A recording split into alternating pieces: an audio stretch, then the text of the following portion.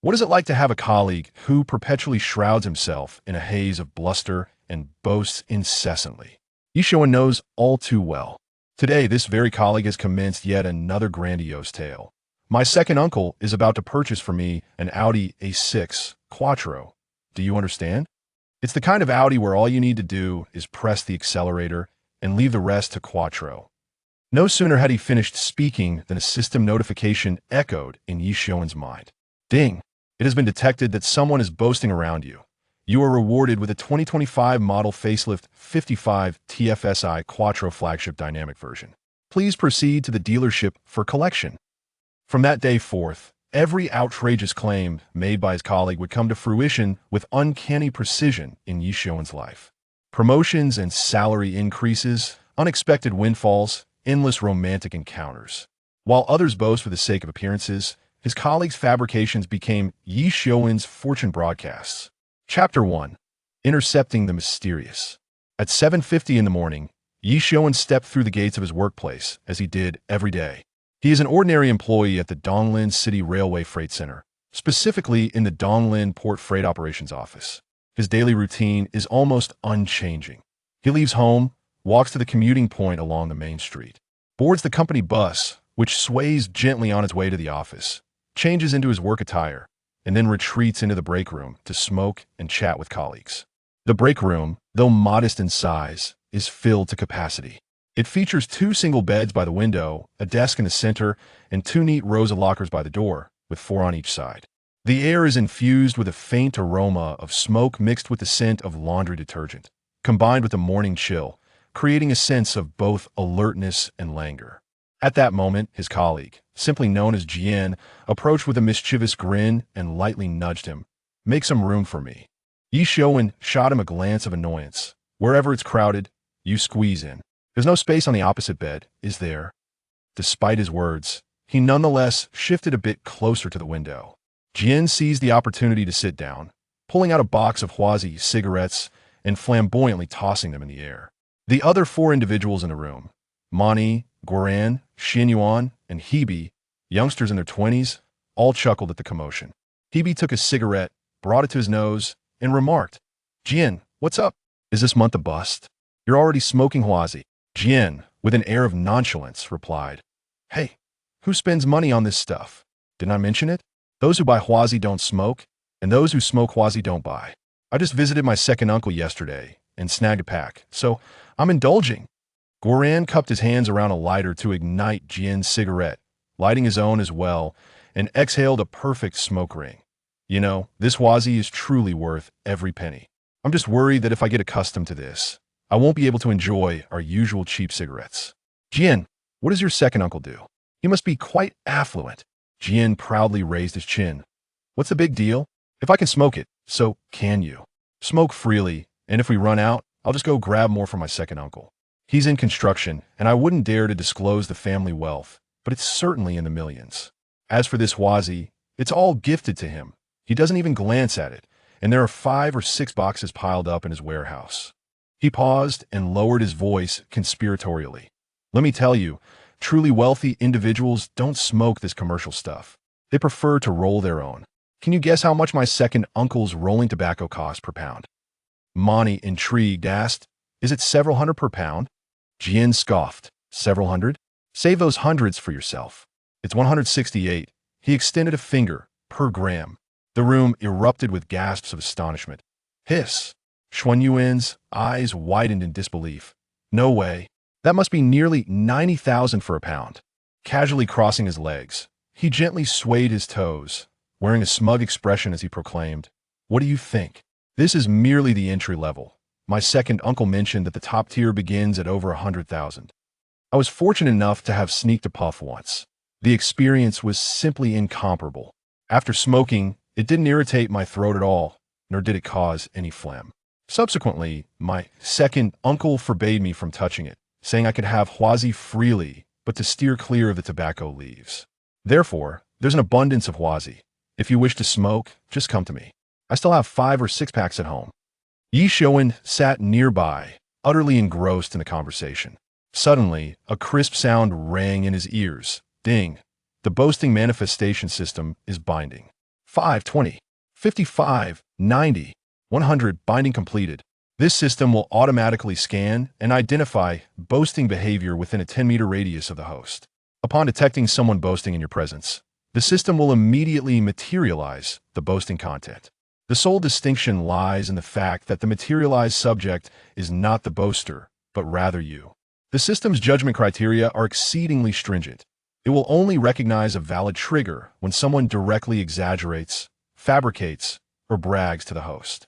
If it is merely hearsay, a recounting of another's boasts, or if the boasting content is unrelated to the host, the manifestation function will not be triggered. The system has detected someone boasting near you, rewarding you with 5 huazi. Please select 1. Materialize at a designated location. 2. Deposit into the system space. If no selection is made within a minute, it will default to being deposited into the system space. Ye Xiuwen was taken aback. What is this? A system? Space? He cautiously glanced towards He Bai across the way and asked, Old He, did you hear any commotion? He Bai, momentarily stunned by the question, replied, Xiuwen, what commotion? Aren't we listening to Jiangu speak? Ye Xiuwen pondered anxiously. Could it be his imagination? Yet the sound was as clear as if it were right beside him. He resolved to test it, silently uttering, Open the space. In the next moment, a swirling portal of light appeared before him, revealing a chaotic expanse, with 5 huazi neatly lying at its center. Ye Xiuwen swallowed hard. Could this boast truly become reality? This system is indeed a marvel beyond compare. Suppressing the ecstatic joy within, he endeavored to maintain a composed demeanor. Sitting up straight, he turned to Jian and, with a glimmer of encouragement in his eyes, remarked, Jiangu, I didn't realize you had such impressive relatives. They say that when one person ascends, their entire household rises. Has your second uncle not mentioned getting you something? Jian beamed widely. You hit the nail on the head. Do you know Audi? Ye Xiuwen feigned innocence. Of course, Audi Double Diamond, my companion. What? Did your second uncle buy you a toy car? His jest elicited laughter from everyone in the room. He Bai laughed so hard that tears streamed down his face, wiping his eyes while teasing. Jinga, a toy car? Surely your second uncle isn't that stingy. Jian, flustered, shook his head vigorously. What toy car? Stop talking nonsense. Audi, with 4 rings, BB-8, the A6, do you understand? Ye Xiuwen quickly grinned. I know, Jiangu. How could I not know Audi? I was just teasing you. Please continue. Satisfied, Jian nodded, shaking his leg with pride. Absolutely. My second uncle said he would buy the top configuration, the Audi A6 Quattro, you understand? Full-time 4-wheel drive, just press the accelerator and leave the rest to Quattro. He gestured as if steering the legendary A6, imagining himself soaring down the highway. When I get the car, I'll take you for a spin so you can experience what true acceleration feels like. Jian patted Ye Xiuwen's shoulder, wearing an expression that said, I've got your back. Ye Xiuwen chuckled inwardly, feigning envy on the surface. That sounds fantastic, Jiangu. Just don't forget about your brother when the time comes. Just then, ding, detected someone boasting to you, reward. 2025 model revised Audi A6 L55 TFSI Quattro flagship dynamic variant. Please select 1. Materialize at a designated location. 2. Deposit into the system space. Ye Xiuwen's mind raced with thoughts. Such a grand vehicle could not simply materialize without reason. He needed a plausible explanation. While he pondered, the system chimed in. Should the host choose to materialize, this system can arrange for the vehicle to be delivered directly to the Audi 4S store, complete with all legal documentation. Ye Xiuwen's heart leapt with joy. It appeared the system had meticulously arranged everything for him. With that, he could seamlessly retrieve the vehicle. Chapter 2. Roll Call. Jian Dan was exuberantly describing.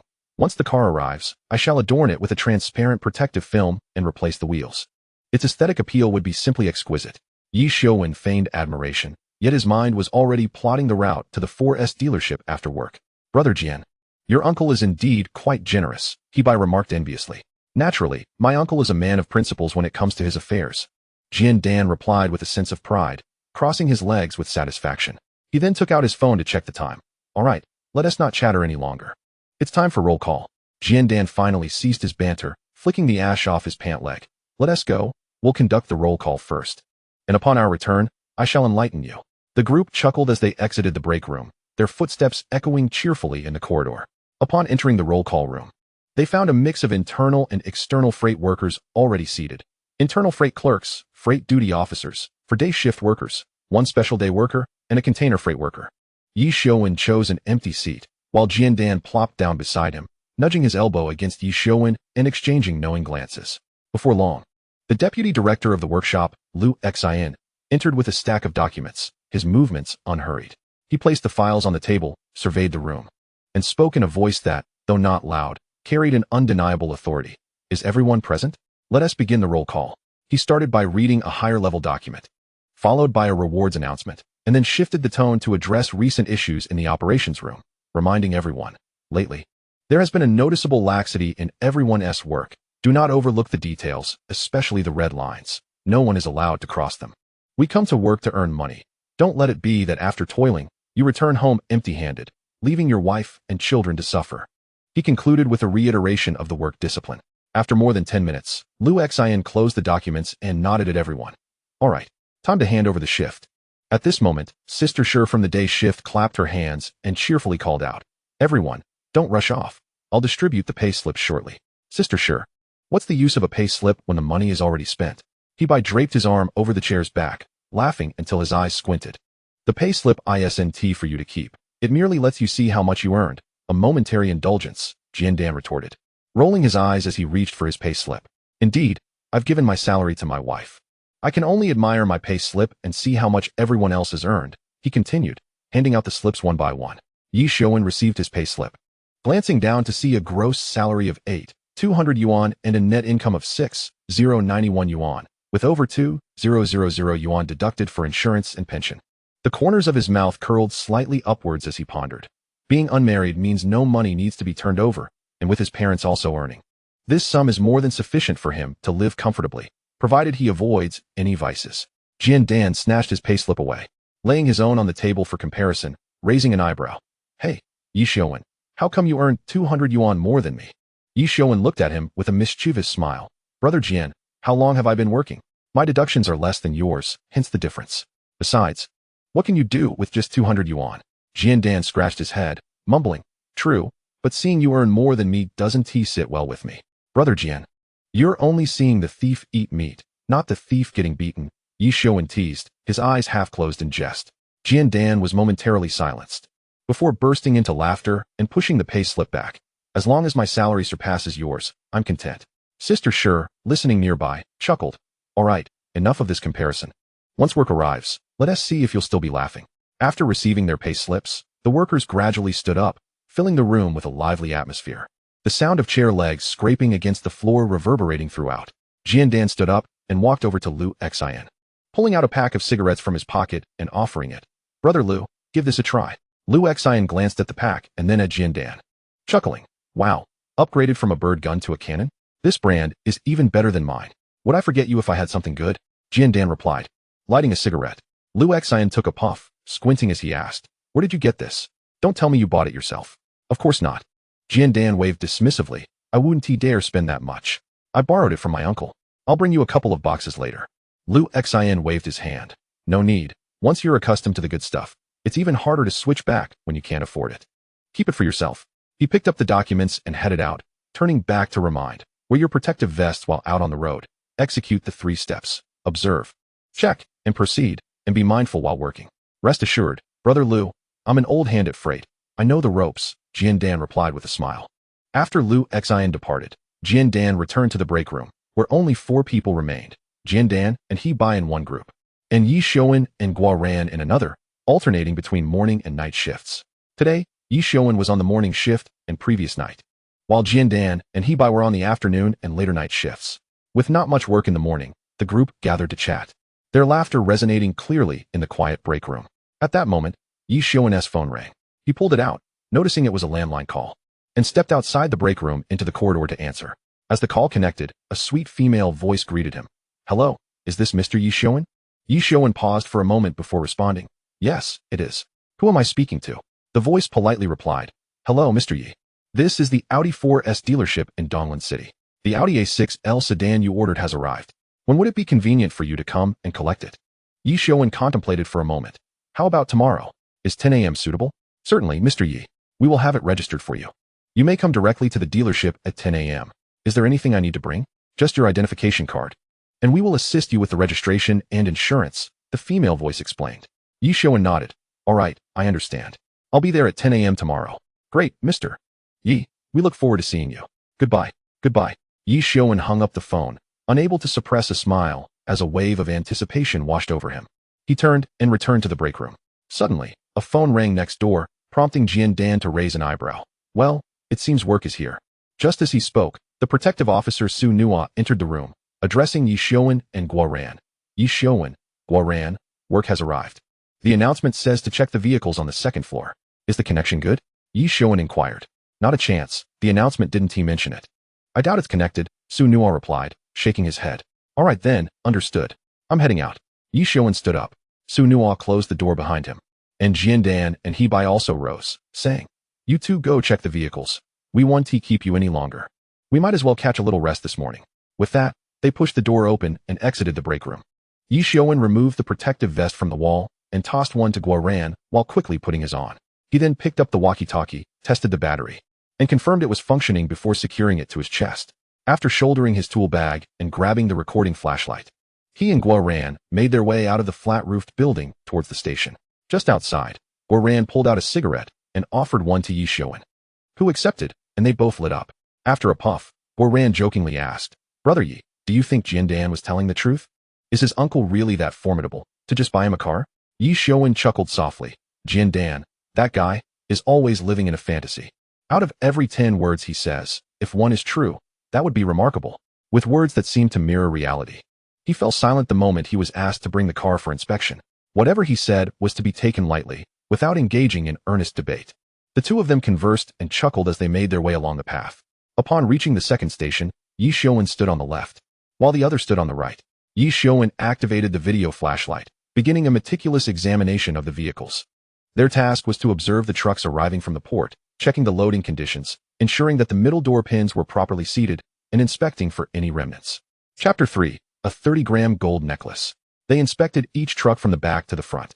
Just after finishing with the open-top vehicles, they heard He Bai's voice shouting from the opposite side, Brother Yi, money's here. Ye Xiuwen looked up, what is going on? Indeed, squinting his eyes. He immediately responded, Brother Yi, that container up ahead hasn't been secured. The footpiece is propped up from the outside.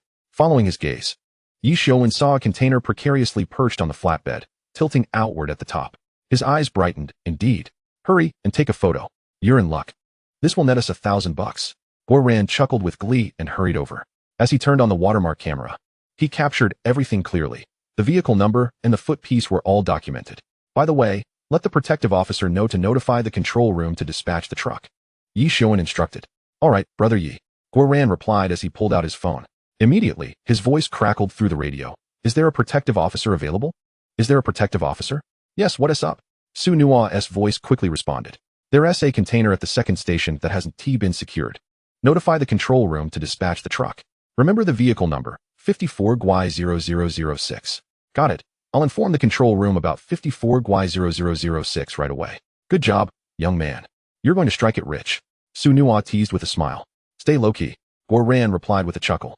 At that moment, Ye Xiuwen leaned on the connection point, leaping over the track to Guo Ran's side. Hand me your phone. I'll take a picture for you to keep as proof for your reward. Stand by the footpiece. With a click, the photo was captured. Ye Xiuwen handed the phone back. Send the picture to the group and wait for your reward. After saying this, he pushed off the truck's hitch, jumping back to his side to continue the inspection.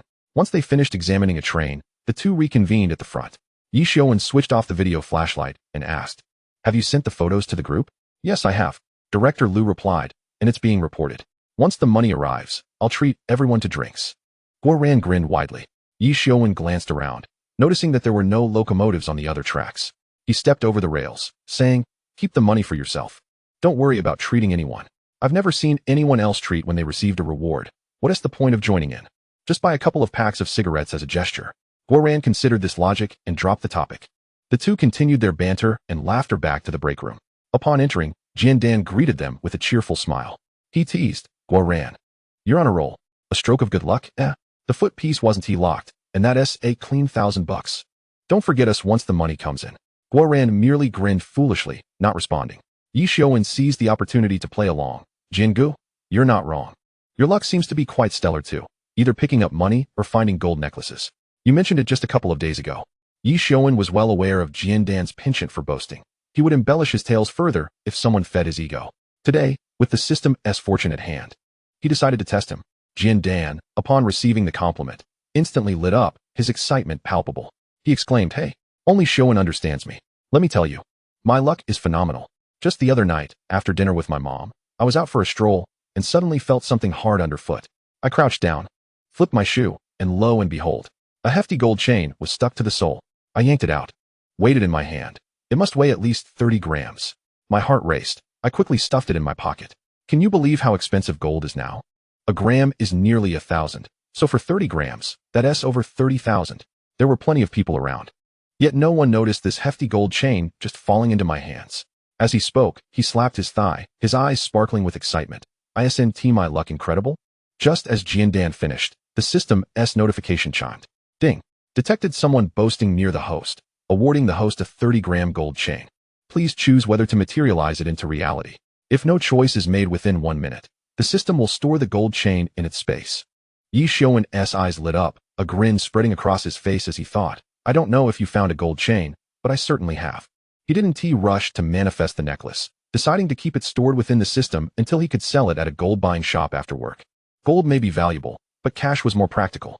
Suppressing his excitement, he leisurely pulled out a cigarette from his pocket, cheerfully offering one to Jiandan, and then discreetly handing one each to Guoran and Hebai. With a flick of his finger, he ignited the lighter, the flame leaping forth as he slightly bowed his head to light Jiandan's cigarette, his gaze carrying a hint of flattery. He was calculating in his mind, "Jiandan is my golden goose. All future indulgences will depend on him. I must ensure to keep Jiangu pleased." With that thought, Ye Xiuwen raised his gaze to Jiandan, his tone exaggeratedly flattering. "Of course. What did Jiangu say? Over the years, not only have I failed to find a golden necklace, I haven't even stumbled upon a single hair. Forget about money. Back in the day, before WeChat and Alipay, I was always losing cash." Guoran eagerly chimed in. "That's true. When we used cash, our luck was terrible. The most I ever found was 5 yuan. And I was overjoyed as if it were New Year's. At that time, money was easily lost, and thieves were rampant. You could get pickpocketed just taking the bus." "Indeed, times have changed," Hebai agreed, nodding. "These days, what use do thieves have for stealing phones? They're either fingerprint protected or face recognition secured. Even if they steal one, they can't use it. Besides, who carries cash anymore? I haven't lost anything in years while taking the bus." Ye Xiuwen laughed. "That's right. Here. The most common things to lose aren't valuables, but rather bottles or cardboard. If I leave my electric bike unattended with the keys still in, it'll be fine for hours. But if I leave a bit of cardboard out, it'll vanish quicker than the wind." As they bantered, time flew by. And soon it was lunchtime. Ye Xiuwen glanced at the wall clock and said, "All right, everyone, enough chatting. Let us eat." The group rose, laughing as they made their way outside. Jiandan stepped out and shouted, "Lunchtime. Everyone, it's time to eat." His loud voice prompted the doors of the adjoining rooms to swing open. The video surveillance officer was pleased, and the protective officer Su Nua also emerged. The corridors suddenly buzzed with activity, a cacophony of footsteps, laughter, and chatter. The 6 of them continued their jovial exchange, heading straight for the dining hall. Inside, steam rose from the dishes, the aroma of food enveloping them as large pots bubbled with deliciousness, and a small queue formed at the serving window. After lunch, they returned to their rooms. In the afternoon, Ye Xiuwen and Guoran took a respite, retrieving their luggage from the cupboard and making their beds. The sunlight outside cascaded through the partially drawn curtains, casting dappled patterns on the edge of the bed. Ye Xiuwen donned a short-sleeved shirt and loose shorts, reclined on the bed, and played with his phone until sleep overcame him, plunging him into a deep slumber. The room was enveloped in silence, punctuated only by the rhythmic sound of breathing and the occasional chirping of cicadas outside. Chapter 4. Picking up the car, selling the necklace. Ye Xiuwen remained in slumber until dinner time, roused only by a gentle push from Guoran who came in to wake him. Had it not been for this interruption, the duo might have slept until the following morning. Groggy, Ye Xiuwen sat up, rubbed his eyes, and changed into his work attire. Together with Guoran, they joined a few others for a light-hearted chat at the cafeteria. The evening cafeteria was quieter than at noon, yet the aroma of the food remained enticing. The group settled in a corner, enjoying their meal while engaging in conversation. After dining, they returned to the lounge to continue their chatter until after 8 o'clock. When the phone rang again from the neighboring area, A fleet of freight trucks was being dispatched from the port. Ye Xiuwen and Guo Ran quickly donned their protective gear, checked their walkie-talkies and recording flashlights, confirming sufficient battery life before heading down the track. In the nighttime, they weaved through the train cars, inspecting, recording, and photographing. Their efforts relentless. Hours passed, and their step count soared beyond 20,000. Upon returning to the lounge, both were drenched in sweat. After a quick shower and changing into clean clothes, they collapsed into bed, exhausted. The night passed in silence. The next morning, the alarm rang incessantly, prompting Ye Xiuwen to spring up, glancing at his phone, which read 7 o'clock. He nudged Guo Ran awake. Time to rise. The two hastily dressed, neatly folded their bedding, tidied the room, and then headed to the cafeteria for breakfast. At 8 o'clock sharp, they clocked out in front of the attendance machine and boarded the commuter bus with their colleagues, retracing their familiar route home. Ye Xiuwen disembarked at the commuting point and waited briefly at the traffic light. When the green light illuminated, he crossed the intersection and walked for over 10 minutes into his residential community. Arriving at his doorstep, he retrieved his keys to unlock the door and slipped into the house wearing slippers. His parents had already left for work, both in their 50s and yet to retire. His father, Ye Xiuwen, worked in the railway system as a foreman at the construction division, while his mother, Li Yulan, was a former doctor at the railway hospital, now practicing at the Second People's Hospital of Donglin City after the hospital transitioned to local administration. Once inside, Ye Xiuwen headed straight to the bedroom, rummaging through the desk drawer to find his ID card, which he tucked into his pocket before changing his shoes and stepping back outside. He hailed a taxi at the community entrance, directing the driver to the Audi A6 dealership in Donglin City. Having learned just yesterday that the Audi A6 had arrived, he was eager to collect his vehicle today. The taxi halted at the dealership, and Ye Xiuwen settled the fare before leisurely entering the establishment with his hands tucked in his pockets. Upon entering, a young female salesperson approached him with a radiant smile. "Hello, sir. Are you here to view a car? Which model would you like to see? I can assist you with that." "No, thank you." Ye Xiuwen waved his hand. "I'm here to pick up a car. My name is Ye Xiuwen. You called me yesterday." "Ah, Mr. Ye, hello." The salesperson's eyes brightened. "Please follow me. I'll take you to the front desk to complete the paperwork." Ye Xiuwen nodded and followed her to the front desk. The salesperson briefly spoke with the receptionist. "This is Mr. Ye, here to pick up his car." After exchanging a friendly smile with Ye Xiuwen, she departed. The receptionist perused the registration book and stated, "Mr. Ye, please hold on a moment while I notify the service staff to bring your car."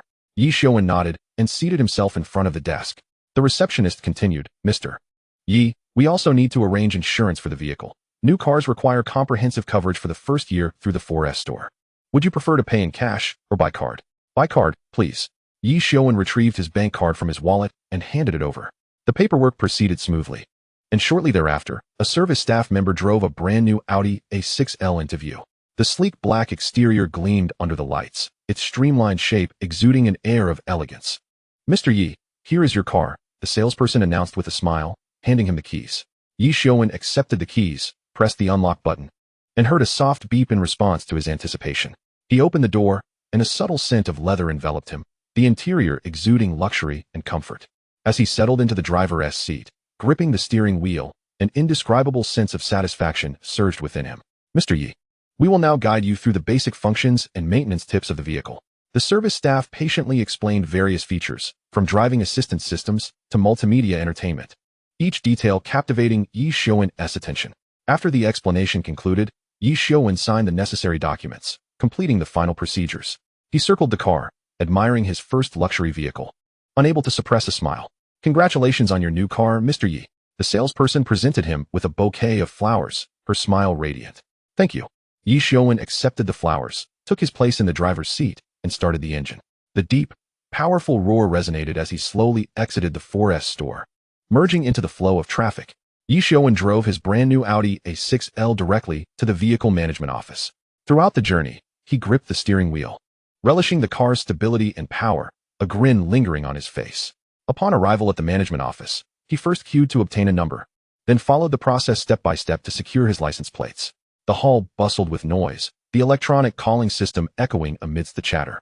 After more than an hour, he finally secured his license plates. With the new plates in hand, he made his way to the parking lot, locating the designated staff member for plate installation.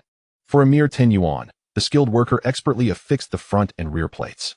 Gazing at the gleaming new plates, Ye Xiuwen felt a wave of contentment wash over him.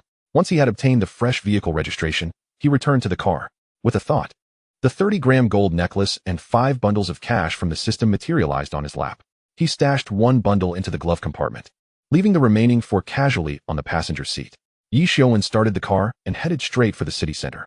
The streets were bustling with vehicles as he drove his new ride through the vibrant thoroughfares, ultimately stopping in front of a store prominently advertising high prices for gold purchases. He parked in a roadside spot, tucked the gold necklace into his pocket, secured the car, and walked into the shop. Behind the counter, the owner was engrossed in his phone, but upon hearing footsteps, he looked up. "Young man, here to sell gold?" Ye Xiuwen nodded. "Boss, I have a gold necklace. What is the current buyback price for gold?" He produced the gleaming necklace from his pocket and placed it on the counter. The owner donned gloves, scrutinized the necklace with a magnifying glass, and then weighed it on an electronic scale. 30 grams, pure with good quality. Today's buyback price is 846 yuan per gram. What do you think? Ye Xiuwen calculated in his mind. The necklace, a reward from the system, cost him nothing, yet could now be liquidated for over 25,000 yuan. This profit felt almost too effortless. He feigned contemplation for a moment before nodding. "All right, let's go with that price." The owner promptly issued a receipt and transferred the funds to Ye Xiuwen's account. Observing the 380 yuan reflected on his phone, Ye Xiuwen felt an inner thrill.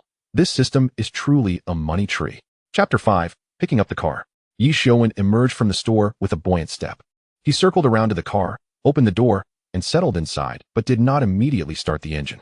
Instead, he leisurely pulled out his phone and scrolled through his contacts until he found Zhang Liang's name. Zhang Liang and Ye Xiuwen shared a bond forged since childhood.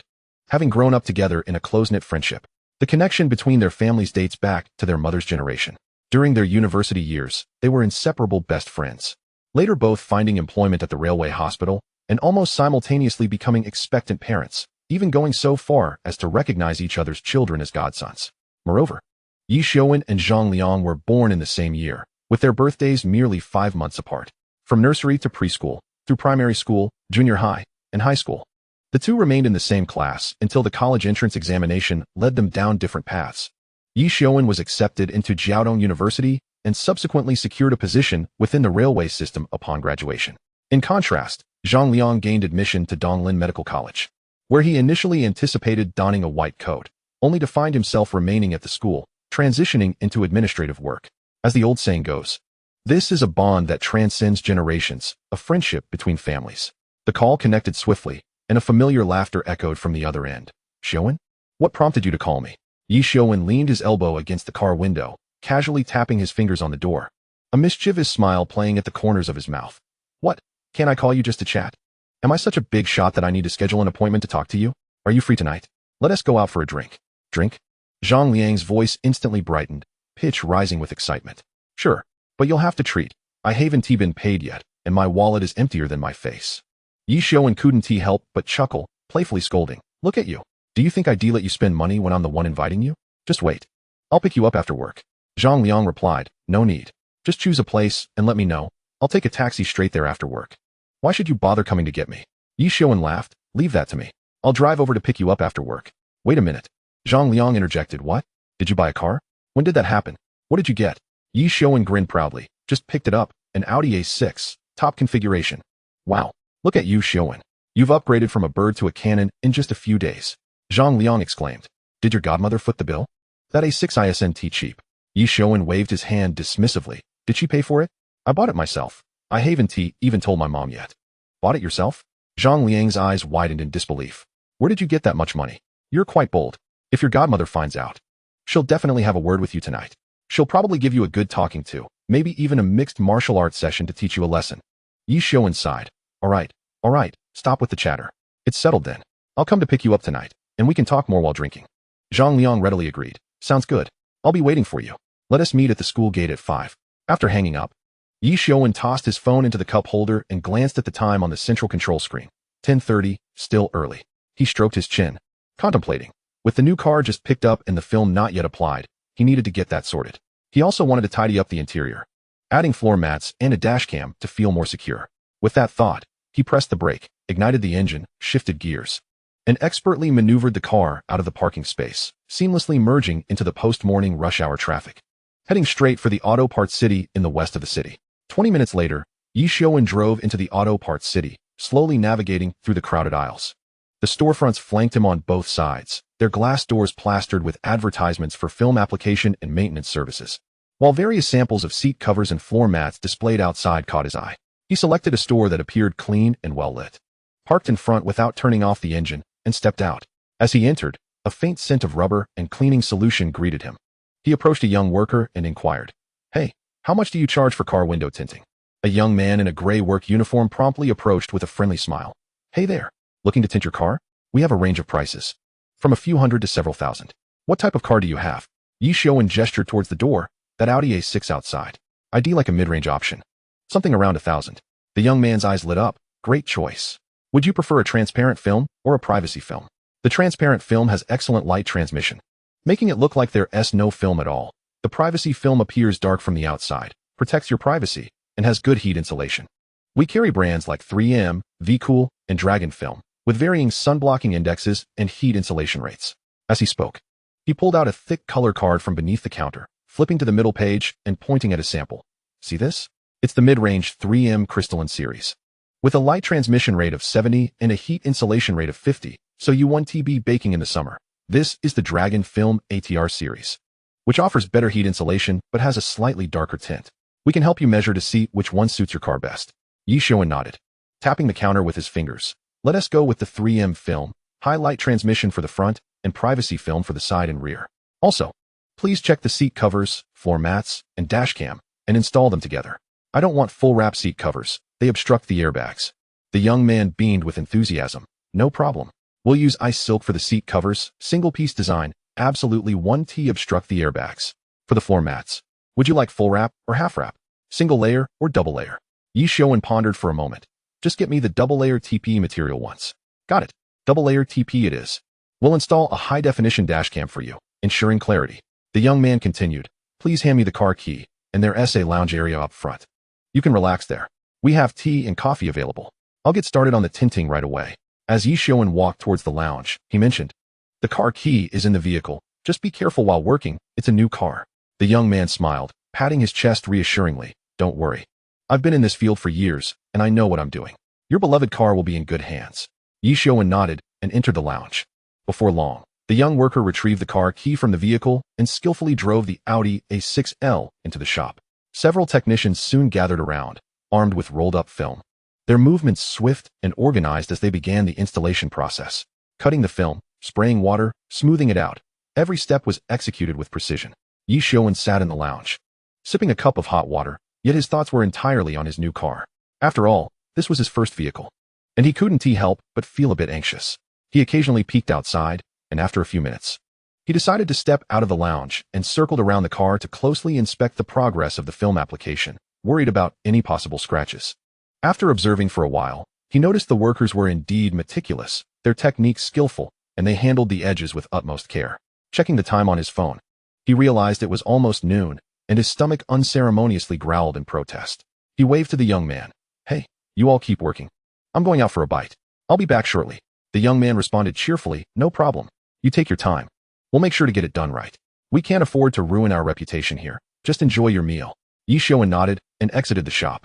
At the street corner, he spotted a noodle shop, the enticing aroma wafting through the curtain, and he walked straight in, ordering a bowl of beef noodles. Before long, a steaming bowl of noodles was placed in front of him. He devoured it with gusto, finishing every last drop of broth, before patting his belly and leisurely making his way back to the auto parts city. Chapter 6. Childhood Friends. The tinting technicians worked efficiently in less than 4 hours. The front, side, and rear windows were all completed. The final step involved using a heat gun to trim the edges, ensuring the film adhered perfectly without a single bubble. Ye Xiuwen stood nearby, observing intently, occasionally reaching out to touch the edges to confirm there were no scratches. The young man handed him a clean cloth with a smile. "Don't worry, we take pride in our work. The edges are perfectly aligned." Next, they laid down the double-layer TPE floor mats, the black mats subtly embossed with silver Audi lettering. They also completed the installation of the dash cam, demonstrating the high-definition capabilities, with a wide-angle lens that captured even the license plates of cars in the opposite lane with clarity. "Hey, why don't you check how the film looks?" The young attendant opened the car door, gesturing for him to sit inside and experience it. Ye Xiuwen settled into the driver's seat, peering through the windshield. The view was crystal clear, the colors vibrant, devoid of any sense of dizziness. The side windows provided commendable privacy, appearing somewhat dark from the outside, yet remarkably transparent from within. Well done, indeed, Ye Xiuwen nodded in satisfaction, retrieving his phone to settle the bill. The attendant returned the car keys with a smile, advising, "Brother, refrain from adjusting the windows for the next 2 days. The film will secure properly after 3 days. And then you'll be just fine. For any future tinting, maintenance, or modifications, feel free to come to us, and we'll offer you a discounted rate." Taking the keys, Ye Xiuwen started the car. The brand new window film glimmered delicately under the sunlight, prompting a smile from him as he deftly turned the steering wheel and slowly exited the auto parts city. He parked the vehicle steadily in a space opposite Donglin Medical College, glancing at the time, noting there was still an hour until 5 o'clock. Returning home seemed unnecessary.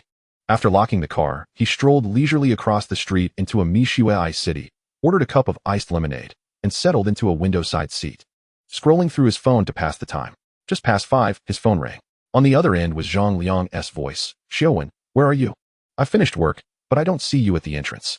Ye Xiuwen chuckled. "Come over to the other side. I'm at Ye Xiuwen city. What would you like to drink? I'll order it for you." "Anything is fine. I'll drink whatever you order. I'm on my way," Zhang Liang replied before hanging up. Ye Xiuwen approached the counter to order Zhang Liang a cup of iced peach spring tea. Before long, as the drinks were prepared, the glass door swung open, and Zhang Liang strode in, his first words being, "Where's the car? Where did you park it? I want to see." Ye Xiuwen handed him the drink, exasperated. "Why the rush? Let us go outside." He opened the shop door and pointed at the parking space across the street. "It's right there." As they approached the car, Ye Xiuwen pressed the key fob, and all 4 doors unlocked simultaneously. Zhang Liang eagerly pulled open the door and climbed in, his hands exploring the steering wheel and center console, exclaiming, "Wow, Xiuwen, this Audi is something else. It exudes luxury. This car is fantastic. Let me take it for a spin." Ye Xiuwen rolled his eyes. "What do you mean? Do you even have a license?" He then started the engine. "What do you feel like eating tonight?" he inquired while adjusting the seat. "Barbecue." Zhang Liang's eyes lit up. It had been a while since he'd had it, and he craved that taste. "Perfect. Buckle up, we're off." With a turn of the steering wheel, the car slowly glided out of the parking space, heading straight for their usual barbecue spot. Not long after they set off, Zhang Liang reached for the window control, pressing it twice, only to find the glass unmoving. He paused. "Xiuwen, what is up with your windows? Why won't they go down?" Ye Xiuwen glanced at him. "Why do you want to open the window?" "I just had the film applied. The technician said I can't touch the windows for 3 days. "What? How are we supposed to manage?" Zhang Liang exclaimed, wiping the sweat from his forehead in the sweltering heat. Ye Xiuwen chuckled helplessly, turning the air conditioning to its maximum setting and adjusting the vents to blow air towards them. Directly at the windshield would risk bubbles forming in the film. The cool breeze gently enveloped their faces, allowing Zhang Liang to relax against the seat as he surveyed the car's interior details, muttering, "This new car is something else. It's comfortable just sitting here. How is the sound system? Let us play a song." Ye Xiuwen casually selected a track, and a soft melody flowed from the speakers, harmonizing with the engine's low rumble, creating a particularly pleasant atmosphere on that summer evening. Upon arriving at the barbecue restaurant, they found it modest in size. It had once been a carport, now transformed into a semi-open eatery with walls built on either side. The walls showed signs of wear, and the entrance bore a sign painted in red that read "Oldly Barbecue," its edges beginning to peel. Despite its lack of cleanliness, the charm of this humble eatery promised the most authentic flavors. After parking, Ye Xiuwen walked to the rear of the car, opened the trunk, and retrieved a pack of cigarettes he had placed there during the window tinting. He took out 2 boxes and handed one to Zhang Liang. Zhang Liang inspected the pack, grinning. "Look at you, Xiuwen, with a new car and now smoking fancy cigarettes. Quite the life." Ye Xiuwen closed the trunk, playfully chastising, "You talk too much. Are you going to smoke or not? If not, hand it over. What do you take me for? A fool who refuses free gifts?" Zhang Liang quickly tucked the cigarettes into his pocket. "Remind me after dinner to bring those 2 packs along. One for you to keep, and one for my godfather. Just say it's my tribute to him. I'm afraid I might forget after a few drinks." "Don't worry, I've got it covered," Zhang Liang assured, patting his chest. As they conversed, they entered the barbecue restaurant. A wave of heat mingled with the aroma of grilled meat washed over them. Inside, 7 or 8 low tables gleamed, already occupied by diners, with the sounds of chatter and clinking glasses filling the air. The owner, Old Li, emerged from behind the counter, his apron splattered with grease, wearing a familiar smile. "Ah, you two are back. It's been a while. What have you been up to lately?" Ye Xiuwen greeted him with a handshake. "Just keeping busy. I've been craving your food, so I thought I'd come to satisfy my appetite." Zhang Liang chimed in eagerly. "Old Li, let us get 20 skewers of lamb, 10 skewers of beef tendon, and a case of chilled beer." Old Li laughed heartily. "Got it. Same old order, huh? I'll remember it all." Find a spot to sit. I'll be right there. The two found a table deeper inside. The server quickly brought over a case of chilled beer, droplets of water glistening on the bottles, exuding a refreshing chill. She also retrieved a bag of garlic chili sauce, 2 cloves of garlic, 2 pairs of disposable chopsticks, and a stack of napkins, laying everything out on the table. Ye Xiuwen tore off the metal cap from the corner of the table, popping open 2 bottles of beer with a satisfying pop. He handed one to Zhang Liang. Raising his bottle, cheers. Both tilted their heads back, gulping down the icy beer, the malt aroma flooding their senses. A wave of refreshment spread from their hearts to their limbs. The heat seemed to evaporate from their pores, leaving them feeling utterly relaxed. Zhang Liang wiped his mouth, grinning broadly. Now this is refreshing. On a hot day, this is how you drink. Chapter 7. Bribing Dad. Zhang Liang set his beer bottle down on the table, cracking open the box of cigarettes and tossing one to Ye Xiuwen. As he flicked his lighter, he didn't rush to light it. Instead, he squinted at Ye Xiuwen. Have you figured out how to tell your godmother about the car? Ye Xiuwen leaned forward, grabbing Zhang Liang's wrist to light the cigarette. Taking a deep drag before leisurely leaning back in his chair and exhaling a ring of smoke, his expression nonchalant. What else can I say? I'll just be honest. Do you think my mom would really let me return the car? Zhang Liang gave him a thumbs up, a mischievous smile tugging at his lips. That's the spirit. So you're just going to hold your ground, huh? Ye Xiuwen, cigarette in hand, regarded him with a smirk. Why don't you come home with me after dinner?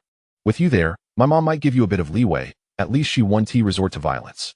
Zhang Liang's jaw dropped, pointing at himself. Me? No way. I don't have that kind of influence. When my godmother gets angry, I can't handle it. Didn't she spare me from a beating when I was a kid? Ye Xiuwen raised an eyebrow, feigning disappointment. You're being unreasonable. I'm treating you to barbecue and offering you cigarettes. You won't lend a hand for such a small favor? Are you really going to stand by and watch your brother get punished? Stand by?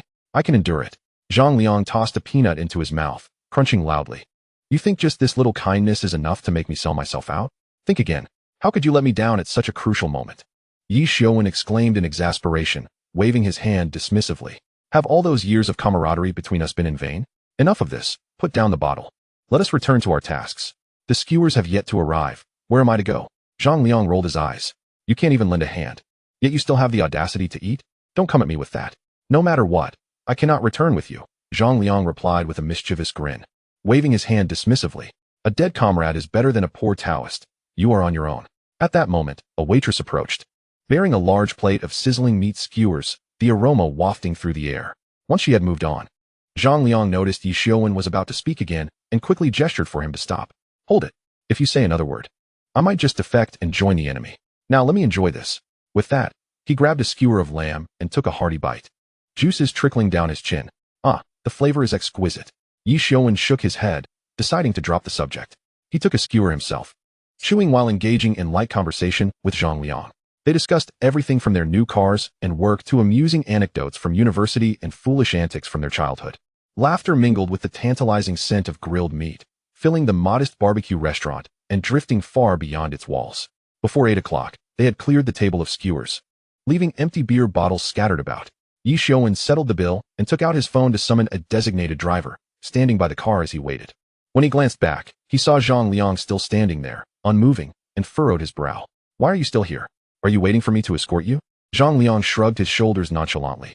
Did you forget something? My cigarettes? Ye Xiuwen slapped his forehead. I completely forgot. But really, how can you have the audacity to ask me for cigarettes? I was only bringing 1 pack for my godfather. Despite his words, his hand was already reaching for the trunk release. With a beep, the trunk popped open. Zhang Liang immediately leaned in, pushing Ye Xiuwen aside. Ye Xiuwen stumbled, nearly falling, and shot him an annoyed glare. What are you doing? Zhang Liang chuckled, disregarding his protests, as he deftly extracted 2 packs of cigarettes, tucking them under his arm.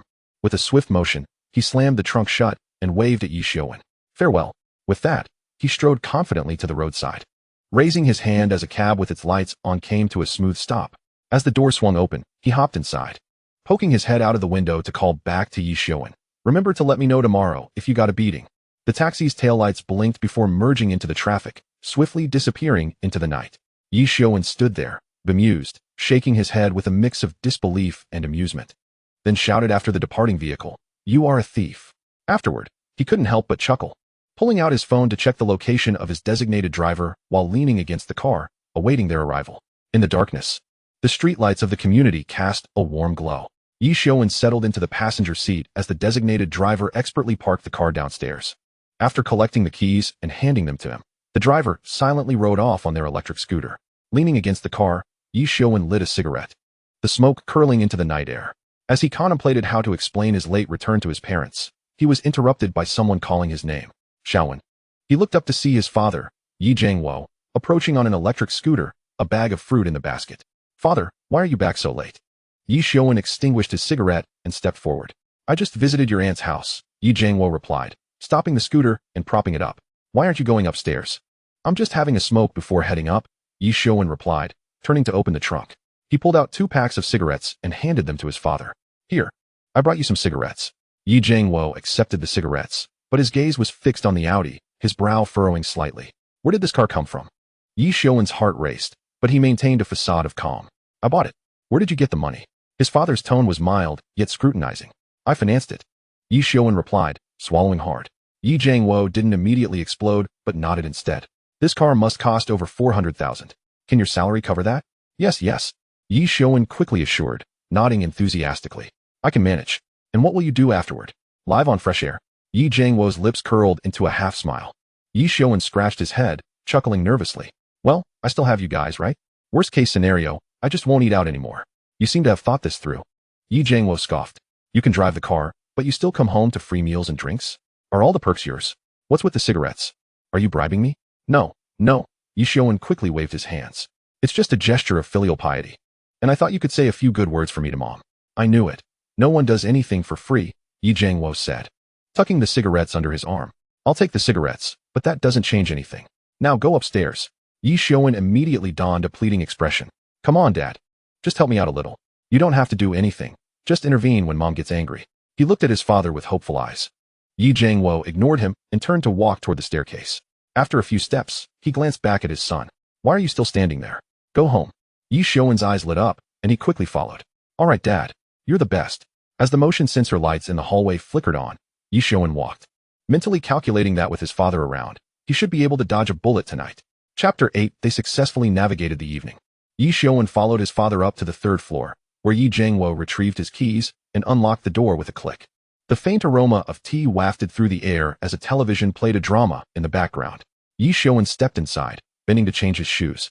But his gaze involuntarily drifted toward the sofa. There sat Li Yulan, engrossed in a handful of sunflower seeds. Upon noticing the two of them, she raised an eyebrow slightly. "Oh, why are you two back together?" "We ran into each other downstairs," Ye Xiuwen replied, keeping his head down and his voice calm. Ye Xiuwen tossed the 2 packs of cigarettes onto the coffee table with a sharp thud, the sound echoing crisply. He then settled beside Li Yulan, taking a sip from the teacup on the table. Li Yulan's attention was immediately drawn to the cigarettes. "Where did you get these? Did Xiaoxia give them to you?" "No, your son bought them for me," Ye Xiuwen replied flatly. "Really?" Li Yulan's eyes brightened as she turned to Ye Xiuwen. "Xiaowen, what is this? You're actually thinking of being filial to your father? Did you bring something for your mother too?" Ye Xiuwen chimed in. "He bought something for you." Li Yulan turned eagerly. "What did you get me?" "A car," Ye Xiuwen stated casually. "What?" Li Yulan blinked, momentarily stunned. "You bought a car? An Audi A6? A luxury vehicle," Ye Xiuwen said, his tone nonchalant. "How much?" "Not too much, just over 400,000. As soon as he finished speaking, Li Yulan leaped to her feet, her demeanor shifting instantly. She dropped the sunflower seeds, scanning the room for something to throw, and then, with a swift motion, kicked off her slippers and charged toward Ye Xiuwen. "You little rascal.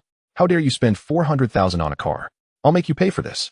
Ye Xiuwen's heart raced, and he turned to flee, darting behind his father. Mom, please calm down. We can talk this through." Li Yulan swung a slipper at him from behind Ye Xiuwen. "Calm down. How can I calm down? Ye Xiuwen, have you grown wings? You make such a big decision without consulting us." Ye Xiuwen ducked as the slipper flew past his head, crashing into the wall. Desperate, he shouted, "Dad, you need to talk to Mom. We agreed you would help me." "Hide. Who are you hiding from?"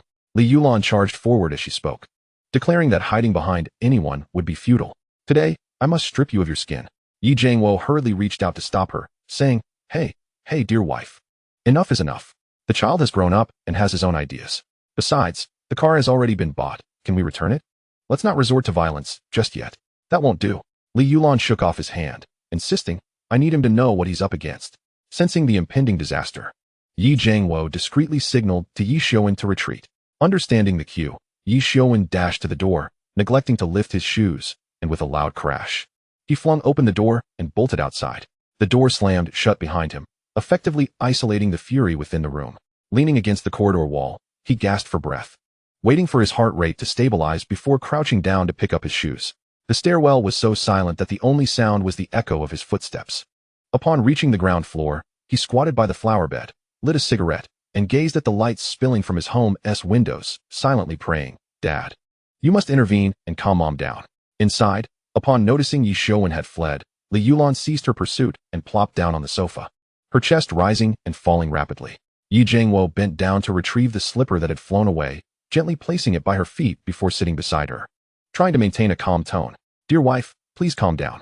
It's not a big deal. The car is already bought, and the child is grown with his own thoughts. If he likes the car and wants to buy it, let him." Ye Xiuwen shot him a glare, her voice rising. "Is this merely about the car? Huh. It's about his audacity. For 100,000. He decided that on his own. What will happen next? Will he dare to spend $1 million or $2 million? Do you have that kind of money? If he develops a habit of being extravagant, how will we manage our lives in the future?" Ye Xiuwen sighed and handed her a cup of tea. "Drink some water first. I understand your concerns, but our child is not one to squander money recklessly. He said he would repay the loan himself. Let's give him a chance to see if he can handle it. If it truly doesn't work out, we can always have a talk later." He paused, leaning in closer and lowering his voice. "In fact, this could be a good thing. In the future, he'll be repaying his own loan with his salary, while we will still be supporting his living expenses. We can use this opportunity to curb his tendency to be extravagant." Ye Xiuwen pursed her lips, remaining silent. Deep down, she understood that since the car had already been purchased, returning it was out of the question. If she wanted him to learn a lesson, she would have to tighten the financial reins and let him experience the lack of money. She nodded. "All right then, it's settled.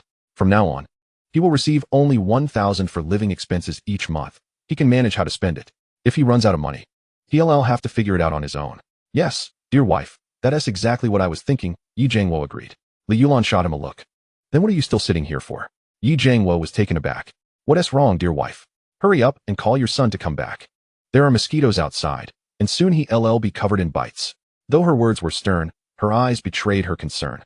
Ye Xiuwen couldn't help but chuckle heartily. "You, with your sharp tongue but tender heart. This bad habit of our son is all you're doing. I indulge him because I want to. He is my son, and I want to spoil him. What is it to you? Just call him." Ye Xiuwen shot him a glare.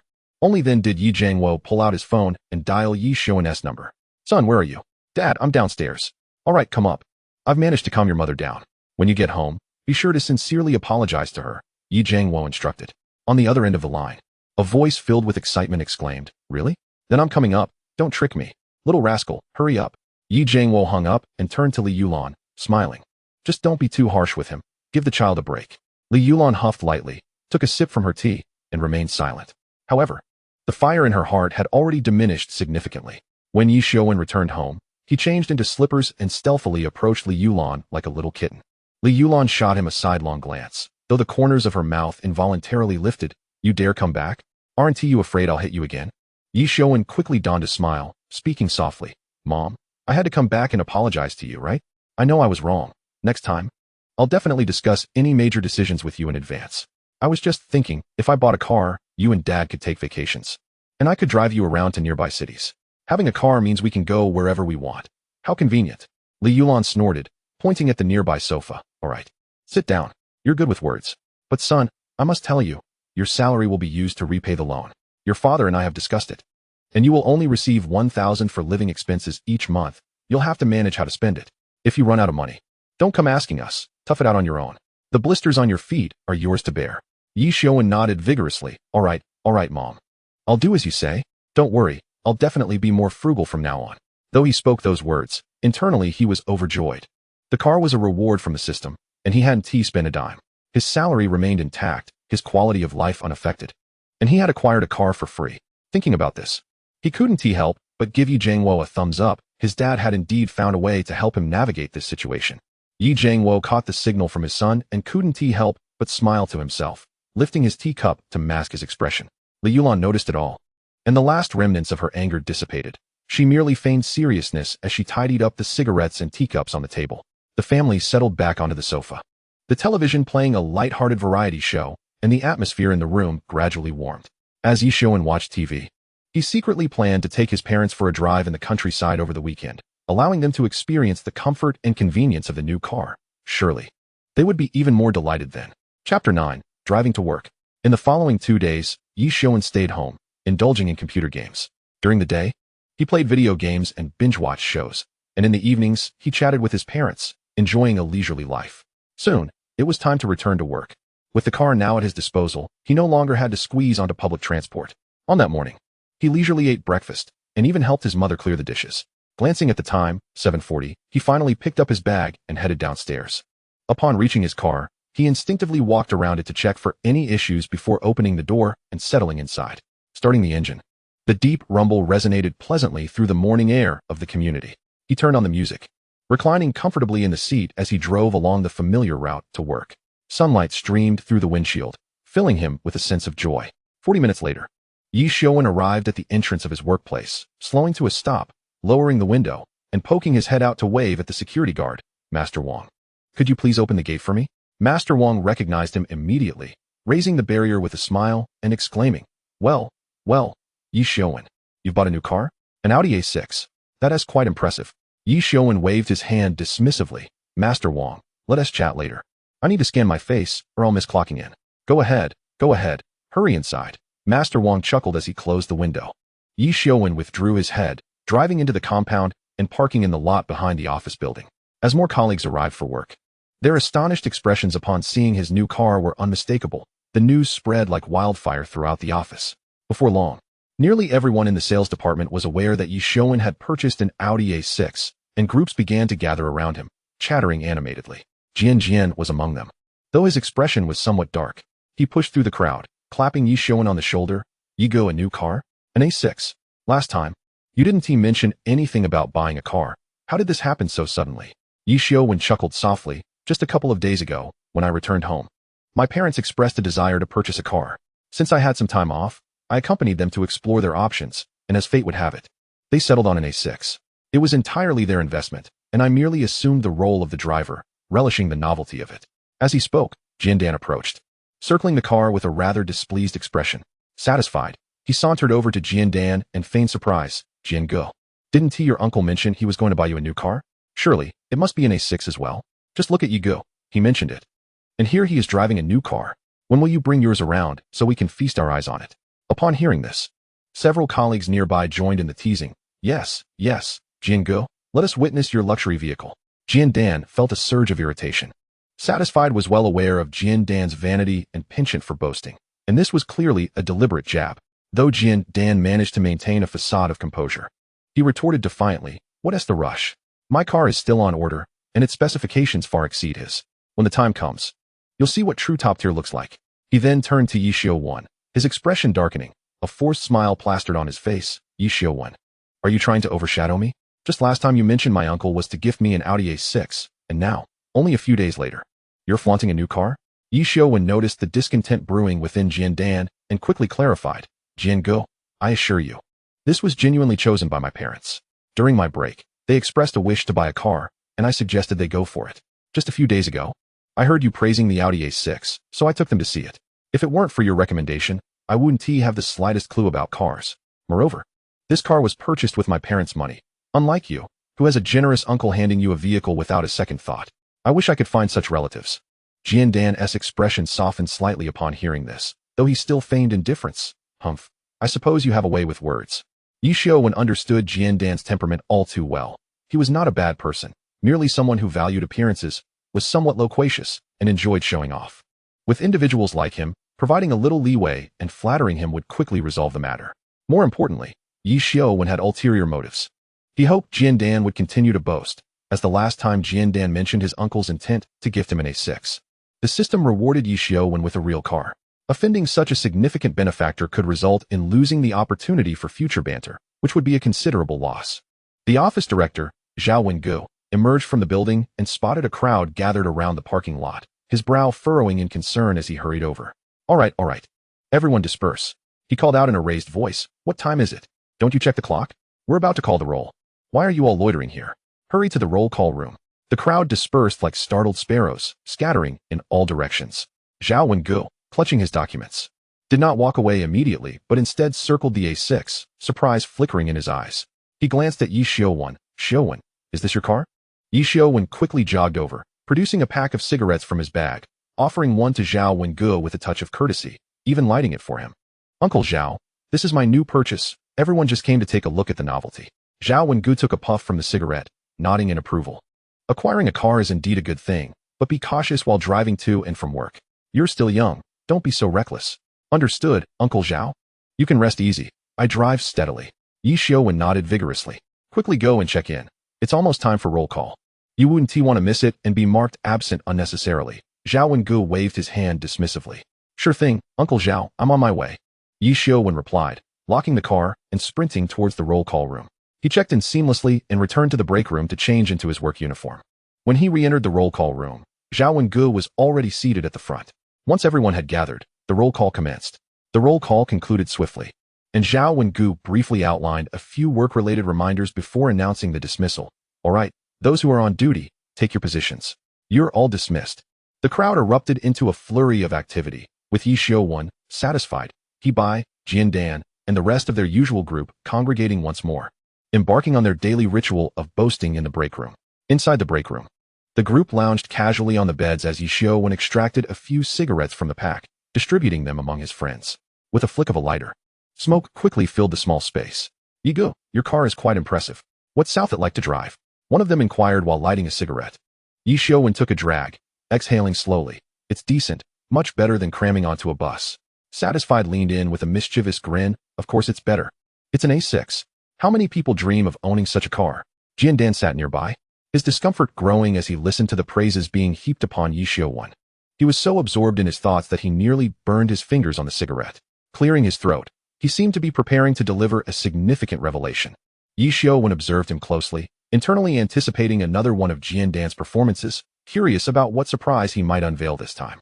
Sure enough, Jian lifted a water cup from the table, took a sip, cleared his throat, and prepared to claim his moment. Ye Xiuwen, now that you have a new car, what about a house? Still living with your parents? Let me tell you, a car isn't what truly matters. A house is the real deal. He paused for effect before shifting gears. I'll leave the car issue to you. Everyone knows my uncle is about to gift me a new one. As for the house, I recently accompanied my mother to check out the new residential project by the Xiushui River in our city, called Nanheilai. Jian spoke animatedly. You wouldn't believe it. The environment of that community is truly remarkable. Especially the row of villas by the river. There are over 10 exquisite buildings. Each villa is standalone, with high greenery coverage and excellent layouts. My mother and I have our eyes on a villa over 400 square meters, plus a 200 square meter courtyard. Although the development boasts a design that separates vehicles from pedestrians, those villas near the river allow for direct vehicle access. There's a separate pathway leading straight to the garage, ensuring privacy without having to navigate through the main entrance of the community. He flicked the ash from his cigarette proudly. My mother and I were instantly enamored. Just yesterday, I invited my uncle over for a second opinion, and he also thought it was fantastic. The break room fell silent, captivated by the vivid imagery he painted. Ye Xiuwen's eyes sparkled with excitement. Yet he was also calculating. This guy has started boasting again. Oh system, don't miss this opportunity. Chapter 10, Jian delivers, a grand villa awaits. Just as he thought of something, a sudden notification chimed in his mind. Detected that the host is surrounded by someone boasting. Rewarding the host with a villa in Nanheilai. The system will deliver it in a reasonable manner shortly. Please keep an eye out for it. Ye Xiuwen felt a jolt of exhilaration, unable to suppress a smile. What a stroke of luck. My big brother has really come through. Casually tossing me a villa worth over 4 million. You boast, and I gain a 400-plus square meter villa that just landed in my lap. Nanheilai is a newly launched upscale development in Donglin City, boasting an enviable location right next to the Xiushui River, offering breathtaking river views from every window. In recent years, the city has made significant strides in cleaning up river pollution, transforming what was once a foul-smelling ditch into a picturesque haven, where clear waters and lush banks attract a myriad of waterfowl, with no trace of unpleasant odors lingering in the air. With the environment improved, housing prices in the vicinity have naturally surged. Although Donglin is merely a fourth-tier city, the property prices in the core area remain relatively high, especially for such riverside villas. As Ye Xiuwen reveled in his joy, He Bai leaned closer to Jian, envy glimmering in his eyes. Jian Gu, the prices for those houses must not be cheap, right? Jian smirked slightly, a hint of pride in his voice. Of course they're not cheap. Let us not even discuss the riverside properties. Just the average high-rises in the community are priced at 6,000 to 7,000 per square meter. with the better ones reaching 8 to 9,000. The villas? They're definitely over 10,000 per square meter. Why must one take a sharp breath? Oh my, that set would cost over 4 million, wouldn't it? Well done, Jian. You've practically become a winner in life, just lacking a wife, perhaps? Jian, flattered by the praise, hastily waved his hands in modesty. Let us keep it low-key, please don't spread it around. He grinning widely, pursued with curiosity. So when will the house be handed over? Once it's ready, let us bring the brothers to marvel at it. Jian scratched his head, his tone slightly hesitant. No rush, no rush. A house is a significant matter, and it requires careful selection. Yesterday, my mother, father, and my second uncle gathered to discuss it. This villa is perfect in every way, except it's just too large. There are only 3 of us in the family. Maintaining such a spacious house would be exhausting. Not to mention the other responsibilities. He promptly patted him on the shoulder. Then hire a housekeeper. If you can afford a fine horse, why fret over the saddle? Jian forced a wry smile. It's easy for you to say. What kind of family do I come from? We are all ordinary workers. How could we possibly hire a housekeeper? My second uncle has brought it up, but there are only 3 of us, and we still rely on his support. If I were to spend over 4 million on that villa, it would deplete our savings, and I'd need to take out a loan. Where would I find the funds for a housekeeper? My mother even suggested that if it's too much, we should consider a high-rise instead. A house of that size would feel too empty. With over 4 million, we could buy 2 or 3 high-rise units and renovate them. Thus, he remained in a state of indecision, yet to decide. At that moment, He interjected, his tone laced with encouragement. Don't say that, Jian. Who would live in a high-rise if they could have a villa? How many people are crammed into one building? A villa is delightful. The entire place is yours. With a little garden and perhaps a fish pond, a rockery, it would feel like a park, elevating your status instantly. We certainly cannot afford to diminish our worth. With your wealth, can you still bear to squeeze into a high-rise? The group chimed in, lifting Jian's spirits. He found himself in a bind, having boasted earlier. And though he felt like shedding tears, he maintained a brave front. I haven't decided yet. Once the house is ready, I will definitely take you all for a tour. I feel a bit unwell. I need to use the restroom. You all carry on. With that, he hastily rose, grabbing some toilet paper as he dashed off. As Jian exited the lounge, the others exchanged glances and erupted into laughter. Su Nuo, laughing, wiped away tears of mirth. You mischievous boys, you're too wicked. You've left Jian no choice but to escape under the pretense of needing to urinate. He scoffed. I simply can't stand his boasting. What is there to brag about? Does he not know his own limitations? After all these years of struggling together, do we still not know him? He chimed in with a hint of teasing. In truth, Jian is rather amusing. Honestly, if he weren't around, how much fun would we miss in the workshop? He is not a bad person. He just enjoys tooting his own horn. Just let him boast. A few affirmations wouldn't hurt. But you all insist on poking fun at him. Yet, genuinely speaking, it's still you, Ye Xiuwen, who has the prowess. You can acquire a new car at a whim. When I saw the car today, Jian's expression was quite off. Just the other day, he was bragging. And now you've simply driven the car home. Isn't that a slap in the face? Ye Xiuwen merely smiled. This is my fault for not considering it thoroughly. I was too caught up in my own excitement and forgot about Jian's little feelings. However, he is not a person with major flaws, nor is he petty. In a few days, he'll probably laugh it off. Just as Ye Xiuwen finished speaking, his phone buzzed in his pocket. He pulled it out to find an unfamiliar number flashing on the screen, indicating it was from the same city. He waved to the others. You all continue chatting. I'll step out to take this call. With that, he opened the lounge door and stepped outside. Outside was a small courtyard behind the workshop, littered with bundles of steel pipes and discarded parts. The sycamore tree in the corner was lush with foliage, sunlight filtering through the gaps, casting dappled shadows on the ground. A faint scent of rust mingled with the fresh aroma of grass filled the air.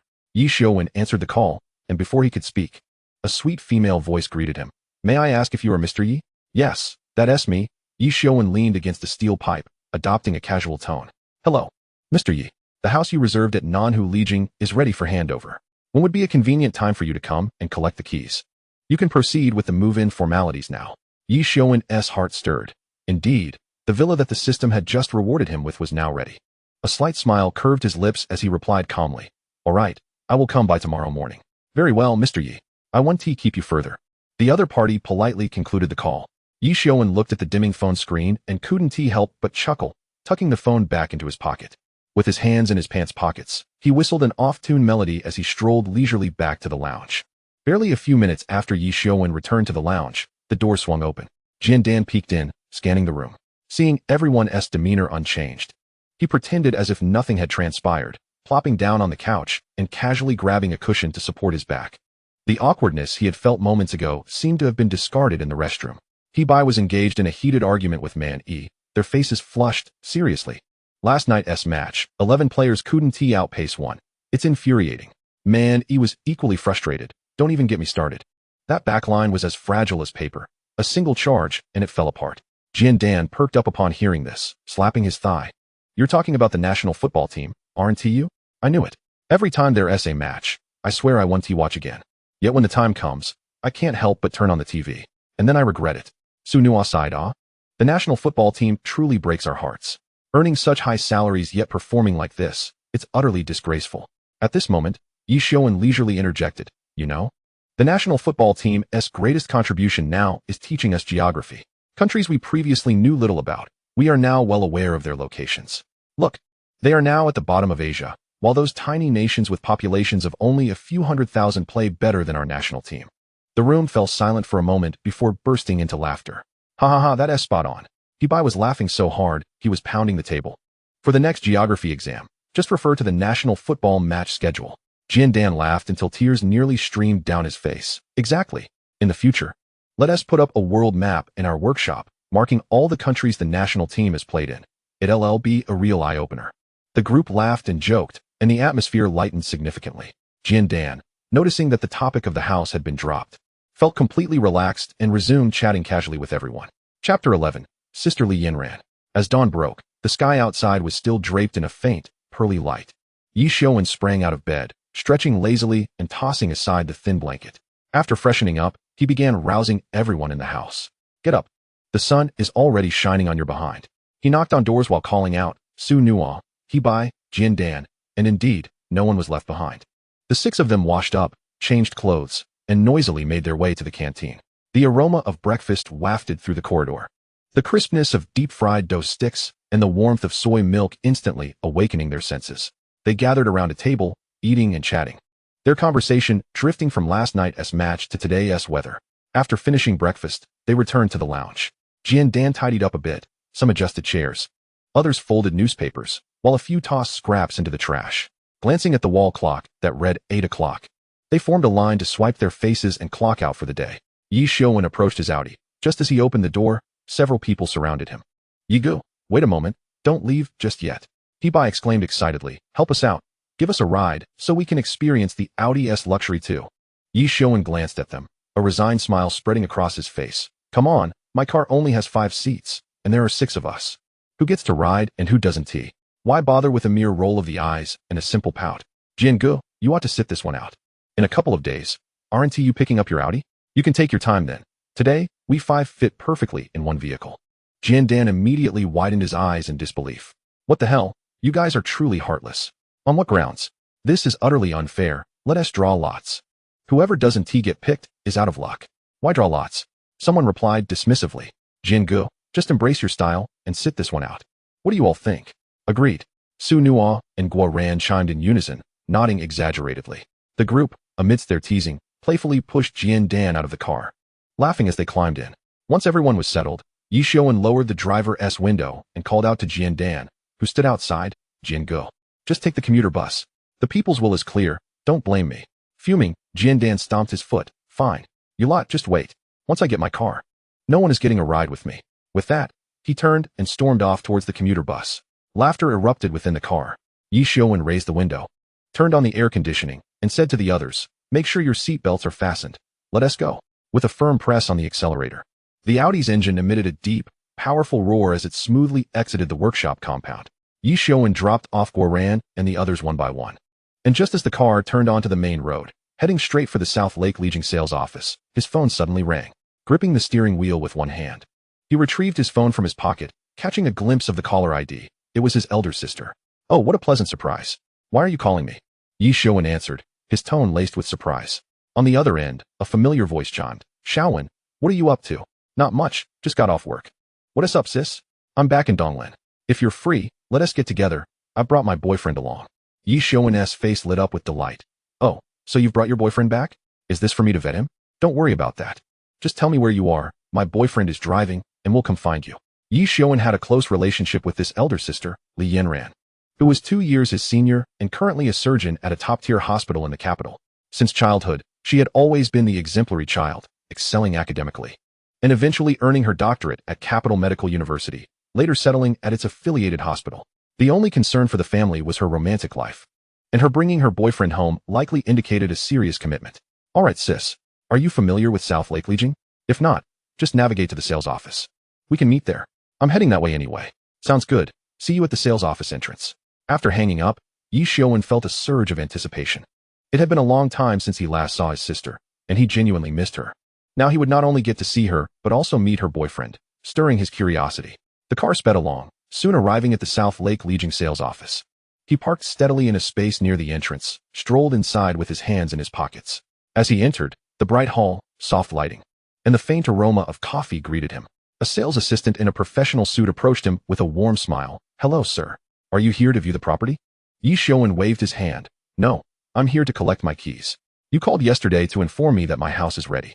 The assistant's eyes brightened, her smile becoming even more inviting. May I ask your name? Ye Xiuwen. Mr. Ye, please follow me.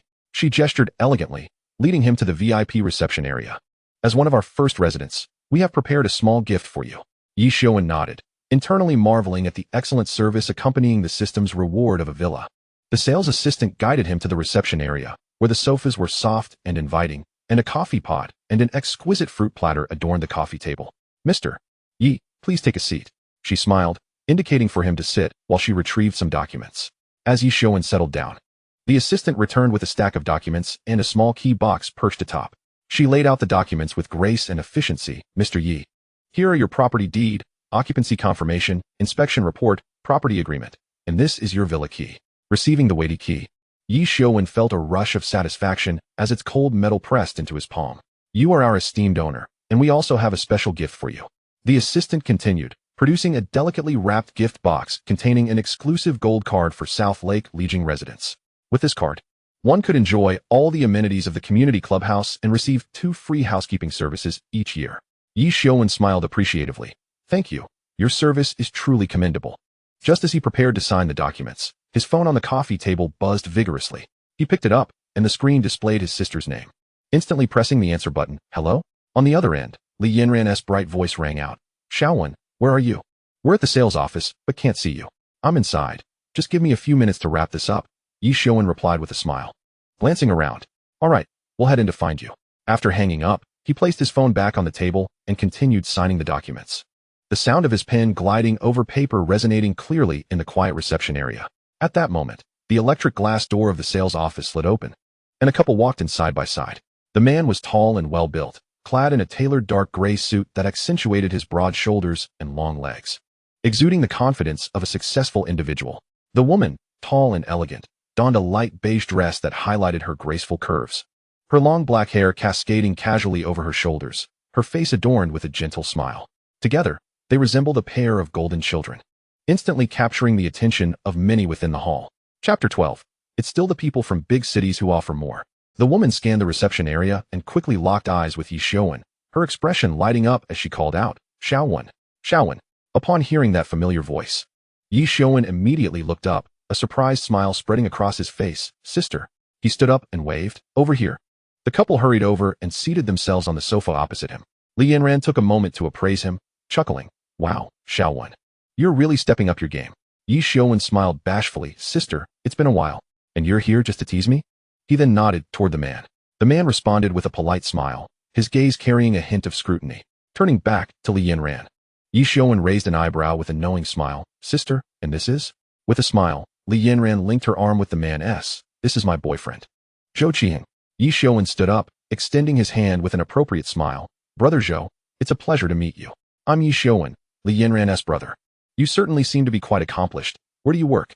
Zhou Qiheng shook his hand gently, his grip firm yet considerate, a modest smile gracing his features. Not really accomplished. I'm just a financial consultant at a firm in the capital, helping my boss manage finances and earn a bit of money. Ah, a financial consultant. Now that's a prestigious profession. Ye Xiu's eyes glimmered with a hint of amusement, yet his tone remained courteous. Li Yanran interjected from the side, Xiuwen. Do not be misled by his modesty. Brother Zhou is quite renowned in the capital as a financial expert, managing assets for numerous high-profile clients. Just a couple of days ago, he made a significant profit in the stock market. Upon hearing this, Zhou Qiheng merely smiled faintly, as if dismissing the praise as trivial. Though the flicker of pride in his eyes was unmistakable, Ye Xiuwen chuckled, his voice tinged with admiration. Ah, brother Zhou, you are truly impressive. I have a keen interest in financial matters. Could you enlighten me? Zhou Qiheng's lips curved slightly, seemingly relishing the opportunity to impart his knowledge. He cleared his throat and commenced sharing some foundational principles of investment, such as diversification, risk hedging, and the importance of long-term holdings. Ye Xiuwen listened intently, nodding occasionally, genuinely captivated by the discourse. Zhou Qiheng lifted his teacup and casually remarked, recently, I dabbled in the stock market, and fortune smiled upon me, yielding a modest profit. Ye Xiuwen seized upon this, his tone brimming with respect. Oh, brother Zhou, from the sound of it, you must have made quite a sum. Zhou Qiheng smiled subtly, downplaying the achievement with a few nonchalant words. Oh, not much, just a little over 20 million.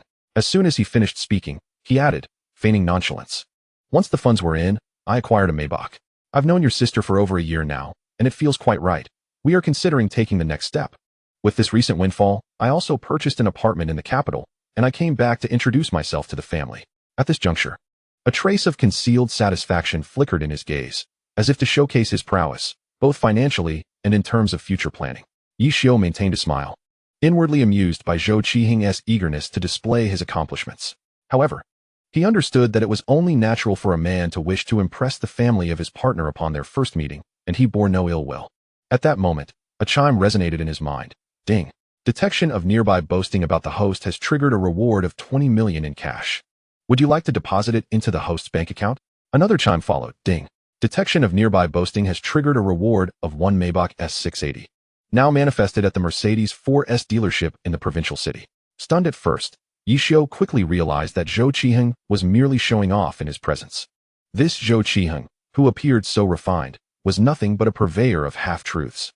Had it not been for the System S alerts, he might have been duped. With a thought, Ye Xiuwen inquired internally, System, can the deposit be made in installments?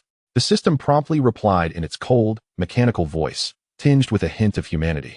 Affirmative. Please select the amount to deposit into the bank account. A smirk played on Ye Xiuwen's lips as he mused. This system truly understands my intentions. Let us start with 200,000. No sooner had he spoken than his phone vibrated. Pulling it out, he was greeted by a text from the bank. Your account ending in 5238 has received a deposit of 20,000,000. Current balance, 22,000,000. Maintaining his composure, he turned to Zhou Qiheng with a smile. Brother Zhou, a Maybach. I have yet to see the actual vehicle. Have you brought it along? I am eager to take a look. Zhou Qiheng smiled slightly. Indeed, I have. Li Yanran, not waiting for him to finish, chimed in. The car is right outside. Little brother, you'll get to see it shortly. That is splendid. If brother Zhou doesn't mind, shall we go take a look? Ye Xiuwen asked earnestly. Zhou Qiheng rose. Let us go. The three of them exited the sales office, sunlight cascading over the parking lot, where a luxury car caught their eye. Li Yanran pointed to a sleek black vehicle in the distance. Little brother, that's the one. What do you think? Quite impressive, isn't it? Approaching the car, Ye Xiuwen circled it, scrutinizing it closely. He had to admit, from afar, the Maybach did have an alluring presence with its elongated body, grand front fascia, and gleaming wheels. However, with his knowledge of automobiles, he quickly discerned the truth upon closer inspection. It was clearly a modified Mercedes E300 masquerading as a Maybach. The exterior kit, fender flares, and wheels had all been altered, with the emblem switched to the Maybach's M logo. If one were not discerning, they could easily be deceived. He thought to himself, this fellow is quite the pretender, not even uttering a single truth. It's acceptable to present oneself well to the family, but one shouldn't mislead others. The disparity between a Mercedes E300 and a Maybach is not merely a matter of mere thousands, but rather hundreds of thousands. Yet, the system only indicated a reward of the Maybach, not mentioning the house, suggesting that Zhou Qiheng indeed purchased property in the capital. Ye Xiuwen reflected, owning a home in the capital is no small feat. For an average individual, it signifies a level of success. Though somewhat vain, these matters are trivial. Over time, character will reveal itself. Should he not be a suitable match, he would surely counsel his sister against falling into a pitfall. On the surface, Ye Xiuwen maintained an expression of admiration, turning to Zhou Qiheng with a thumbs up. Brother Zhou, this car is genuinely impressive. The modifications are quite convincing. Zhou Qiheng, seemingly oblivious to the underlying tone, assumed Ye Xiuwen was offering genuine praise and nodded with satisfaction. Li Yanran, too, beamed with pride, as if to say, see? My boyfriend is indeed capable. Chapter 13. The Villa. Suddenly, Li Yanran appeared to recall something and turned to Ye Xiuwen. Oh right, Xiuwen. What brings you to the sales office? Are you purchasing a house here? Ye Xiuwen shifted his gaze from the Maybach, responding casually as if discussing the weather. Well, I had some spare cash recently, so I invested a bit in the stock market, hoping to make some pocket money. Who would have thought I'd hit a bull market, and the stock soared? Just yesterday, upon settlement, guess what? I made this much. He raised 2 fingers in a sign, shaking them in front of Li Yanran, his eyes betraying a hint of suppressed pride. Li Yanran glanced at his fingers, playfully swatting his hand. Just 2,000? Look at you acting all grand. I thought you made a fortune. 2,000. Who do you think you're looking down on? Ye Xiuwen raised his voice, leaning closer to her ear, enunciating each word with emphasis. It's 20. 10,000. Sister. Li Yanran rolled her eyes, clearly skeptical. Oh, please. You? 20,000. You're just full of lies, trying to impress your sister with this nonsense. Seeing her disbelief, Ye Xiuwen decided to pull out his phone, opening his e-wallet to reveal the bank balance and presenting it to her. Oh, don't doubt me. Today I'll let you see. Your brother isn't the naive child he once was. Do you know what it means when you haven't seen someone for 3 days and must look at them anew? Li Yanran snatched the phone from him, muttering, hand it over. Have you become so pompous after just a few days? I know how much you're worth. But when her gaze fell upon the screen, her voice halted abruptly. The numbers displayed were unmistakably 20,000,000. She blinked, recounting 1 0, 2 zeros, 3 zeros, 5 zeros. It's truly 20,000. The air grew silent for a few seconds before Li Yanran erupted, jumping up and wrapping her arms around Ye Xiuwen's neck, squeezing his head under her arm while ruffling his hair like dough. Well done, little brother. You've made quite a profit.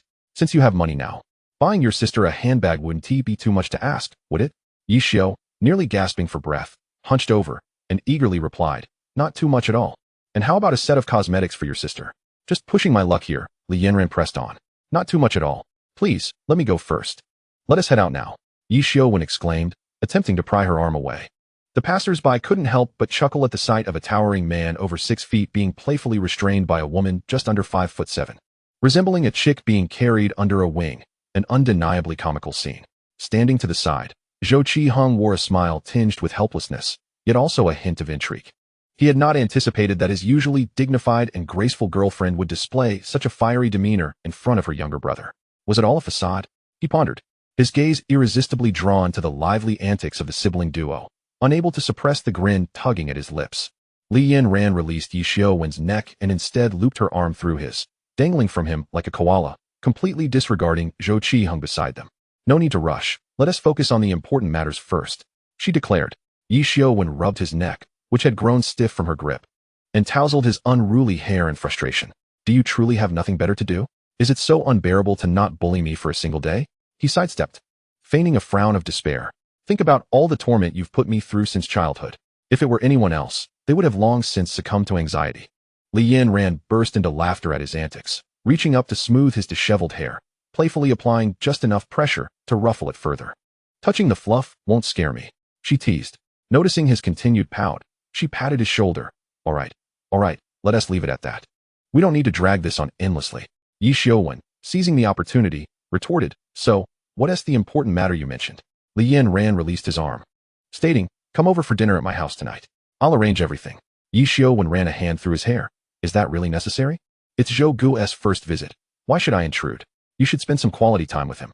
Tomorrow, I'll set something up for you too. You're coming, whether you like it or not. Li Yanran shot him a pointed glare. Your parents are coming over tonight as well. And since you have the car, we can all go together. Ye Xiuwen stroked his chin thoughtfully, then nodded. Oh, I see. All right. We'll all drive over together tonight. Okay, it's settled then. With that, Li Yanran waved her hand, leading Zhou Qiheng toward a nearby Maybach. Zhou Qiheng stumbled slightly as he was pulled along, turning back to wave at Ye Xiuwen with a resigned smile. As Ye Xiuwen watched their retreating figures, he reflected on the substantial funds the system had granted him.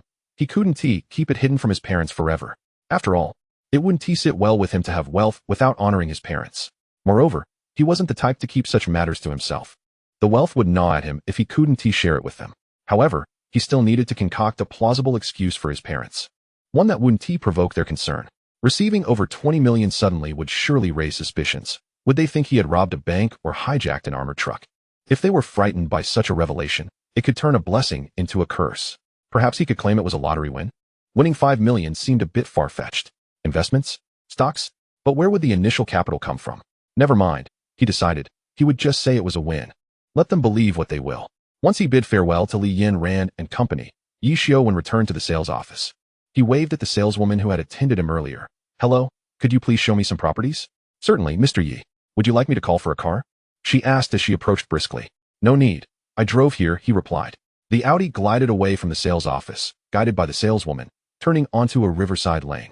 To the right, a row of quaint villas stood, each with its own gate overlooking the gently flowing river, the setting serene and picturesque.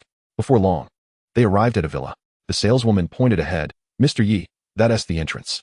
Ye Xiuwen parked outside the brown double gates, which smoothly opened with the press of a remote, revealing a wide enough entrance for any vehicle to pass through comfortably.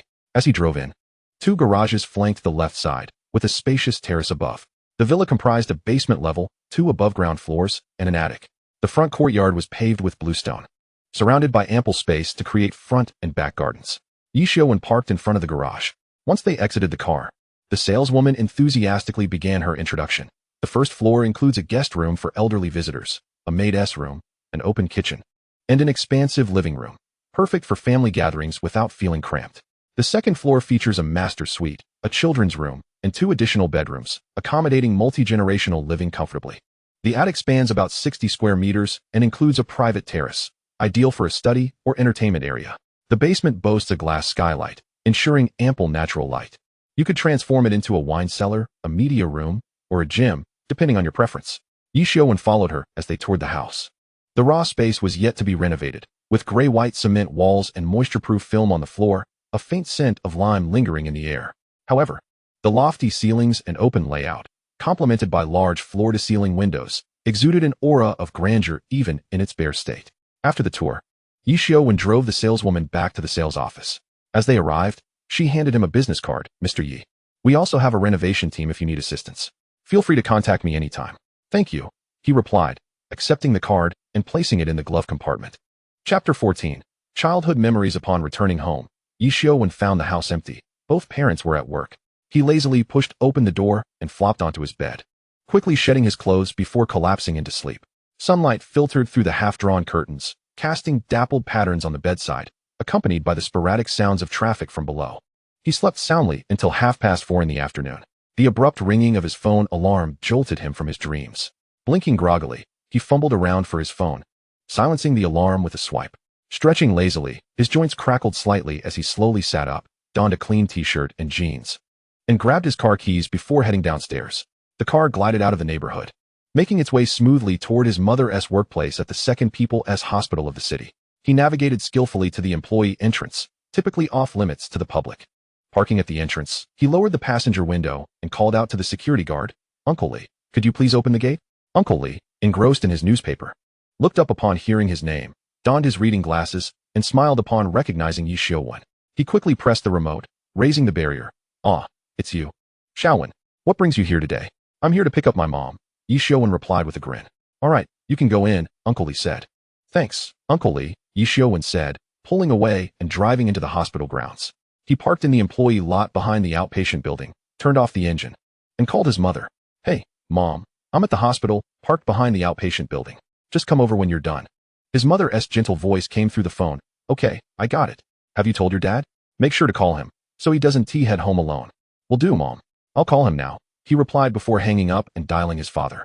The call connected quickly, and his father's hearty voice resonated. "Xiuwen, what's the occasion for the call?" "Dad, I'm at the hospital. I'll pick up Mom, and then I'll come to get you. Don't rush home," he reassured. "Uncle said he's treating the 3 of us to dinner. My big sister is back with her boyfriend." "Ah, that's wonderful news. All right, I'll wait for you at work." "No hurry, just drive safely," his father responded. "Understood, Dad. All right, I'll hang up now." After ending the call, Ye Xiuwen leaned back in his seat, gazing out at the bustling corridor of the hospital. Sunlight streamed through the glass curtain wall, illuminating the hurried medical staff and patients, while a faint scent of disinfectant lingered in the air. In an instant, Ye Xiuwen's thoughts were transported back to a summer many years ago. Back then, he and his childhood friend Zhang Liang would, at the slightest opportunity, dash to the hospital like 2 untamed colts, full of energy. Especially on Wednesdays, when school only held half-day classes, they would rendezvous, backpacks slung over their shoulders, and head straight to the hospital. They were so familiar with every nook and cranny of the place, the outpatient building, the inpatient department, the radiology and laboratory departments, that nearly all the nurses recognized these two sweaty, panting rascals.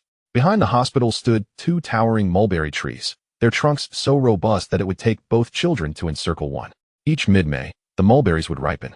First a light red, then a deep crimson, and finally a dark purple, hanging heavily from the branches. Ye Xiuwen and Zhang Liang would time their visits perfectly, each carrying an aluminum lunchbox, resembling two soldiers preparing for battle. Go!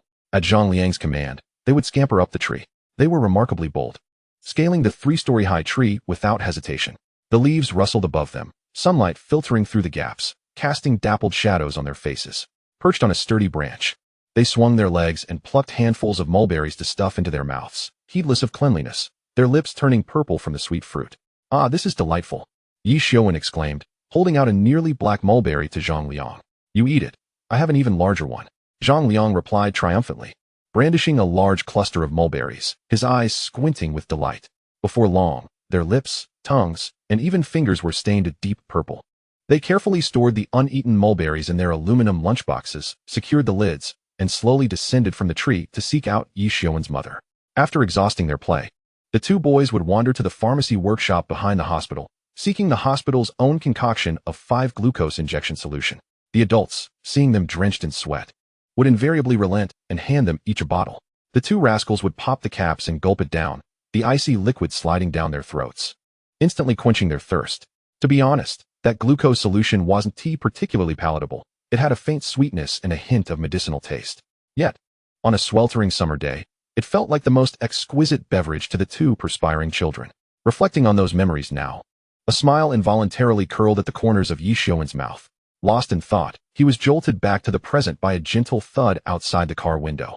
As the rear door was pulled open, his mother, Li Yulan, stepped in with her bag, placing it on the adjacent seat. And upon noticing Ye Xiuwen leaning back with a silly grin, she asked, "What are you thinking about? Laughing to yourself in the car?" Ye Xiuwen came back to reality and chuckled. "Oh, I was just reminiscing about the times Zhang Liang and I would come to the hospital to play, running wild all over the place. We'd either be picking mulberries at the back or exploring the garage to touch the ambulance, or swinging on the swings the nurses tied up, pushing each other and getting all sweaty. Those were quite amusing times." Li Yulan shook her head in exasperation. "You two were quite the handful back then. Who didn't know you around the hospital? Whenever there was a mishap, I had to apologize to every department with your Aunt Lu. It truly gave me a headache." Ye Xiuwen chuckled and said nothing more, starting the car and slowly driving out of the hospital. Soon, they arrived at his father Ye Jiangwo's workplace. Ye Jiangwo was already waiting by the roadside, dressed in a light-colored shirt, hands tucked into his pockets, occasionally glancing up. Spotting Ye Xiuwen's car, he waved, and after the car pulled up, he opened the door and slid into the passenger seat, fastening his seatbelt as he remarked, "Can you believe that girl Yanran is already dating someone? Time flies. It feels like just yesterday she was that little girl with pigtails." "I saw him during the day," Ye Xiuwen replied with a smile. "My sister called me, and I spent the whole morning with them." To be fair, her boyfriend is quite dashing, tall, fair-skinned, and well-mannered, though he talks a bit too freely. He seems to have a way with words. "How did you figure that out?" Li Yulan leaned forward from the back seat, curious. "Quite simple," Ye Xiuwen said, gripping the steering wheel with a hint of disdain. "The two came to find me this morning in a Maybach." He claimed to work in finance as an investment advisor, well known in the capital, boasting about making 20 million through investments. As soon as he got his hands on the money, he bought a car and a house, planning to marry my sister. But that car? I could tell at first glance it was a modified Benz E300, pretending to be a Maybach. He thinks he did a great job modifying it. My eyes are sharp. That car was clearly shorter than it should be. Does he think I don't know cars? Ye Jiangwo chuckled. Haha, you have quite the keen eye, kid. So, do you think this young man is reliable? Ye Xiuwen frowned. Hard to say. He is certainly eloquent, but there is something about him that feels a bit insincere. Let us observe him more closely at dinner. Li Yulan sighed, her tone softening. When we eat, keep your observations to yourself. Don't say too much at the table. It's important to give him some face. There is no need to offend him over trivial matters. Discuss it with your sister later. Young people love to show off. As long as he treats your sister well and isn't too extreme, a few small flaws can be overlooked. She paused, a hint of nostalgia in her eyes. In matters like these, it's better to preserve a marriage than to break it over trifles.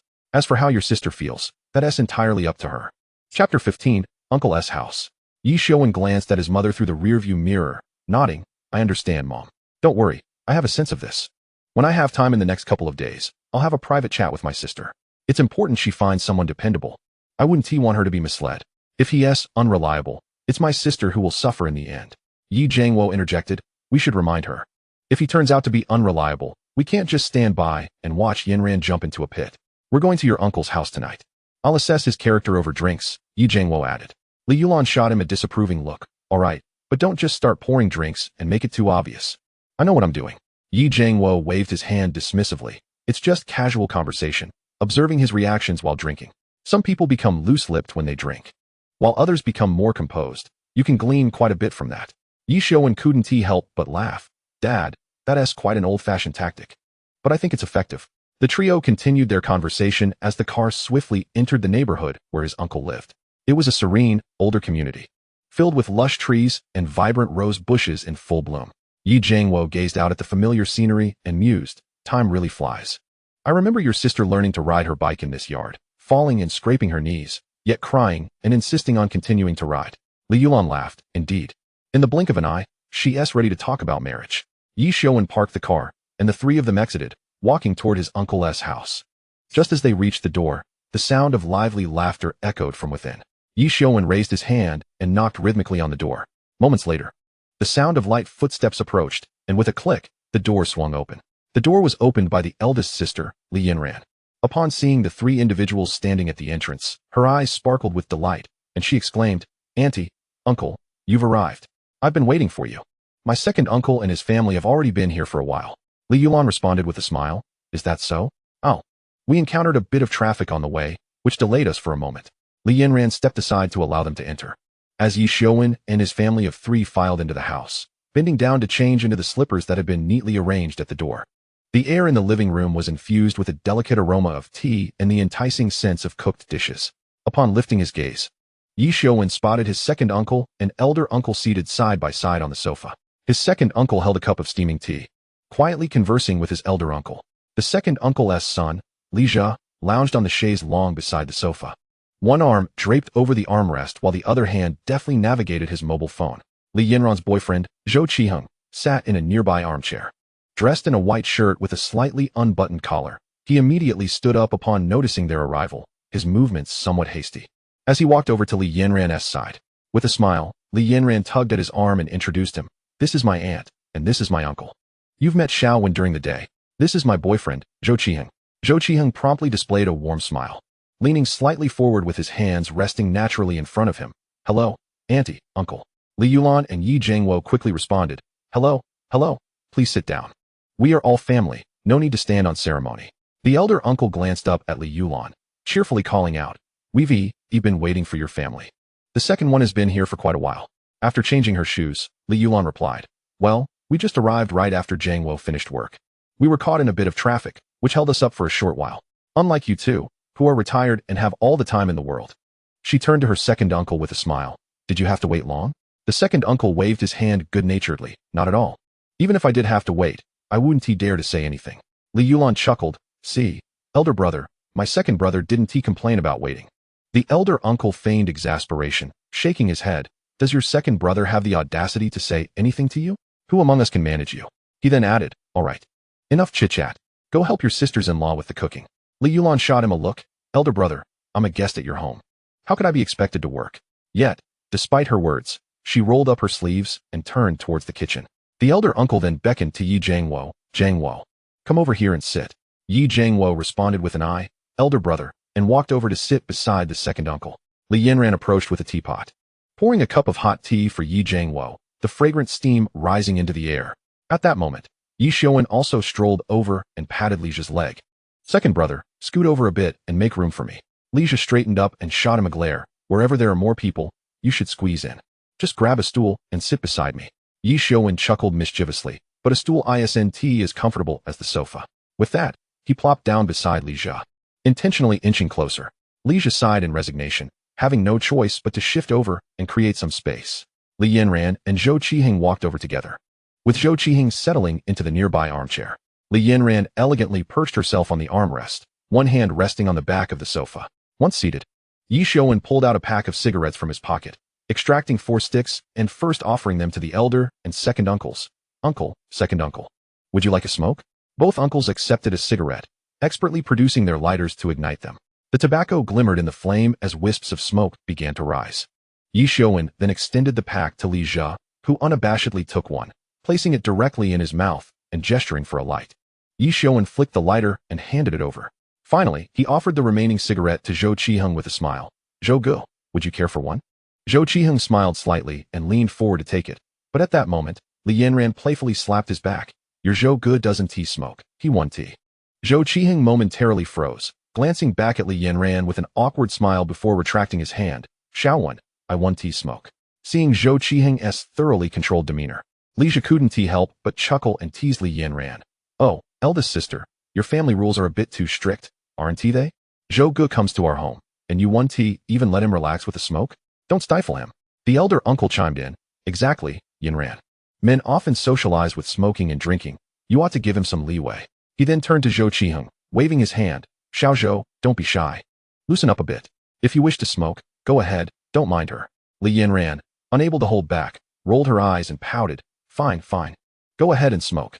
Smoke to your heart's content. I'm done with it. I truly don't understand what's so great about smoking. You all resemble chimneys. Never mind, I can't stay here any longer. I'll go check on the kitchen." With that, she stood up, her slippers making a soft pattering sound as she headed toward the kitchen. Seeing her leave, Ye Xiuwen chuckled and passed the cigarette again. Zhou Qiheng finally felt a sense of relief, leaning forward to accept the smoke, pulling out a lighter from his pocket. With a snap, he ignited it. Taking a deep drag, the smoke gradually dispersing throughout the room. Chapter 16, The Engagement. Before Ye Xiuwen had even finished half of his cigarette, Li Yanran emerged from the kitchen, holding a steaming platter of food. She glanced at the smoke-filled room, frowned, and declared, "All right, enough of that. Stop smoking for now. The dishes are ready. Everyone, go wash your hands and prepare to eat." Upon hearing this, everyone promptly extinguished their cigarettes, and wisps of smoke wafted from the ashtray. The elder uncle quickly stood up to usher everyone. "All right, let us wash our hands. We'll sit down to eat and chat." He led the way towards the bathroom. Soon, everyone returned to the dining table, taking their seats. The elder uncle's wife, the second uncle's wife, and Li Yulan emerged from the kitchen, carrying dishes and placing them on the table. The piece de resistance was a chicken stew with mushrooms.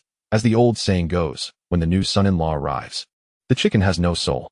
As the youngest present, Ye Xiuwen proactively stepped aside, retrieving a bottle of white liquor from the cabinet. With a satisfying pop, he twisted off the cap, and the aroma of the liquor immediately filled the air. He first poured generous servings for the elder uncle, second uncle, and his father, Yi Jiangwo, before turning to ask, "Auntie, second aunt, would you like some white liquor?" The elder uncle's wife waved her hand. No, you all drink yours. We'll just have some beverages." Ye Xiuwen quickly offered orange juice and cola, then turned to call out, "Second brother, do you prefer white liquor or beer?" Li Jia, hearing the question, smiled. "Pour me some white liquor, please." "And Zhou Ge, what about you? White or beer?" Zhou Qiheng chuckled. "I'm fine with either." "Then let us go with white." Ye Xiuwen replied enthusiastically. "Let us finish this bottle of white." With that, he filled glasses for Li Jia and Zhou Qiheng, pouring himself a cup as well before returning to his seat. The elder uncle raised his glass and cleared his throat, saying, "I'd like to propose a toast. Today marks the first visit of Xiao Zhou, and it's a perfect opportunity to gather everyone. It has been a while since our families have come together. Let us celebrate this occasion, and let Xiao Zhou get acquainted with our relatives. Here's to welcoming him. Everyone, raise your glasses, take a hearty sip." As he spoke, he extended his hand forward, and everyone raised their glasses. A crisp, clinking sound resonated through the room, accompanied by the fragrant aroma of liquor. Each person tipped back their heads, swallowing the liquor with audible gulps. The elder uncle set down his glass, tapping his chopsticks against the bowl. He called out, "Come on. Everyone dig in. Zhou, don't hold back. Take whatever you like. Try some of this chicken. Treat it like your own home. Yanran, make sure to serve Xiao Zhou some food. Don't just indulge yourself." Li Yanran rolled her eyes and replied, "Got it, Dad." Zhou Qiheng quickly added with a smile, "Uncle, please rest assured, I won't be formal. I'll treat this place as my own home. I also want to thank you and Auntie for preparing such a lavish feast. You've worked hard." As he spoke, he stood up, raised his wine glass, and said, "I toast to you, Uncle and Auntie, especially to you, Auntie, who has been busy since I arrived. Thank you for your hard work." Auntie waved her hand with a smile, saying, "Oh dear, child, no need to be so polite. Please sit down, don't just stand there." The group clinked glasses together, the soft sound resonating as the wine sloshed gently.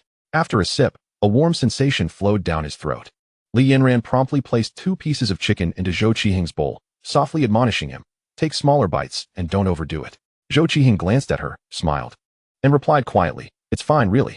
Second aunt took a bite of her food, chewing slowly before gently placing her chopsticks down. She rubbed her hands on her thighs and looked at Zhou Qiheng, her eyes narrowing into a sliver.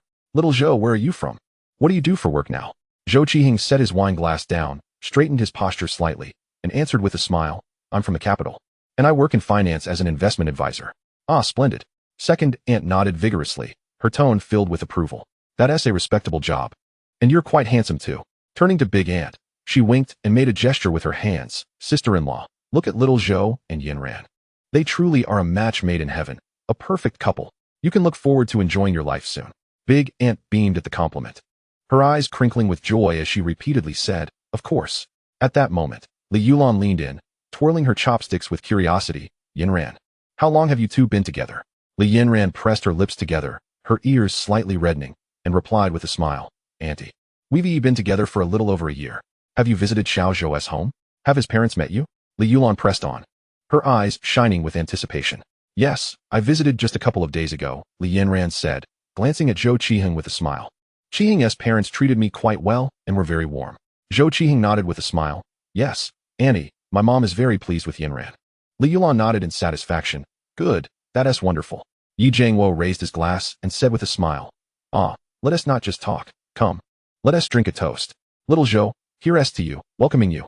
I also wish for your relationship with Yinran to flourish and for you to step into the halls of matrimony soon." Zhou Qiheng quickly lifted his glass with both hands, lowering it slightly and gently clinking it against Yi Jiangwo's, humbly saying, "Thank you, uncle, I'll drink to that, please feel free." He then tilted his head back and downed half a glass of white liquor in one go. Seeing this, Ye Xiuwen hurriedly opened a bottle of wine and filled Zhou Qiheng's glass again, the aroma of the liquor wafting through the air.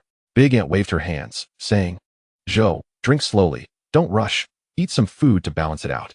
Zhou Qiheng wiped his mouth with a napkin and replied with a smile, "Auntie, it's all right. My tolerance is decent."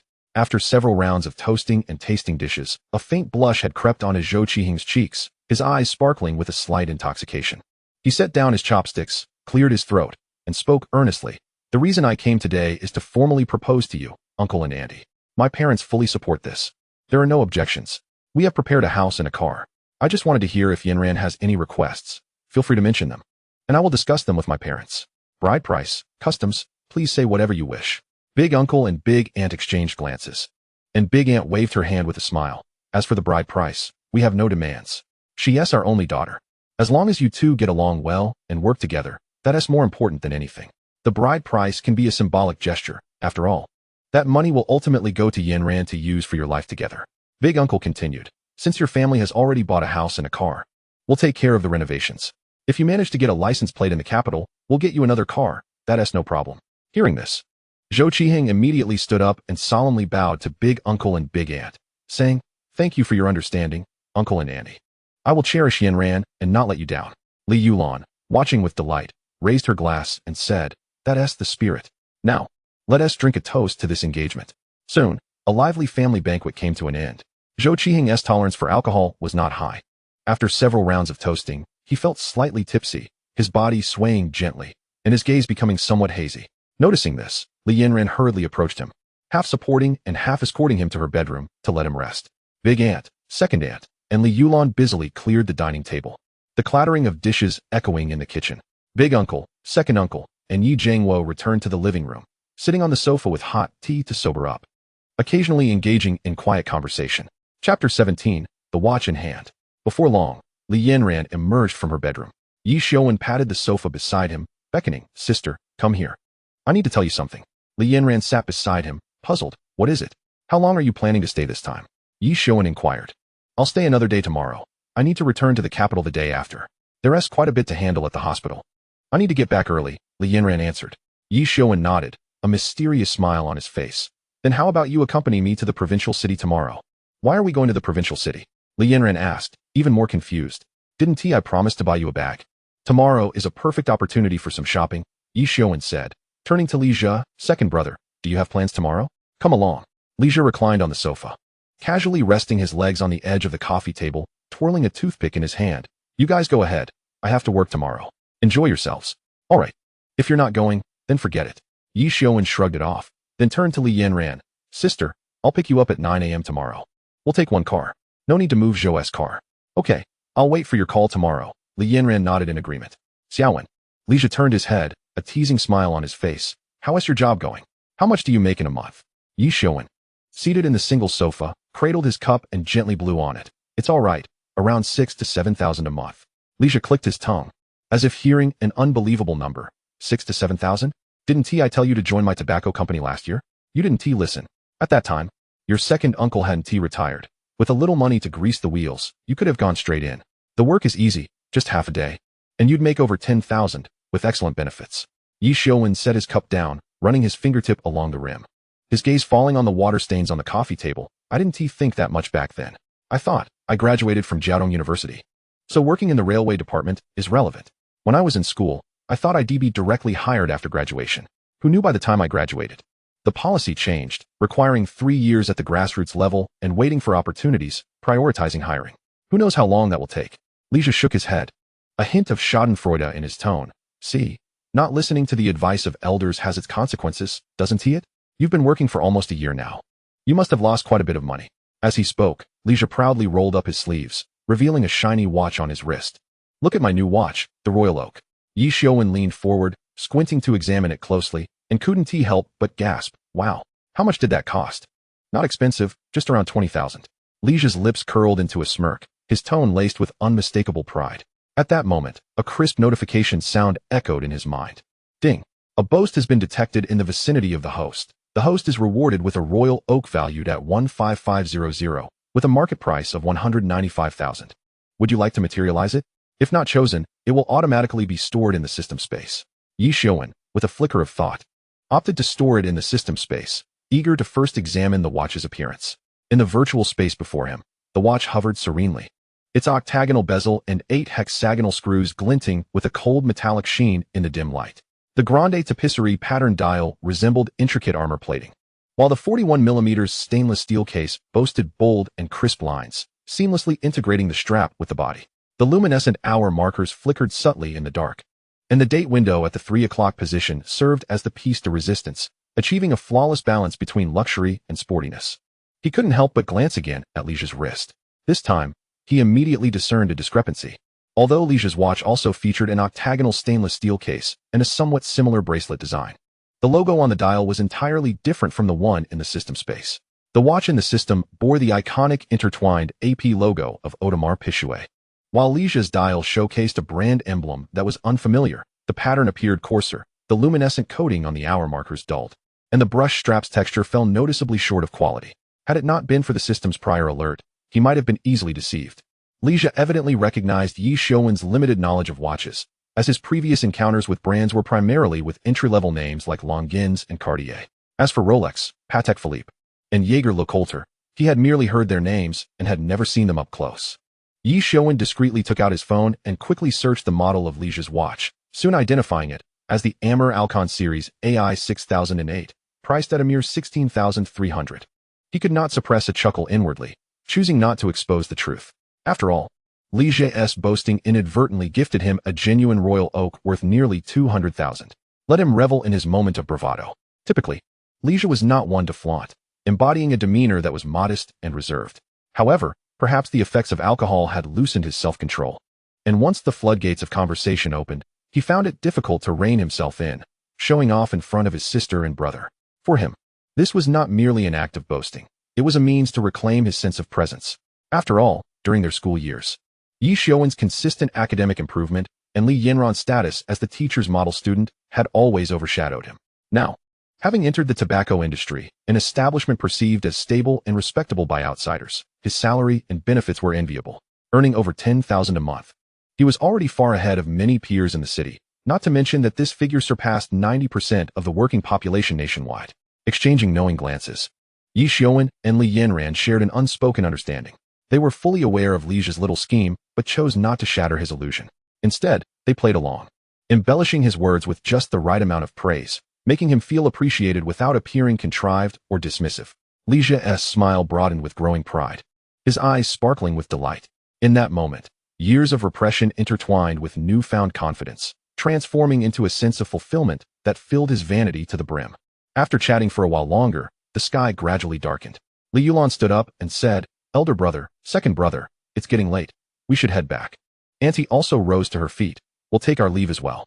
Elder brother, sister-in-law, thank you for your hospitality. You can handle the rest." Auntie waved her hand dismissively. "It's nothing. This little bit of work is no trouble at all. Take your time." The two families put on their shoes one after another and exited. Once downstairs, they bid farewell to one another. Since Ye Xiuwen and Li Jia had been drinking, they called for designated drivers. Chapter 18. To the provincial city. In the early morning, the sun rose slowly over the horizon like a salted egg yolk. Ye Xiuwen, battling a hangover, struggled to sit up in bed, rubbing his temples as he frowned and stretched, yawning before finally getting up to change into a clean set of short sleeves and long pants from his wardrobe. Once dressed, he took out his phone and called Li Yanran. "Hello, sister, I'm up. I'll come pick you up shortly. You can start getting ready." Li Yanran replied, "All right. I'll wash up and put on some makeup. You can come down in half an hour. Just give me a call when you arrive." Ye Xiuwen responded, "Okay. See you soon," and hung up. After heading downstairs, Ye Xiuwen hurriedly grabbed breakfast at a nearby eatery, then drove to a gas station to fill up before heading to his aunt's house. Upon arriving, he signaled to Li Yanran and leaned against the car door, smoking a cigarette. Before long, Li Yanran descended the stairs, linking arms with Zhou Qiheng. Ye Xiuwen flicked away his cigarette, but, extinguishing it with his foot, and called out, "Sister, Zhou Gu, get in the car." Zhou Qiheng smiled. "Good morning, Xiaowen.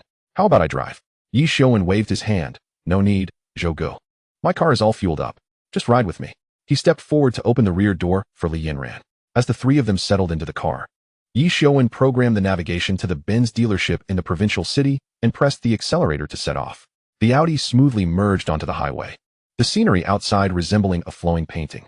Li Yanran lazily leaned against Zhou Qiheng, her gaze wandering between the distant mountains and fields, before suddenly turning to the driver's seat. "Xiaowen, you're not just going to the provincial city to buy me a bag, are you?" Ye Xiuwen, one hand on the steering wheel and the other casually resting on the gear lever, met her gaze through the rearview mirror, a smirk playing on his lips. "Ah, you hit the nail on the head. A while back, a buddy of mine, he's a rich second generation, ordered a Benz in the provincial city. The dealership called yesterday to say the car has arrived, but he's not the most reliable person. He's off traveling and won't be back for a while. So, he thought of me and asked me to pick it up. I figured it'd be dull going alone, and since you're back, how could I pass up the chance to take you along? Buying you a bag can be considered a service fee." Li Yanran scoffed, returning her gaze to the front. "You're quite the schemer, aren't you? That's why you agreed so readily, waiting for me to come back." She added, "Just so you know, one bag won't cut it. I expect a lavish meal too." "Not a problem." Ye Xiuwen gave an okay sign with his right hand. "One meal? I'll treat you to 10. I'm generous, aren't I?" Li Yanran excitedly leaned forward to pat his shoulder. "That's my little brother. So extravagant. What a good sport." Zhou Qiheng, sitting beside them, watched the playful banter with a smile. "Xiaowen, what car are you picking up?" "A Maybach," Ye Xiuwen casually replied, though his intention was to let Zhou Qiheng hear, thinking to himself how he would shock him. Zhou Qiheng's heart sank at the thought. "Oh no. Li Gui meets Li Kuei. This is bad." The more he pondered, the more he regretted his decision to flaunt his modified Maybach. Now, if Ye Xiuwen brought back a genuine Maybach, his little ruse would be exposed immediately. Standing before Li Yanran and her family, he wouldn't be able to hold his head high again. Yesterday, he had managed to leave a favorable impression in front of his prospective father-in-law's family. But today it seemed that all of that would be utterly obliterated.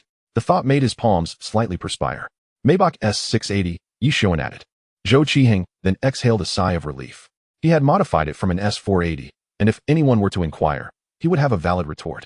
After all, it was entirely reasonable to distinguish between the S480 and the S680, given the price disparity. He secretly resolved to park his car further away from Ye Xiuwen's upon returning home. Ye Xiuwen was merely trying to tease Zhou Qiheng.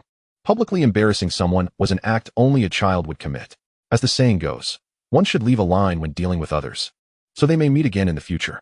There was no deep-seated enmity between them, so there was no need to put anyone in a difficult position, especially since this individual might become his brother-in-law. Following the directions from the navigation system, Ye Xiuwen smoothly drove the Audi A6L into the parking lot of the Mercedes-Benz dealership in the provincial capital. Sunlight filtered through the glass curtain walls, illuminating rows of gleaming new cars that shimmered alluringly. After parking, the trio walked directly into the showroom. The cool breeze from the air conditioning, mingled with a subtle scent of leather, instantly dispelled the heat of their journey. Li Yanran and Zhou Qiheng strolled through the showroom, examining cars, while Ye Xiuwen made his way to the front desk. where he expressed his purpose to the welcoming sales manager. "Hello, I am Ye Xiuwen.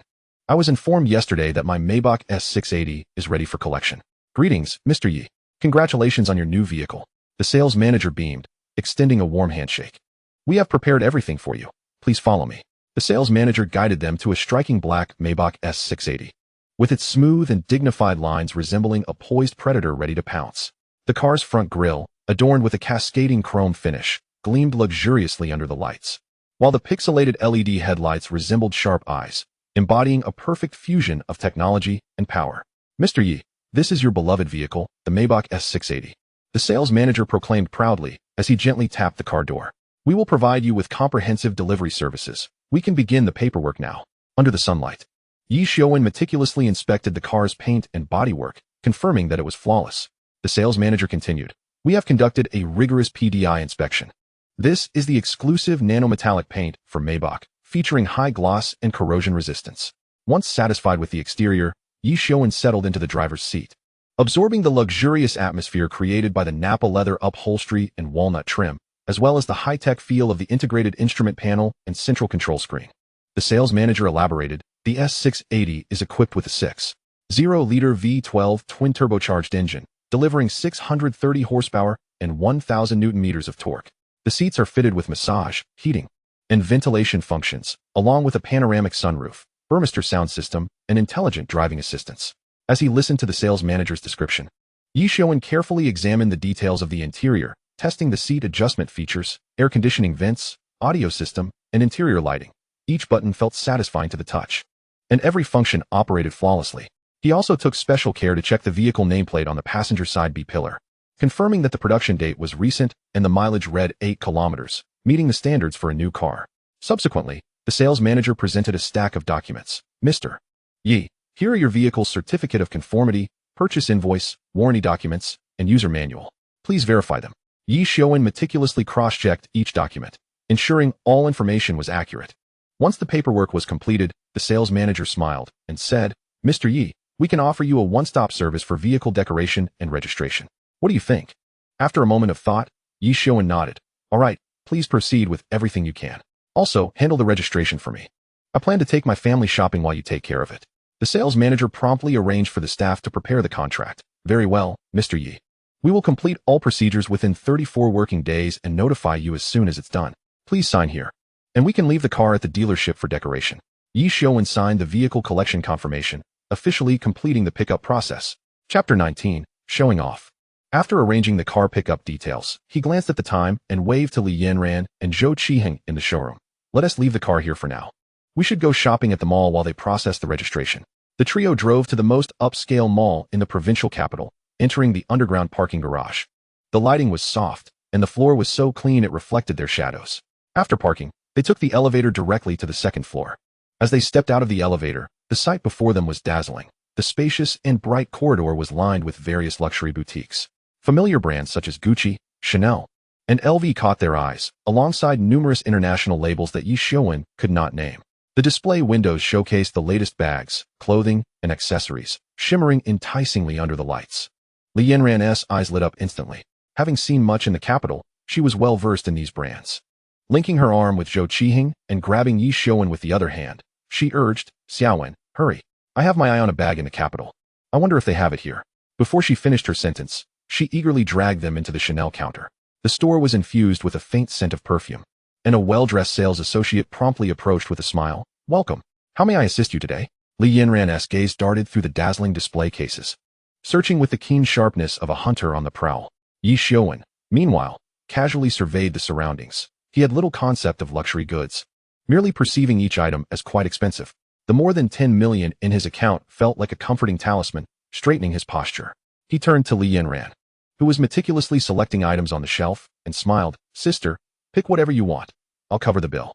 Li Yanran's eyes sparkled, and a sly smile crept across her lips. "All right, don't worry, little brother. I won't hold back on spending. I must seize this opportunity to indulge." Without missing a beat, she clicked her way over to the bag section, resembling a little cat fixated on its prey. Ye Xiuwen's bold declaration was akin to a pebble cast into a tranquil lake, instantly drawing the attention of several customers in the store. Some looked on curiously, others with disdain, while many merely cast a fleeting glance. Ye Xiuwen initially paid it no mind, yet at that moment, a couple sauntered in from the opposite side. The man, in his 50s, wore a meticulously tailored dark gray suit, with refined cufflinks peeking from his sleeves, and a Rolex gleamed coldly on his wrist under the lights. However, upon a closer look, one could see a shiny, bald head above a sparsely populated hairline, with the remaining strands artfully combed over in an attempt to conceal his gleaming dome. The woman beside him presented a stark contrast. Her voluminous waves cascaded down. The tips dyed a golden brown, her makeup bold, and her lips the color of ripe cherries. Clad in a sequin dress that clung to her curves, with each step, the hem swayed with an intentional allure, leaving a trail of her potent perfume in the air. She cast a glance at Ye Xiuwen, her lips curling into a mocking smile as she deliberately raised her voice to her companion. Darling, has the standard of Chanel fallen so low? Anyone can waltz in here now? Just listen to him boasting about buying whatever he fancies. It's like a toad yawning. What audacity. He should take a look in the mirror to see if he possesses the means for such pretensions. This is a luxury store, not a place for his ostentation. The man quickly chimed in, a smirk playing on his lips. Indeed, we should avoid coming here in the future to prevent lowering our standards. It seems anyone can saunter in nowadays. Ye Xiuwen furrowed his brow. He initially intended to ignore them, but their taunts seemed intentional, each remark sharper than the last. The woman covered her mouth with a delicate laugh, then added with a sharp edge, "Ah, these young folks today will say anything for the sake of face. They probably don't even know how much they earn in a month, let alone whether their salary is enough to buy even a portion of a handbag. Just wait and see. Once they inquire about the price, they'll surely slink away in shame." The man laughed heartily, patting the back of the woman's hand, feigning generosity. "Darling, don't stoop to their level. If they can't afford it, I'll buy you anything under 200,000 today. Pick whatever you like." Ye Xiuwen's gaze turned icy as he glanced at the couple. At that moment, Li Yanran halted her search for a handbag and slowly turned around. Her eyes sharp as daggers, piercing directly into the couple. Ye Xiuwen turned his head slowly, his gaze like a cold blade sweeping over the duo. A faint smirk curling at the corners of his lips. "What's the matter, uncle? Do we need to show our credentials to enter such a place? We can come and go as we please. What business is it of yours? Haven't you ever heard the saying, don't judge a book by its cover, nor the sea by a ladle?" The woman immediately let out a sharp laugh, covering her mouth, her eyes brimming with derision. "Oh dear, listen to this tone. Young man, don't be too arrogant. Looking at your attire, I'd wager it doesn't even total 1,000 yuan. Who gave you the audacity to flaunt yourself at Chanel? Just look at my husband. Without mentioning anything else, this belt alone could buy you several outfits. That's what a successful man looks like. Do you understand? If I were you, I'd leave now to spare myself the embarrassment." A glimmer of coldness flashed in Ye Xiuwen's eyes, yet his smile remained intact. "Is this uncle your husband? Quite the mouth on him, but I wonder if his body can keep up. What tonics has he been taking lately? Perhaps you could share some tips with me so that by the time I reach your age, I too can prepare myself." The man's expression darkened, his eyes widening in outrage. "Kid, watch your words. Don't be so sharp-tongued." Ye Xiuwen raised an eyebrow, his voice low yet laced with a cutting edge. "If you hadn't provoked me, would I have spoken to you this way? You don't show me respect, so why should I extend any to you? Who do you think you are? Dressed so shoddily, one might mistake you for the richest man in Huagua. Just because you have a bit of money doesn't mean you need to act like a nouveau riche. I can't even be bothered to address you." Upon hearing this, the middle-aged man's face darkened, and he jabbed his finger towards Ye Xiuwen, shouting, "Kid, speak with some respect. I've been through the grind in the business world for years, and have consumed more salt than you've eaten rice. When I was doing construction, you were still a child at the threshold." The woman beside him immediately chimed in, her voice sharp and filled with pride. "Exactly. You're just a little kid who doesn't know fear. How dare you call my husband a nouveau riche? My husband owns a real estate company worth at least 100 million. He can decide to buy this mall at a whim. What do you have to compare with us?" As she spoke, she deliberately flaunted the diamond bracelet on her wrist, as if showcasing her spoils. The surrounding customers watched with keen interest, some whispered among themselves, while others discreetly took out their phones to record the spectacle. Just then, a crisp notification chimed in Ye Xiuwen's mind. "System alert. A boastful individual has been detected nearby. The host is rewarded with ownership of a shopping mall in Yida City Square. Please check the rewards." Ye Xiuwen paused momentarily, but his cold smile remained unbroken. Engaged in a verbal duel with the couple, he paid no mind to the sudden system notification. Slowly, he spoke. "A net worth exceeding 100 million? Is your husband's company building restrooms within the third ring road?" As soon as he uttered this, muffled laughter erupted around them. The woman's face flushed crimson, while the middle-aged man's rage was palpable, with veins bulging on his forehead. Chapter 20. A slap in the face. The middle-aged man took a deep breath. suppressing his anger as he gritted his teeth. Kid, don't flaunt your clever tongue here. It's not about words. Let us see some real money. If you're so capable, buy a bag for me to see. Ye Xiuwen raised an eyebrow, a hint of amusement in his eyes. Uncle, what if I can afford it? How about a wager? Let us not talk about who can or cannot buy. Let us compare cash on hand. Are you game? His words drew the attention of everyone present. Even the sales assistant paused in her actions, holding her breath in anticipation. The middle-aged man sneered. Let us do it. Who is afraid? Ye Xiuwen leisurely pulled out a bank card from his wallet, slapping it onto the counter with a sharp sound that echoed in the quiet store. This card holds 10 million in cash. His voice, though soft, carried an undeniable confidence. Now, if you have more than 10 million in cash, I will lose 100,000 to you on the spot. If not, you owe me 100,000. Do you dare? Gasps of disbelief rippled through the crowd. The middle-aged man's expression shifted, his grip on the handbag tightening as his eyes flickered between the card and Ye Xiuwen's face, as if assessing whether he was merely bluffing. The sales assistant hesitated for a moment, quietly suggesting, Sir, our store can verify the card balance. Ye Xiuwen waved his hand, smiling faintly at the sales assistant. No rush. This uncle hasn't accepted the challenge yet. We can verify once he agrees. He fixed his gaze on the middle-aged man, like a predator eyeing a hesitant prey. The middle-aged man's face oscillated between shades of green and white, clearly weighing whether Ye Xiuwen was genuine or merely posturing. The woman leaned closer to him, whispering sweetly, Darling, don't be afraid. Accept the bet. I can't believe this shabby-looking guy can actually produce 10 million. He is definitely bluffing. Provoked by her words, the middle-aged man gritted his teeth and slammed his hand on the counter. Fine. Let us bet. First, let the sales assistant verify. If there is truly 10 million on that card, I'll concede. If not, you need to pay me 100,000. Just kneel down and bark like a dog 3 times, and we'll call it quits. Ye Xiuwen chuckled heartily at this. Uncle, let us keep our word. A real man's spit is like a nail, no backing out. As he spoke, he pushed the bank card in front of the sales assistant. Please verify the balance. At the same time, he mentally transferred 10 million into the card from the system. Just as the sales assistant was about to take the card, Zhou Qiheng arrived, pressing down on the card with a firm hand. Wait, use this one. He pulled out another card from his pocket. One that represented his entire savings after buying a car and a house, just enough to reach 1 million. Ye Xiuwen was momentarily taken aback.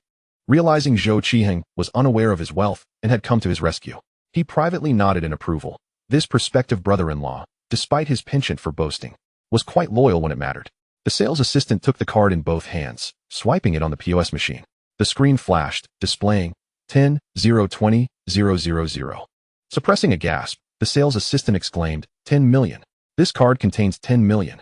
As her words echoed through the store, gasps of astonishment filled the air. The middle-aged man's face turned a deep shade of red, while the woman's complexion drained of color. Exchanging a glance with one another, they said nothing. As the middle-aged man abruptly grasped the woman's hand and turned to leave, Ye Xiuwen called out leisurely after them. Hey, uncle, what is the matter? Can't take the loss. Are you really going to slink away like this? Aren't you supposed to be a tough guy from the Northeast? Is your pride worth so little? The couple fled the Chanel store in a hasty retreat, their embarrassment palpable. Ye Xiuwen turned to Zhou Qiheng and said, Thanks, brother Zhou.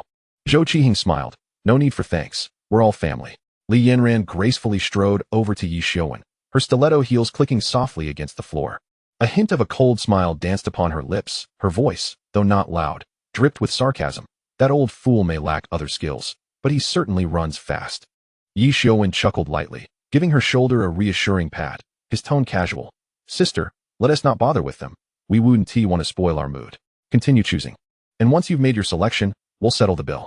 Only then did Li Yanran turn back, returning to the shelves, her gaze sweeping over the exquisite array of bags, as if appraising a collection of fine art.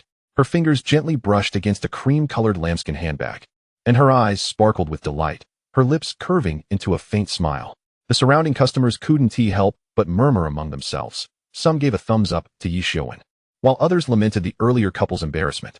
As if oblivious to their whispers, Ye Xiuwen ambled over to Li Yanran's side, casually picking up a black clutch and presenting it to her.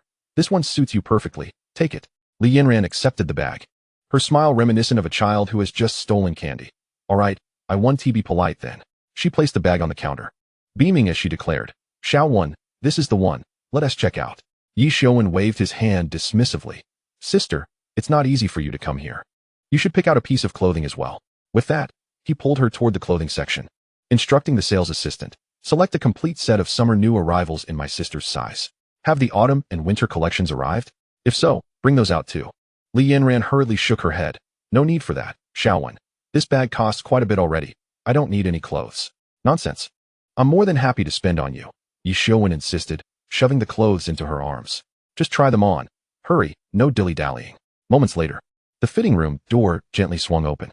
Li Yanran emerged clad in a white silk camisole dress, the hem grazing her knees. Cinched at the waist with a champagne-colored silk ribbon, accentuating her delicate figure. The silk shimmered under the lights, enveloping her in a misty allure. She twirled before the mirror, her long hair flowing gracefully with her movements, embodying the elegance of a gardenia in bloom. Ye Xiuwen's eyes widened in admiration. Unable to suppress a whistle, this dress is simply tailored for you.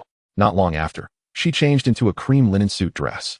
The fitted blazer complemented a light beige silk blouse, the neckline subtly revealing a hint of allure. The high-waisted A-line skirt fell to mid-calf, swaying gently as she walked. The ensemble rendered her both poised and graceful, reminiscent of a confident, sophisticated woman in the urban workplace. Zhou Qiheng couldn't help but give a thumbs up. This outfit would undoubtedly make you the center of attention at any meeting. Finally, she donned a burgundy cashmere coat. Its soft, delicate fabric glistening warmly under the lights. The coat featured a classic cocoon design, falling just below the knee, offering both warmth and elegance. Underneath, she wore a matching velvet dress, its hem adorned with subtle pleats that swayed gently as she moved. The burgundy hue enhanced her porcelain complexion, exuding a mature and graceful charm. Li Yanran stood before the mirror, her hands gently caressing the coat's fabric. Her smile radiating warmth akin to the winter sun. I don't believe I have this color yet. Ye Xiuwen promptly replied, if you like it, let us wrap it up. Like a delicate butterfly, Li Yanran flitted between the fitting room and the mirror, each outfit unveiling a new surprise, be it refreshing, sharp, or elegant. Chapter 21, Checkout. The sales assistant meticulously packed the bags and clothing into exquisite shopping bags. Sir, your total comes to 48,000. Ye Xiuwen casually presented his mobile payment code. Beep, payment successful. The assistant handed over the receipt. Sir, your receipt. Ye Xiuwen accepted it without a glance, stuffing it into his pocket. Thank you. At that moment, the reflection in the glass door revealed two furtive figures, the very couple from earlier. They hadn't strayed far, lurking outside, peering in as they watched Ye Xiuwen carry a Chanel shopping bag, laughing and chatting with Li Yanran and Zhou Qiheng. The woman's lips moved as if to say something, but the middle-aged man abruptly pulled her back. Their faces were ashen, as if they had swallowed a fly. Ye Xiuwen appeared oblivious to their presence, strolling past them with a light step. Just as they brushed shoulders, he leisurely remarked, Uncle, remember next time not to challenge someone to a money contest. It's easy to lose everything, even your pants. The man's face turned a deep shade of purple, yet he was rendered speechless. The woman stomped her feet in frustration, helplessly watching as they faded into the crowd. Ye Xiuwen, Zhou Qiheng, and Li Yanran wandered casually on the first floor, bags in hand. Turning a corner, they arrived at the cosmetics section, where rows of counters gleamed brightly, various brand logos sparkling under the lights. Ye Xiuwen's eyes lit up as he turned to Li Yanran. Sister, let us check out the cosmetics. Didn't I promise to buy you a lipstick? Entering, you can choose for yourself. I'm not familiar with the shades, just try them out. Li Yanran quickly waved her hand. No need, Xiao Di. The bag and clothes have already cost quite a lot. Let us skip the lipstick. How can that be? Ye Xiuwen raised an eyebrow, his tone leaving no room for refusal. A promise is a promise. Don't worry, this little expense is nothing. With that, he grasped the shopping bags in one hand and gently nudged Li Yanran with his shoulder, half pushing, half leading her into the cosmetics section. Zhou Qiheng chuckled, shaking his head. Xiaowen, you don't have to spend on this. I'll buy it for your sister. You've already spent enough. Let me handle the cosmetics. Ye Xiuwen waved his hand dismissively. Brother Zhou, what you buy is yours to spend. Once we return to Beijing, you'll have plenty of opportunities to open your wallet. But now that we're on my turf, don't try to take this from me. Ye Xiuwen mused inwardly. After all, this money was brought by you, so consider it some interest paid. Besides, the beneficiary is my sister. The trio entered the Dior store, finding a corner to set down their shopping bags before accompanying Li Yanran as she began selecting lipsticks. Rows of exquisite lipsticks were neatly arranged on the counter, ranging from deep reds to tangerine, from nude pinks to rosy hues, a dizzying array of colors. Aren't they all just red? Why are there so many variations? He muttered softly. Li Yanran chuckled at his confusion. You wouldn't understand. The world of lipsticks is quite complex. The sales assistant, beaming with a smile, approached. Miss, what would you like to see? Let us take a look at the lipsticks, Li Yanran replied. The assistant immediately opened the counter, retrieving several testers. gently swiping a shade across Li Yinran's hand. What do you think of this color? She proceeded to showcase several more shades, quickly transforming Li Yinran's hand into a vibrant rainbow. At that moment, Ye Xiuwen's phone rang. He answered, and before he could say much, the caller enthusiastically introduced himself. Hello, Mr. Ye. I am Zhang Qinian, the general manager of the mall. Do you have a moment? I would like to discuss the transfer of the mall with you. The chairman has entrusted me with this task, and I would like to know when you would be available for me to bring the contract for handover. Ye Xiuwen raised an eyebrow. Glancing around, I'm currently in the cosmetics section of the mall. I'm free at the moment. Please set a time. That is wonderful, Mr. Ye. I'll come over to find you right away. Please hold on for a moment. The urgency in the other's voice was palpable. All right. Ye Xiuwen replied before ending the call. Before long, he noticed 5 or 6 people hurrying toward the cosmetics section. Leading the group was a middle-aged man in his 40s. Impeccably dressed in a tailored dark gray suit, adorned with a striped tie, his stride confident and purposeful. Following him were several staff members, carrying folders and briefcases. The leading man took out his phone and pressed the dial button. Not long after, Ye Xiuwen's phone rang. He glanced at them before answering the call. A composed male voice immediately resonated from the other end. Mr. Ye, good day. We have arrived at the cosmetics section. May I inquire about your location? I am right in front of you, Ye Xiuwen replied, raising his phone and waving his hand. The middle-aged man spotted him instantly, hung up the phone, and briskly approached with several companions. Mr. Ye, greetings. The lead middle-aged man beamed, extending his hand. I am Zhang Qinian, the general manager of the mall. I did not expect Mr. Ye to be so young and accomplished. Truly, the tides of the Yangtze River pushed the waves ahead. Ye Xiuwen shook his hand and smiled. Manager Zhang, you flatter me. I appreciate you making the special trip. Not at all. It is our duty, Zhang Qinian replied, taking a document folder from one of his companions. I have prepared the contract. Please take a look. Ye Xiuwen surveyed the surroundings, a slight frown creasing his brow. It's quite crowded and noisy here. It's not very convenient to discuss matters. Perhaps we could find a quieter place for a detailed conversation? Oh, I must apologize for my oversight, Zhang Qinian said hastily. Would you be amenable to moving to my office?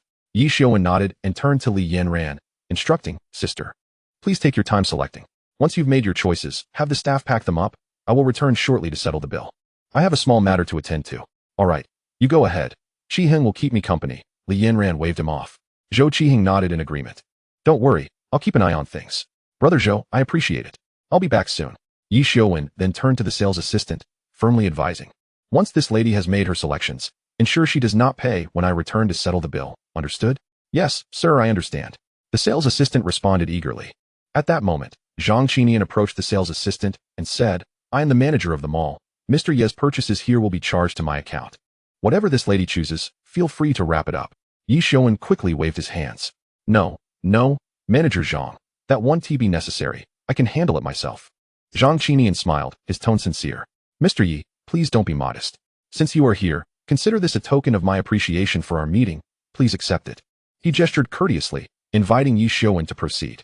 Ye Xiuwen, somewhat resigned, shook his head and told Li Yinran, Sister, take your time. He nodded at Zhou Qiheng before following Zhang Qinian out of the cosmetics section. They took the elevator to the 4th floor. Zhang Qinian opened the door to his office, guiding Ye Xiuwen inside. The office was spacious and bright, featuring a massive floor-to-ceiling window with a panoramic view of the entire mall. In the center was a reception area furnished with a high-end leather sofa and an elegant tea set on the coffee table. On the opposite side stood a sturdy mahogany desk, neatly arranged with documents and a laptop. The overall decor exuded luxury while maintaining an air of sophistication, permeated by a sense of steady professionalism. Zhang Qinian invited Ye Xiuwen to sit on the sofa and personally poured him a cup of tea. Mr. Ye, please enjoy some tea. Ye Xiuwen accepted the teacup, scanning the office with a gentle smile. Manager Zhang, your office is quite impressive. Zhang Qinian smiled slightly and pushed the contract folder toward Ye Xiuwen. Mr. Ye, shall we commence? Chapter 22, Signing the Contract and Recruiting Talent. Ye Xiuwen gazed at the substantial stack of documents, procedures, and contracts on the coffee table, feeling his head buzz with the dense legal jargon and professional terminology. Resembling an impenetrable tome, just a few days prior, he had been an ordinary citizen, toiling daily for a living. With the advent of the system, he had only just begun to accumulate some wealth, barely qualifying as a nouveau riche. However, he had never encountered such commercial negotiations before, let alone decipher these contracts. He casually pulled out a contract, his brow furrowing into a deep furrow. The obligations of Party A, the rights of Party B, and breach of contract responsibilities left him utterly bewildered, unsure of where to even begin his sigh of frustration. just as he was about to inquire with Zhang Qinian. His phone rang unexpectedly. Ye Xiuwen smiled awkwardly at Zhang Qinian. I apologize. Please excuse me. I need to take this call. Zhang Qinian smiled warmly. Mr. Yi, please go ahead.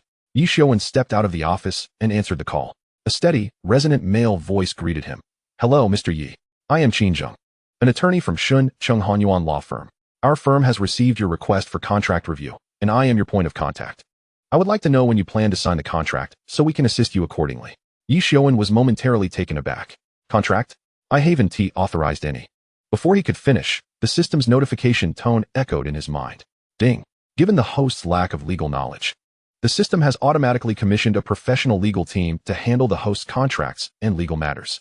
Upon hearing the system's notification, Ye Xiuwen felt as though he had been injected with a surge of adrenaline, his spirits lifting instantly. If the system were a person, he would have rushed over to give it a hearty embrace, grateful for this timely assistance. It was akin to receiving a pillow just as he was about to doze off. He took a deep breath, striving to keep his voice steady. Attorney Qin, greetings. I was just lamenting my inability to comprehend these contracts. Are you available at the moment? I am in the general manager's office on the 4th floor of the mall. I am indeed available, Qin Zheng responded, his tone still steady. If it suits you, I can come over now to explain the contract details in person and provide some advice. Ye Xiuwen felt a wave of relief wash over him. That would be splendid. I appreciate your assistance. After hanging up, he exhaled deeply and returned to the office. Smiling at Zhang Qinian. Manager Zhang, I apologize for the wait. My lawyer will be here shortly. Zhang Qinian blinked in surprise, then expressed admiration. Mr. Yi, you are quite thoughtful. Ye Xiuwen scratched his head, secretly relieved that the system had efficiently secured a lawyer. Otherwise, he would have likely signed the contract in utter confusion. He pushed the contract aside, leaned back on the sofa, and, with his hands clasped over his abdomen, spoke in a calm manner. Manager Zhang, let us set aside the contract for now. We will sign it once my lawyer arrives. I have a few questions I would like to consult you about first. Zhang Qinian promptly sat up straight, his demeanor respectful. Please, Mr. Yi, go ahead. Ye Xiuwen looked at him intently. After I take over the mall, what arrangements are in place for you and the management team from the group? Zhang Qinian smiled slightly, his tone steady. The group indeed has plans. Managers like myself and various department heads will need to be reassigned by the group. However, rest assured, we will continue to work here for a period of time until your appointed personnel can fully take over. We will provide you with a transition period to ensure the mall operates smoothly without disruption. Ye Xiuwen nodded, his fingers lightly tapping on the armrest of the sofa as he seemed to ponder something. After a brief pause, he lifted his gaze, his expression somewhat hesitant. Manager Zhang, I have a personal question to ask. I hope it does not offend. Zhang Qinian quickly waved his hand. Mr. Yi, you are too polite. Please ask whatever you wish. I shall answer candidly if I possess the knowledge. With that encouragement, Ye Xiuwen spoke directly. Then I shall be forthright. Manager Zhang, what is your approximate annual salary within the group? An immediate silence enveloped the office, the ticking of the wall clock becoming distinctly audible. Zhang Qinian was completely unprepared for Ye Xiuwen's sudden inquiry. The words had been spoken, and silence was no longer an option. After a brief moment of hesitation, he replied candidly, Mr. Yi, my annual salary is not particularly high. Including performance bonuses, it amounts to approximately 800,000. May I inquire as to why you ask? Ye Xiuwen responded with a gentle "oh," waving his hand dismissively. Manager Zhang, do not overthink it. This is my first foray into the commercial sector, and I have prepared rather hastily. I currently lack available personnel. I merely wish to inquire if you have any thoughts on changing jobs. Zhang Qinian was momentarily taken aback and was about to speak when Ye Xiuwen raised his hand, indicating for him to listen. Although this is my inaugural venture into this field, I comprehend that a small company has its own advantages. Ye Xiuwen's tone was calm, yet his gaze bore an air of conviction.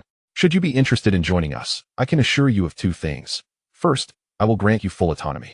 All matters pertaining to the business will be under your complete jurisdiction. Second, regarding your salary, I can offer a 20% increase over your current earnings, bringing it to 960,000, with additional bonuses based on year-end profits. Zhang Qinian's breath hitched slightly, his eyes reflecting a flicker of surprise. Ye Xiuwen continued, moreover, within the company, aside from myself, you will hold the second highest position. Your authority will be substantial, and the potential for advancement is significant. Should you join us, you will be considered one of our founding members. In the future, if the business expands or ventures into new cities, your status and opportunities as the first to join are self-evident. He paused, his tone becoming more direct. To put it bluntly, even if you were to return to Yida Group, there is no guarantee that a position as general manager awaits you, let alone any assurances regarding your current compensation. However, If you come to my company, I can immediately provide you with a clear role, remuneration, and prospects for growth. My principle is simple. Distrust the untrustworthy and trust the trustworthy. At that point, I will only assign a financial officer, and all other matters will be at your discretion. The office fell into a silence for several seconds, the only sound being the ticking of the wall clock. Zhang Qinian lowered his gaze, his fingers lightly tapping the armrest, clearly weighing the pros and cons. He sensed Ye Xiuwen's sincerity and could not deny the allure of the offer presented. Ye Xiuwen did not rush him. He simply lifted his teacup, sipping leisurely, granting Zhang Qinian time to ponder. On the surface, Ye Xiuwen appeared calm, casually caressing the rim of his cup. Yet internally, he felt a greater tension than Zhang Qinian. If Zhang Qinian declined, he would have to start from scratch, recruiting, training, and familiarizing himself with the operations of the business, a daunting task for someone newly acquainted with commercial management. At that point, not only would immediate operations be in jeopardy, but stabilizing the situation within a month would be a considerable challenge. His earlier statements about trusting his employees were not merely bold assertions, they were born from necessity. If he had suitable personnel at his disposal, he would never relinquish such vast authority nor paint such grand visions. The harsh reality was that his time in the industry was too brief, and his network was nearly non-existent. The depths of the commercial world remained largely uncharted for him, and the only viable strategy was to retain the seasoned veteran before him. At that moment, his singular thought was to hope Zhang Qinian would acquiesce. Chapter 23. The commercial venture. The office was enveloped in silence, with Ye Xiuwen and Zhang Qinian each calculating their next steps. Minutes later, a knock came at the door. The secretary entered, leading a man in his 40s, donning gold-rimmed glasses. Dressed in a sharp, dark gray suit, the man exuded a professional aura, his gaze keen and composed. Mr. Yi, this is Attorney Qin, the secretary introduced. Qin Zheng smiled and extended his hand to Ye Xiuwen. Mr. Yi, it is a pleasure to finally meet you. Ye Xiuwen quickly rose to shake his hand. Attorney Qin, I appreciate you making the trip. Qin Zheng scanned the documents on the coffee table and nodded in understanding. Let us begin with this transfer agreement. I will explain each clause to ensure your rights are safeguarded. Zhang Qinian observed, a hint of surprise crossing his features. This young man was not only affluent, but also meticulous in his dealings, far more seasoned than he had initially presumed. As soon as Attorney Qin entered, he slipped seamlessly into work mode. He deftly laid the documents on the coffee table, seated himself beside Ye Xiuwen, and began to review the contract clause by clause, occasionally pointing out specific terms and quietly elucidating their legal implications and potential risks. Ye Xiuwen listened attentively, his brow occasionally furrowing and then relaxing. Although many of the legal terms were convoluted, Attorney Qin's clear explanations allowed him to grasp the essential elements of the contract.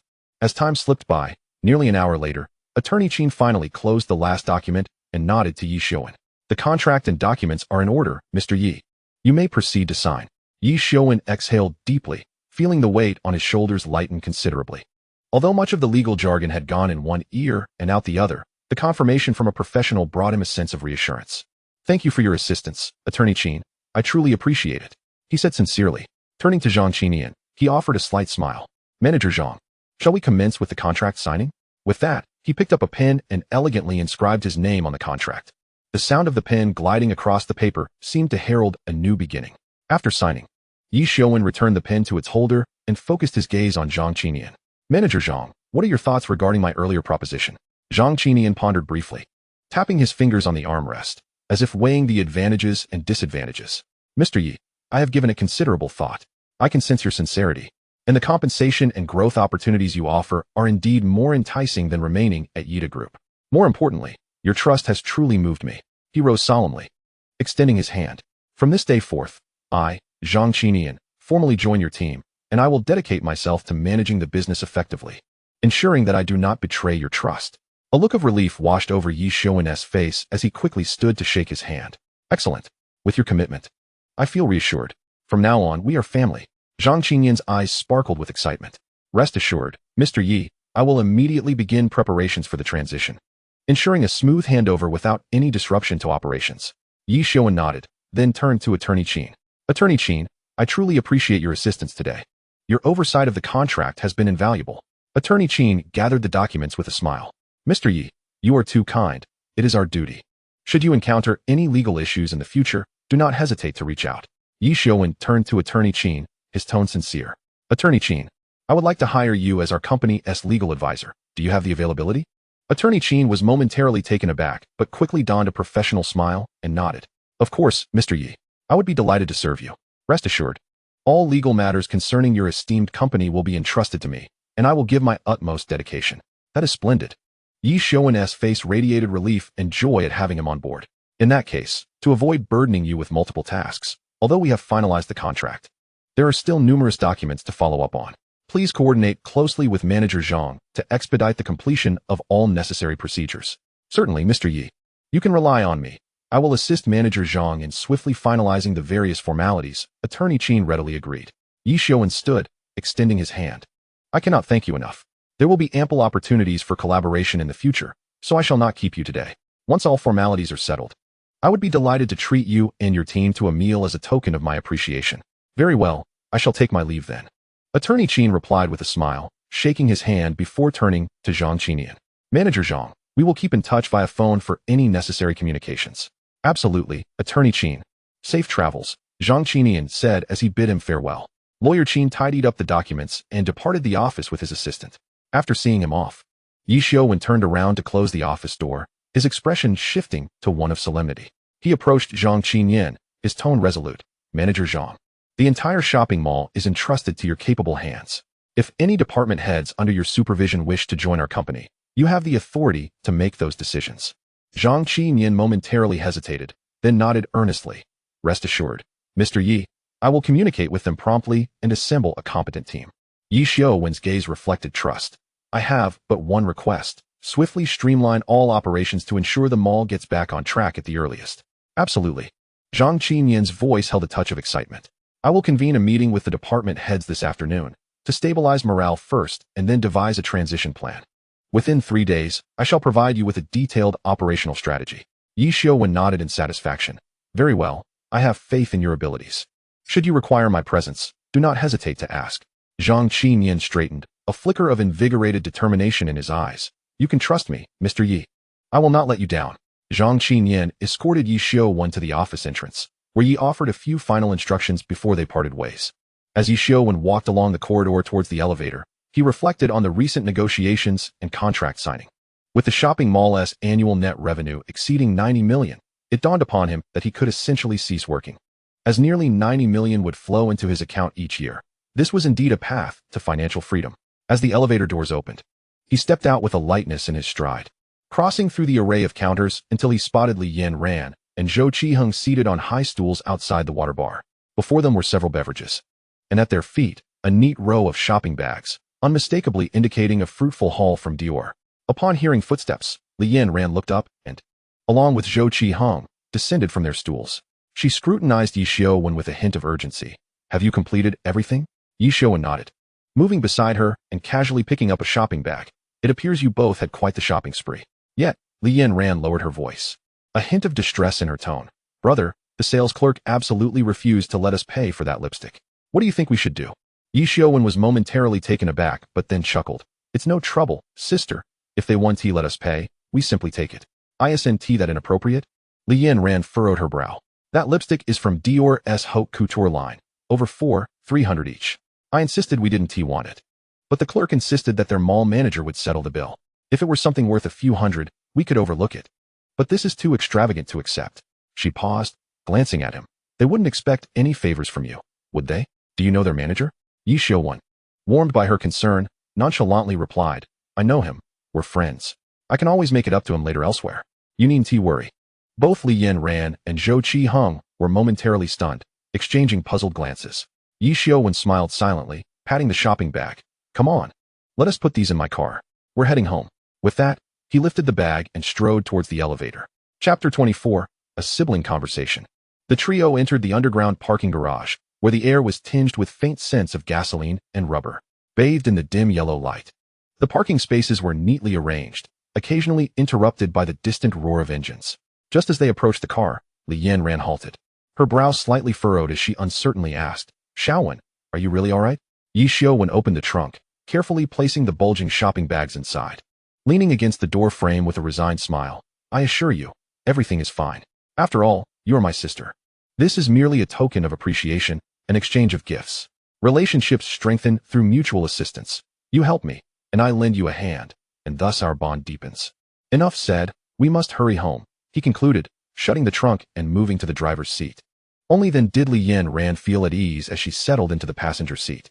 Zhou Qiheng took his place in the back, leaning slightly towards Li Xiuwen, and asked, Xiaowen, are we not going to pick up the Maybach? Ye Xiuwen shook his head. No need. Today was merely for paperwork. The decoration and registration will take a few more days. When the time comes, I'll have the dealership arrange for a tow truck to bring the car back. Zhou Qiheng acknowledged this with an "oh" and fell silent, his gaze drifting to the swiftly passing scenery outside. Ye Xiuwen drove directly onto the highway, with raindrops rhythmically tapping against the windshield, the wipers swaying in time. After more than 2 hours, they arrived back in Donglan City. He first dropped Li Xiuwen and Zhou Qiheng at their uncle's house, where the three disembarked and began transferring the shopping bags into Zhou Qiheng's Maybach in preparation to head upstairs. At that moment, Ye Xiuwen called out to Li Xiuwen, Wait a moment, sister, I need to discuss something with you. He turned to Zhou Qiheng, Brother Zhou, you go ahead, I'll talk with my sister for a bit. Zhou Qiheng nodded. All right, I'll head up first. He then addressed Li Xiuwen. Xiuwen, I'll wait for you upstairs. With a wave, he turned and entered the building. Li Xiuwen looked at Ye Xiuwen, puzzled. What is it that can't be said in front of others? Ye Xiuwen opened the car door. Sister, please get in. I'll explain inside. After she climbed into the passenger seat, he took his place behind the wheel. Li Xiuwen crossed her arms, leaning slightly forward. All right, what's on your mind? Ye Xiuwen regarded her seriously. Sister, how did you meet Zhou Qiheng? Are you aware that his Maybach is a fake? Li Xiuwen leaned back in her seat, her demeanor untroubled. Of course, I know. What? You knew? Ye Xiuwen was clearly taken aback by this revelation, as he had assumed his sister was unaware and had been deceived. Li Xiuwen smiled, explaining, Oh, this is quite an amusing story. You asked how I met Zhou Qiheng, didn't you? I was enrolled in a combined bachelor's and doctoral program during college, and while pursuing my doctorate, I shared an advisor with his sister, who is 2 years my senior. We got along well, and she looked after me quite a bit. After she graduated, she joined the hospital where I currently work. 2 years later, I also started working, and we ended up in the same department. Ye Xiuwen nodded. So, it was his sister who introduced you to him? Not quite. Li Xiuwen shook her head. At that time, I wasn't even aware he had a younger brother. Let me explain further. During my second year of work, his mother was hospitalized due to acute pancreatitis and required surgery. As you know, doctors often struggle to treat their own family members, so he arranged for his mother to be under my care. I was responsible for her surgery, and I continued to follow up on her treatment. Over time, I became familiar with her. Somehow, she took a liking to me and had his sister discreetly inquire about me, which led to Zhou Qiheng being introduced to me. She paused before continuing. Initially, I was reluctant, but his sister persistently persuaded me. I thought I'd give it a try. As I got to know him, he seemed rather decent. Aside from a bit of vanity, he had no significant flaws. Ye Xiuwen expressed his surprise. Sister, you even noticed his vanity? Li Xiuwen looked at her brother, puzzled. Did you notice it too? Of course, Ye Xiuwen chuckled. Just look at his car. Moreover, the income he mentioned to you must be exaggerated. Li Xiuwen displayed an understanding expression. I'm aware.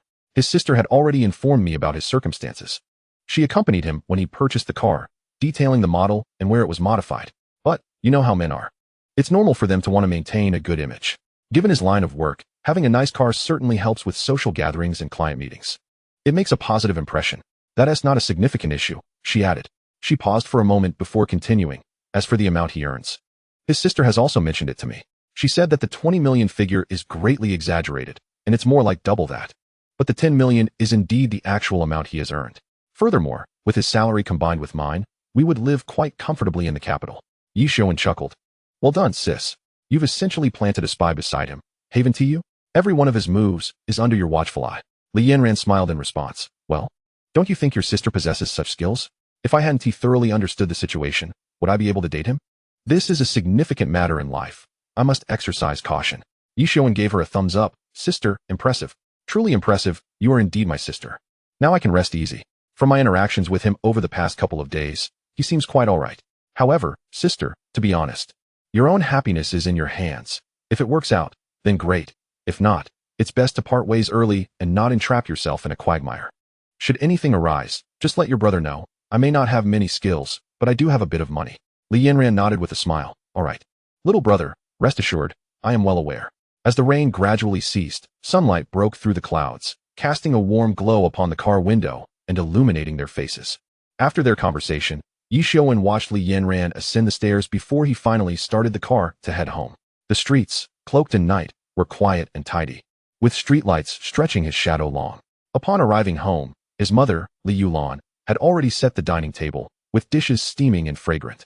Ye Xiuwen changed into slippers, promptly entered the bathroom to wash his hands, and then took a seat at the dining table, lifting his rice bowl and chopsticks to devour several mouthfuls. Ye Xiuwen and his father, Ye Xiuwen, soon joined him in the meal. Xiaowen, slow down. No one is competing with you, his mother chided, observing his ravenous demeanor. What's this? You returned from an outing like a starving ghost. Did your sister forget to feed you? With his mouth full, Ye Xiuwen mumbled, I had lunch. But I haven't eaten since then. After driving for several hours back from the provincial capital, I'm famished. Ye Xiuwen nodded, unable to resist asking. Did you talk to your sister? What did you find out about Zhou Qiang?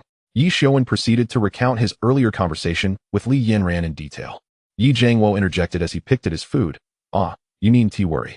Xiaoyan has always been clever. She wouldn't allow herself to be at a disadvantage. That's not the same. Li Yulan immediately countered. This girl is out there. Can't you be a bit more attentive? It's not like boys, in the end. It's always the girls who suffer. If I don't care, who will? You gentlemen don't seem to care much. Ye Jiangwo waved his hand dismissively. All right. You take care of it. You worry too much every day. Chapter 25, Finding an Accountant. Ye Xiuwen sat nearby, enjoying his meal while watching his parents bicker with delight. Li Yufan shot him a glare. Eat. Just focus on your food instead of enjoying the spectacle. Ye Xiuwen quickly swallowed his food and cheerfully asked Mom, do you know any accountants? Li Yufan, puzzled, set down her bowl and looked at her son. Huh? Why do you ask that? Nothing much, Ye Xiuwen explained. A friend of mine has opened a shopping mall and has just taken over. He doesn't have anyone suitable on hand and is primarily in need of an accountant to manage the finances. He asked me to help find someone experienced. I thought since you meet many people, maybe you know an experienced accountant. Ye Xiuwen had learned to be clever. Anything inconvenient to say was conveniently attributed to that non-existent friend. This way, he could achieve his goal while making it easier for his mother, avoiding a lengthy explanation followed by endless inquiries. Li Yufan pondered seriously for a moment and nodded. You might be in luck. There is indeed someone. One of my patients, who was hospitalized for a while, has been out of work. I think he has been in accounting for about 20 years since graduating. Ye Xiuwen's eyes lit up. Mom, do you have his contact information? If he hasn't found a job, I can introduce him to my friend. All right, Li Yufan nodded. I'll find the number for you shortly. By the way, where is your friend's workplace? In the provincial capital, Ye Xiuwen replied. That could be troublesome. He would have to commute. Li Yufan frowned slightly. That might be a bit of a hassle. He has a family now, and his child is still in school. Commuting to the provincial capital isn't trivial. He might not agree. Ye Xiuwen said, well, we can try calling. My friend is quite sincere, and I believe the salary will definitely be appealing to him. It just depends on whether we can persuade him. Mom, after dinner, could you give him a call and see if we can arrange a meeting? I'd like to discuss his intentions. Li Yufan nodded. All right, I'll call after dinner. The family enjoyed a harmonious dinner, with a gentle aroma of tea wafting through the living room. Ye Jiangwo sat on the sofa with a cup of tea, engrossed in the news broadcast on television, occasionally nodding in apparent agreement with the content. After tidying up the dining table, Li Yufan shook the water off her hands and quickly walked into the living room. She pulled out 2 paper towels from the tissue box, carefully dried her hands, and then retrieved her phone from her pocket to begin searching through her contacts. Ye Xiuwen sat at the other end of the sofa, keeping his father company as they watched television, a cigarette in hand, with the smoke curling upwards, appearing particularly distinct under the light. As Li Yufan scrolled through her phone, she muttered to herself, what was that accountant's name again? I think it was Wang. Something. I need to search thoroughly. Ye Jiangwo, focused on the television, teased without turning around. Your memory truly is lacking. You don't even remember the names of the patients you've treated. You should eat more walnuts to boost your brain. I interact with so many patients each day, Li Yufan retorted. How could I remember each name? I only recall because he was hospitalized for an extended period. Oh, stop interrupting. Just watch your television. After a while, Li Yufan's eyes brightened. I found it. I'll call him right now. She pressed the dial button and held the phone to her ear. Soon, a deep voice answered. Hello? Li Yufan politely inquired. Hello? Is this Mr. Wang Changhai? Yes, this is I, Wang Changhai replied, his voice tinged with curiosity. What can I do for you? I apologize for calling you so late. Li Yufan said with an apologetic smile. I just wanted to ask you something. Have you found a job yet? Wang Changhai fell silent for a few seconds before sighing. Dr. Li, to be honest, ever since I was discharged, my original position was given to someone else. So, I've been unemployed. My health isn't great either. So I haven't rushed to find work. Why do you ask? Li Yufan quickly clarified. Oh, it's like this. My son has a friend who opened a shopping mall in the provincial capital and is in need of an accountant. He just asked me if I knew anyone suitable. And you immediately came to mind. I wanted to see if you would be interested in learning more. There was another pause on the line, seemingly weighing the options. After a moment, Wang Changhai's voice returned, tinged with excitement. Thank you so much, Dr. Li. I can't believe you remembered me amidst your busy schedule. Could you please tell me what the salary and work location would be? The salary details would need to be discussed in person. Li Xiuwen candidly remarked that the shopping mall was newly opened and currently in need of personnel, so she believed the salary would not be too low, especially given the present demand for talent. The job location was in the provincial capital, and she inquired about its convenience. How about this, she suggested. Are you available tomorrow? Let us meet for a discussion regarding salary and benefits. I can ask my son to assist you, so we can have a face-to-face understanding. On the other end of the line, Wang Changhai hesitated for a moment, but soon resolved. All right, I appreciate your help, Dr. Li. I am free all day tomorrow. You may choose the time. Li Xiuwen did not rush to finalize the timing. Instead, she looked up at Ye Xiuwen, her eyes conveying a sense of inquiry. Understanding her cue, Ye Xiuwen leaned slightly forward and lowered his voice. Mom, let us set it for 11:30 tomorrow morning. We can meet at Lao Li's home cooking next to the hospital. It will be a relaxed atmosphere for discussion. Li Xiuwen nodded and brought the phone back to her ear. Mr. Wang, let us schedule for 11:30 tomorrow morning at Lao Li's home cooking next to the hospital. We will wait for you there. Let us keep in touch via phone if there are any changes. Wang Changhai immediately responded, that sounds good, Dr. Li. I will be there on time tomorrow. Thank you so much. I truly appreciate your thoughtfulness. There's no need for such formality. We shall see each other tomorrow. Li Xiuwen smiled as she ended the call and turned to Ye Xiuwen. All set, my son. You can go by yourself tomorrow. I'm quite busy at the hospital. I'll send you his number to save in your phone so you can contact him directly. Ye Xiuwen gave a thumbs up, his face brimming with admiration. Mom, you're amazing. It's clear that your connections are extensive. Li Xiuwen handed over her phone, feigning annoyance. You're so smooth-tongued all day. Make sure you communicate clearly with him tomorrow. We don't want to give the impression that we're being insincere. Understand? Don't worry, Mom. I've got this. Ye Xiuwen assured her, taking the phone and seriously adding Wang Changhai's number with a note indicating accountant Wang for easy reference. Once all arrangements were in place, Ye Xiuwen stood up and said to his parents, Mom, you both stay here. I'll go take a shower, and you should get some rest early. He turned and entered the bathroom, the sound of running water soon filling the small space with warm mist. After finishing his shower, he dried his hair and changed into comfortable loungewear before returning to his room. The soft glow of the room's lighting contrasted with the quiet city outside. Lying on his bed, Ye Xiuwen picked up his phone to scroll through news and social media updates, then reviewed several messages from work groups. As drowsiness gradually overcame him, he yawned, set the phone aside, turned off the light, and snuggled under the covers. Chapter 26. Wang Changhai. A night without incident. The following day, Ye Xiuwen awoke naturally. And when he opened his eyes, it was already past 9 in the morning. Sunlight streamed through the curtains, casting a delicate golden thread across his face. Stretching comfortably, he turned over, groggily checking the time on his phone before leisurely sitting up. After yawning and rubbing his eyes, he quickly washed up and donned a clean light gray shirt and casual trousers, presenting a tidy appearance. Descending the stairs, he noticed the remnants of breakfast his mother had prepared, warming a dish in the microwave and pairing it with a bowl of rice for a simple meal. After breakfast, Ye Xiuwen returned to his room, opened his computer to browse news for a while, and skimmed through several case studies related to shopping mall management, quietly organizing the key points he intended to discuss with Wang Changhai. As time passed and approached 11 o'clock, he shut down the computer, grabbed his jacket and car keys, and headed downstairs to drive straight to Lao Li's home cooking. This restaurant, located on a small street adjacent to the hospital, was modest in size yet clean and tidy, a frequent haunt for local residents. Ye Xiuwen adeptly reserved a private room on the second floor, room 206, ensuring a quiet environment suitable for their discussion. After settling into the room, he surveyed his surroundings. The wooden tables and chairs exuded warmth, adorned with a few landscape paintings on the walls, and a pot of hot tea graced the table. Pouring himself a cup of tea, he took a sip before dialing Wang Changhai's number. The call connected swiftly, and a steady male voice greeted him. Hello? With politeness, Ye Xiuwen replied, Hello, Mr. Wang. I am Li Xiuwen's son. I've reserved a room at Lao Li's home cooking. The room number is 206 on the second floor. Great. I'm almost there, just a turn away. Wang Changhai responded with a hint of urgency. I'll head straight upstairs to find you. Absolutely, Mr. Wang. There's no rush, Ye Xiuwen said, smiling as he ended the call. A few minutes later, a gentle knock echoed at the door of the private room.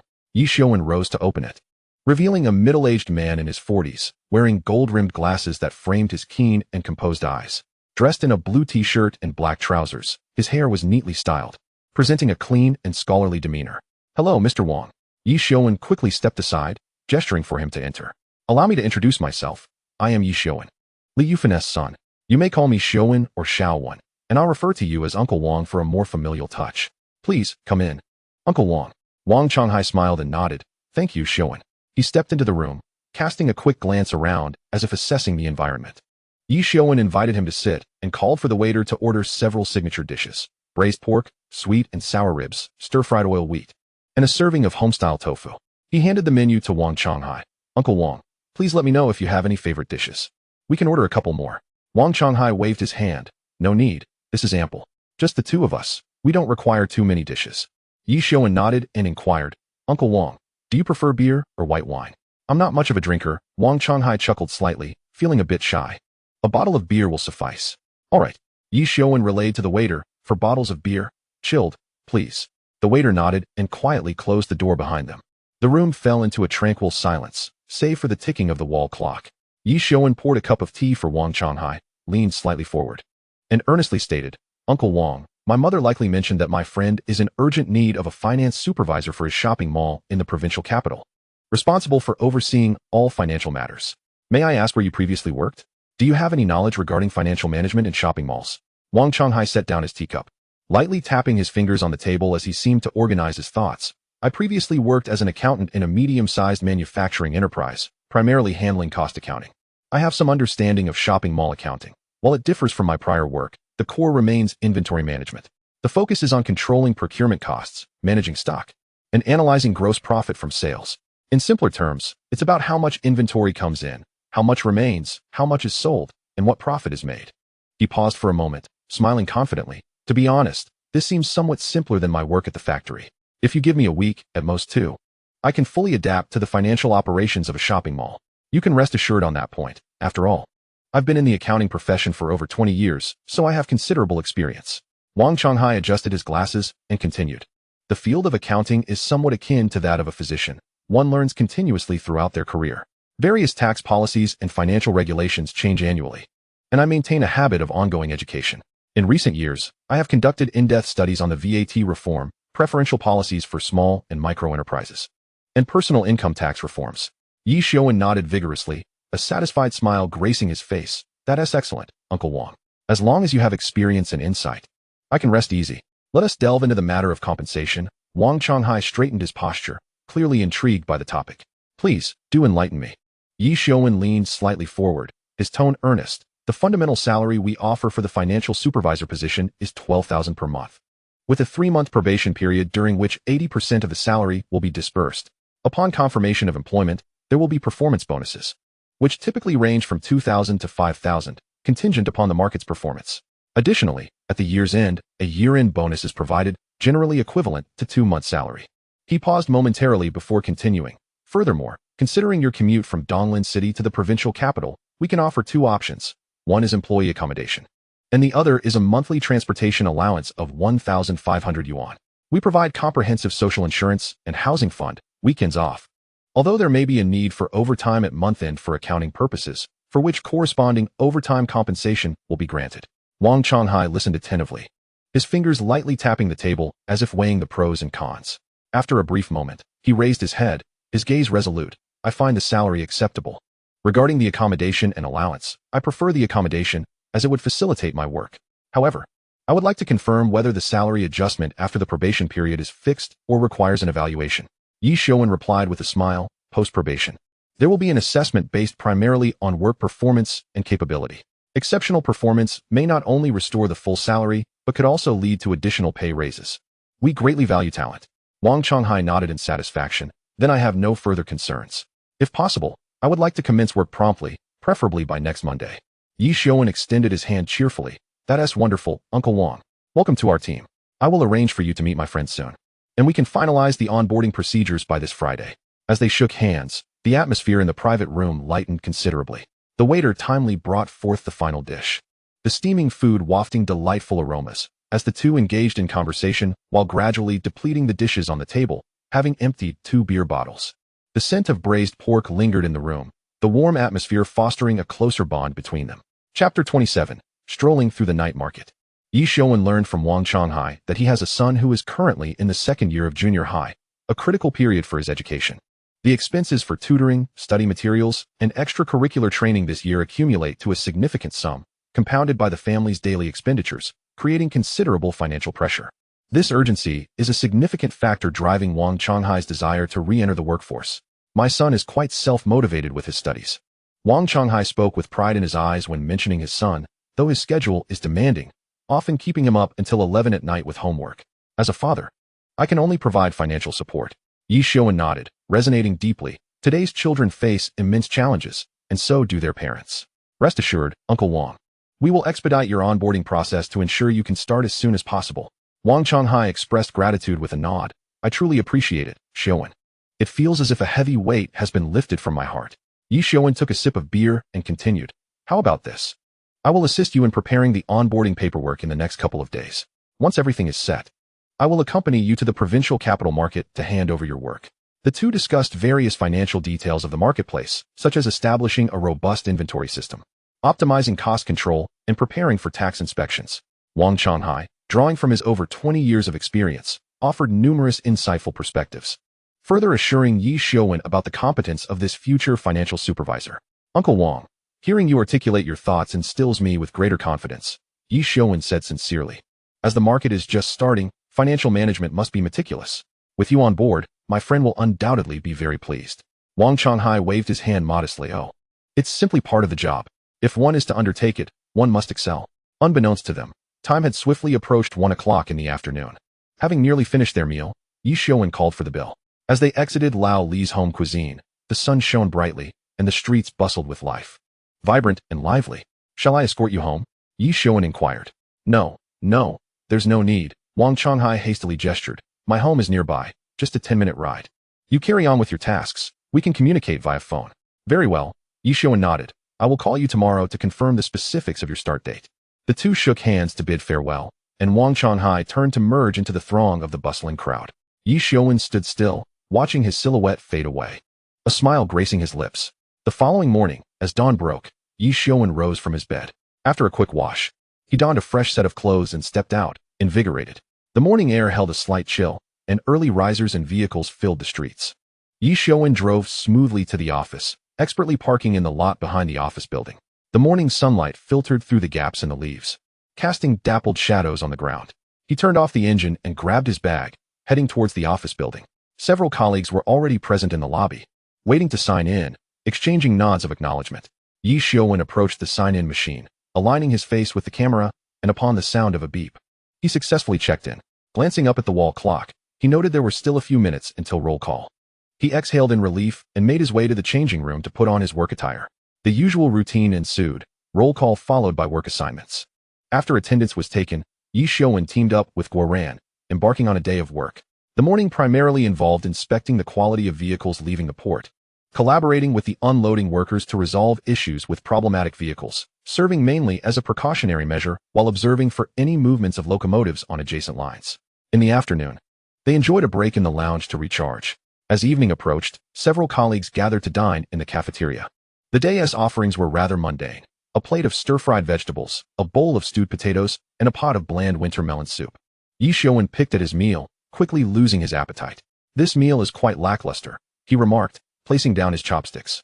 How about we make do with a quick bite and head to the night market around 7 or 8 for some snacks? A little gathering sounds nice. While drinking on duty was prohibited, indulging in some skewers would be permissible. Upon hearing this, everyone perked up. Jian Dan and Su Nuo exchanged glances, agreeing that this evening's meal was not worth forcing. They hastily consumed a few more bites before retreating to the lounge for a smoke and conversation. Time flew by, and soon it was 7:30. Ye Xiuwen checked his phone, stood up, and announced, "Let us head to the night market. It's about that time." He hesitated briefly. Should we inform the duty officer? Oh, what for? Ye Xiuwen waved his hand dismissively. We'll be out for just half an hour. We'll return shortly. Who's on duty today? He pondered for a moment. I believe Deputy Director Liu Xiuwen is on duty. Ye Xiuwen shrugged it off. All right. Then let us make it a quick trip. No need for everyone to go, right? Just Guoran and Su Nuo can join me. You all stay here. We won't be gone long. Jian Dan and Su Nuo shared a knowing smile. All right, we'll wait here for you. If anything comes up, we'll handle it. Perfect. Ye Xiuwen grabbed the car keys, leading Guoran and Su Nuo to the parking lot behind the office building. Coincidentally, Liu Xiuwen's office window faced the parking area. As the three of them entered the car and the headlights flickered on, Liu Xiuwen noticed immediately. Setting down the documents in his hands, he quietly approached the window, peering through the frame to see Ye Xiuwen start the vehicle and drive away with the two others. Liu Xiuwen frowned slightly, pondering, and shook his head in contemplation. He refrained from making a phone call or descending to intervene, merely noting the incident in silence. Meanwhile, Ye Xiuwen was driving towards the night market with Guoran and Su Nuo. The neon lights along the streets gradually illuminated, heralding the onset of the city's nightlife. The direction of the night market wafted with tantalizing aromas, making one's mouth water. "Xiuwen, we must indulge in more skewers today," exclaimed Man Yi with satisfaction and excitement. "Rest assured," Ye Xiuwen replied with a smile, pressing down on the accelerator. "Today, it's on me." Circling the entrance of the night market twice, Ye Xiuwen finally maneuvered the car into a narrow parking space. The three of them alighted and meandered along with the throngs into the bustling night market. Inside, the atmosphere was as lively as a boiling pot of water, with the air thick with the scent of grilled cumin, the fragrant aroma of sizzling oil on hot plates, the steam from fried skewers, and a medley of various snacks. Ahead, a sea of heads bobbed under the dim yellow lights. On either side, closely packed stalls displayed red signs with white lettering, fluttering in the breeze, while the vendors called out in a cacophony, "Grilled skewers, fresh lamb skewers, 3 skewers for 10 yuan, iced jelly, the ultimate refreshment for the heat." Ye Xiuwen was swept up by the energy of the crowd and cheerfully inquired, "What shall we buy?" He patted his stomach and added, "How about some fried skewers or grilled ones?" Man Yi immediately chimed in, "Let us go to that barbecue place we tried last time. We even ordered from them, and the flavor was delightful." Ye Xiuwen nodded, "Sounds good. Let us head over." The trio squeezed through the crowd, arriving at the familiar barbecue stall. The proprietress recognized them instantly and greeted them warmly. "What would you like? Dining in or takeout?" "Takeout," Ye Xiuwen replied decisively. They gathered around the cold cabinet, selecting lamb skewers, beef skewers, chicken gizzards, crispy bones, chicken wings, fish tofu, and potato slices, filling their plates. After surveying their selections, Man Yi remarked, "That's enough. If we order too much, we won't be able to finish it. And we mustn't waste." "Fair enough," Ye Xiuwen agreed, handing the plate to the proprietress for the total.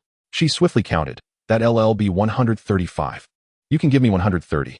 Ye Xiuwen took out his phone to scan and pay, then said to Guoran and Man Yi, "You two wait here for a moment. I'll check ahead, buy some grilled squid and a grilled chicken frame." "Sure, we'll wait for you," Guoran nodded. Ye Xiuwen pushed through the crowd to the nearby iron plate stall. The vendor was skillfully flipping squid with 2 large spatulas, the oil sizzling on the hot plate. As he sprinkled cumin and chili powder, releasing an enticing aroma, he ordered a large squid and a grilled chicken frame, patiently awaiting his turn. After about 10 minutes, the steaming squid and chicken frame were packed, and he returned to the barbecue stall. By then, the barbecue was ready as well, and the proprietress handed over all the skewers in 2 large paper bags. The three of them emerged from the crowd, loaded their spoils into the car, and Ye Xiuwen drove to a nearby supermarket. "Let us buy some drinks," Guoran suggested. Ye Xiuwen nodded. "Will 6 bottles be enough?" "That should do," Man Yi replied. They entered the supermarket and picked out a few bottles of chilled cola and iced tea. Just as they were about to check out, Ye Xiuwen suddenly stopped. "Wait a moment, I'll grab another bottle." "What is up? You want another drink?" Man Yi laughed. Ye Xiuwen shook his head. "No, I'm getting a bottle for the duty officer. Since we sneaked out without taking leave, I'll bring him a drink to show my appreciation." Guoran and Man Yi exchanged smiles. "You're so thoughtful." After purchasing the drinks, the trio got back in the car. Ye Xiuwen started the engine, and they slowly departed the night market, heading back to their workplace. He parked the car steadily in the parking lot behind the office building, and as the headlights dimmed, the surroundings fell into the quietness of the night. Carrying the paper bags filled with hot skewers, the enticing aroma wafting through the plastic. They chatted and laughed as they made their way towards the break room. Liu Xiuwen had been watching the outside commotion from his office, spotting the car headlights. He knew the three had returned. He shut down his computer, pushed the keyboard into the drawer, and stood up, pacing to the side door of the office building. Lurking in the shadows like a cat awaiting its prey. "What have you three been up to?" Liu Xiuwen's voice suddenly echoed from the darkness, startling Ye Xiuwen and the others. Ye Xiuwen quickly halted, forcing a smile. "Lu Gu, we just went to the night market. The cafeteria food wasn't too satisfying, so we went out to grab a bite." Liu Xiuwen's gaze fell upon the bulging bags in their hands, his brow furrowing slightly. "You three, come to my office." They exchanged glances, their hearts sinking as they realized their misfortune. They had just returned and were caught red-handed. With heads downcast, they followed Liu Xiuwen into the office. Liu Xiuwen sat down in his office chair, opened a drawer, and took out a small alcohol tester resembling a pen, placing it on the desk. You three, take turns blowing into this. I want to see if you've been drinking. Ye Xiuwen hurriedly waved his hands. Lu Gu. How could I dare to drink while on duty? We just went out to buy food. Look, we've even brought back drinks. As he spoke, he retrieved a bottle of chilled cola from the bag and carefully placed it on Lu Xiuwen's desk. Lu Xiuwen glanced at it, his tone brooking no argument. Don't give me that nonsense. Just blow. Ye Xiuwen, feeling awkward but compliant, put down the items, took the alcohol tester, inhaled deeply, and blew into it. A few seconds later, the device displayed a reading of 0. He handed the tester to Lu Xiuwen. Lu Gu, see? I really haven't been drinking.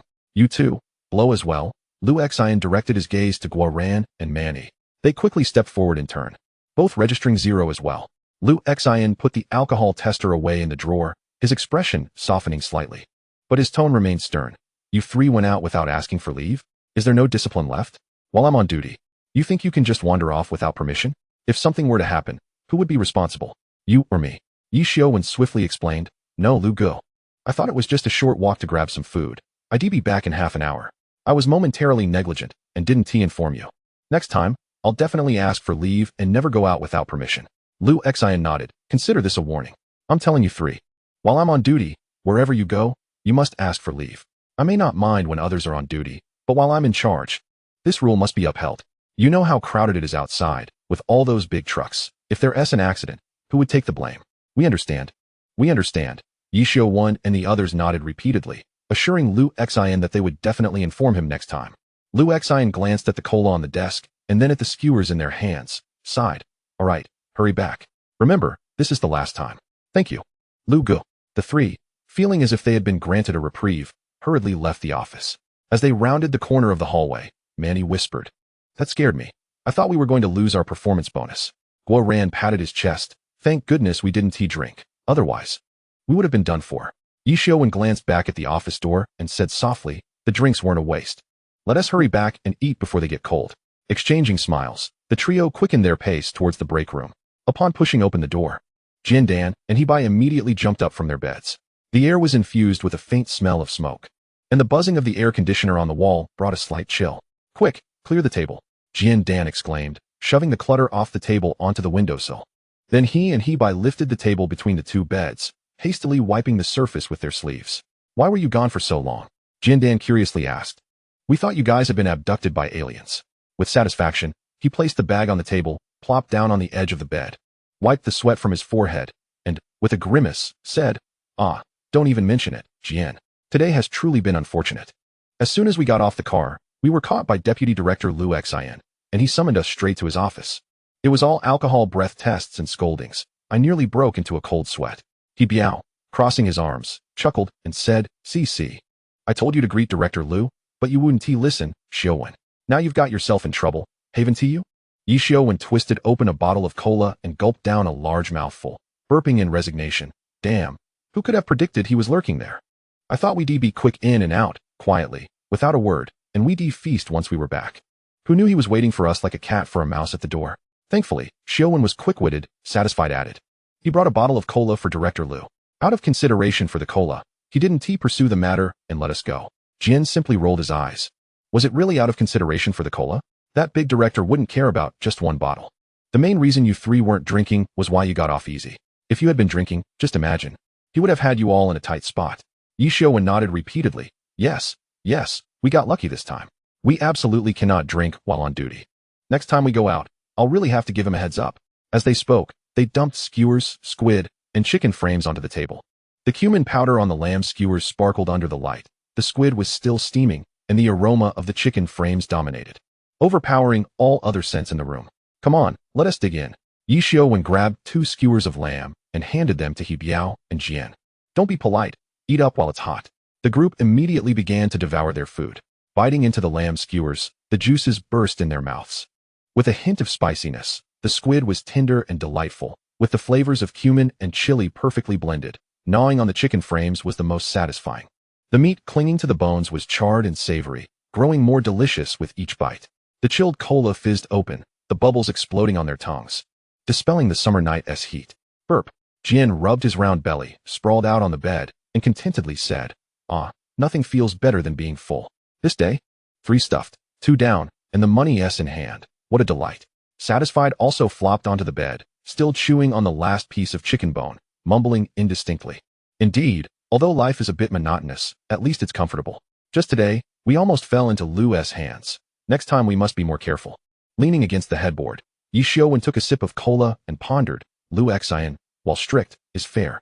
Today's incident was indeed our fault. We must adhere to the rules from now on, lest we give him any leverage. Chapter 29, Picking up the Maybach. The next morning, the sky lightened with a pale hue, and the fatigue of the night shift ebbed away like a receding tide.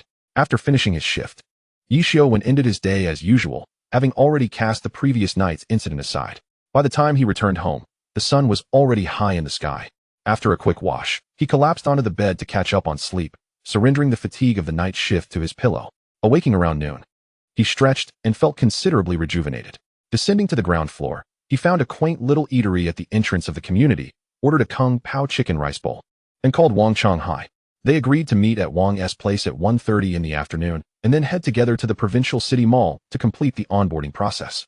After hanging up, Ye Xiuwen recalled that just a couple of days prior, after meeting Wang Changhai, he had promptly called Zhang Qinyan, the general manager of the provincial city mall, to explain the situation and to arrange for Wang's accommodation. After finishing his lunch, Ye Xiuwen drove to Wang Changhai's building. The community consisted of old buildings from the 1990s, with weathered walls and narrow hallways. Yet a few rose bushes in the entrance flowerbed were blooming vibrantly. After making a phone call, a few minutes later, Wang Changhai emerged from the hallway, clutching a black backpack, his face a mixture of nervousness and anticipation. Uncle Wang, thank you for your efforts on the road. Ye Xiuwen got out of the car to help him place his bag in the trunk. Not at all, not at all, Wang Changhai replied with a smile. I'm just happy to have this job. The two got into the car and headed straight for the provincial city. Along the way, Wang Changhai occasionally gazed out the window, his eyes reflecting both dreams of the future and a touch of homesickness. Ye Xiuwen drove while discussing the basic details of the mall, trying to help him ease his anxiety. After more than 2 hours, they arrived at the provincial city mall. It was a modern shopping center, with glass curtain walls glistening in the sunlight and fountains dancing to the music in the square. Zhang Qinyan, accompanied by his secretary, was already waiting at the entrance. Spotting Ye Xiuwen's car from afar, he hurried over. Ye Xiuwen exited the vehicle, exchanged pleasantries with Zhang Qinyan, and then pointed to Wang Changhai, who had just stepped out of the passenger seat, introducing him, Manager Zhang. This is the financial supervisor I mentioned, Wang Changhai. He'll be working under you from now on. Please assist him with the onboarding process. Zhang Qinyan warmly shook Wang Changhai's hand. Welcome, Brother Wang, to our company. I am Zhang Qinyan, the mall's general manager. Let us take you to familiarize yourself with the work environment. Ye Xiuwen said to Zhang Qinyan, you both go ahead, I want to join you, as I have a few other matters to attend to. Is Wang's accommodation all arranged? It's all set, Zhang Qinyan nodded. We've rented a one-bedroom apartment in a nearby community, over 50 square meters. It should be sufficient for Supervisor Wang to live alone. All right, I'll take my leave then. Please call me if anything comes up, Ye Xiuwen said, waving goodbye as he drove away. As Ye Xiuwen's car disappeared into the traffic, Wang Changhai could not help but ask, Manager Zhang, what position does Mr. Yi hold here? Zhang Qinyan looked at him in surprise. You don't know? Mr. Yi is actually the legal representative of this mall and can be considered its chairman. Wang Changhai's eyes widened in realization. Oh, I honestly didn't know. He just mentioned it was his friend's mall. I didn't expect it to be his own. Are young people nowadays really so low-key? He doesn't seem that old. Zhang Qinyan chuckled. I'm not entirely clear on the specifics either. However, this mall owes its current success largely to Mr. Yi. Let us first go check out your office. With that, the two walked side by side into the mall. They navigated through the bustling first-floor lobby, took the elevator up to the fourth-floor office area, and Zhang Qinyan opened a door marked with a plaque reading Financial Supervisor's office. Brother Wang, this will be your domain from now on. Wang Changhai gazed at the tidy office, spacious desk, and the vibrant city view outside the window. A warm feeling surged within him. He knew that a new chapter in his career had just begun. Thank you, Manager Zhang.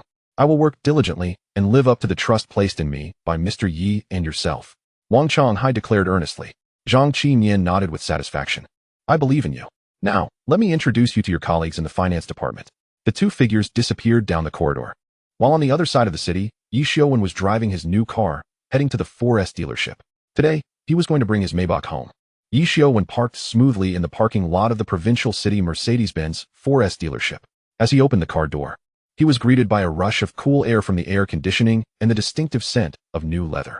The lobby was softly lit, with the Mercedes models on display shining brightly. while several sales consultants warmly attended to customers. He walked directly to the front desk, seeking out the sales manager he had previously contacted. "Hello, I'm here to pick up my Maybach." The sales manager recognized him immediately, a broad smile spreading across his face. "Mr. Ye, hello. Your car is all ready. It's just over in the parking lot. Let me take you to see it." Following the sales manager, Ye Xiuwen made his way to the parking lot. The midday sun poured down on the ground, reflecting a dazzling light. In the distance, a bicolor Mercedes Maybach S680 stood silently, its body boasting smooth and elegant lines, with the silver and deep blue combination shimmering under the sunlight. The entire vehicle was immaculately clean, every minute crevice of the wheels polished to perfection. Ye Xiuwen circled the car twice, occasionally caressing the mirror-like paint with his hand. Upon opening the door, a rich aroma of new leather enveloped him. The interior was adorned with the finest Napa leather, the stitching exquisite and detailed, while the wood grain accents on the central console radiated a subtle sense of luxury. Every detail, from the seats to the floor mats and protective films, had been meticulously attended to, rendering the car ready for the road at a moment's notice. Content. Ye Xiuwen nodded in approval and addressed the sales manager, stating, "I've come alone today. Could your dealership assist me in finding someone to drive my Audi back? I will cover all expenses. I merely need someone to drive the car. Otherwise, I cannot manage both vehicles on my own." The sales manager pondered momentarily before promptly agreeing. "No problem. Mr. Ye, please follow me to the conference room for a brief wait, and I will arrange someone for you immediately." Returning to the lounge area of the showroom, a sales consultant approached with a steaming cup of coffee, saying, "Mr. Ye, please hold on. Our manager is arranging it now." As he sipped his coffee, Ye Xiuwen scrolled through his phone. Before long, the sales manager appeared, accompanied by a young man in his 20s. "Mr. Ye, this is the driver we arranged for you. He will drive your Audi back. All expenses will be covered by our company, so you can rest easy." Ye Xiuwen did not hesitate to accept the offer. It would be foolish to decline such a favor. He nodded. "Very well, let us be on our way. Thank you for your assistance." Handing the Audi keys to the young man, he provided directions to the Nanhu Legion community. The young man promptly activated his phone's navigation, confirming the route with Ye Xiuwen before entering the Audi. They exchanged phone numbers for any necessary communication on the road. "We shall meet at the entrance of Nanhu Legion," Ye Xiuwen stated. "If you arrive quickly, I will wait for you. If I get there first, I will wait for you as well." "Understood, Mr. Ye," the young man replied enthusiastically. Once arrangements were settled, Ye Xiuwen took his place in the driver's seat of the Maybach. Gently pressing the ignition button, the 6.0-liter V12 twin-turbocharged engine roared with a deep and powerful growl, its sound not as ostentatious as a sports car, yet imbued with a palpable sense of strength. Exiting the dealership, Ye Xiuwen immediately felt the stark contrast in driving experience compared to the Audi. The throttle response was decidedly more sensitive. The transmission shifts so seamless they were nearly imperceptible, and the suspension system obliterated any trace of road imperfections. Even on city streets, the vehicle remained as stable as a mountain, gliding as if on rails. Upon entering the highway, he pressed down hard on the accelerator, and the Maybach surged forward like an arrow released from a bow, effortlessly surpassing speeds of 120 kilometers per hour. The engine's sound remained steady and low, with almost no wind or tire noise infiltrating the cabin.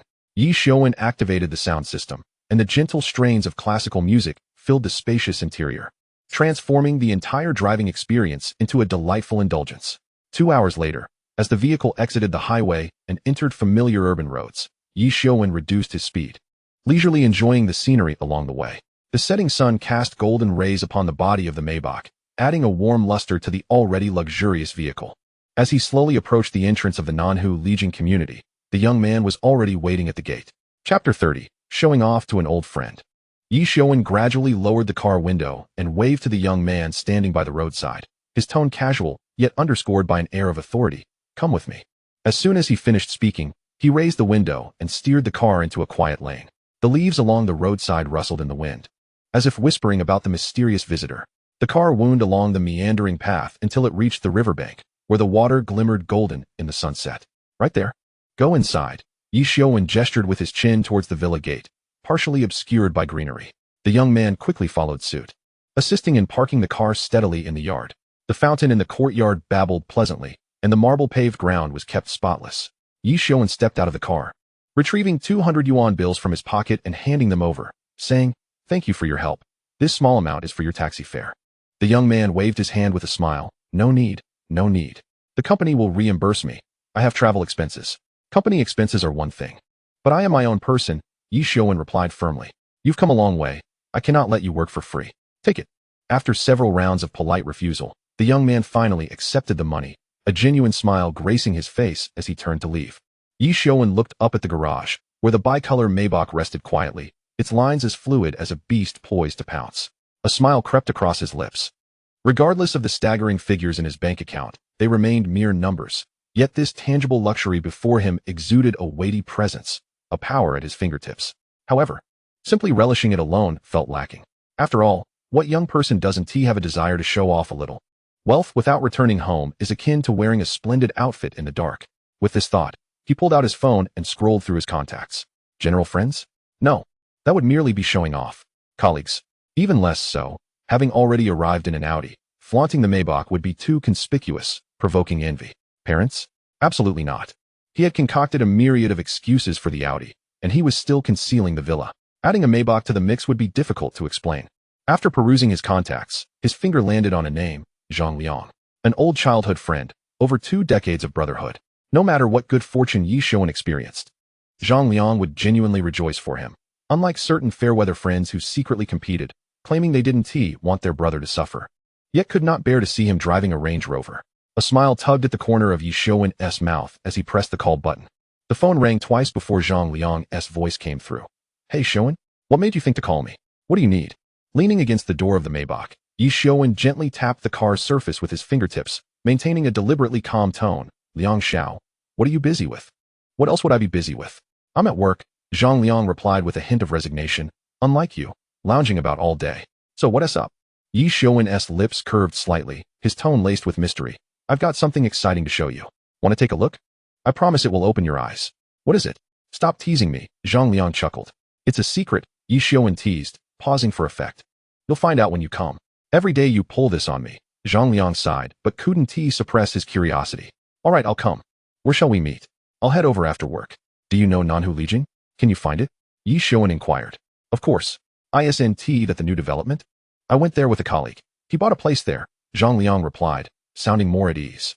All right, when you reach Nanhu Lijing, don't go to the main entrance. Take the path along the riverbank. There's a small road that leads to the back of the community. I'll be waiting at Courtyard 11. Courtyard 11? Where on earth are you living? Zhang Liang remarked. Fine, I'll head over after work. What is all this mystery about?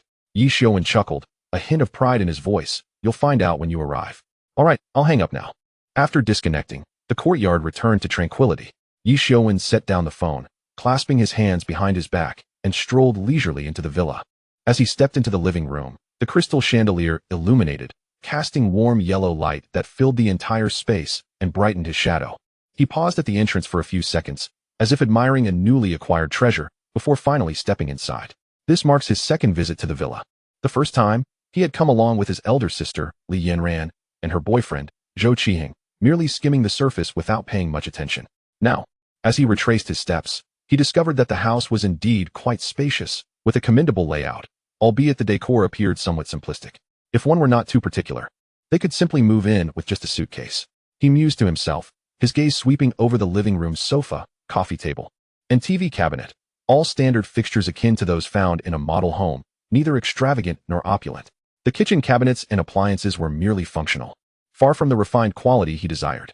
As Ye Xiuwen pondered, he noted that the living room's floor-to-ceiling windows opened up to the yard, necessitating a more aesthetically pleasing set of curtains, preferably a sheer fabric paired with heavy blackout drapes, allowing for daylight views while ensuring privacy at night.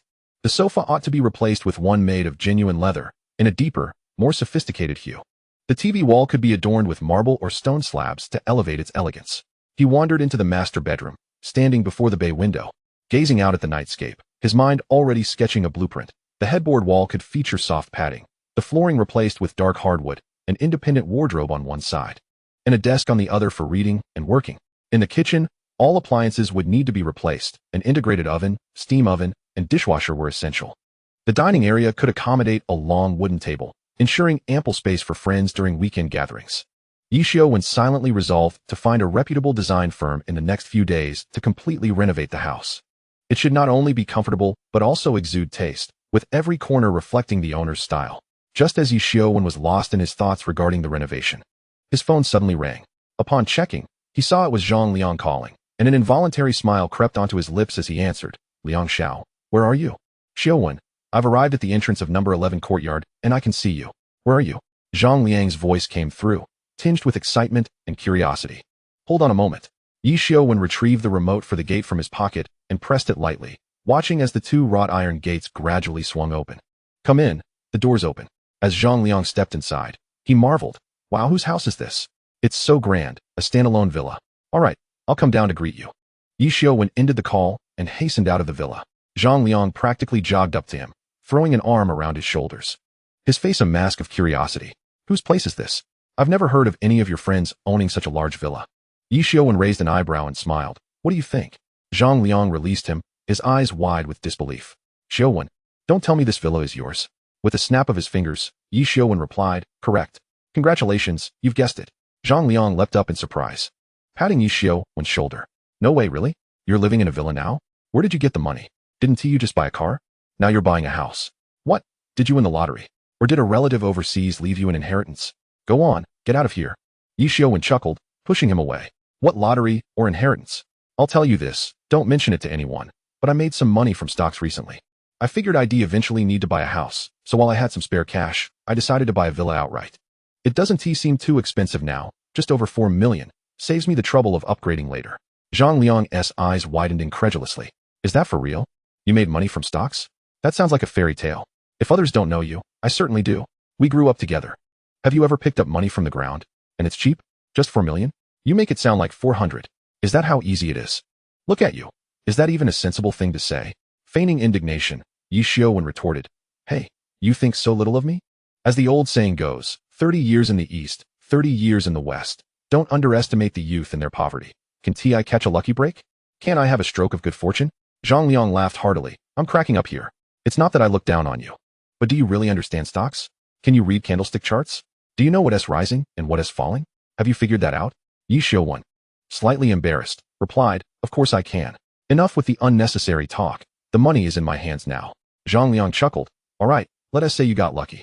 But take me to see this luck of yours. How big a pile of luck did you stumble upon to have come this far? If you've got that luck, let me know. I'll invest in it. All right, enough banter. Ye Xiuwen grinned as he draped an arm around Zhang Liang's shoulder. Come on, let me show you around the house. As they entered the villa side by side, Zhang Liang was instantly captivated by the spacious and bright living room, unable to suppress his admiration. Meanwhile, Ye Xiuwen internally sighed, recognizing the drawbacks of lying. One falsehood necessitates a multitude of others, and the snowball effect could lead to an eventual collapse. For now, however, he could only take it one step at a time. Ye Xiuwen led Zhang Liang on a tour of the villa, with Zhang Liang observing everything and eventually asking, when are you going to renovate this place? You can't just live in it like this, right? Of course, it needs to be renovated. You can't afford a horse and not a saddle. Ye Xiuwen raised an eyebrow with a smile. What is this? Are you planning to take care of the renovations for me? Zhang Liang rolled his eyes as if, selling me wouldn't even cover your renovation costs. I'm saying, save a room for me before you get married. I'll just come over to enjoy myself. Save a room? Ye Xiuwen pretended to be shocked. Then you'll have to pay rent. I won't ask for much, just 100 a day. With fine wine and good food to serve you. Are you obsessed with money? All I hear is money. Can't we just be good brothers anymore? Zhang Liang feigned annoyance, giving him a gentle shove. All right, I'll save you a room. Ye Xiuwen raised his hands in surrender. That's more like it. Zhang Liang nodded in satisfaction. By the way, you invited me over just to see this house? Of course not. Ye Xiuwen smiled mysteriously. There's something even better. Follow me. He led Zhang Liang towards the staircase, the solid wood steps echoing with a steady sound beneath their feet. Pushing open the partially ajar garage door, a faint scent of leather and the unique aroma of a new car wafted toward them. As the motion sensor lights illuminated the underground garage, their glow cascaded like flowing water over the surface, revealing a quietly resting dual-tone Maybach. The interplay of black and silver paint shimmered under the lights, the car's sleek lines exuding a powerful elegance, akin to a beast poised to spring into action. Zhang Liang stood frozen, his eyes widening in astonishment as his breathing quickened. He slowly approached, his fingers gliding over the body of the car, relishing the mirror-like finish. The chrome accents on the wheels sparkled in the light, silently proclaiming its noble status. This is yours. Zhang Liang's voice trembled slightly, as if fearing he had misheard, leaning against the doorframe with his hands in his pockets. Ye Xiuwen wore a proud smile. What else could it be? Zhang Liang swung open the car door, the sound echoing as he settled into the driver's seat, bouncing slightly on the luxurious leather, savoring its plushness. He gently patted the steering wheel, exclaiming, Xiuwen, now I truly believe you made money from stocks. Ye Xiuwen leaned against the car, hands in pockets, grinning with a hint of pride. What did I tell you? Zhang Liang turned to him, wearing an expression that said don't play coy. If you really made money, who on earth would impulsively buy something like this? I need to advise you. It's one thing to buy a villa, which is sensible for starting a family, but this car? We're just ordinary folks. Do you really need something so extravagant? You don't have any business dealings or big trades. Wouldn't it be wiser to save some money for living expenses in the future? Ye Xiuwen waved his hand dismissively, a mischievous smile playing on his lips. Oh, can I spend my money however I please? I'm not foolish. Rest assured. My friend, I still have some retirement savings. Zhang Liang finally breathed a sigh of relief. That is good to hear. I just wanted to remind you. But, to be honest, this car is truly stunning. Why don't you buy a sports car? That would be quite the showstopper. Ye Xiuwen mused inwardly. Do you think I wouldn't want to? But there's no one around to boast about it to. What can I do? He feigned indifference. The seats in sports cars are too rigid. They're rather uncomfortable for driving. Zhang Liang chuckled, giving him a knowing glance. Is a sports car meant for driving? It's for impressing the ladies. Just think about it. If you had a sports car and parked it in front of the university, you wouldn't even need to beckon. The young ladies would line up for miles just to get in.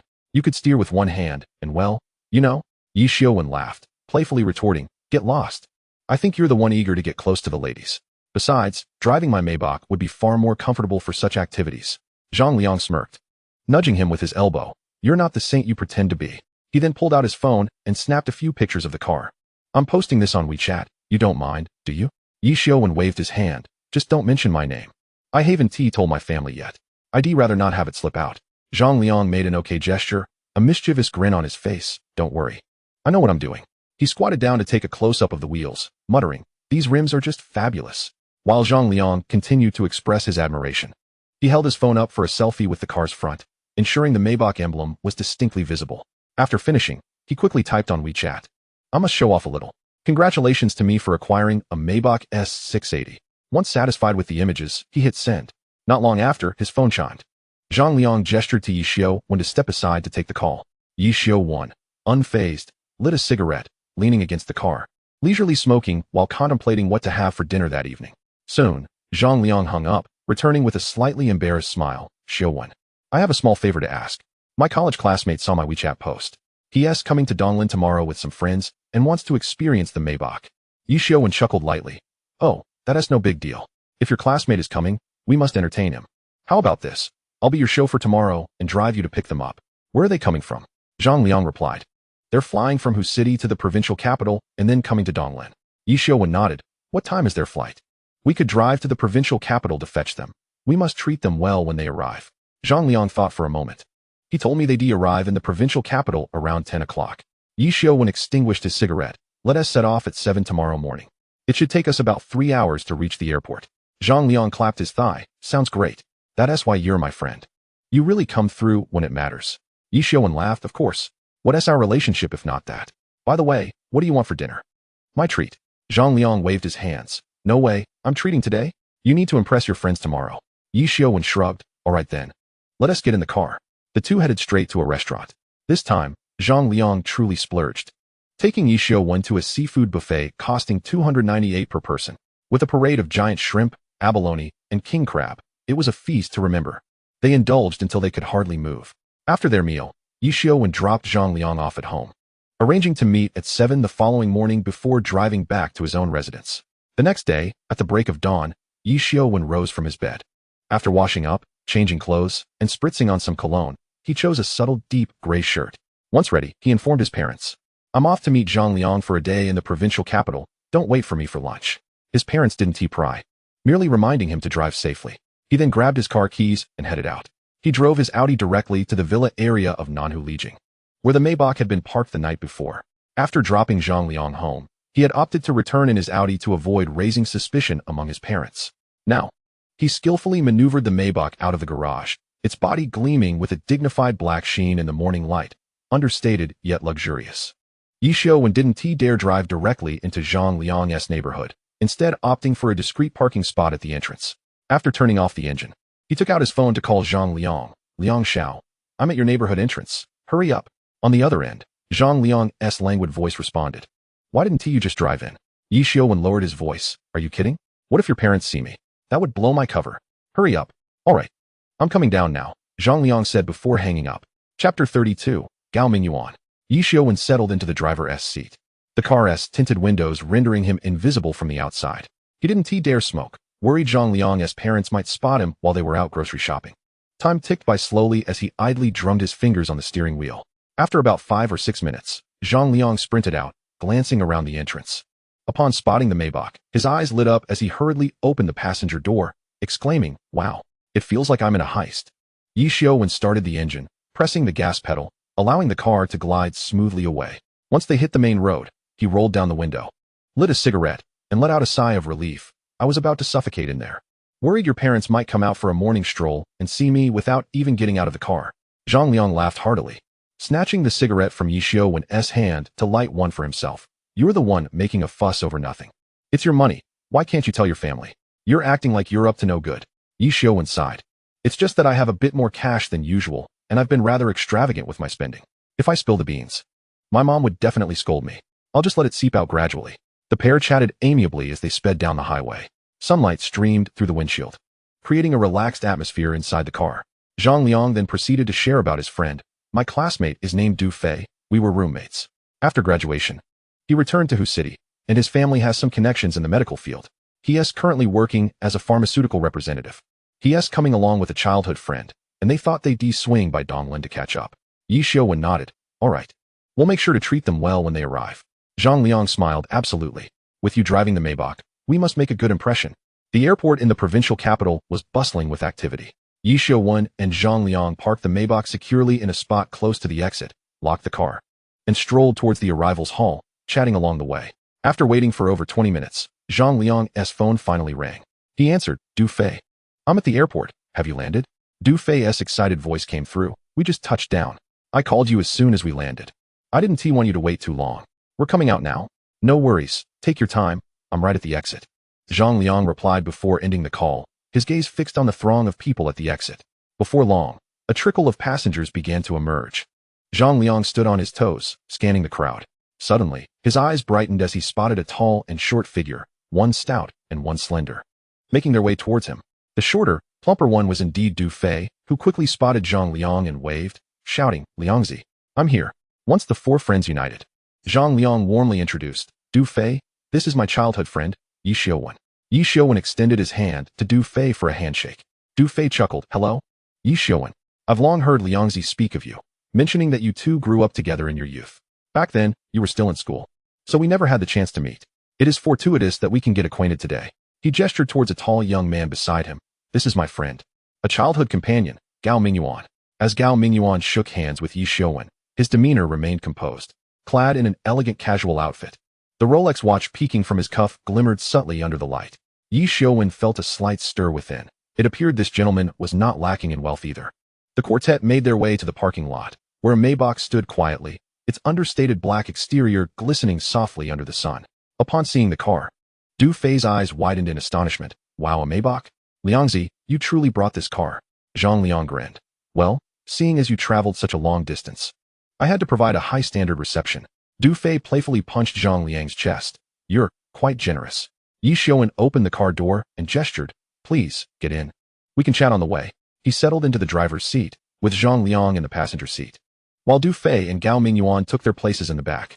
Gao Mingyuan leaned back naturally, casually surveying the interior, his expression unfazed. In contrast, Du Fei was like a child in a toy store, curiously touching everything, occasionally tapping the seat or caressing the center console, continuously exclaiming, "The interior, the craftsmanship. It's exquisite." Ye Xiuwen started the engine, and the deep, resonant roar gently vibrated the cabin. The car slowly exited the parking lot and merged into the flow of vehicles on the airport expressway, while firmly gripping the steering wheel. Ye Xiuwen turned his head to inquire, "You all have been on a plane for several hours and must be weary from the journey.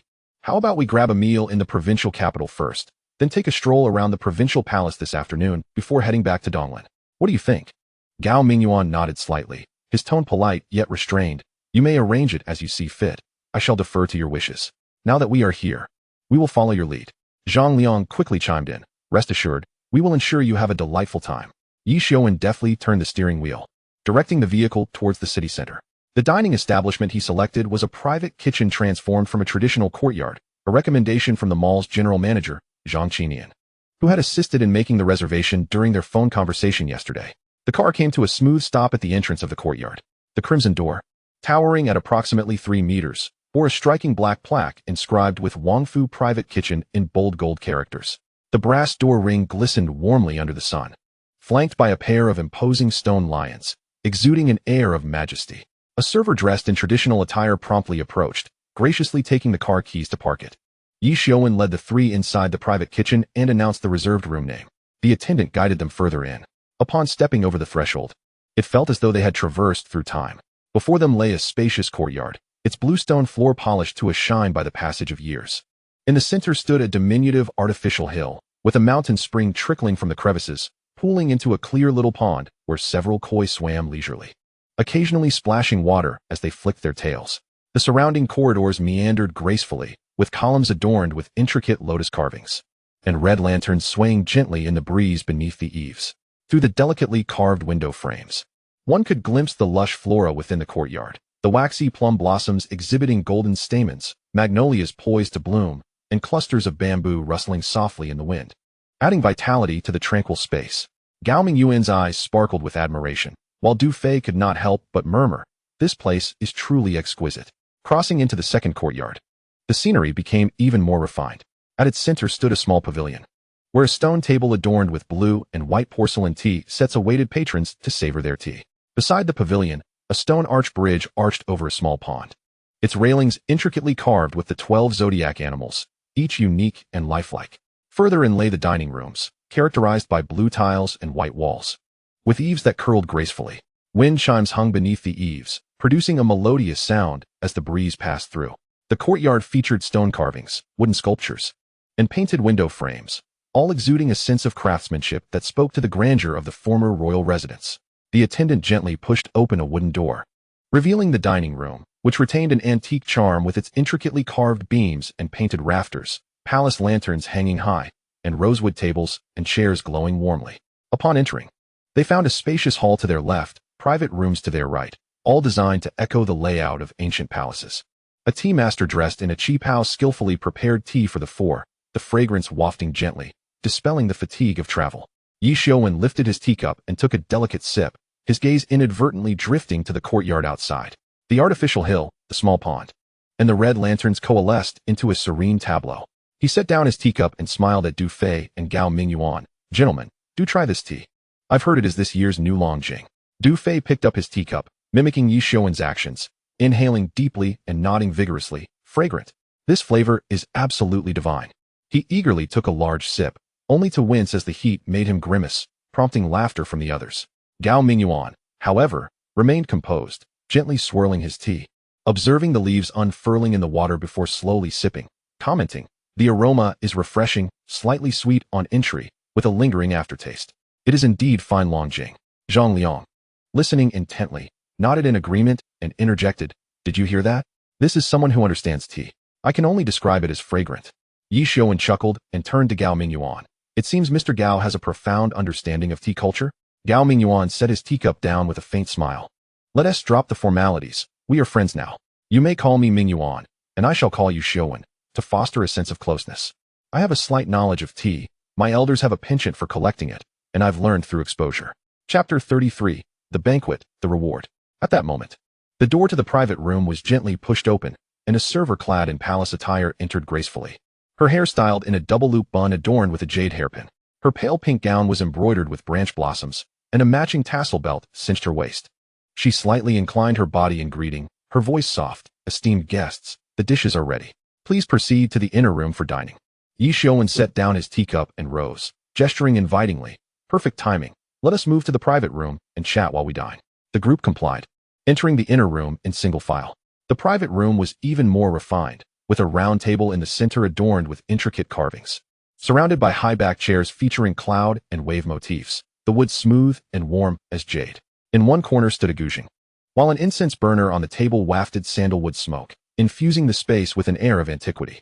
Once the hosts and guests settled, several attendants in palace attire approached to arrange the tableware. Their garments varied, with some clad in moon-white gowns adorned with orchid embroidery, others in light green skirts embroidered with playful mandarin ducks, and an older attendant dressed in deep red, her demeanor dignified and composed. Their movements were synchronized and graceful, reminiscent of well-trained palace maids, each gesture exuding the elegance of ancient court life. Soon, exquisite dishes began to grace the table. With each presentation, the lead attendant softly introduced the dish. The first dish is the palace crystal shrimp dumplings, with skin as thin as paper, filled to the brim with shrimp. The pink flesh visible through the translucent covering, accompanied by two vibrant goji berries, reminiscent of red plum blossoms against the snow. The second dish is the Wangfu braised sea cucumber, utilizing Dalian thorn sea cucumber, slow-cooked with 15-year-aged Huadiao wine and a secret sauce, resulting in a vibrant red hue and an enticing aroma. The attendant emphasized, this dish should be enjoyed while hot for the best texture. The third dish is the imperial roasted whole lamb, presented with the head facing inward, its golden skin sprinkled with sesame and spices, accompanied by 3 dipping sauces: garlic paste, cumin, and sweet bean sauce.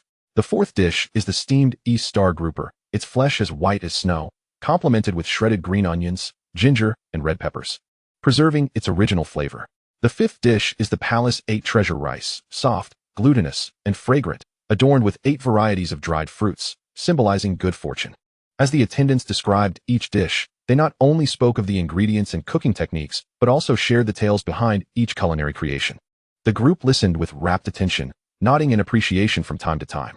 As soon as the dishes were served, a female attendant clad in a deep red palace outfit stepped forward, slightly bowing as she inquired, "Esteemed guests, may I ask what beverages you would prefer? We offer our own brewed pure grain liquor. Although it may not boast the renown of prestigious brands such as Mutai or Wuliangya, it is crafted from our own distillation, aged for a minimum of 5 years through multiple distillations. You might find it a unique experience, even if it lacks the fame of renowned spirits." Upon hearing this, Ye Xiuwen turned to Gao Mingyuan and proposed, "Mingyuan, shall we give it a try?" Gao Mingyuan smiled faintly and replied, "Since we are here, we might as well indulge in their specialty." Ye Xiuwen nodded and addressed the attendant, "Very well. We shall have your self-brewed grain liquor. How many years has it been aged?" The attendant respectfully responded, "Our finest is aged for 10 years. "Then let us have the 10-year variety," Ye Xiuwen stated decisively. The attendant acknowledged with a good, before gracefully retreating to prepare the drinks. Before long, she returned with an intricately carved wooden tray, on which rested a pot of warm 10-year-aged pure grain liquor and 4 small white porcelain cups. With practiced ease, she poured the liquor into the cups, and an exquisite aroma filled the air, a pure and rich fragrance, devoid of any harshness, instead offering a sweet smoothness born from the fermentation of the grains. Zhang Liang, unable to contain his excitement, lifted his cup, inhaled deeply, and exclaimed, "Wow, this aroma is extraordinary. It surpasses even the Mutai I had last time." Ye Xiuwen smiled as he raised his cup, saying, "I must apologize in advance. My primary role today is to serve as the designated driver. Once we return to Donglan, I shall join you in a more spirited celebration. For now, let us toast with tea to commemorate our gathering." The 4 clinked their cups together, the crisp sound resonating throughout the elegantly antiquated private room, while the attendants, clad in palace attire, stood quietly to the side. As the liquor flowed and the dishes were savored, the atmosphere became more relaxed. Gao Mingyuan's initial restraint gradually dissipated, and as the conversation flowed more freely, Ye Xiuwen glanced around and waved to the attendants standing nearby. "You may leave us for now. I will call upon you if needed." In unison, the 4 attendants acknowledged his request with a slight bow before quietly exiting the room, gently closing the heavy wooden door behind them and isolating the group from the outside clamor. The room fell into a serene silence, broken only by the gentle clinking of cups and the sound of their conversation. Ye Xiuwen raised his cup, took a sip, and slowly began, "Mingyuan, what does your family do? Where do they find their fortune?" Gao Mingyuan set down his cup, leaning back against his chair with a more relaxed demeanor, responding with a smile, "Oh, it's nothing grand.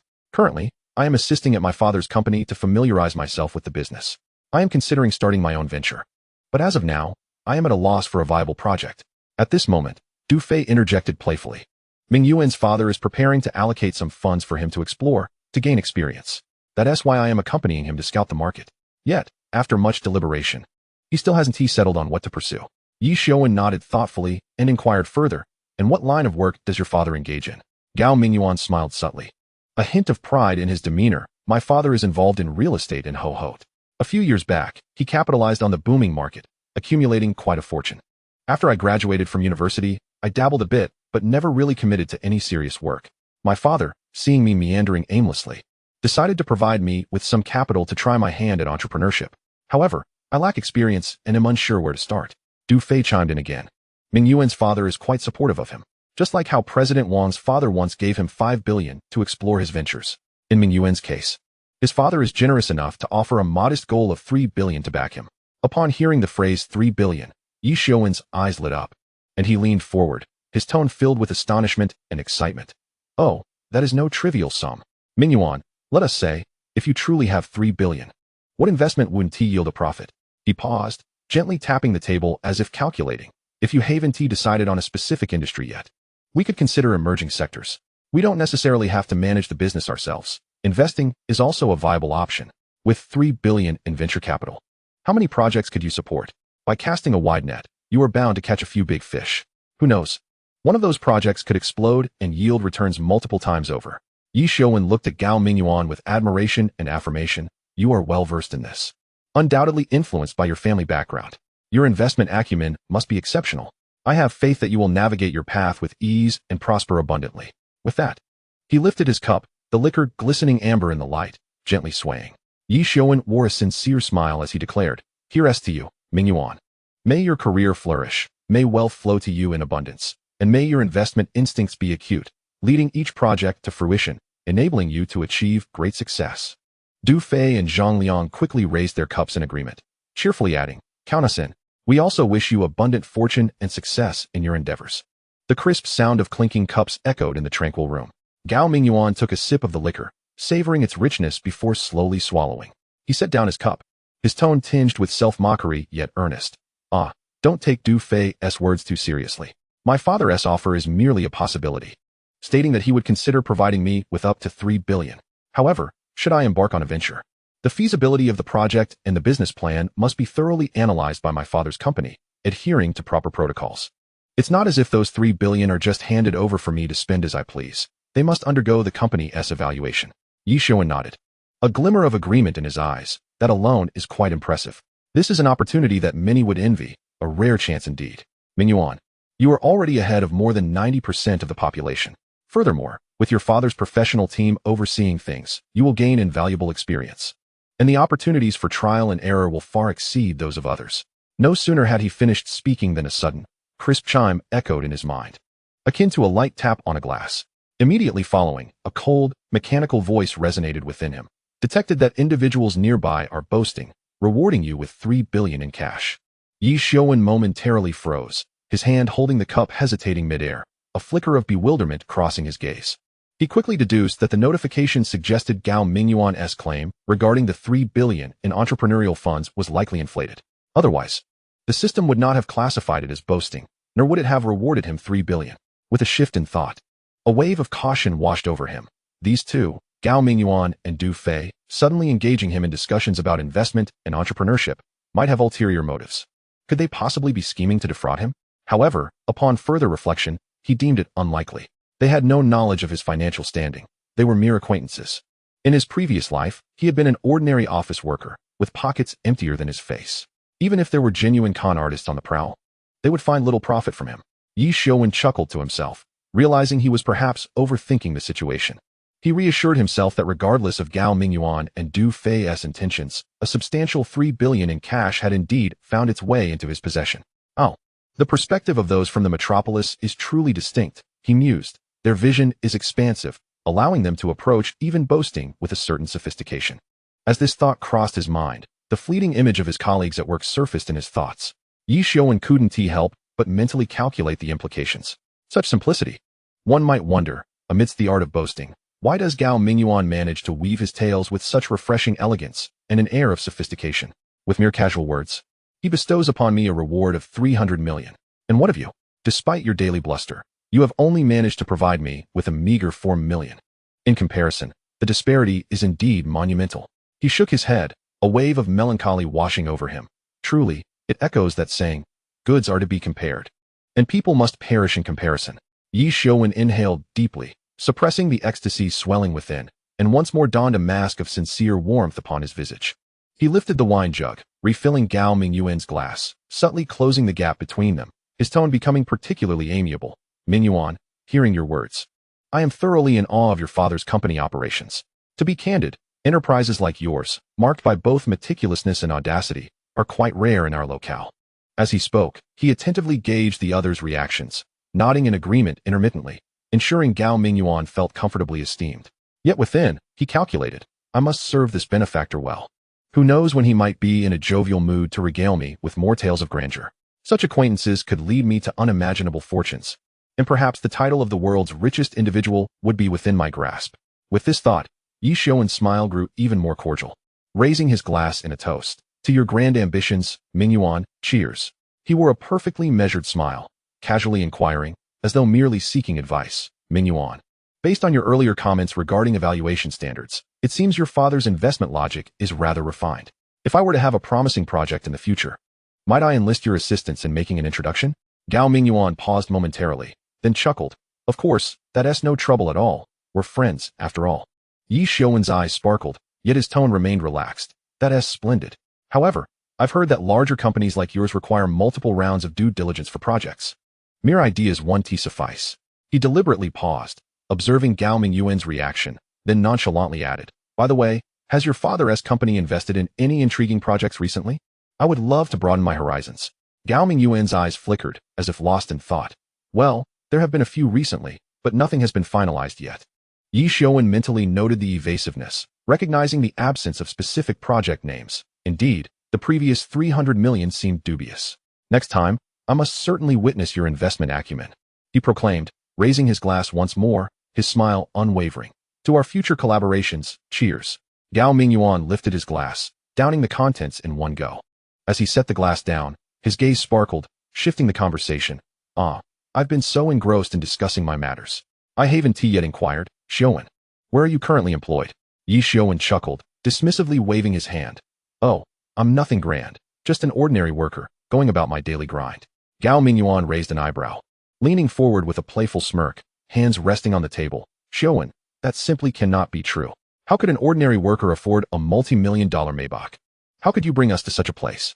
Feigning surprise, Ye Xiuwen revealed a look of being caught. Mingyuan, your perception is truly remarkable. I cannot deceive you. After a brief pause, he continued at a measured pace. To speak candidly, I've taken over a shopping mall in the provincial capital. It's not particularly large. Just enough to scrape by. Certainly, it cannot compare to your father's company. At this revelation, Zhang Liang was left dumbfounded, mouth agape, eyes wide. Xiuwen?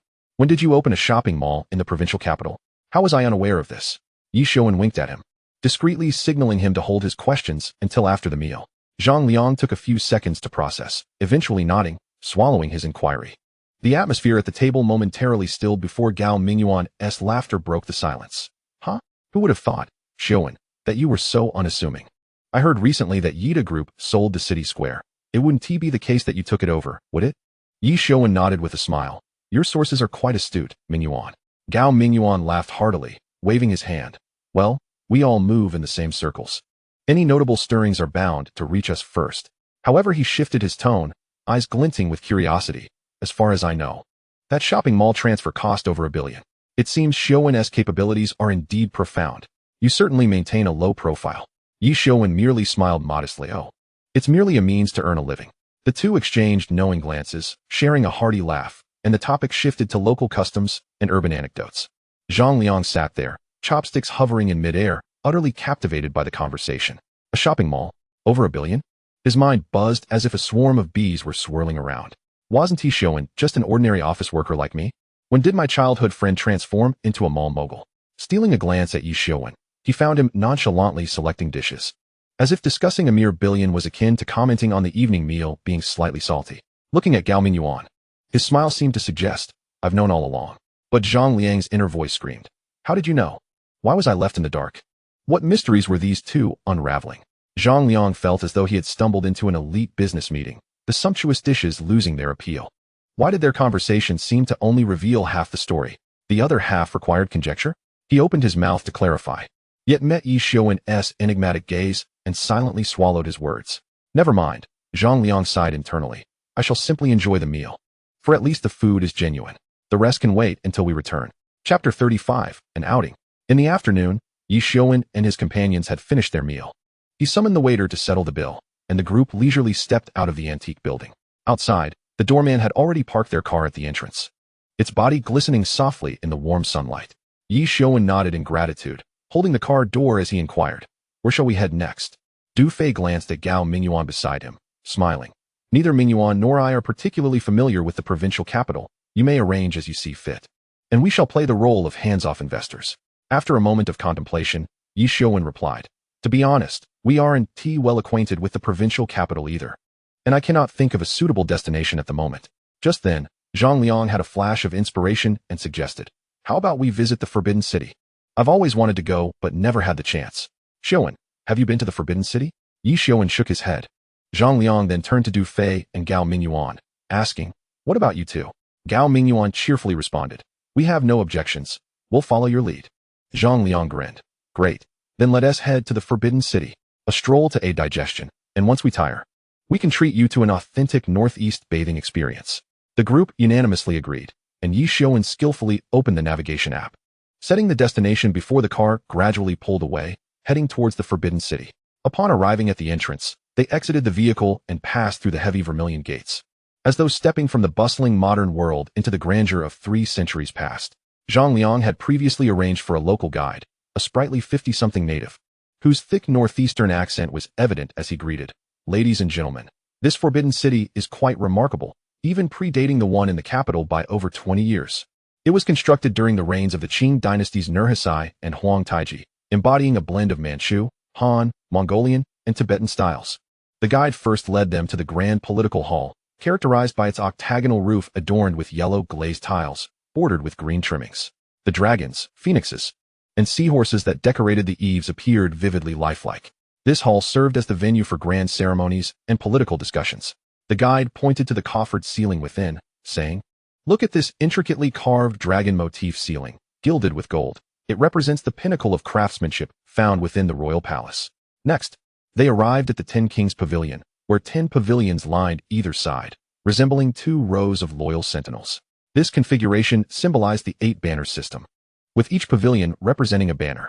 The guide explained, "Such an arrangement is unique to our Shenyang Palace, unlike anything found in the Forbidden City." Approaching the west side gate, the group was captivated by a row of clothing racks displaying dragon robes and phoenix gowns. "Would you like to experience wearing a dragon robe for a photo?" the guide asked with a smile. "We have emperor attire, princess garments, and prince clothing, complete with props. The photos will look remarkably authentic." Zhang Liang clapped his thigh, exclaiming excitedly, "This is fantastic. Let us take turns wearing the dragon robe and ministerial garb to stage a grand court audience. What do you think?" Ye Xiuwen nodded with a grin, "Sounds good. Who will be the first to play emperor?" "I will. I'll go first." Zhang Liang interjected eagerly. Du Fei smirked, "Oh, spare us. You wouldn't look like a prince in that dragon robe. Rather, that eunuch outfit suits you perfectly." He picked up a gray-blue eunuch costume from the rack and held it in front of Zhang Liang. Zhang Liang shoved him away. "Get away from me. With my handsome demeanor, I should definitely be a prince. Eunuch garb? You should wear it." The group teased each other, laughter echoing around them. Ultimately, after much deliberation, Ye Xiuwen donned the bright yellow dragon robe, cinched at the waist with a jade belt, and crowned regally, instantly radiating an imperial aura. Zhang Liang, unable to escape the group's playful taunts, reluctantly changed into the eunuch outfit, even receiving a whisk from the staff. He stood with hands on hips, feigning seriousness. "Listen up. Nobody leave. Everyone must wear this attire soon." Ye Xiuwen adjusted the hem of his dragon robe and chuckled. "All right, we'll follow Director Zhang's orders." Du Fei chose a ministerial robe embroidered with white cranes, the fabric crisp, the cranes poised to take flight, lending him an air of scholarly dignity. Gao Mingyuan selected a prince's costume, dark in hue with intricate cloud patterns, complemented by a jade pendant, exuding both gravitas and elegance. The photo shoot was set against a backdrop resembling a palace, with a carved dragon throne positioned centrally. Ye Xiuwen stepped forward, lifted the hem of his robe, and sat down confidently, his gaze slightly elevated, exuding a touch of imperial authority. He turned to Zhang Liang and slowly commanded, "Xiao Liangzi, summon the officials for an audience." Zhang Liang rolled his eyes but complied, clearing his throat and shouting in a high-pitched voice, "Officials, present yourselves." His prolonged call elicited peals of laughter from the group. Nearby, Master Lu held up his phone to record, chuckling so much that his hand trembled. Gao Mingyuan and Du Fei exchanged glances, rolled up their sleeves, stepped forward, and bowed deeply with clasped hands. "We pay our respects to your majesty." Ye Xiuwen struggled to contain his laughter, solemnly nodding, "You may kneel in peace." As soon as he finished speaking, Zhang Liang seized Ye Xiuwen's dragon robe sleeve, his eyes sparkling. Hurry, let us switch. I want to experience being the emperor too. Ye Xiuwen was nearly pulled off the throne, muttering as he changed. Hey, slow down. This is rented. If you damage it, you'll have to pay. Du Fei, relishing the spectacle, encouraged Zhang Liang. Yes, hurry up. The new emperor is ascending. Gao Mingyuan stood by, deadpan, with the abdication of his majesty. We welcome the new emperor. The scene quickly transformed into a mock dynasty change. After a struggle, Ye Xiuwen finally removed the dragon robe, and Zhang Liang eagerly donned it, exclaiming, "What's the matter? Are you going to keep it?" However, he got stuck as the collar caught, his head trapped inside, prompting another round of laughter. Oh, this dragon robe must be tailored to fit specific body types. Du Fei laughed until he could hardly stand. With your petite frame, it's no wonder you can't fill it out. Honestly, Liangzi, your struggles have finally made me understand what it means to wear a crown like a monkey. Once Zhang Liang managed to adjust the crown correctly, he turned, striking a regal pose. Du Fei, this is nothing but blatant jealousy. Bow before your emperor.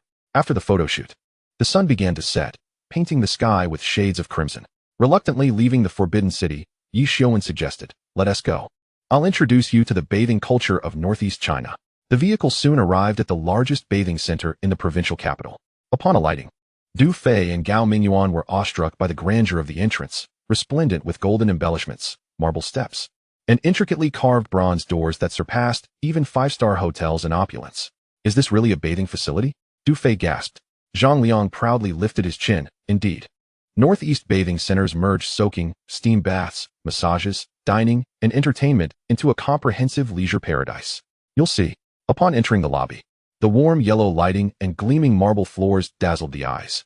After changing shoes and traversing a long corridor covered with plush carpeting, they reached the changing room. First, we soak, then steam, and finally scrub. That's the standard procedure, Ye Xiuwen explained while undressing. The changing room was filled with warm humidity and the fragrant scent of shower gel, the tiled floor shimmering softly. Before long, Ye Xiuwen and Zhang Liang were completely undressed. Moving with the ease of returning home, Du Fei stood nearby, shaking his head with a smile. Having attended university in northeast China, he was no stranger to the communal bathhouses where nakedness was embraced. However, the scale and luxury of this bathing center were beyond anything he could have imagined back then. As a struggling student, clutching the living expenses sent by his parents, merely visiting a public bath nearby for 10 yuan was considered a treat.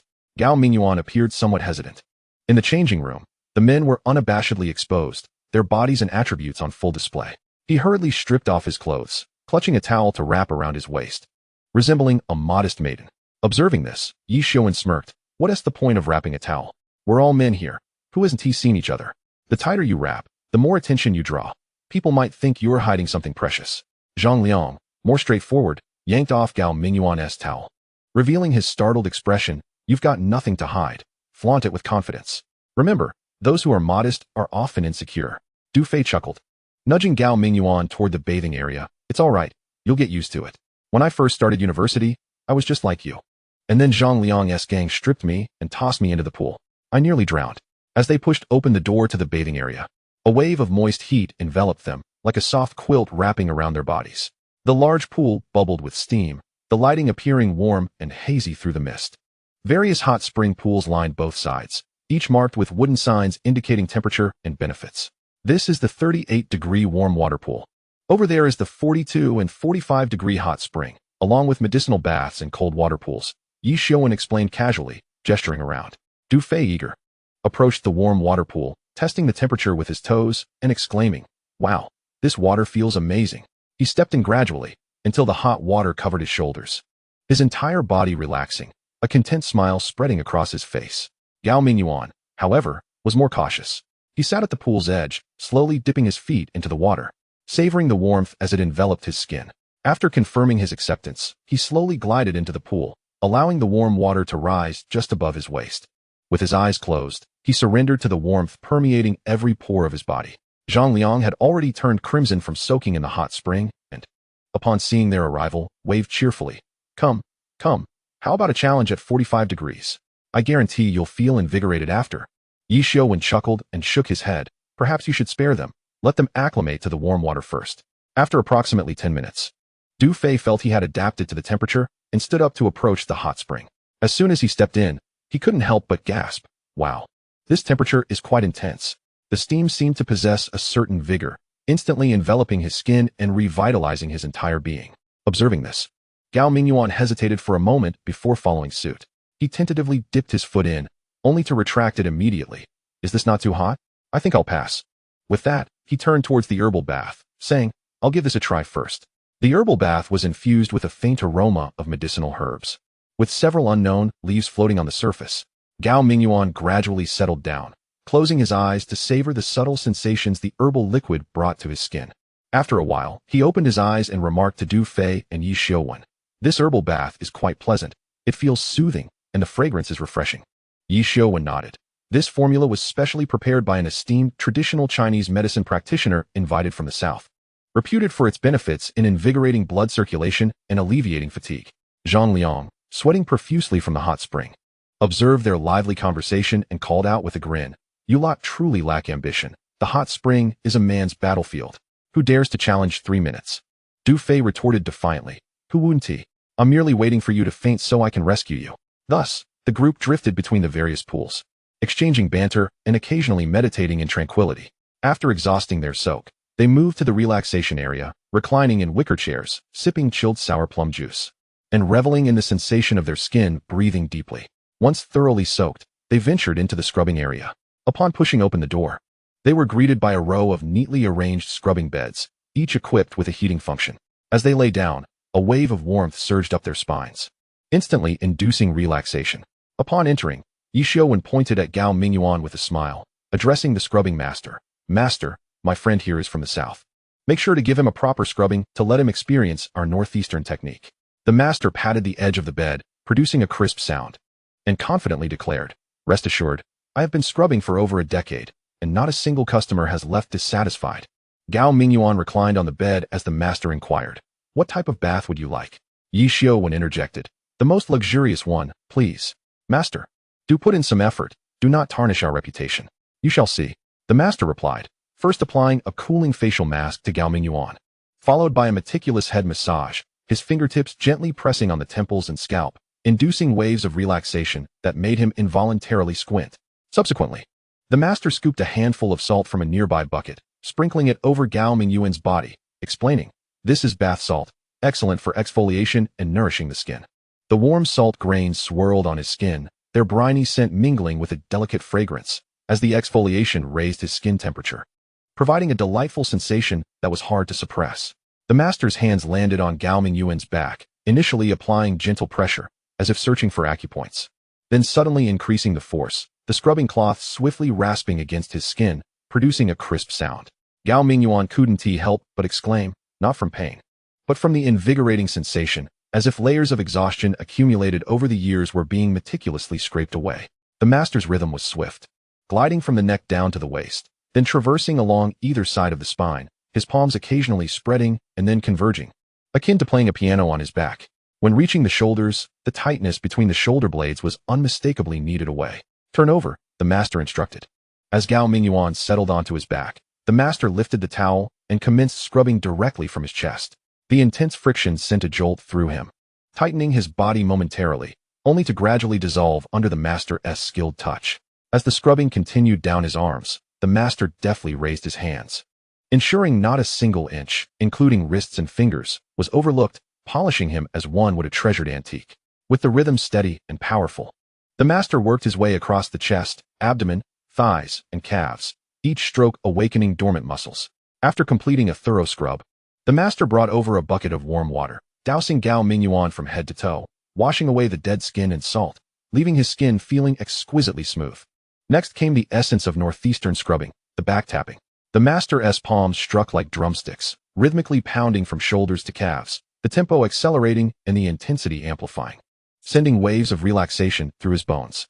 When reaching the back, the master applied his knuckles on either side of the spine, sending a delightful tingling sensation coursing down the vertebral column, prompting involuntary sighs of pleasure. How about a stretch? The master inquired with a smile.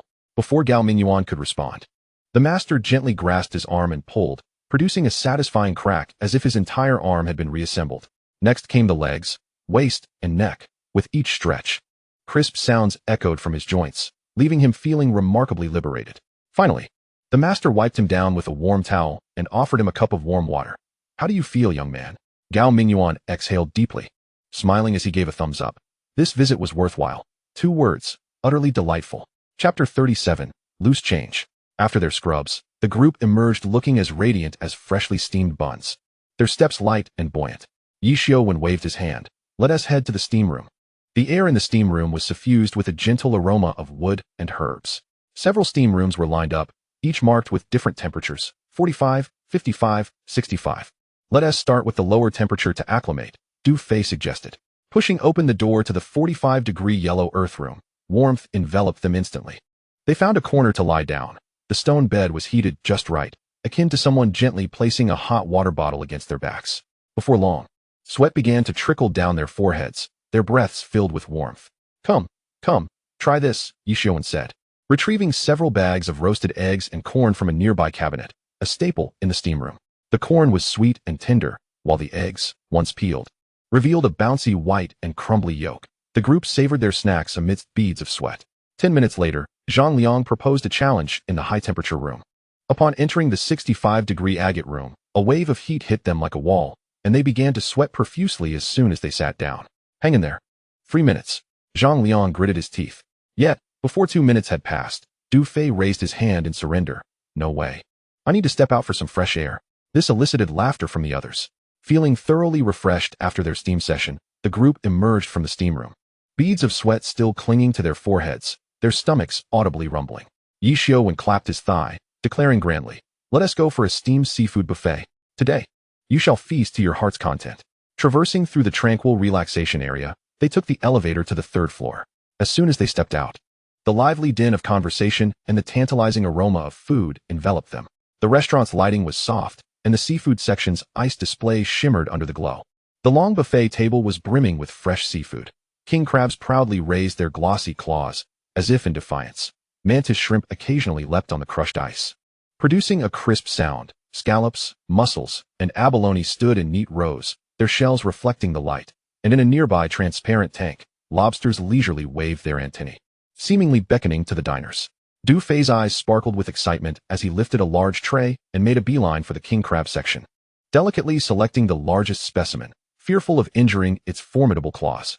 He casually scooped up a few lobsters as well. Gao Mingyuan, on the other hand, appeared calm and unhurried, choosing an assortment of his favorite scallops, clams, and razor clams with an air of elegance. Zhang Liang was indiscriminate, picking up a variety of seafood, mantis shrimp, and octopus, quickly transforming his tray into a small mountain. Meanwhile, Ye Xiuwen reminded them, don't just grab seafood. Make sure to include some corn, pumpkin, and yam as well. Pairing seafood with whole grains not only alleviates greasiness, but also warms the stomach. At the center of each dining table lay a large steamer pot, its lid made of transparent glass, allowing for easy observation of the cooking ingredients. The servers began by placing several slices of ginger, green onion segments, and a splash of cooking wine at the bottom of the pot to enhance the aroma, then assisted in layering the ingredients. Corn and pumpkin formed the base. Various shellfish occupied the middle layer, while the crabs and lobsters graced the top. First, they steamed the shellfish, which opened up for immediate consumption. Ye Xiuwen, akin to a culinary commentator, explained the process, noting that the shrimp and crab would follow, with the coarse grains steaming last, ensuring that the flavors permeated each layer for a richer taste. As steam billowed upward, droplets of water gradually formed on the lid, and the pot emitted a comforting bubbling sound, the fragrant aroma of seafood mingling with the rising steam. Moments later, the scallops opened first, revealing plump, juicy flesh. Du Fei eagerly picked one up, dipping it into a secret garlic sauce, and with a single bite, the tender meat burst with flavor, causing him to squint in delight. Once the king crab was ready, the server expertly used scissors to dismantle the shell, revealing glistening golden crab meat within. This was Gao Mingyuan's first time indulging in seafood so liberally. Typically, he favored a refined dining experience, but now he tore off a crab leg with his hands, cracking the hard shell to let the pristine white meat slide into his mouth, the sweet flavor blooming on his palate, prompting an exclamation of joy. Now this is true seafood freedom. The lobster, with its firm and tender meat, paired perfectly with a drizzle of lemon juice and mustard, offering a delightful hint of spice. The mantis shrimp, with its thin shell and thick meat, shone with a snowy brightness and delivered a sweet taste upon entry. The octopus, chilled after being sliced, possessed a crisp texture, complemented by small chili peppers and soy sauce, making it utterly irresistible. Halfway through their feast, Ye Xiuwen returned with a steaming plate of garlic vermicelli, steamed scallops, and salt and pepper mantis shrimp, declaring that while steamed dishes were delightful, they needed something with bolder flavors. As the meal drew to a close, they decided to steam some pumpkin and purple sweet potatoes, the fragrant, soft grains absorbing the seafood broth, adding a unique flavor. The restaurant also offered a complimentary fruit buffet, with neatly sliced watermelon, cantaloupe, and grapes. The group indulged in the fruits while chatting, thoroughly satisfied and reluctant to move. Now this is what life is all about, Gao Mingyuan exclaimed, patting his round belly. A perfect combination of seafood and a spa experience in northeast China. The four of them lingered in the lounge area for a while, allowing their food to digest while the warmth gradually dissipated from their bodies. Ye Xiuwen stretched lazily, patting his thigh. All right, we've eaten our fill. It's time for us to head back. Zhang Liang, Du Fei, and Gao Mingyuan responded in unison, rising together to take the elevator back to the bathing area, where they enjoyed a refreshing cold shower, changed their clothes, and exited the spa center. Ye Xiuwen drove them eastward, the car gliding smoothly onto the main road, streetlights retreating behind them as the cabin fell into a tranquil quiet, punctuated only by the soft hum of the air conditioning and the gentle purr of the engine. Soon, they merged onto the highway, the night enveloping the road like a soft curtain, the engine's low rumble echoing gently within the cabin. Gao Mingyuan reclined in his seat, hands crossed over his abdomen. His eyes half closed, yet his thoughts drifted back to the conversations of the day. For ordinary people, several $100 million in funds was merely an astronomical figure, but for him, it represented the investment fund recently entrusted to him by his father. This was the first time his father had completely entrusted such a vast sum to him, a testament to both faith and testing of his abilities. His father had simply stated, "If you incur losses, they are mine. The skills you acquire are yours." Yet Gao Mingyuan understood that this was not merely an investment opportunity, but a stage upon which he could prove his capabilities. After a moment's contemplation, he broke the silence in the car, turning to Ye Xiuwen at the wheel. "Xiuwen, what do you think would be a good project for me to invest this $300 million in? I'm at a bit of a loss for ideas." Ye Xiuwen, hands firmly on the steering wheel and gaze fixed ahead, chuckled softly. "Mingyuan, you've asked the wrong person. Setting aside whether I could ever possess $300 million.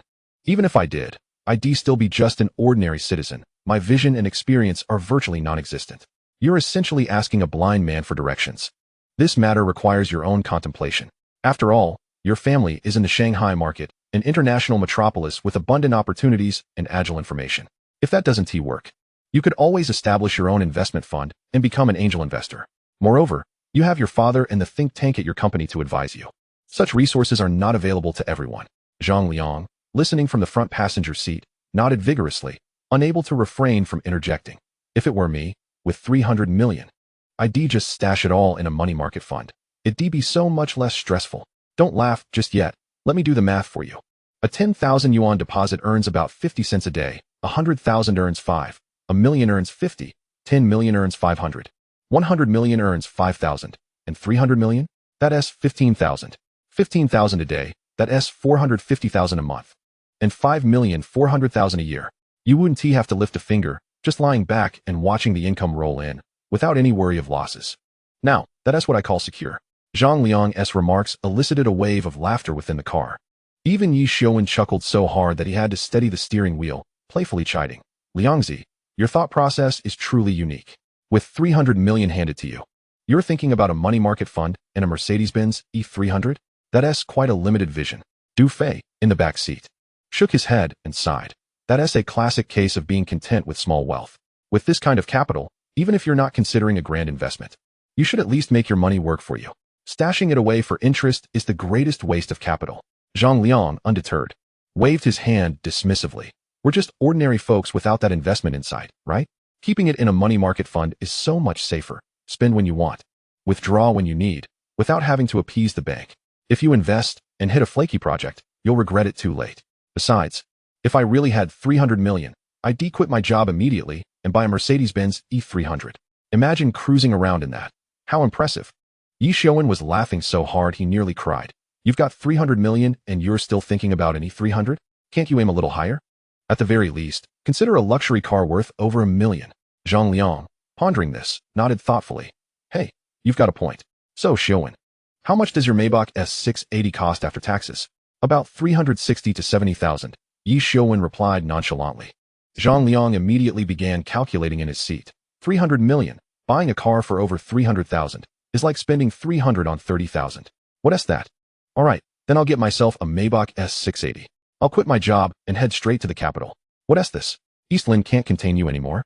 Just because you have a bit of money, you're thinking of living it up in the capital? Ye Xiuwen teased. What do you mean living it up? Zhang Liang replied earnestly. I'm going to drive a hired car. A Maybach S680 doing ride-hailing. Wouldn't I earn thousands per ride?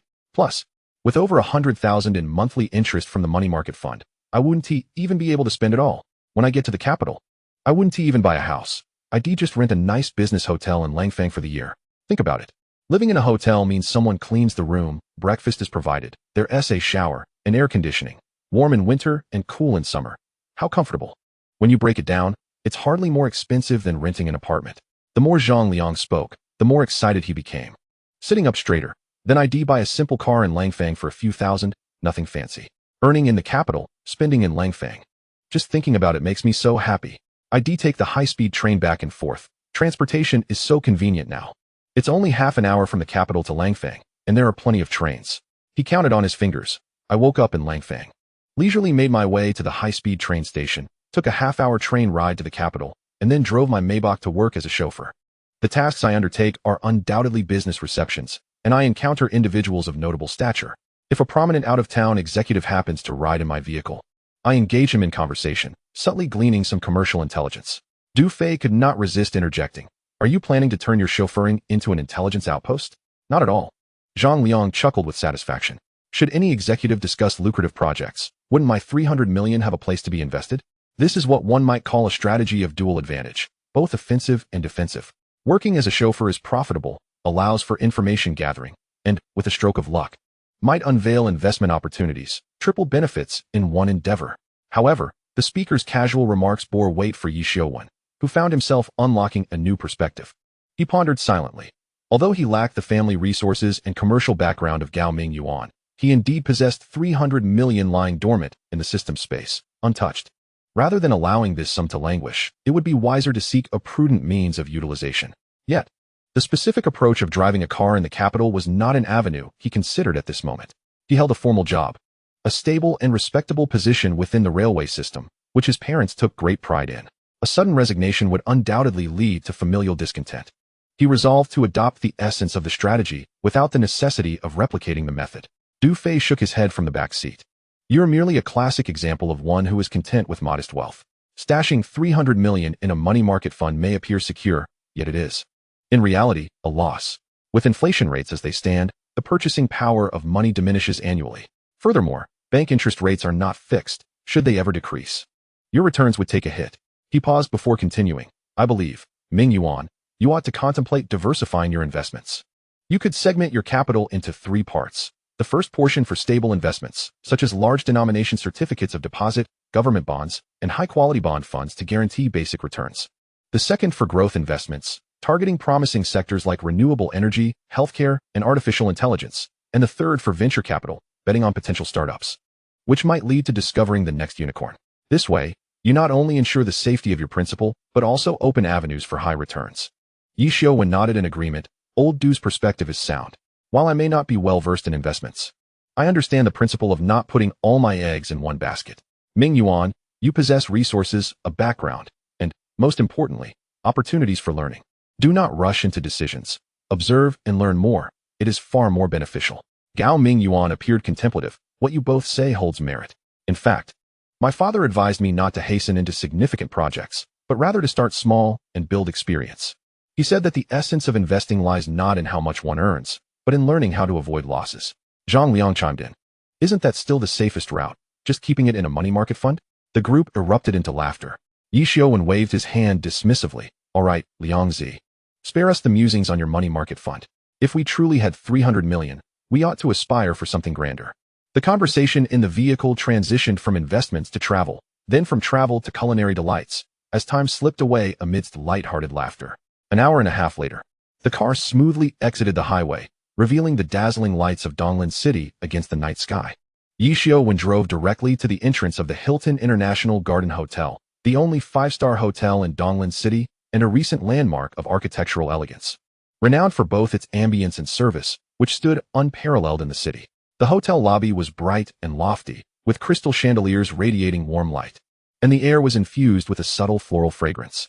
The bellman approached with a smile, taking their luggage, while the reception clerk efficiently processed the check-in for Gao Ming Yuan and Du Fei. Good day, sir. Here is your room key, located on the executive floor, offering splendid views of the entire Donglan nightscape.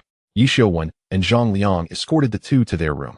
The spacious and luminous quarters boasted floor-to-ceiling windows that framed the myriad lights of the city. A welcome platter of fruits and a handwritten card adorned the coffee table, showcasing the thoughtful attention to detail characteristic of five-star service. The four of them settled in the room momentarily, discussing the itinerary for the following day. Zhang Liang confidently assured Ming Yuan, Du Fei, tomorrow I shall take you on a tour of Donglan. Although it may be small, it has plenty of delightful food and entertainment to offer. Ye Xiuwen glanced at the time and stood to take his leave. Ming Yuan, Du Fei, let Zhang Liang accompany you tomorrow. I have work to attend to. But when I return the day after, I will arrange a grand dinner for us to enjoy together, and we shall raise a toast. It's getting late.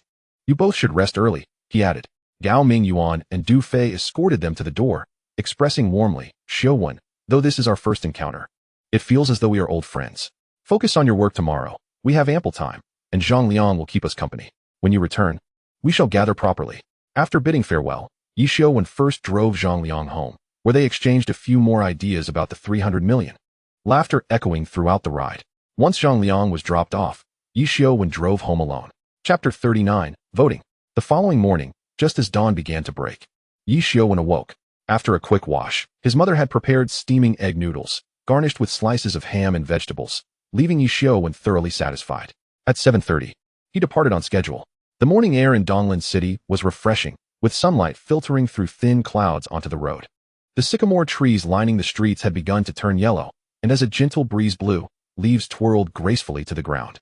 20 minutes later, he parked in the unit's parking lot. Just as he was about to exit the vehicle, Zhang Liang's words from the previous day flashed through his mind. A money market fund is so secure. Spend when you want, withdraw when you wish. Ye Xiuwen hesitated for a moment, then silently reiterated, System, withdraw funds. In the next instant, a message appeared before him. System prompt. Do you wish to withdraw all funds? 300 million? Confirm cancel. Confirm. System prompt. Funds have been transferred to your linked account. Opening his mobile banking app, Ye Xiuwen gazed at the lengthy string of numbers in his balance, taking a deep breath involuntarily. Without further hesitation, he transferred the entire sum into the money market fund. Watching the screen display a successful transfer, he felt a sense of inexplicable reassurance. Better to stabilize first and wait for a promising opportunity to arise. With no further thoughts, he exited the car and strode purposefully towards the office building. Upon entering the break room, he found several colleagues already changing into their uniforms. Hey, Lao Yi, up early. Jin Dan teased as he fastened the buttons of his work attire. You seem particularly sprightly today. Is there some good news? What good news? I just had a relaxing bath last night and slept soundly, Ye Xiuwen replied with a smile. A bath? Do tell, where did you go? We ought to take the brothers there for a try sometime. Qinghe Peninsula. Nice environment, but it can get crowded, Ye Xiuwen responded while changing clothes. Next time, we should all go together. The break room buzzed with excitement as several young employees donned their uniforms, jesting with one another about the previous night's basketball game and which restaurants served the best pot-breaded meat. At 8 o'clock sharp, the duty officer knocked on the door. Roll call. The group ceased their banter, quickly adjusting their attire as they filed into the roll call room, each taking their seats. The air was tinged with the faint scent of paper and ink, mingled with the musty aroma of old wood. The clock on the wall indicated precisely 8 o'clock, the second hand ticking steadily forward. Deputy Director Ye Xiuwen strode in with a stack of documents, his polished shoes echoing rhythmically against the floor. He placed the files on the desk, casting a sharp gaze across the room, clearing his throat. Before we begin the roll call, I have a couple of matters to address. A hush fell over the room. The sound of rustling papers ceased. Ye Xiuwen got straight to the point. Recently, we have been facing a number of minor issues with cargo inspection. Items are sometimes not processed in a timely manner, and the inspections lack thoroughness. What are the consequences? Other cargo inspection stations often send us inquiries. Although they may seem trivial, an accumulation of minor issues can tarnish our overall reputation. I hope that our colleagues in cargo inspection will remain vigilant. We come to work to earn a living, and each day we must strive to bring home our wages. He paused for a moment, his gaze sweeping across the rows of seats, his tone slightly softened. The second matter is that I am on duty today.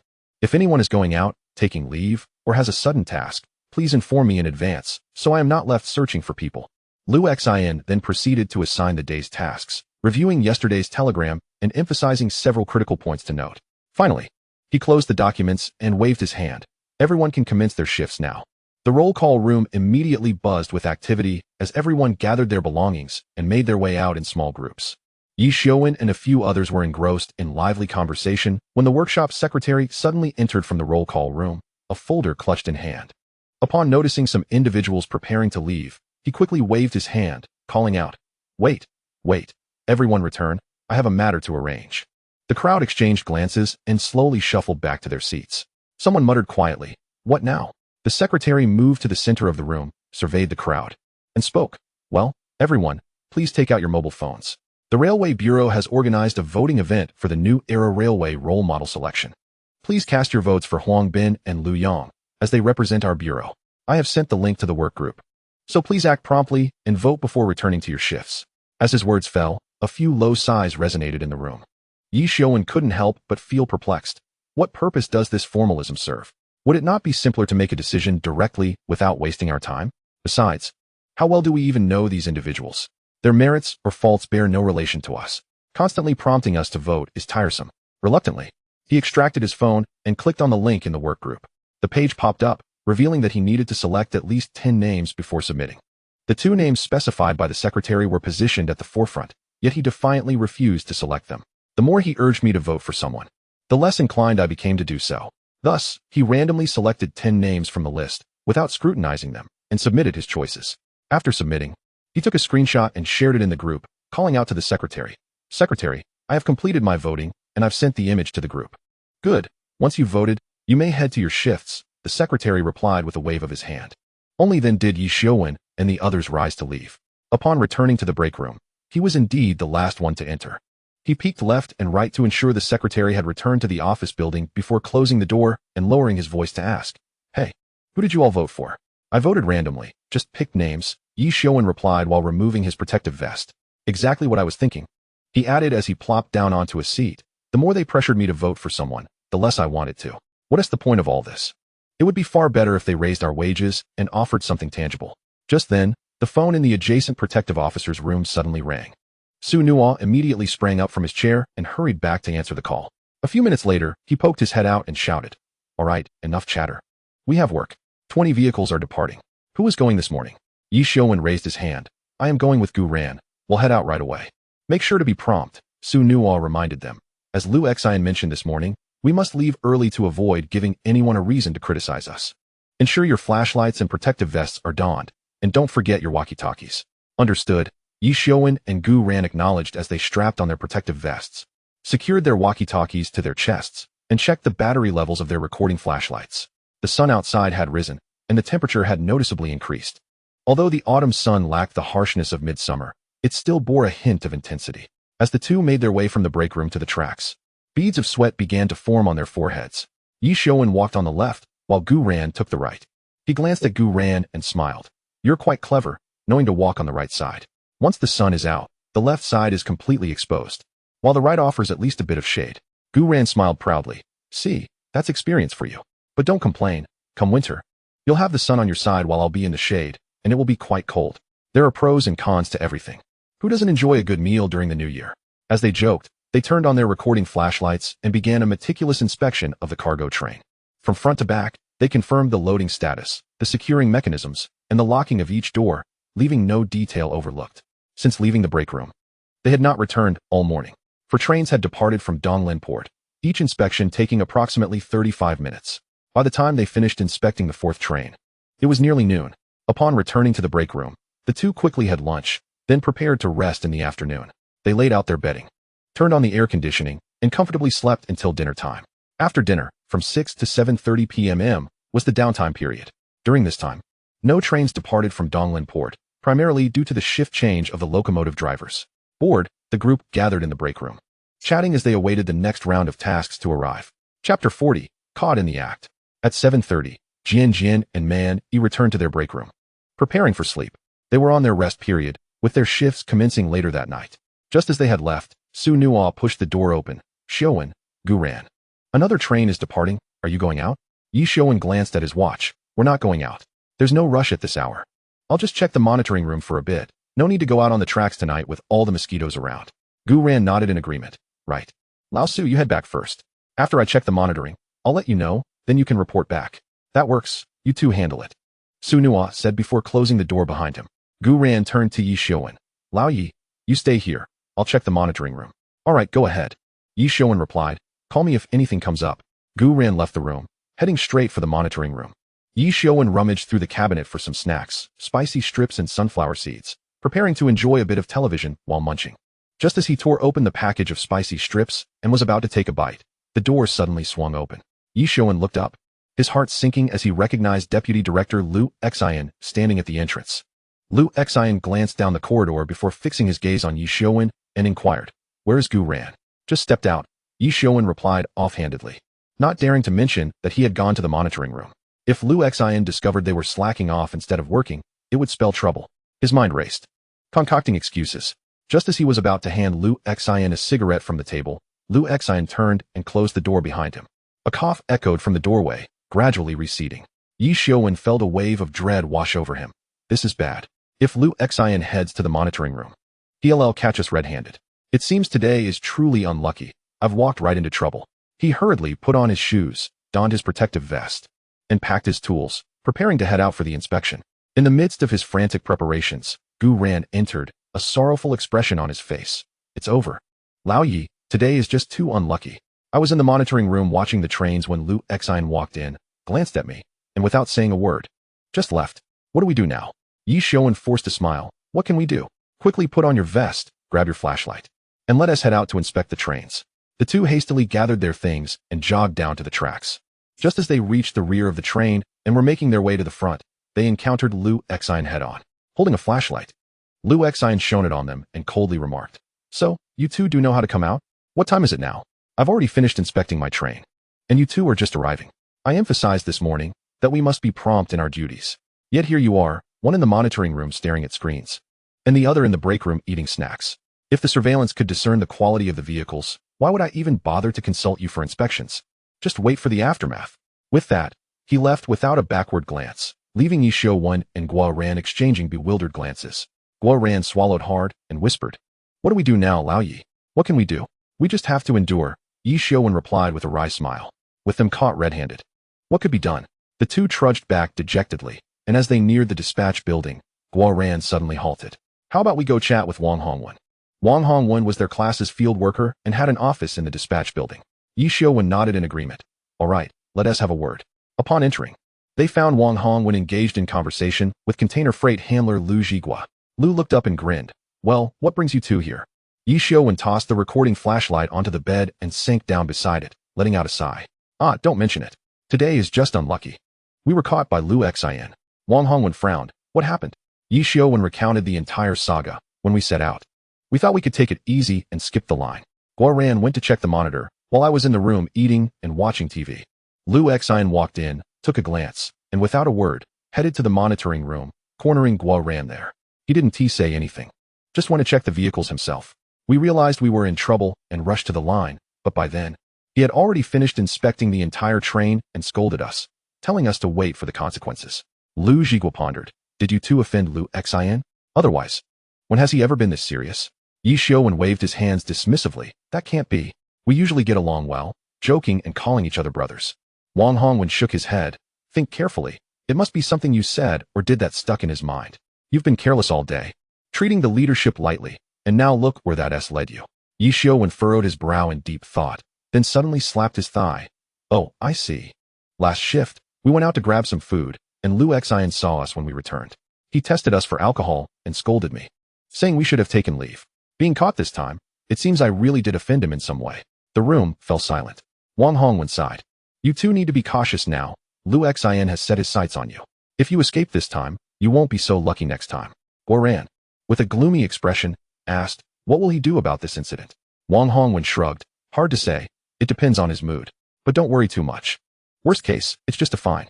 As they conversed, the office door creaked open, and Lu Xiuwen entered with a grim expression. His gaze, sharp as a blade, scanned the room before settling on Ye Xiuwen and Gu Ran. What is going on with you two? Why aren't you back after inspecting the vehicles? Running around aimlessly? Haven't you any memory? Lu Zhigua quickly rose from the bed, plastering a smile on his face as he offered a cigarette. Lu Gu, calm down. It's not a big deal. Why not just deduct a bit from their pay to teach them a lesson? Lu Gu, have a smoke. Lu Xian didn't even glance at the cigarette, pushing it away. This isn't your concern. His gaze returned to Ye Xiuwen and Guo Ran, and coldly he declared, this time, consider it a serious violation. You will each be fined 500 yuan. Do you accept? Ye Xiuwen and Guo Ran lowered their heads, not daring to utter a word. At such a moment, who would dare to argue? They could only repeatedly acknowledge their fault. Lu Gu, we accept. We accept. Lu Xian snorted coldly. Good, that is settled. I'll prepare the notice shortly, and have the director sign it in the morning. With that, he turned and left, the door slamming shut behind him, leaving the others in the room exchanging glances. Guo Ran slumped onto the bed, his face a mask of despair. What are we going to do now? We're really getting fined. Lu Jigua shot them a glare. What is there to do? You two have some nerve. After causing trouble, you don't rush to find Lu Xian to admit your mistakes, but are wandering around instead. He must have been waiting for you two to show up. Aren't you just adding to his annoyance? He was already angry, and now you've only stoked the fire. Hurry and go apologize. Ye Xiuwen realized the truth in those words. He quickly sprang to his feet, grabbing Guo Ran. Let us go. Let us hurry. Lu Jigua waved his hand. Leaders care about their face. Don't make it difficult for him. Just speak to him calmly and let him vent his frustration. Thank you, Lu Gu. Ye Xiuwen pulled Guo Ran, and they dashed out the door, heading straight for the office building. Chapter 41, Reflection. Arriving at Lu Xian's office door, Ye Xiuwen gently knocked. Lu Xian's voice called from within, come in. The two entered and stood before the desk. Ye Xiuwen lowered his head, speaking earnestly. Lu Gu, we know we were wrong. We came to admit our mistakes. Today, we were lazy and tried to cut corners. We promise it won't happen again, and we will diligently inspect the vehicles. Lu Xian lifted his head, glancing at them, and snorted. Now you know your mistake? Where was this awareness before? As he spoke, he pulled out a piece of paper from the drawer and placed it on the table. I've already prepared the notice. Take a look. If you two hadn't come, I would have had the director sign it tomorrow morning, fining you both 500 yuan. Ye Xiuwen took the notice with both hands, scanning its contents. It clearly stated, date, month, day, time. Location, Donglin Port Cargo Inspection Rest Room and Monitoring Room. Deputy Director Lu Xian, while inspecting cargo, discovered freight handler Ye Xiuwen eating and using his phone in the restroom, while freight handler Guo Ran was monitoring the screens, both failing to adhere to the required duties. Handling opinion. According to Severe Issues Assessment, a deduction of 500 yuan from performance salary. Signed, Deputy Director Lu Xian. Every word felt like a nail piercing Ye Xiuwen's eyes. He swallowed hard and looked up at Lu Xian. Lu Xian leaned back in his office chair, arms crossed over his chest, coldly observing them. Do you see clearly now? Yes, we see clearly, Lu Gu, Ye Xiuwen replied in a voice barely above a whisper. Since you two came, I'm giving you a chance. If you hadn't come today, I would have had the director sign it tomorrow morning, and you would both have been fined 500 yuan to teach you a lesson. During morning roll call, I told you to be timely when leaving the room. Didn't I? Didn't I say that? Yes, Lu Gu. Ye Xiuwen and Guo Ran responded in unison. Lu Xian's expression darkened. Today I'm on duty, and you two are not making this easy for me, are you? What? Do my words not carry weight? Guo Ran quickly nodded. They do. Lu Gu, we were wrong. Lu Xian fixed his gaze on Ye Xiuwen, disappointment lacing his tone. Ye Xiuwen, I've always regarded you as a good person. You've seemed diligent in your work. Yet I didn't expect you to resort to laziness and trickery. He paused, lightly tapping his fingers on the desk, as if suppressing his anger. Let us not even discuss other matters. Just last month, you saw that vehicle loaded with alumina, and it leaked halfway through. I called you, sent you a WeChat message, and you didn't respond. What is the meaning of that? You don't take me seriously? Ye Xiuwen felt beads of sweat forming on his forehead and hurriedly explained, Lu Gu, it wasn't like that. It was just lunchtime, and I was heading home to catch up on sleep. I genuinely didn't hear my phone. By the time I saw the messages, it was already evening, and I thought I shouldn't disturb your rest, so I didn't reply. The next day, I got busy and forgot. And during the last roll call, Lu Xian continued, not giving him the chance to finish. I was speaking in front, and you were interrupting from below. Think about it. Aren't those things you did? Ye Xiuwen opened his mouth, seemingly wishing to explain further, but Lu Xian raised his hand to halt him. All right. No need for explanations. Listen, Lu Xian sighed, his tone softening slightly. From now on, regardless of how others handle their shifts, whenever I'm on duty, any vehicle dispatched must be officially logged. Do you understand? Don't bring trouble my way. If that vehicle goes out and something happens, who will take responsibility? Am I to be just a spectator, sharing in your misfortunes? It feels as though you two are trying to throw me under the bus. Ye Xiuwen quickly assured him, rest easy, Lu Gu. There won't be a next time. We understand our mistake this time. We will ensure to log our work promptly in the future and never slack off again. Lu Xian scrutinized them for several seconds, seemingly assessing their sincerity. The office was so quiet that the ticking of the clock on the wall was the only sound. Finally, he spoke slowly. All right. Take this notice back with you. Make sure to read it often and remember this lesson. This time, I 1T dock your pay. Now, you can go. Ye Xiuwen and Guo Ran felt as though a great weight had been lifted from their shoulders as they gratefully accepted the notice, repeatedly expressing their thanks. Thank you. Lu Gu. We will certainly remember this lesson. They cautiously exited the office, gently closing the door behind them. In the corridor, Ye Xiuwen exhaled a long sigh. Wiping the cold sweat from his forehead, Guo Ran murmured, "We've salvaged those 500 yuan. I 1T dare to make the same mistake again." Ye Xiuwen nodded, neatly folding the notice and tucking it into his pocket. Remember, let today serve as a lesson learned. The two exchanged a glance and hurried towards the break room. Once back in the break room, Guo Ran swiftly removed his shoes, sitting cross-legged on the bed, and curiously asked, "By the way, what was that about the aluminum oxide Lu Xian mentioned?" Ye Xiuwen sat at the edge of the bed, pulled out 2 cigarettes from the pack, handed one to Guo Ran, and lit his own. Taking a deep drag, he exhaled slowly before replying, "Well, last month. It was just the two of us monitoring the vehicles. One truck carrying aluminum oxide ended up leaking. The next day, just before the end of my shift, Lu Xian called me. I was asleep at the time, my phone was on silent, so I didn't hear it." He paused, his fingers lightly tapping his knee as he recalled the scene. "When I finally woke up and saw the missed call, my heart sank. How was I supposed to explain this to him? Should I say I was asleep? Or that I didn't pay attention to the vehicle? The more I thought about it, the harder it seemed to explain, so I decided to let it simmer and wait for an opportunity to talk. But the next day, Lu Xian confronted me and scolded me thoroughly. I thought that would be the end of it, but it turns out he kept it in mind." Guo Ran frowned. "Why didn't you just clarify things with him then? By dragging it out, he might have thought you were intentionally ignoring his call." Guo Ran pressed further. "And what was that comment you made when they called roll? I don't recall anything about that." Ye Xiuwen sighed. "Ah, that's also from last month. Lu Xian was calling the roll that day. The workshop had a rule that key vehicles had to be inspected by both the on-duty staff and the supervisory personnel. But that day, the supervisory staff didn't show up, so the on-duty personnel had to inspect the vehicle alone. As a result, there was an issue.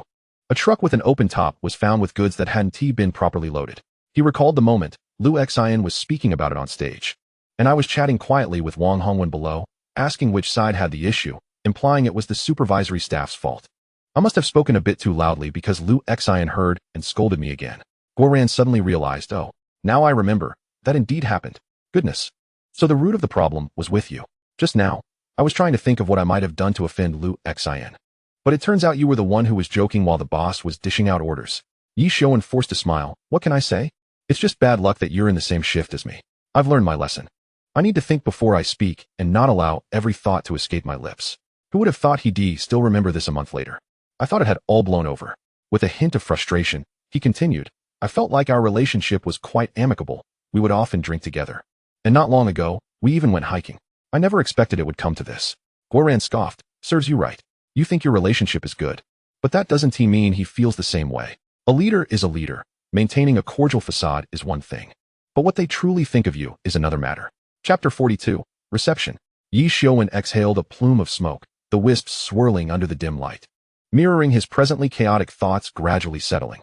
He extinguished the cigarette in the ashtray, producing a quiet sound that felt like an unceremonious end to his day. Rising to his feet, he approached the locker, carefully folding the slightly crumpled paper in his fingers, creating neat creases akin to the facade he endeavored to maintain. The edge of the locker door provided just the right gap for him to tuck the paper in securely.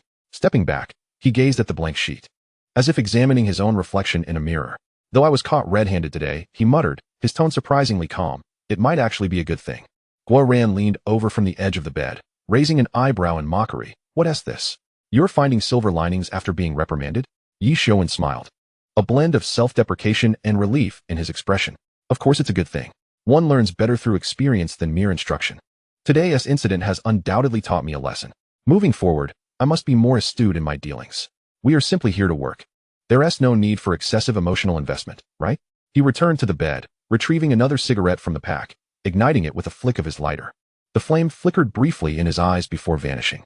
As the smoke billowed forth, he continued, "Moreover, it's essential to understand one's position. A leader is a leader.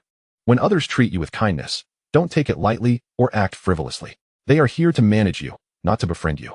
Henceforth, I shall maintain a respectful demeanor. As long as I can keep up appearances, that will suffice." Guoran suddenly gave a thumbs up, tilting his head slightly with a smile. Insightful. That's a well-articulated summary. You've matured, my friend. Ye Xiuwen waved his hand dismissively, his smile tinged with resignation. All right. Let us not dwell on it. Discussing it further will only lead to tears. Let us focus on our work. The room fell silent. The only sound the ticking of the clock on the wall, marking the rhythm of the night's stillness. Everyone returned to their beds, some shifted positions, the floorboards creaking softly, while the muffled sounds of steady breathing and distant footsteps echoed in the darkness. As dawn broke, the sky outside blossomed into a brilliant blue, the sun rising to cast its light upon the earth. After a simple wash, the group made their way to the cafeteria.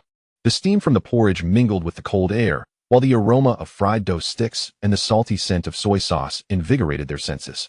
Holding a bowl, Ye Xiuwen sipped slowly, his mind still replaying the lessons of the previous night, though his expression remained impassive. After finishing breakfast, they returned to their dormitory to tidy up. Ye Xiuwen neatly folded the bedding and placed it in the cabinet. He gathered the waste paper from the bin and swept the floor. After changing clothes, he adjusted his collar before picking up his phone and stepping out.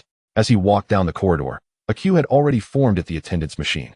The silver face recognition device glowed with blue light, its screen flashing a prompt to align one's face. Each time someone scanned their face, a crisp beep would sound, accompanied by a fleeting green notification confirming their attendance. Deputy Director Ye Xiuwen approached from the end of the corridor, carrying a thermos, his pace measured and unhurried. Good morning. Lu Director, Ye Xiuwen greeted, his voice not loud but carrying just the right amount of detachment, polite yet not overly familiar. Ye Xiuwen nodded, holding a cigarette between his lips. Taking a puff as the smoke wafted between them, he casually inquired about the work situation from the previous night, then, with a hint of a smirk, shifted the conversation. Last night, did I come off a bit too harsh? You're not gossiping behind my back, are you? Ye Xiuwen quickly chuckled, the corners of his eyes crinkling with mirth. Not at all. It was my fault yesterday. Lu Gu was only looking out for me, healing the sick and saving lives, admonishing the past to prevent future errors. Understood, completely understood. As he spoke, he subtly observed Ye Xiuwen's expression, his tone respectful yet confident, perfectly balanced. Ye Xiuwen nodded slightly, a barely perceptible smile gracing his lips. As long as you understand, I am only looking out for your best interests. After exchanging a few pleasantries, Ye Xiuwen retreated to the team. When it was his turn, he leaned slightly, positioning his face towards the attendance machine, and with a beep, the screen flashed a green checked in. He exhaled deeply, pushed open the dormitory door, and the morning sun cascaded through, illuminating the corridor in a golden hue. He strode down the stairs, his steps noticeably lighter than before. This time, he had no intention of catching up on sleep, as Gao Mingyuan and Du Fei were eagerly awaiting him. Upon arriving home, he took a quick shower, donned a fresh t-shirt and jeans, and casually grabbed his phone from the coffee table, ordering a traditional iron pot stew from the northeast, eager for Gao Mingyuan, a southerner, to experience its authentic flavors. After securing the reservation, he drove straight to the Hilton Hotel. The elevator chimed as it reached the designated floor, and he approached Gao Mingyuan's door, knocking twice. The door swung open to reveal Du Fei and Zhang Liang, and the room was suffused with a subtle aroma of coffee. Ah, everyone's here. Ye Xiuwen chuckled as he stepped inside. Where did you all go yesterday? Zhang Liang, leaning against the sofa with a coffee cup in hand, replied proudly. I took these two to the seaside yesterday. We spent the whole day there, and even enjoyed an authentic seafood feast at a rustic restaurant on the rocks. The farm-style restaurant Zhang Liang mentioned was situated right by the sea. During low tide, one could walk across the slick rocks. At high tide, the surroundings were engulfed by water, rendering it an island. The rocky area was modest in size, about 30 to 40 square meters, with a few rudimentary huts constructed from plastic sheeting and old fishing nets for shelter. Adjacent to the huts was a small kitchen with a large iron pot perched on a gas stove, steam wafting enticingly from within. The place could accommodate 3 or 4 small square tables, their legs wedged firmly into the crevices of the rocks, and the seating consisted of simple red plastic stools. The patrons were not picky about the environment. They were drawn by the freshness of the food. The seafood was freshly caught that very day, some still bearing traces of sea salt and seaweed. The owner would toss the freshly unloaded mantis shrimp, flower crabs, and blue crabs into a basin, rinse them with seawater, and then steam them, blanch them, or simply stir-fry them with ginger and scallions. The seafood from the Bohai Bay differs from that of the south.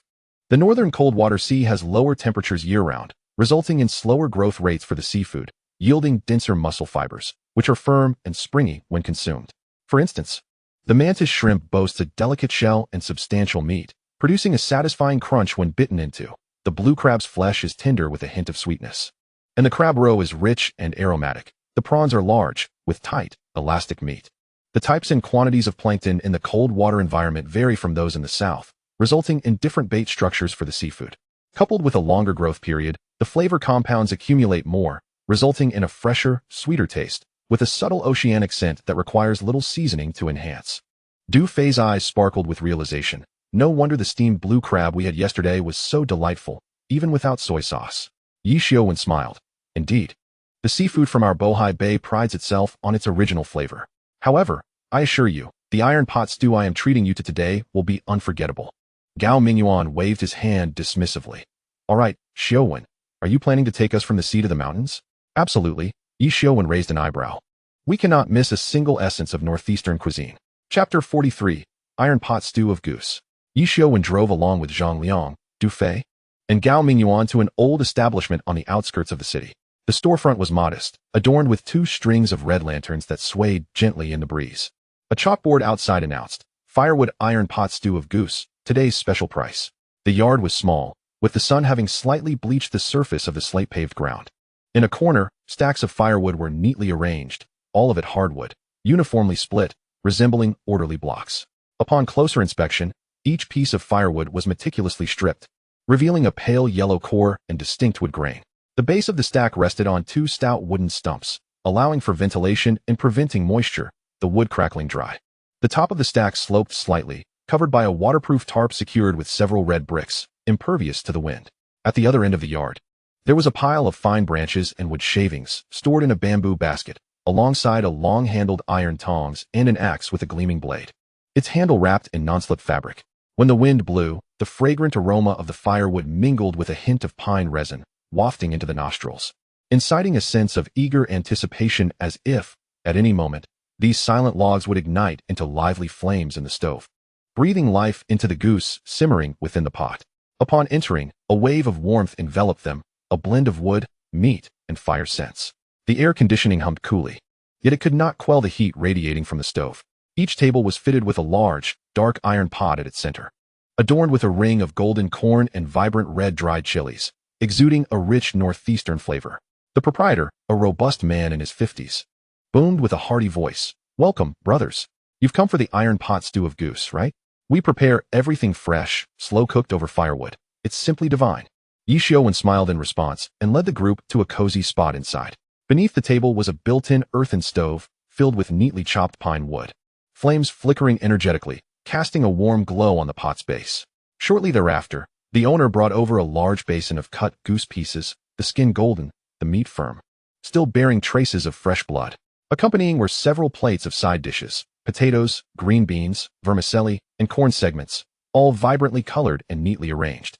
The owner skillfully poured soybean oil into the iron pot, and once heated, added ginger slices, scallions, dried chilies, and a few star anise, causing a delightful sizzle as the fragrance filled the air.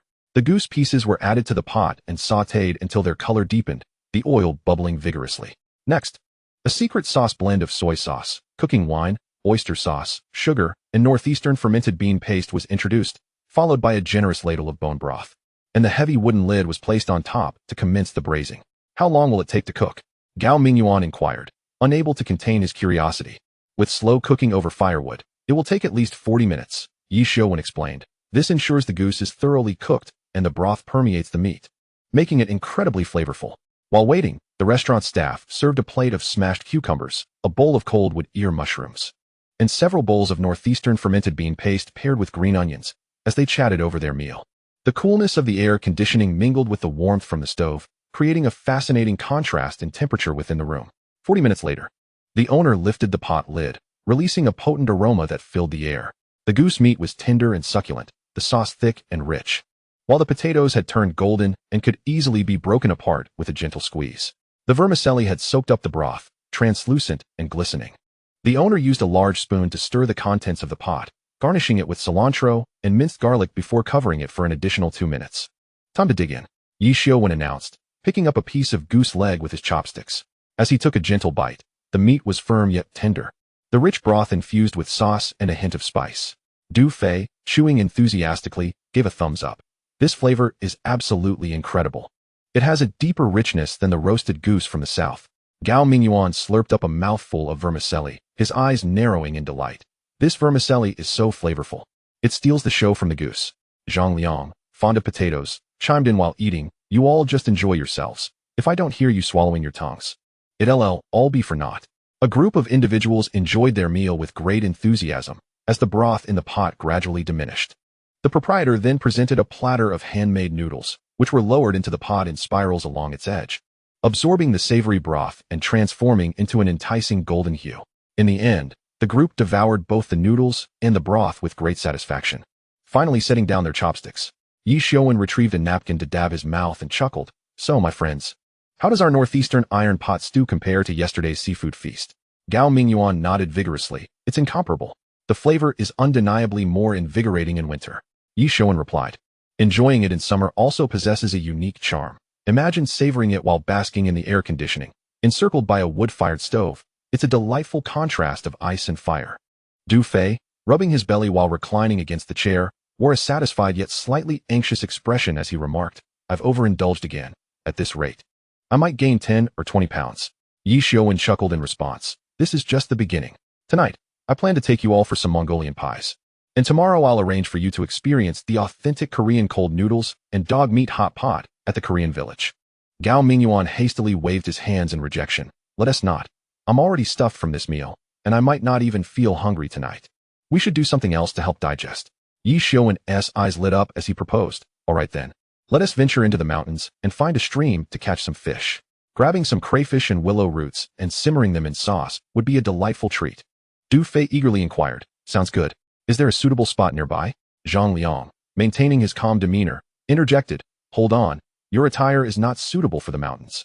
Let us return home first, purchase some camouflage outfits from the labor protection store, and gather the barbecue grill, portable stove, and all the necessary condiments. We can cook our catch right there in the mountains tonight. Ye Xiuwen nodded in agreement. That sounds excellent. By the way, Mingyuan, can you and Du Fei drive? Gao Mingyuan confidently replied. Driving is no problem. I used to drive to university. What? Is there someone here who can't drive? Ye Xiuwen grinned at Zhang Liang. Indeed. We have a novice among us who has never even touched a car. He playfully glanced at Zhang Liang. Zhang Liang, feeling a bit bashful, scratched his head. I just never had the chance to learn. Ye Xiuwen pondered for a moment and suggested. How about this? I'll leave my car here for Zhang Liang to take you to buy clothes, while I'll take a taxi home to fetch the Maybach and bring the barbecue camping gear. We'll split up and meet at the foot of the mountain. He raised his hand to check the time. It's only just past noon. We can spend 5 or 6 hours in the mountains. Since it stays light out until late, we can pack up and come down around 7. We'll have plenty of time. Without hesitation, Ye Xiuwen got up to settle the bill. Soon after, Gao Mingyuan drove Ye Xiuwen's Audi A6, taking Zhang Liang and Du Fei directly to the labor protection store, with Zhang Liang guiding from the passenger seat. Meanwhile, Ye Xiuwen hailed a taxi and headed straight for the villa area to retrieve the Maybach. Once home, he felt free to take the car out since his parents were at work. Upon arrival, he quickly loaded the folding chairs, tables, barbecue grill, and portable stove into the vehicle. He then visited the market to purchase lamb skewers, chicken wings, sausages, and other barbecue ingredients, along with several bags of charcoal. Back in the car, he neatly arranged the meats in the cooler, layering ice to keep them fresh, and packed the beverages accordingly.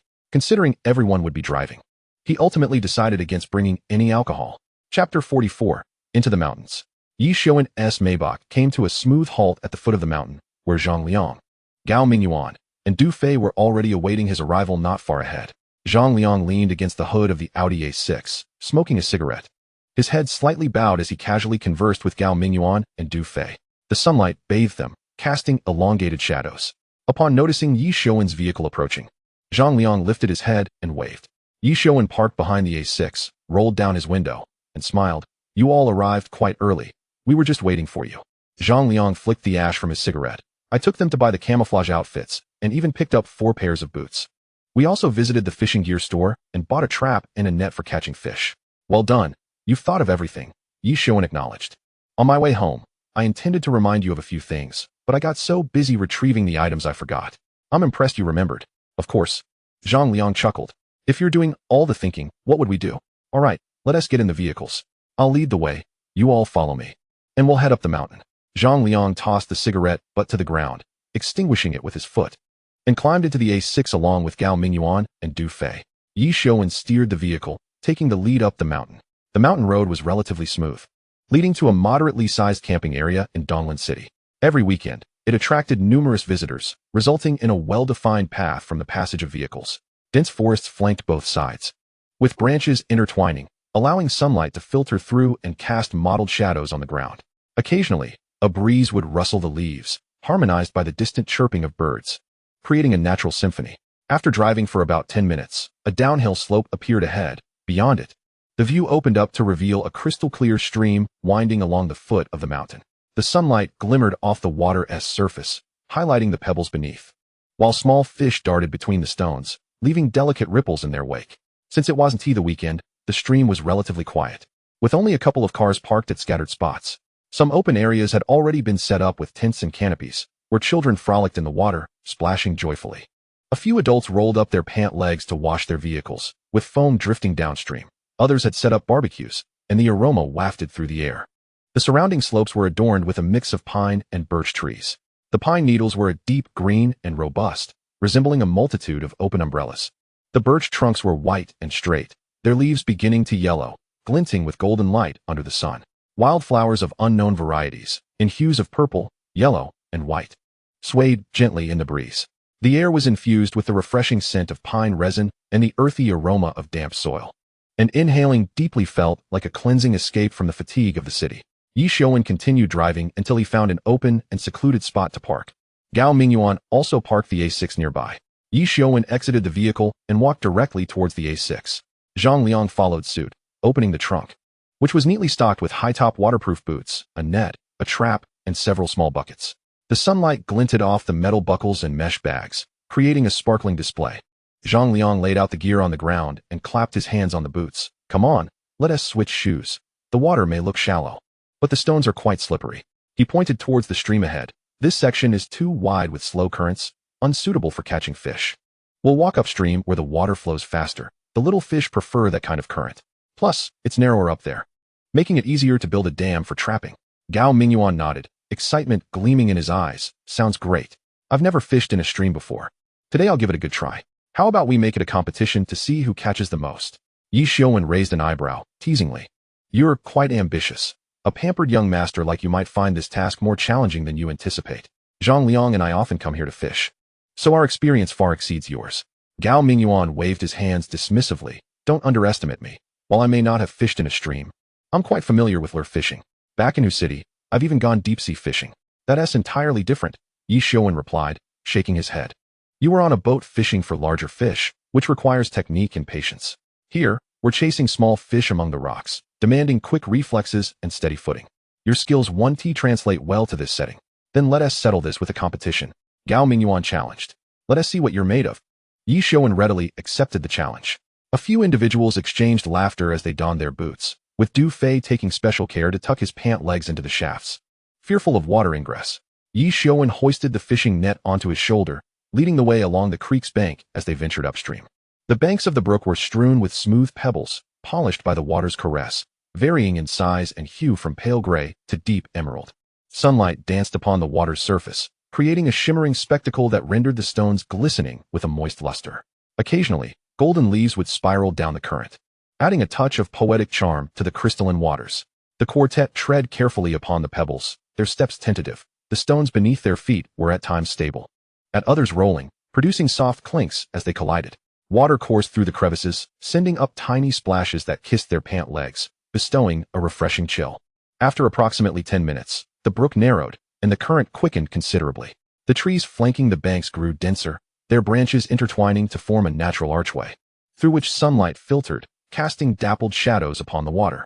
The air was suffused with the scent of damp earth and a hint of pine resin, occasionally punctuated by the melodious calls of birds, enhancing the tranquility of this mountainous stream. Ye Xiuwen halted, surveying his surroundings with satisfaction as he nodded. This is the perfect spot. The water is narrow and the current swift, an ideal gathering place for small fish. He crouched down, cupping his hands to gather a handful of water, icy to the touch. The chill indicates a plentiful catch. Zhang Liang, let us construct a dam here. While Mingyuan and Du Fei, you two shall head upstream to drive the fish toward us, and see who nets the first prize. Zhang Liang placed his gear on the ground, his fingers restlessly exploring the riverbank until they encountered a smooth pebble, which he casually tossed into the adjacent thicket. With a swoosh, the stone arced through the air, vanishing into the foliage. Suddenly, a cacophony of wings erupted from the underbrush. A vividly colored wild chicken burst forth, its long tail feathers shimmering like metal in the sunlight. Flapping its wings in panic, it soared over several pine trees, emitting hurried clucks as it fled into the distant valley. Du Fei's eyes sparkled with excitement as he exclaimed, "Wow, a wild chicken. Should we try to catch it, brothers?" Haha. Zhang Liang waved his hand dismissively, chuckling, "Not a chance. Even if we spotted it, you'd never catch it. Besides, any creature that moves in the wild is protected by law. You'd be breaking the law just trying to catch a sparrow." He crouched down, picking up a well-rounded pebble, weighing it in his hand, a glimmer of nostalgia crossing his gaze. "It's nothing like our childhood. In autumn, sparrows would swarm the fields in search of seeds. Back then, we'd set a net in a good spot, and with a little commotion, flocks of sparrows would take flight right into the net, a bountiful catch. We'd build a small fire, clean the sparrows, and roast them, seasoning them with salt and cumin. The aroma was simply irresistible." Zhang Liang's voice gradually softened, tinged with regret. "Alas, those days are gone forever. Have you heard? Climbing a tree for a bird's egg could land you in prison for over a decade. So, we can reminisce, but to act on it would be no jest." Ye Xiuwen nodded in agreement. "Indeed, let us focus on fishing today. The fish in this brook will suffice for a feast. Let us refrain from any illegal endeavors." Du Fei scratched his head, a sheepish smile breaking across his face. "All right, I'll follow your lead." But that wild chicken was truly magnificent. Chapter 45, The Dam. Ye Xiuwen lifted his gaze to the distant mountains, his eyes gleaming with enthusiasm as he continued. "Mingyuan, Du Fei, your timing for this trip isn't ideal. Come winter, I shall take you into the mountains to catch forest frogs. By then, after a summer of foraging, the frogs will be plump, their flesh tender as tofu, brimming with nutritional value." He crouched, tracing patterns in the creek's water with his fingers. Forest frogs love to hide in the crevices along the banks of mountain brooks. As winter approaches and they prepare for hibernation, they congregate in the calmer waters. With our flashlights, we can turn over stones along the creek and discover them curled up, their eyes gleaming in the darkness. Catching forest frogs requires a certain finesse. Ye Xiuwen stood, his tone adopting a more knowledgeable air. "You cannot catch them with your hands. A small net is essential. Their skin is slippery, and should you touch them, they excrete a mucus that makes them escape with ease. Once caught, they must be placed immediately into a breathable bamboo basket, lest they suffocate. The most exhilarating experience is after a heavy snowfall," his voice brimming with longing. "The entire forest is cloaked in white, a scene of breathtaking beauty. The frogs conceal themselves beneath the snow-covered twigs and leaves. With a mere flick of snow, you can uncover them quietly resting, like little treasures. Those forest frogs, when prepared in a soy braise, are unparalleled." Ye Xiuwen swallowed hard. "First, you scald them in hot water to remove their skin, then braise them gently with northeastern soy sauce, scallions, ginger, garlic, and dried chili. When served, a sprinkle of cilantro on top releases an aroma that can waft for miles." He turned to Gao Mingyuan and Du Fei, lowering his voice conspiratorially. "If fortune smiles upon us, we might even take a few hunting dogs into the mountains. The snow blankets the grass, making it difficult for wild rabbits to forage, causing them to venture out more frequently. The dogs' noses are incredibly adept in the snow, able to track scents effortlessly. Just imagine." Ye Xiuwen spread his arms wide, as if painting a vivid picture of a winter hunt, snowflakes dancing in the forest, the sounds of barking dogs, footsteps, and the crack of breaking branches intertwining. Wild rabbits darting through the snow, kicking up clouds of powder, with the dogs hot on their heels. The thrill of it all surpasses any film. Gao Mingyuan's eyes sparkled with excitement, as if he were already immersed in the snow-laden forest. Unable to contain himself, he rubbed his hands together, urgency lacing his tone. "Then we must come when winter arrives. Xiuwen, you must take us into the mountains to catch rabbits." Ye Xiuwen chuckled, waving his hand dismissively. "Of course, whenever you come, I shall host you. We'll catch forest frogs, hunt rabbits, then head to Harbin to see the ice lanterns and explore the snowy village. We can even ride dog sleds on the Songhua River and enjoy snowmobiles, ensuring you have a splendid time." His eyes sparkled with delight as he spoke. Harbin's ice and snow world features ice sculptures towering as high as buildings, illuminated in brilliant colors at night, resembling a fairy tale. The houses in Snowy Village are all peaked wooden structures, their roofs laden with thick snow, resembling frosted cakes. Venture further north, and you may witness the aurora borealis. If luck is on your side, you might encounter rime frost, trees adorned with silvery blooms, indescribably beautiful. As for the sleds, Ye Xiuwen smirked mischievously, lowering his voice. "We have not only dog-drawn sleds, but also horse-drawn ones. and even people-drawn sleds. If you dare, I can gather a few friends for a sled race. It would be a riot. Du Fei's eyes widened with excitement. Wow, that sounds incredible. I absolutely must go. Zhang Liang chimed in. Not only will there be plenty of fun, but also an abundance of food. Candied hawthorn, frozen pears, roasted sweet potatoes, and our northeastern specialties like pig slaughter dishes, chicken stew with mushrooms, and iron pot braised goose, guaranteed to leave you stuffed. Ye Xiuwen patted the shoulders of the two. Then it settled. Come winter, you are my guests. Zhang Liang waved his hand. All right, enough idle chatter. Let us get to work. Ye Xiuwen chuckled in agreement, clearing his throat theatrically. Ahem, let us commence. The group immediately sprang into action, donning waterproof boots and rolling up their pant legs. Du Fei, while fastening his boot laces, muttered, these boots feel a bit large. They won't fall off, will they? They won't. Zhang Liang assured him, tightening the straps. You'll find out once we wade in. These are quite slip-resistant. Gao Mingyuan could hardly contain his excitement as he stepped into the babbling creek, the frigid water swiftly enveloping his calves, prompting an involuntary shiver. Oh dear. This water is exceedingly cold. Cold is precisely what we want, Ye Xiuwen replied, wielding a net as he moved ahead. The fish thrive in cooler waters. Come, Mingyuan. You and Du Fei head upstream to drive the fish down, while Zhang Liang and I construct a weir here. Ye Xiuwen passed the net to Du Fei. You and Mingyuan will handle the upstream chase. Zhang Liang and I will fortify the dam. Remember, make no sudden movements. Gently guide the fish this way. No problem. Gao Mingyuan rubbed his hands together, his eyes sparkling with anticipation.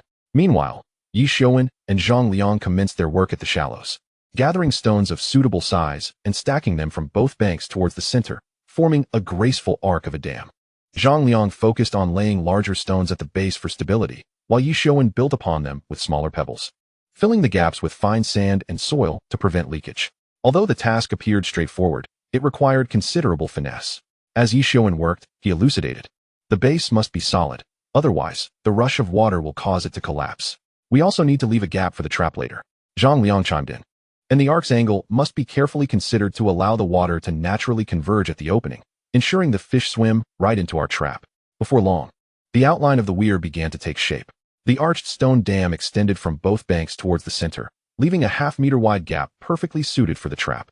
The water within the dam was gradually rising, forming a small cove. Almost there. Ye Xiuwen clapped his hands in satisfaction. Zhang Liang, set the trap.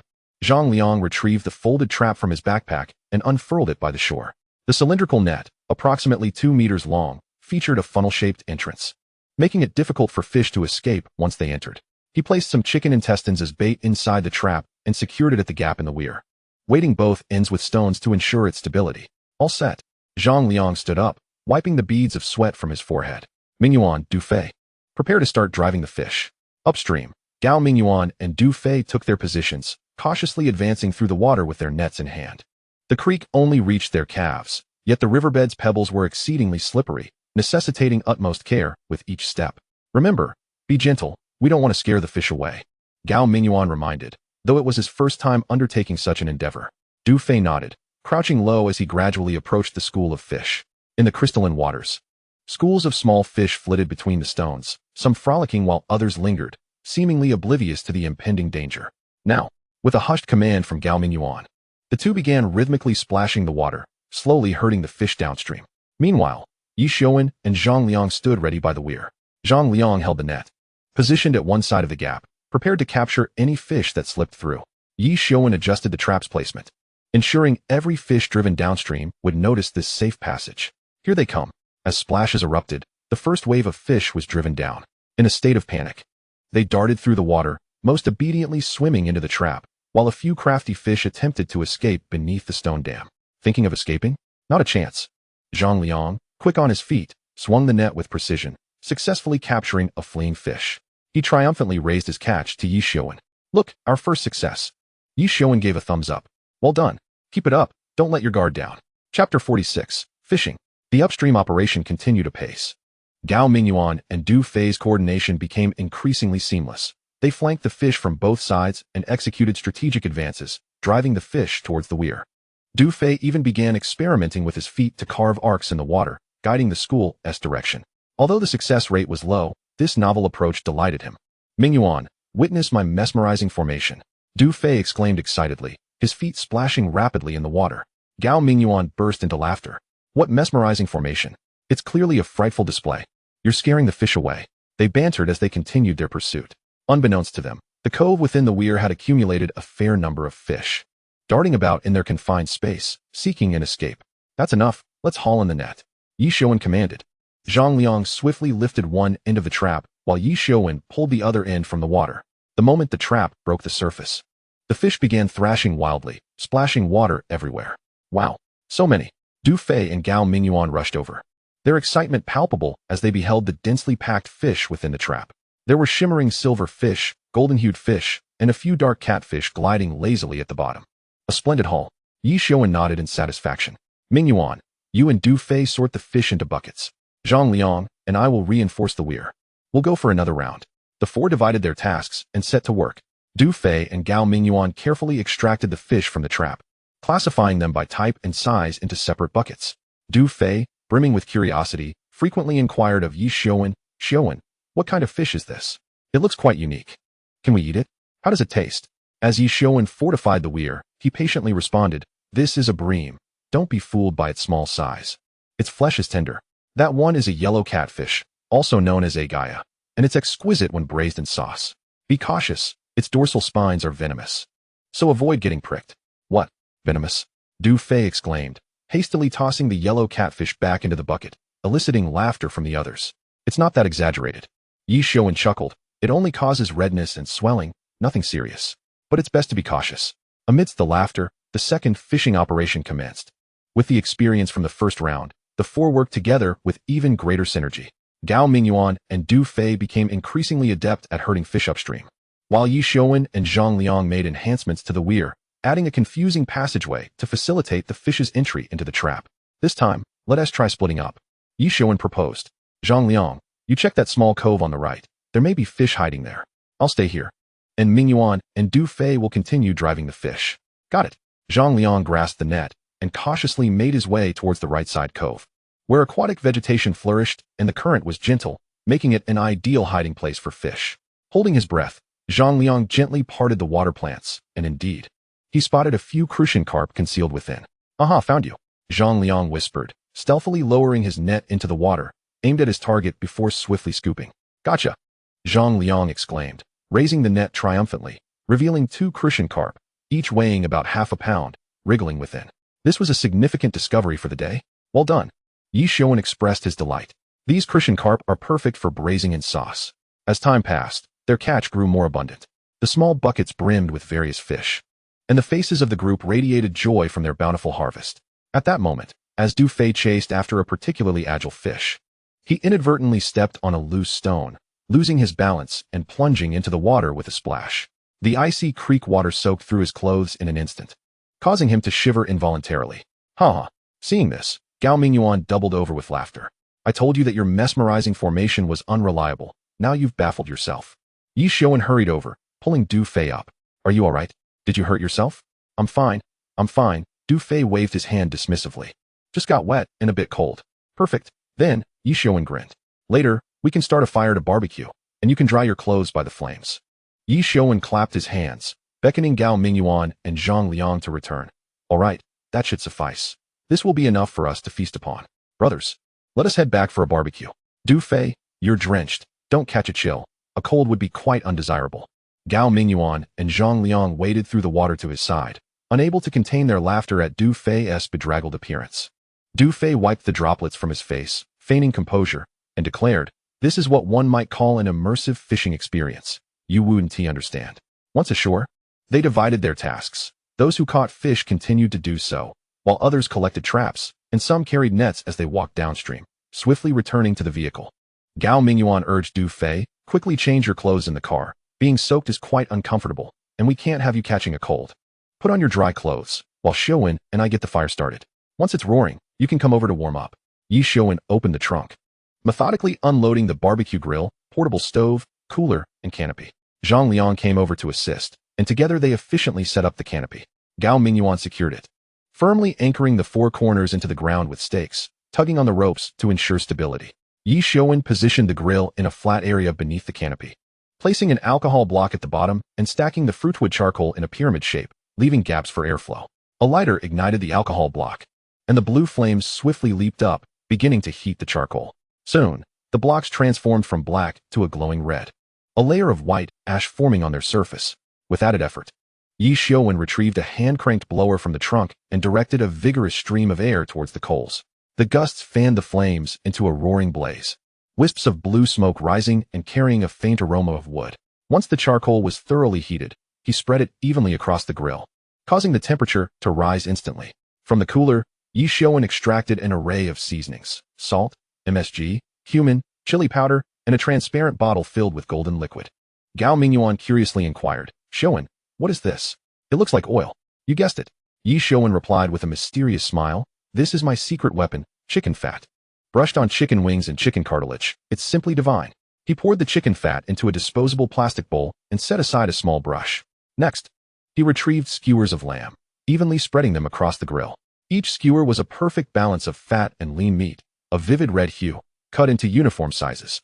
The intense heat from the coals caused the meat's surface to slightly shrink, juices dripping from the skewers and sizzling against the charcoal, creating an enticing sound. Ye Xiuwen took his time flipping them, gently pressing down on each skewer to ensure even heating. He occasionally adjusted the height of the grill, carefully controlling the heat to achieve a perfect charred exterior while maintaining tenderness within. Once one side turned a golden brown with a hint of char, he deftly flipped them to allow the other side to receive the caress of the flames. As the flipped side began to change color, the aroma of the meat mingled with the smoky scent of the charcoal, enveloping the air. He sprinkled salt, followed by a generous dusting of cumin and chili powder, each motion precise and fluid. With each seasoning, he gently shook the skewers, ensuring an even coating. Ye Xiuwen explained, "Salt should be added first to allow the flavor to permeate. Cumin and chili powder should follow to enhance the aroma." He flipped the skewers once more, allowing the seasonings to adhere more effectively. By this point, the skewers were fully cooked, their surfaces slightly puffed and glistening with oil, the scent of cumin and chili merging beautifully with the richness of the lamb. Ye Xiuwen neatly arranged the grilled lamb skewers on a plate and presented them to Du Fei. "Try this, and let me know if my skills hold up." Du Fei eagerly took a bite, the juices bursting in his mouth, the exterior crisp yet tender, the flavor rich and robust. And he couldn't help but give a thumbs up. "Incredible. This tastes even more authentic than what you'd find in a barbecue restaurant." Ye Xiuwen chuckled and began grilling another batch, deftly adjusting the charcoal's position, flipping the skewers, and adding seasonings with a fluid grace, as if this choreography of culinary delight had been etched into his very being. Chapter 47. Barbecue. Meanwhile, Zhang Liang crouched by the stream, rolling up his sleeves, holding a small yellow fish. He gently pinched the fish's gills with his thumb and forefinger, pulling sharply to remove both the gills and entrails in one swift motion. With a small knife, he made a careful incision along the fish's belly, cleaning out any remaining innards, then rinsing it thoroughly in the stream until the fish gleamed with a pristine silver sheen. He placed the cleaned fish into a small bamboo basket to drain. Upon returning to the campsite, he set up a folding table, stabilized the portable stove, and poured a suitable amount of cooking oil from a small iron pot. The blue flames licked the bottom of the pot, and the oil quickly heated, creating gentle ripples. Zhang Liang carefully arranged the small fish in the pot, ensuring they did not collide. Once one side was golden and firm, he gently flipped them to cook the other side until both sides exhibited an alluring golden hue, filling the air with a delicate toasty aroma. He removed the fried fish and set them aside, leaving a bit of oil in the pot. He added sections of green onion, slices of ginger, crushed garlic cloves, and chopped dried chili peppers, sautéing them over low heat to release their fragrance. Next, he added 2 generous spoonfuls of northeastern farmhouse sauce, continuously stirring until the sauce darkened and the aroma intensified. Zhang Liang returned the fried fish to the pot, gently tossing them to ensure each piece was evenly coated in the sauce. He added just enough water to cover the fish, covered the pot, and simmered it over low heat. After approximately 15 minutes, he lifted the lid and gently prodded the fish with chopsticks, confirming they were thoroughly cooked. He then turned up the heat to reduce the sauce, occasionally ladling the sauce over the fish to ensure an even flavor. Once the sauce thickened and clung to the fish, he sprinkled a handful of chopped cilantro for added fragrance. Finally, Zhang Liang carefully poured the sauced fish into a large iron platter. The golden fish nestled in the thick sauce, steaming and aromatic. Meanwhile, Ye Xiuwen had grilled a variety of delights: lamb skewers, chicken leg bones, chicken wings, green beans, and leeks. The lamb skewers were charred on the outside, yet succulent within. Glistening with oil, the chicken leg bones separated easily from the meat. The chicken wings had a crispy golden skin that burst with juice. The green beans and leeks carried the smoky essence of the charcoal, their vibrant green tinged with a hint of yellow. He categorized these delectable items into disposable plates and arranged them neatly on the dining table. Ye Xiuwen then walked to the stream, cupping the cool water in his hands to wash his face, wiping away the droplets with the back of his hand, and drying it on the hem of his clothes. Returning to the table, the four men gathered around. Zhang Liang retrieved several bottles of chilled beverages from the cooler, distributing them among the group. The moment the caps were popped open, a soft sound echoed, and the effervescence filled the air with a refreshing breeze. As the sun slowly descended, the golden afterglow filtered through the gaps of the canopy, casting a warm halo over the food on the table. The distant peaks blushed a vivid orange, while the nearby woods swayed gently in the breeze, the leaves rustling softly. The stream babbled, occasionally revealing fish leaping from the water, causing ripples to radiate outward. As they savored the grilled meats and sauced fish, they reveled in the stunning mountain scenery. The aroma of the lamb skewers intertwined with the rich scent of the fish, filling the air with an enticing fragrance. The chilled beverages exploded in their mouths, washing away the heat of the charcoal, leaving a refreshing coolness in its wake. Du Fei picked up a small yellow fish, dipping it into the thick sauce before taking a bite. The tender fish meat combined with the rich sauce filled his mouth in an instant. Gao Mingyuan favored the chicken wings, relishing them with both hands. Meanwhile, Ye Xiuwen and Zhang Liang frequently replenished the grilled fare on everyone's plates, ensuring that no one's serving was ever less than abundant. As the sun gradually sank behind the mountains, the sky darkened. A thin mist began to rise among the distant woods, and the gentle glow of fireflies flickered amidst the grass. Ye Xiuwen retrieved a camping lantern from his bag, gently hanging it from the canopy as support. The warm yellow light cascaded down, illuminating their faces with a soft, comforting glow. A gentle breeze rustled through, causing the lantern's light to dance upon the fabric of the tent, adding a cozy filter to their evening meal. Gao Mingyuan raised his drink, extending it towards Ye Xiuwen with a gentle tap. Xiuwen, I sincerely appreciate your warm hospitality over these past few days. We've enjoyed our meals and had a delightful time. Allow me to offer you this toast. With that, he tilted his head back and downed his drink with a decisive flourish. Ye Xiuwen followed suit, taking a sip before waving his hand with a smile. You're too kind.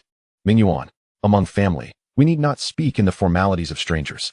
Although our acquaintance has been brief, I feel an immediate rapport with you all, as if we were old friends. Who wouldn't feel a kinship when someone hands them 300 million at first glance? Who would turn away from such generosity? Ye Xiuwen mused inwardly.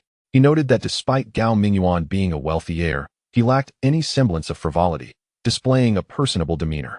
After spending these few days together, they had become genuine friends. Zhang Liang, standing nearby, lifted his drink and interjected, "Come on, let us all clink our glasses together. It's rare to find such camaraderie. From now on, we're brothers." The four of them tapped their bottles in the air, producing a light chime. Du Fei took a sip, unable to suppress his sentiments. Honestly, these past few days have been the happiest of my year. To barbecue and converse with like-minded friends in such a beautiful setting is simply wonderful. Indeed, Gao Mingyuan nodded in agreement. Life in the city is so frenetic. Coming here, I feel completely rejuvenated. Xiuwen, Zhang Liang, I truly thank you for introducing me to this lifestyle. Ye Xiuwen waved his hand dismissively, a mischievous glint in his eyes. Let us not indulge in pleasantries. When winter arrives, I shall take you to experience the true northeast winter. That will be an exhilarating adventure. Sounds great. Gao Mingyuan and Du Fei replied in unison, their eyes sparkling with anticipation. As the barbecue neared its conclusion, only a few skewers of leeks and chicken wings, along with a half plate of braised small fish, remained on the table. Gao Mingyuan set down his drink and turned to Ye Xiuwen earnestly. Xiuwen, we've been imposing on you for a while now. We plan to depart in a day or two. Ye Xiuwen paused in surprise. Leaving so soon? Heading back to Shanghai? Gao Mingyuan shook his head. No, I have a few friends in Beijing. I'm thinking of making that my next stop, to catch up with them and explore potential investment opportunities. I intend to seek out projects to effectively utilize this substantial capital. Ye Xiuwen nodded in agreement. That makes sense. Beijing offers countless opportunities unlike our small town. It's wise to try your luck there. Exactly, Gao Mingyuan replied, gazing at Ye Xiuwen. Do you have time to join us in Beijing? To be honest, I've genuinely enjoyed my time with you all, and the thought of leaving so abruptly doesn't sit well with me. It would be ideal if you could accompany us. Ye Xiuwen pondered for a moment, reflecting on his recent work troubles. Just days prior, he had faced scrutiny from the deputy director, straining relationships within the office. Perhaps this opportunity to escape could provide a much-needed change of scenery to uplift his spirits. He looked up at Gao Mingyuan. Mingyuan, to be candid, I cannot guarantee whether I can take leave until I consult with my superiors. I haven't used my annual leave yet, so if they grant it, I could accompany you to Beijing and broaden my horizons. Gao Mingyuan chuckled. I've heard you mention work often, but I don't even know what you do. Ye Xiuwen smiled sheepishly. I haven't mentioned it. Oh dear, I must have forgotten amidst the busyness. I work in the railway sector. At the East Lynn City Freight Operations Office. Just an ordinary worker. Du Fei chimed in. Didn't you mention previously that you had a mall in the provincial city? How did you end up in the railway? The railway is my primary job. I was assigned there right after graduation. The mall is a recent investment, which I've entrusted to a professional manager, so I hardly oversee it, just occasionally checking in. Ah, so you're a hands-off manager. Merely collecting profits without delving into operations? Du Fei teased. Ye Xiuwen laughed. That's about the gist of it. Chapter 48, The Invitation. Gao Mingyuan turned to Zhang Liang. What about you, Zhang Liang? Do you have time to join us? Zhang Liang shook his head. I can't. I work at the medical college. While I don't participate in teaching, I don't have the same holiday schedule as Xiuwen. We only have winter and summer breaks, and since summer just ended, I want to have another chance until winter. However, if you come during winter, I'll be on break and can show you around. That is fine. I want to push it. Gao Mingyuan nodded, understanding that there would be future opportunities. Gao Mingyuan turned his attention back to Ye Xiuwen. Ye Xiuwen rose from his chair, stating, Please wait a moment. I'll make a quick phone call. He stepped outside the tent, approaching the stream, where the evening breeze carried a hint of chill against his skin. He took out his phone, locating the number for the office manager and dialing it. The phone rang a few times before connecting. Manager, this is Ye Xiuwen. Ah, Xiuwen. Is there something urgent that requires a call at this hour? Came the familiar, albeit slightly fatigued voice of the manager. Manager, I haven't yet taken my annual leave, and I wanted to inquire if I could take it in the next few days. Ye Xiuwen replied, striving to keep his tone calm. What is the matter, Xiuwen? Is there something at home? The manager asked with concern. Not at all, manager. I just have a few friends visiting, and I thought I'd accompany them for a bit, Ye Xiuwen explained, feeling a twinge of anxiety about a potential refusal. There was a moment of silence on the other end as the manager seemed to contemplate. Ye Xiuwen could hear the faint sounds of a television and children laughing in the background. That is fine. The workload isn't heavy right now, so if you wish to take leave, go ahead. You'll need to take it sooner or later, so just don't come in after work today. Your annual leave starts now. Afterward, give Shijie a call to arrange your schedule for when you'll return. Just mention that I said so. Oh, thank you so much, manager. I truly appreciate it. Ye Xiuwen exhaled in relief, his voice tinged with joy. It's no trouble. Just enjoy your time with friends. That's what matters. The manager replied with a smile in his voice. All right, thank you, manager. Goodbye, Ye Xiuwen said, ending the call with a smile spreading across his face. He quickly dialed the office accountant, Shijie. The phone connected swiftly. Shijie, this is Ye Xiuwen. Oh, Xiuwen, what is the matter calling so late? Shijie's voice was buoyant and hearty. Well, I just spoke with the manager regarding my annual leave, and he approved it. He asked me to call you to sort out the details of when I'll be back, Ye Xiuwen explained. That is fine. As long as you've spoken with the manager, it's all good. Let us do this. Xiuwen, I'll check for you when I'm back at work tomorrow since it's not convenient to check attendance from home, Shijie readily agreed. All right. Thank you, Shijie. I appreciate your help. Ye Xiuwen expressed his gratitude. No trouble at all. Is there anything else? Shijie inquired with a cheerful tone. That is all, Shijie. I'll hang up now. Thank you, Ye Xiuwen said before ending the call, releasing a deep breath of relief. He returned to the tent, sitting back down with a smile directed at Gao Mingyuan. It's all sorted. I've obtained leave from my supervisor. From now on, I want to be considered on duty. How many days of annual leave do you get? Gao Mingyuan asked with curiosity. 5 days, which totals 7 including weekends. It's quite rare to take them all at once, Ye Xiuwen replied. 7 days is quite generous, Du Fei remarked. That should be ample time for your trip to Beijing. Isn't your annual leave fixed? I've only been working for under 2 years. Once I hit 10 years, it'll be 2 weeks, and at 20 years, 3 weeks. The railway system offers decent benefits and stability, Ye Xiuwen explained. Ye Xiuwen explained that during busy times, there was hardly any opportunity to rest. However, now that it was the off-season, the director was quite accommodating. Gao Mingyuan slapped his thigh with enthusiasm. Excellent. Since Xiuwen has managed to secure his leave, let us set off promptly. We shall depart tomorrow. Ye Xiuwen nodded in agreement. Very well. I shall heed your words. Let us tidy up now. We have nearly finished our meal, and the day is waning. It would be prudent to descend the mountain early, lest the path becomes treacherous. The group nodded in unison and began to rise and pack their belongings. Ye Xiuwen extinguished the charcoal fire in the grill with water, while Zhang Liang tightened the gas canister of the portable stove and stowed it away in his bag. Du Fei and Gao Mingyuan took charge of sorting the disposable tableware, leftover food, and trash into designated bags, securely tying them shut in preparation for the descent. Tents, tarps, folding tables and chairs, and the cooler were methodically packed back into their respective bags. After a meticulous inspection of the campsite to ensure nothing was left behind, Ye Xiuwen finally carried the last bag of trash to the vehicle. The two cars slowly departed from the campsite, one following the other. The sun had completely set, casting the forest into shadow, with only the headlights piercing through the darkness to illuminate the winding mountain road. The surface was occasionally littered with gravel and fallen leaves, producing a crunching sound beneath the tires. Before long, they arrived at the foot of the mountain. Ye Xiuwen parked the car by the roadside, and Zhang Liang exited to dispose of the trash in a nearby bin.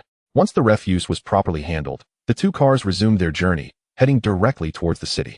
Soon, they reached the Hilton Hotel, where Gao Mingyuan and Du Fei were staying. The four ascended in the elevator together, and upon returning to their room, Gao Mingyuan promptly took out his phone and opened the 12306 app, skillfully booking 3 high-speed train tickets to the capital for the following day, all in business class. All set, Gao Mingyuan declared with satisfaction, placing his phone down. Ye Xiuwen rose from his seat. Well, this concludes our day. You two should retire early. I will come by in the morning to pick you both up, and we shall head directly to the train station for our journey to the capital. Make sure to rest well tonight. All right, I won't keep you two any longer. Make sure to get some good rest, Gao Mingyuan said. Accompanying Ye Xiuwen and Zhang Liang to the elevator, the four exchanged farewells as the elevator doors gradually closed.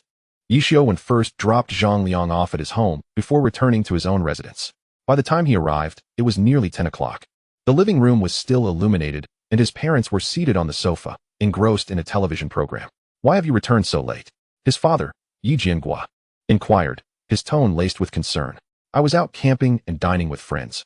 Only after seeing them to their hotel did I return, Ye Xiuwen replied, changing into his indoor slippers and sitting beside them on the sofa. You didn't tea drink, did you? His father pressed further. Ye Xiuwen shook his head. No. Just some beverages. I had to drive, so I couldn't tea drink. Indeed, don't drink if you're driving, his father nodded. Acknowledging the strictness of police checks nowadays and the inherent dangers of drinking and driving. Understood, Ye Xiuwen smiled. By the way, Mom and Dad, I have something to tell you. I have taken my annual leave and plan to go to the capital with friends for a couple of days. His mother, Li Yulan, looked at him in surprise. To the capital? Who are you going with? Do I know them? With Gao Mingyuan, a university classmate of Zhang Liang's who visited a few days ago, Ye Xiuwen explained. Zhang Liang asked me to accompany them for a couple of days. We get along quite well. They are planning a trip to the capital and have invited me along. It coincides perfectly with my leave, so I thought it would be a nice opportunity to unwind. Chapter 49, Journey to the Capital. His mother, Li Yulan, inquired, is Zhang Liang going as well? Ye Xiuwen, still changing his shoes, replied, Zhang Liang has to work. He won't have the time. It will just be Gao Mingyuan, Du Fei, and myself traveling to the capital. Oh, I see. Li Yulan furrowed her brow slightly. While I want to interfere with your plans, do exercise caution while you're out, my son. Being away from home is different. Avoid conflict if you can, and keep your temper in check. Also, ensure you bring enough money. A poor family may travel, but don't let your friends bear all the expenses. Be generous. Ye Xiuwen chuckled. I understand, Mom. Rest assured, I'm not inexperienced in traveling. Besides, I'm grown now. I can take care of myself. His father, Ye Xiuwen, chimed in. Exactly, dear wife. Let the boy go and have some fun. It's the perfect age for making friends. The more acquaintances one has, the more opportunities arise. Li Yulan shot him a glare. I never said he couldn't go. I simply feel the need to offer a few words of advice. He wasn't around when he was in college. I must remind him properly before he sets off. Ye Xiuwen nodded in agreement. Yes. You're right to remind him, dear wife. Li Yulan rolled her eyes at him. You don't need to chime in. Seeing the exchange, Ye Xiuwen quickly interjected. Mom, Dad, I'll head to my room to pack now. I need to set out early tomorrow. You both should get some rest too. It's already late, and you have work in the morning. Go on and pack. Don't mind us. Ye Xiuwen waved his hand. We'll sleep after this episode. Ye Xiuwen acknowledged them and turned to head back to his room. He opened his wardrobe and selected a few comfortable, durable garments, 2 t-shirts, a pair of jeans, a pair of casual trousers, and a light jacket. Ye Xiuwen folded each item neatly and placed them into his suitcase. He rummaged through his drawer for some time before finally locating his identification card, which he placed in a conspicuous spot on his desk to avoid forgetting it amidst the morning rush. Having finished packing, he turned to the bathroom to wash up. The warm water cascaded over his weary body, easing his fatigue. After freshening up, he donned his pajamas, turned off the lights, and climbed into bed. The following morning, just as dawn began to break, the soft light filtered through the gaps in the curtains into his room, while Ye Xiuwen was still in a state of drowsiness. A gentle knock on the door roused him. Xiuwen, it's time to rise. Aren't you going to the capital today? His mother, Ye Xiuwen, called from outside. Breakfast is on the table. Get up and eat before you leave. Don't start your day on an empty stomach. Ye Xiuwen turned over, rubbed his sleepy eyes, and mumbled in response. I'm getting up, Mom. Don't forget your things. Do you have enough money? If not, tell me. And I can transfer some over, Ye Xiuwen reminded him. I have enough. I have enough. Go to work now. Don't be late, Ye Xiuwen replied, sitting up and stifling a yawn, as he heard his mother's footsteps retreating, followed by the sound of shoes shuffling in the living room. And then the door slamming shut. He sensed the house had fallen silent. Ye Xiuwen stretched, threw off the covers, and made his way to the bathroom to wash up. The cold water splashed against his face, fully awakening him. Once he was done, he approached the dining table where his mother had prepared a hearty breakfast, a steaming bowl of millet porridge, 2 tea eggs, and a plate of his favorite pickled cucumbers. After finishing his meal, he returned to his room, zipped up his suitcase, tucked his identification card into his pocket, and grabbed his phone and car keys before quietly closing the door behind him as he descended the stairs. The neighborhood was particularly tranquil in the early morning. The air fresh, with the occasional early riser strolling about for exercise. Ye Xiuwen placed his suitcase in the trunk, started the car, and headed straight for the Hilton Garden Hotel. Upon arriving at the hotel entrance, he didn't linger too long, directly calling Gao Mingyuan. Mingyuan, I'm downstairs. You two come down directly. I want to go up. All right, we'll be down shortly.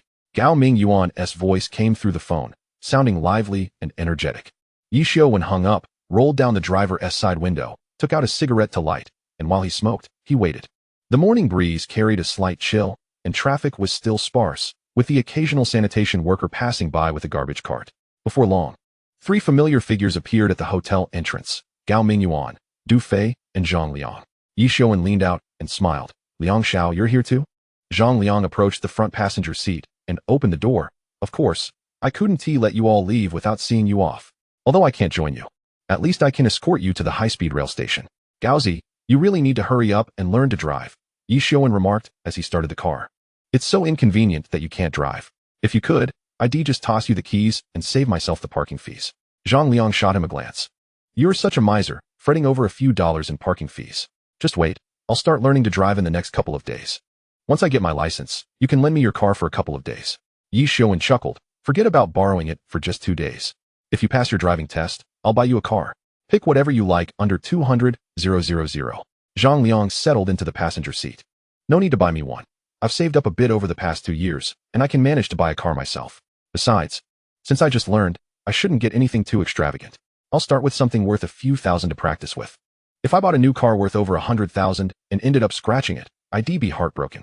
In the back seat, Gao Mingyuan and Du Fei secured their seatbelts. Ye Xiuwen glanced at the rearview mirror, confirming everyone was ready, and with a press of the accelerator, the car smoothly departed from the hotel. They had set off early, avoiding the morning rush hour, and the roads were relatively clear. The sun streamed through the windshield, bathing the interior in a warm glow. Ye Xiuwen switched on the radio, where cheerful music filled the air as the 4 of them chatted and laughed, creating a relaxed and jovial atmosphere. Before long, the high-speed rail station sign came into view. Ye Xiuwen slowed down ahead of time, following the navigation prompts into the parking lot. After parking, the 4 of them exited the car, with Gao Mingyuan and Du Fei each pulling their suitcases while Zhang Liang assisted Ye Xiuwen with his luggage. Upon reaching the entrance of the waiting area, Gao Mingyuan turned to Zhang Liang. Liang Xiao, this is as far as I can take you. We'll be heading directly into the station soon. Zhang Liang nodded and shook hands with each of the 3. All right, travel safely, and let me know when you arrive in the capital. Xiuwen, call me in advance when you're back, and I'll come to pick you up. Sure, no worries. Ye Xiuwen patted his shoulder. Take care on your way back. Watching Zhang Liang walk away, Ye Xiuwen turned and entered the waiting room with Gao Mingyuan and Du Fei.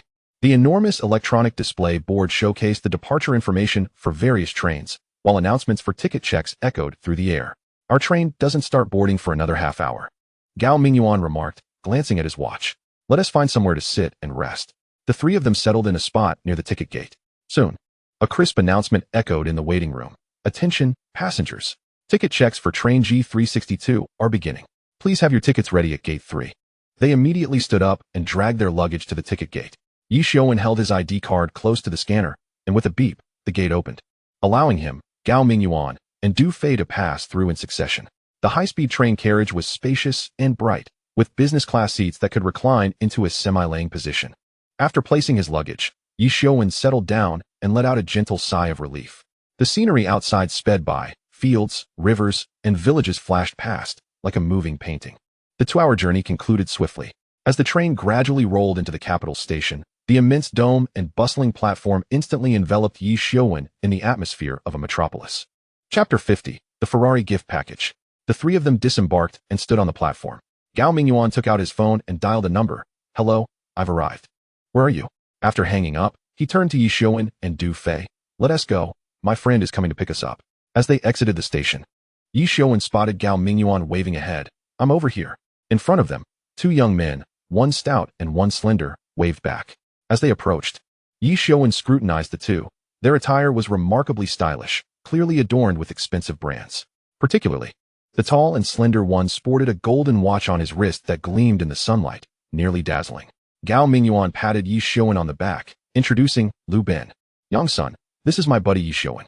Xiuwen, these are my friends. The tall one is Lu Ben, and the chubby one is Yang Senior. Both are locals from the capital, and their parents are in business." Ye Xiuwen extended his right hand and shook hands with both.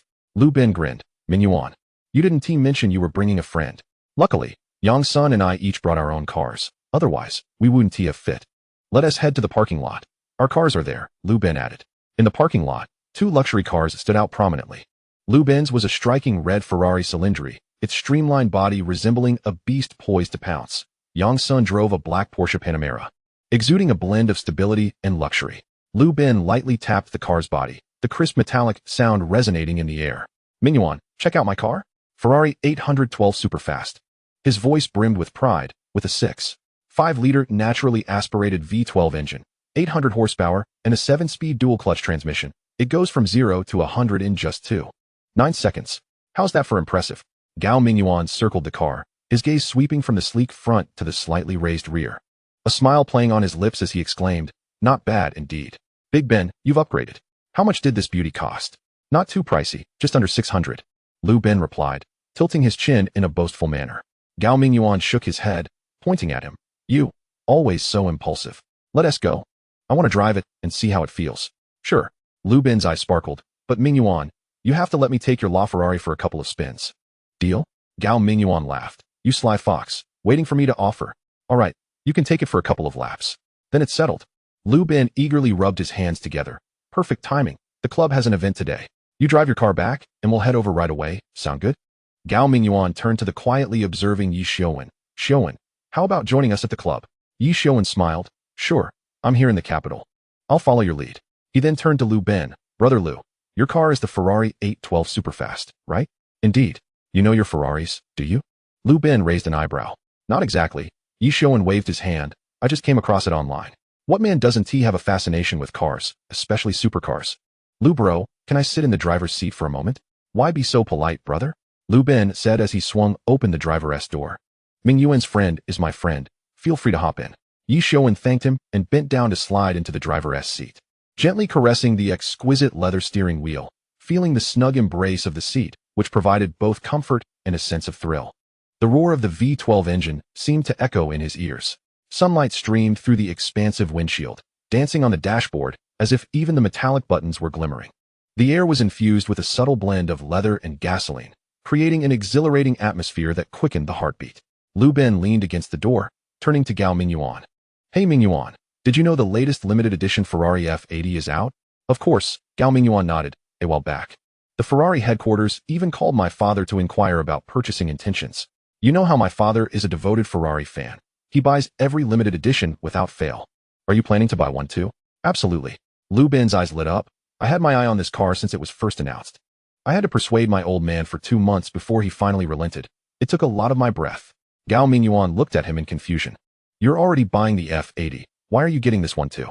Lu Ben shrugged, his tone brimming with urgency. "The orders for the F80 are backed up until 2027. I won't be able to get my hands on one anytime soon. I'm just trying to buy one to use in the meantime. Otherwise, while you all are speeding around the track, I would just be sitting idly in the stands. How frustrating that would be." Ye Xiuwen was seated in the driver's seat, his fingers gently caressing the exquisite leather of the steering wheel, while the excited chatter of Lu Ben and Gao Mingyuan filled the air around him. Suddenly, a crisp notification tone rang in his mind, as if someone were ringing a bell right beside him. detected that the host is surrounded by individuals boasting, rewarding the host with a Ferrari F80. Ye Xiuwen was momentarily taken aback, struggling to comprehend the situation, when the system's voice continued to resonate in his mind. Due to special requirements for purchasing a limited edition Ferrari, the system has upgraded the reward to ensure the host meets the purchasing conditions, rewarding the host with a Ferrari SF90XX, limited to 799 units worldwide, rewarding the host with a Ferrari 12-cylinder, limited to 500 units worldwide. In light of special requirements for mainland users, the reward has been upgraded once more, rewarding the host with a Ferrari F50.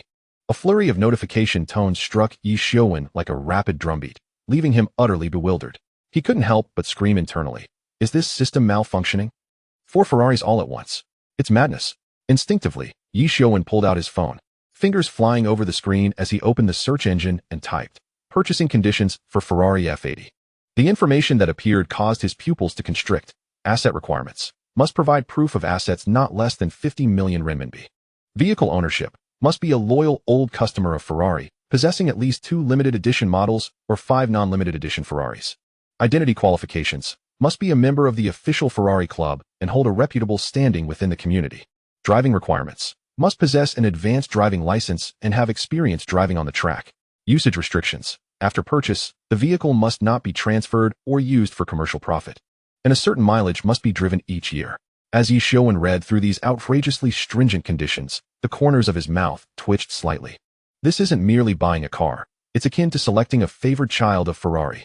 It dawned on him why the system had rewarded him with 4 different models, including limited editions and classics. This way, he not only fulfilled the requirement of owning multiple Ferraris, but also surpassed the threshold for limited edition owners, thereby addressing the special conditions for mainland users as well. Ye Xiuwen couldn't help but chuckle bitterly. This system is disturbingly considerate. Just as he was immersed in his astonishment over the system's rewards, his phone suddenly vibrated in his lap, the buzzing resonating clearly in the spacious parking lot. He snapped back to reality, hastily picking up the phone and exiting the red Ferrari. Chapter 51: The Driver's Big Break. Ye Xiuwen offered an apologetic smile to Gao Mingyuan and Lu Bin, signaling with his eyes that he had a call to take, then swiftly walked to a nearby shaded area to answer. "Hello, is this Mr. Ye Xiuwen?" A steady male voice came from the other end. Ye Xiuwen paused for a moment before replying. "Yes, this is he. Who am I speaking with?" "Hello, Mr. Yi, I am Wang Xiangdou, the manager of Beijing Qingdong Automotive Sales Service Company, Limited. The Ferrari SF90XX, 12-cylinder, and F50 you ordered have arrived at the dealership. When would be a convenient time for you to come in and complete the pickup procedures?" Ye Xiuwen instinctively raised his hand to check the time, taking a deep breath to make his voice sound calm. "Hello, Manager Wang. I have time right now. Is that all right?" "Of course. Just give me a call when you arrive, and I will send the address to your phone shortly." Wang's voice carried a hint of amusement, seemingly pleased with Ye Xiuwen's promptness. After hanging up, Ye Xiuwen quickly returned to Gao Mingyuan's side. "Mingyuan, I have something urgent to attend to, so I won't be joining you. You all go ahead. Don't wait for me. I'll call you when I'm done." Ye Xiuwen tried to keep his tone light. Gao Mingyuan frowned slightly, concern etched on his face. "What is going on? Shouldn't we drive you there?" Ye Xiuwen waved his hand dismissively. "It's just a minor matter. I'll take a ride-hailing service. You should go with Lu and the others. They came all this way to pick you up, and I don't want to waste your time." Gao Mingyuan hesitated for a moment before finally nodding. "All right then, call me when you're finished." "Sure, I'll be in touch." Ye Xiuwen watched as Gao Mingyuan and the others got into the car, the Ferrari and Panamera slowly departing the parking lot, their engine's roar gradually fading away. He let out a sigh of relief, picking up his phone to summon a ride-hailing car using the address sent by Manager Wang. After waiting for 2 or 3 minutes by the roadside, a white BYD Qin smoothly pulled up in front of him. He glanced at the license plate number to confirm it was correct before opening the rear door and sliding into the back seat. The driver turned around, wearing a professional smile. "Good day, sir. Your phone number ends with 6688? Ye Xiuwen casually confirmed. "Yes, that's right." "Great, let's get going." The car merged into the flow of traffic as Ye Xiuwen leaned back in his seat, pulling out his phone to search for detailed information on the Ferrari SF90XX, 12-cylinder, and F50. Images scrolled across the screen, and he couldn't help but let a small smile creep onto his lips. The driver glanced at him through the rearview mirror and cheerfully inquired, "Sir, just arrived in Beijing? Looks like you're heading out to buy a car?" Ye Xiuwen was engrossed in his phone screen and didn't look up. "Yes, picking up a Ferrari." The driver paused, then scrutinized him a bit more closely, thinking to himself, "Hey, this guy really knows how to show off. Picking up a Ferrari? I've been driving for years, And I've never seen anyone take a ride-hailing car to buy a Ferrari. This guy is all talk. Doesn't he worry about jinxing himself? You're quite low-key, huh? If you can afford a Ferrari, your business must be doing quite well, the driver persisted, probing further. Finally setting down his phone. Ye Xiuwen smiled. It's just a small business. I run a shopping mall. Nothing to write home about. The driver nearly burst out laughing. A shopping mall is a small business? You sure know how to flatter yourself. I see you as just an ordinary young man trying to impress me with your wealth. The atmosphere fell silent for a few seconds before Ye Xiuwen broke the ice. Driver, are you part-time or full-time? Is it easy to drive ride-hailing in Beijing? The driver's heart leapt at the opportunity. Aha, you're giving me a chance. I won T-hold back then. It's a rainy day, and I'm just passing the time, so let us chat. Clearing his throat, he adopted a nonchalant demeanor. I'm just part-time. My family owns 2 5-star hotels. One in Beijing and one in Shanghai. Barely a chain, really, since they're both managed by dedicated staff, so I don't have to do much. Not a lot in savings, just 400 or 500 million. I also have a villa at Ziyu Mountain Villa that's about 1,000 square meters. As he spoke, he glanced at Ye Xiuwen through the rearview mirror, lifting his chin slightly, as if to say, how about that, young man? Impressed? My boasting is pretty impressive, huh? You see, I have cars, houses, and money. There's not much more to pursue. People can't just sit around all day. It's a waste of time. So, to stave off boredom, I drive ride-hailing, passing the time, and making a bit of pocket change on the side. The driver felt an overwhelming sense of pride. Thinking to himself, do you think you're the only one who can boast? My claims are so grand that you wouldn't even know how to respond. Let me show you that the drivers in the capital are not easily fooled. Ye Xiuwen was utterly bewildered, his eyes widening as he gazed at the driver in the rearview mirror, internally screaming, I just asked if this is a part-time job or full-time. And you're off bragging? A 5-star hotel? For the 500 million in savings? 1,000 square meter villa? Is it customary for ride-hailing drivers in the capital to chat like this? Before he could fully process the situation, a sudden flurry of urgent system notifications erupted in his mind. Ding. Detected someone nearby boasting, rewarding the host with 2 5-star chain hotels. Ding. Detected someone nearby boasting, rewarding the host with 500 million in cash. Would you like to transfer it to your bank account? Ding. Detected someone nearby boasting, rewarding the host with 1,000 square meter villa at Ziyu Mountain Villa. Ye Xiuwen nearly leapt from his seat, just as he was about to speak. A lump of saliva lodged in his throat, causing him to cough violently, tears streaming down his face. The driver, observing his uncomfortable state through the rearview mirror, couldn't contain his amusement. Oh dear, did I frighten him? Little did he know he was trying to spar with me. He's rather green.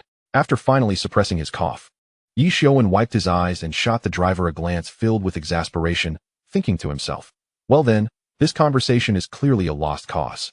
He turned his gaze to the window, feigning interest in the scenery of the capital. Meanwhile, he opened the system panel in his mind, gazing at the string of rewards, 2 5-star chain hotels, 1,000 square meter villa at Ziyu Mountain Villa, and 500 million in cash. Disregarding the hotel and villa for the moment, surely the system would arrange for someone to handle those. He opted to transfer the 500 million directly to his bank account. Once the funds were confirmed, he pondered further. Since I have nothing else to do, why not invest it all into a spare change account for interest? Even the smallest amount is still something. Seeing Ye Xiuwen lost in thought, staring blankly out the window, the driver assumed he had been awestruck by his grandiose claims and swelled with pride. He hummed a little tune, opened his music player, and swayed gently to the rhythm, exuding an air of carefree satisfaction. Chapter 52, The Arrival of the Sports Car. Buzz, buzz, buzz. Ye Xiuwen's phone vibrated beside him, the screen flashing the name of Manager Wang from Ferrari. He answered the call, his tone casual. Hello, Manager Wang. On the other end, a warm yet slightly urgent voice responded. Mr. Yi, where are you? We're all waiting for you. Ye Xiuwen glanced out the window. The sycamore trees rushed past, sunlight casting dappled shadows on the glass. They should be arriving soon. He casually replied, and then turned to the driver. How much longer, driver? The driver glanced at the navigation. 2 or 3 minutes, just ahead. Manager Wang, I'll be there in 2 or 3 minutes, Ye Xiuwen conveyed over the phone. That is splendid, Mr. Yi. We'll be waiting for you at the entrance. All right, thank you. I'm in a white BYD Qin. You're too kind. You are our esteemed client. This is the least we can do. After hanging up, the ride-hailing car took a sharp turn, and the striking red Ferrari sign loomed into view. 3 men in dark suits, sporting golden prancing horse badges, were standing at the entrance, scanning the surroundings. Spotting the ordinary ride-hailing vehicle, they quickly approached. Ye Xiuwen instructed the driver, pull up to the entrance. The driver slammed on the brakes, bringing the car to a steady stop. He noticed the insignias on the men's clothing, his pupils slightly dilating. Is this a joke? He turned to Ye Xiuwen. his voice trembling. Dude, are you really here to pick up a Ferrari? Ye Xiuwen chuckled. Didn't I mention that when I got in? The driver was momentarily taken aback, his mouth twitching. Damn, I thought you were just boasting. No worries, it was quite entertaining chatting with you. Thank you, driver. With that, he opened the car door and stepped out, sunlight bathing him in a radiant glow, as if illuminating the moment itself. The driver sat frozen in the driver's seat, his mind buzzing. Initially, he had thought, this kid is really putting on airs, taking a ride-hailing car to pick up a Ferrari? So, he had boasted about his 2 5-star hotels, billions in savings, and a 1,000-square-meter villa. Ultimately, he realized the fool was himself. He chuckled awkwardly, pressed the accelerator, and hurriedly drove away. That evening, after finishing his shift, the driver rushed to his favorite barbecue stall, sitting down with a few childhood friends. He popped open 2 bottles of chilled Yanjing beer.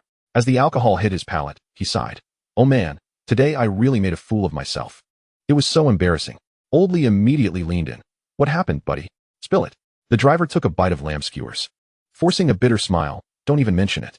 This afternoon, I picked up a passenger at the station, and as soon as he got in, he said he was going to pick up a Ferrari. I thought, wow, this guy is really full of himself. I've been driving ride-hailing for years and have never seen anyone take a ride to pick up a Ferrari. I figured he was probably just boasting, so I thought, I can't back down either. Let us see who can outdo the other. He slapped his thigh, so I started fabricating stories, claiming I had 2 5-star hotels, several billion in savings, and a 1,000-square-meter villa in the suburbs. The guy was stunned, and I was secretly enjoying it. But when we arrived, lo and behold, he actually entered the Ferrari dealership, and 3 staff members came out in uniforms, each wearing the prancing horse badge, greeting him like VIPs. Old Wang interjected. How did you know they were from Ferrari? The driver rolled his eyes. Oh, come on. How could I not recognize that emblem? It's a little prancing horse, bright red with a yellow background. So obvious. You should have seen the scene. I was so embarrassed I wanted to find a hole to crawl into. I could VE carved out an apartment with my toes on the floor mat. He took another sip of beer, reflecting, but that guy was really decent. He didn't hold it against me, and even tipped me $1,000 when he left. You know, the thought processes of rich people are beyond our comprehension. They can afford a car worth millions, yet they choose to take a ride-hailing car to pick it up. Truly, in this vast world, there are all sorts of characters. His friends burst into laughter. You really have a way with words. Today you just happened to run into someone magnanimous. If it had been someone more serious, you'd have been left in quite the predicament. The driver clinked his beer bottle with theirs. Hey, who says otherwise? Let us not dwell on it. It's all in the past now. Just thinking about it brings me to tears. As soon as Ye Xiuwen exited the vehicle, Manager Wang swiftly approached with 2 impeccably dressed staff members, a genuine smile adorning his face. Ah, Mr. Yi, you've finally arrived. We've been waiting for you. He warmly extended his hand, the handshake firm, yet perfectly measured. After exchanging a few pleasantries, Manager Wang gestured invitingly. The car is all ready for you. It's waiting in the garage. Shall we go take a look? They traversed the bright showroom, the sound of their footsteps echoing crisply on the polished marble floor. Manager Wang gently pressed a button, and the heavy garage door slowly lifted, releasing a wave of mixed scents, leather, gasoline, and rubber. Before them stood 3 Ferraris parked side by side. On the left was the sleek, race-inspired SF90XX, its vibrant red body resembling a blazing flame under the lights. In the center was the classic and elegant 12-cylindry, exuding an irreplaceable charm with its vintage design. To the right stands the legendary F50, akin to a seasoned veteran who has weathered the trials of the racecourse, exuding a sense of calm and authority. The trio of cars rests there in serene silence. Yet they emanate an undeniable force that compels one to hold their breath. Light cascades from above, reflecting off the car's paint with a delicate luster. Every curve appears as though it has been meticulously sculpted by the hands of divinity. Manager Wang stands nearby, his voice tinged with an irrepressible pride. These 3 vehicles are prepared for you. Would you like to inspect them? Ye Xiuwen approaches the SF90XX, extending his hand to gently caress the sleek lines of the engine hood, savoring the texture of the carbon fiber. Manager Wang promptly offers a pair of white gloves. Mr. Yi, would you care to experience the details up close? Under Wang's guidance, Ye Xiuwen meticulously examines every facet of the vehicle. From the smoothness of the paint to the gleam of the rims, from the stitching of the interior to the embrace of the seats. Meanwhile, Manager Wang patiently elucidates the performance parameters of each car, occasionally demonstrating various features himself. After the inspection, Manager Wang shifts the conversation. Mr. Yi, if I may be so bold, have you had any prior experience driving a Ferrari?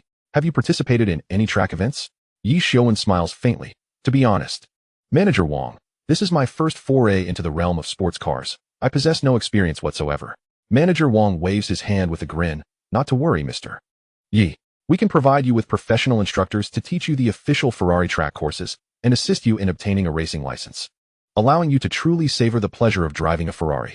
By the way, I will enroll you as a member of the Ferrari Club, so you can partake in our various activities and meet fellow enthusiasts. As he speaks, Manager Wang leads Ye Xiuwen to the lounge area, personally handling his membership registration. Before long, an exquisite black membership card is presented to Ye Xiuwen, emblazoned with the golden prancing horse logo, shimmering with an air of exclusivity under the lights. Manager Wang enthusiastically declares, Mr. Ye, from this day forward, you are a member of our Ferrari family. Welcome aboard. Chapter 53, The Platinum Hotel. After completing the membership formalities, Manager Wang brings forth a freshly brewed cup of Italian coffee, smiling as he says, Mr. Ye, since this is your first encounter with supercars, we highly recommend that you enroll in our official track training courses at your earliest convenience. This will not only enable you to handle your SF90XX more safely, but also allow you to genuinely experience its performance limits. Ye Xiuwen takes the coffee, savoring a sip, and nods. When is this training scheduled? And where will it take place? Manager Wang swiftly produces a refined brochure. Handing it over, our training locations are primarily at the Jingqing-Ruisi circuit in Huairou and the Shanghai circuit. You can choose the one that is most convenient for you. In terms of timing, we conduct 2 to 3 sessions each month, each lasting 2 days, allowing for flexible reservations. He pauses before continuing to elaborate. The first day focuses on theoretical lessons and basic driving training. The theory will cover track safety regulations, vehicle dynamics, emergency braking and steering techniques, as well as strategies for rainy conditions and low traction surfaces. The practical portion will utilize our 488 GTB as the training vehicle, helping you acclimate to the rhythm of the track. The second day will involve advanced courses. Manager Wang's eyes sparkle with excitement. We will provide you with professional racing attire and a helmet, allowing you to take the SF90XX for multiple laps on the track. The instructor will guide you in real time via a walkie-talkie from the passenger seat, advising you on your racing line, braking points, and throttle control, assisting you in gradually enhancing your lap times. Ye Xiuwen finds himself intrigued. Is the cost of this training included with the car purchase? Manager Wang chuckles. Indeed, Mr. Ye. As our VIP client, this training is complimentary for you, encompassing the vehicle, instructor, insurance, and meals. You simply need to make a reservation a week in advance. He adds, should you perform well, the instructor may recommend you for our Ferrari Track Day event, where you can engage in exchanges with fellow enthusiasts from across the country. Ye Xiuwen nods. That sounds wonderful. I happen to be free this weekend. Can I book the upcoming session? Manager Wang immediately pulls out a tablet, deftly navigating through it. No problem. I will reserve the courses at the Beijing-Ruisi circuit for next Saturday and Sunday. I will send you the training schedule, meeting point, and important notes via WeChat. As he hands Ye Xiuwen a detailed course schedule, which clearly outlines daily timings, training subjects, required gear, and instructor information. Ye Xiuwen gazes at the document, his imagination already painting a vivid picture of himself racing the SF90XX on the track, with the wind howling, the engine roaring, and the tires screaming against the asphalt. A wholly new experience awaits him. Just as Ye Xiuwen immerses himself in this exhilarating vision, his phone suddenly rings. He glances down to see an unfamiliar landline number from the capital. He presses the answer button. Hello. A gentle female voice responds from the other end. Hello. May I speak with Mr. Ye Xiuwen? Yes, this is he. Who am I speaking with? Hello, Mr. Ye. I apologize for the interruption.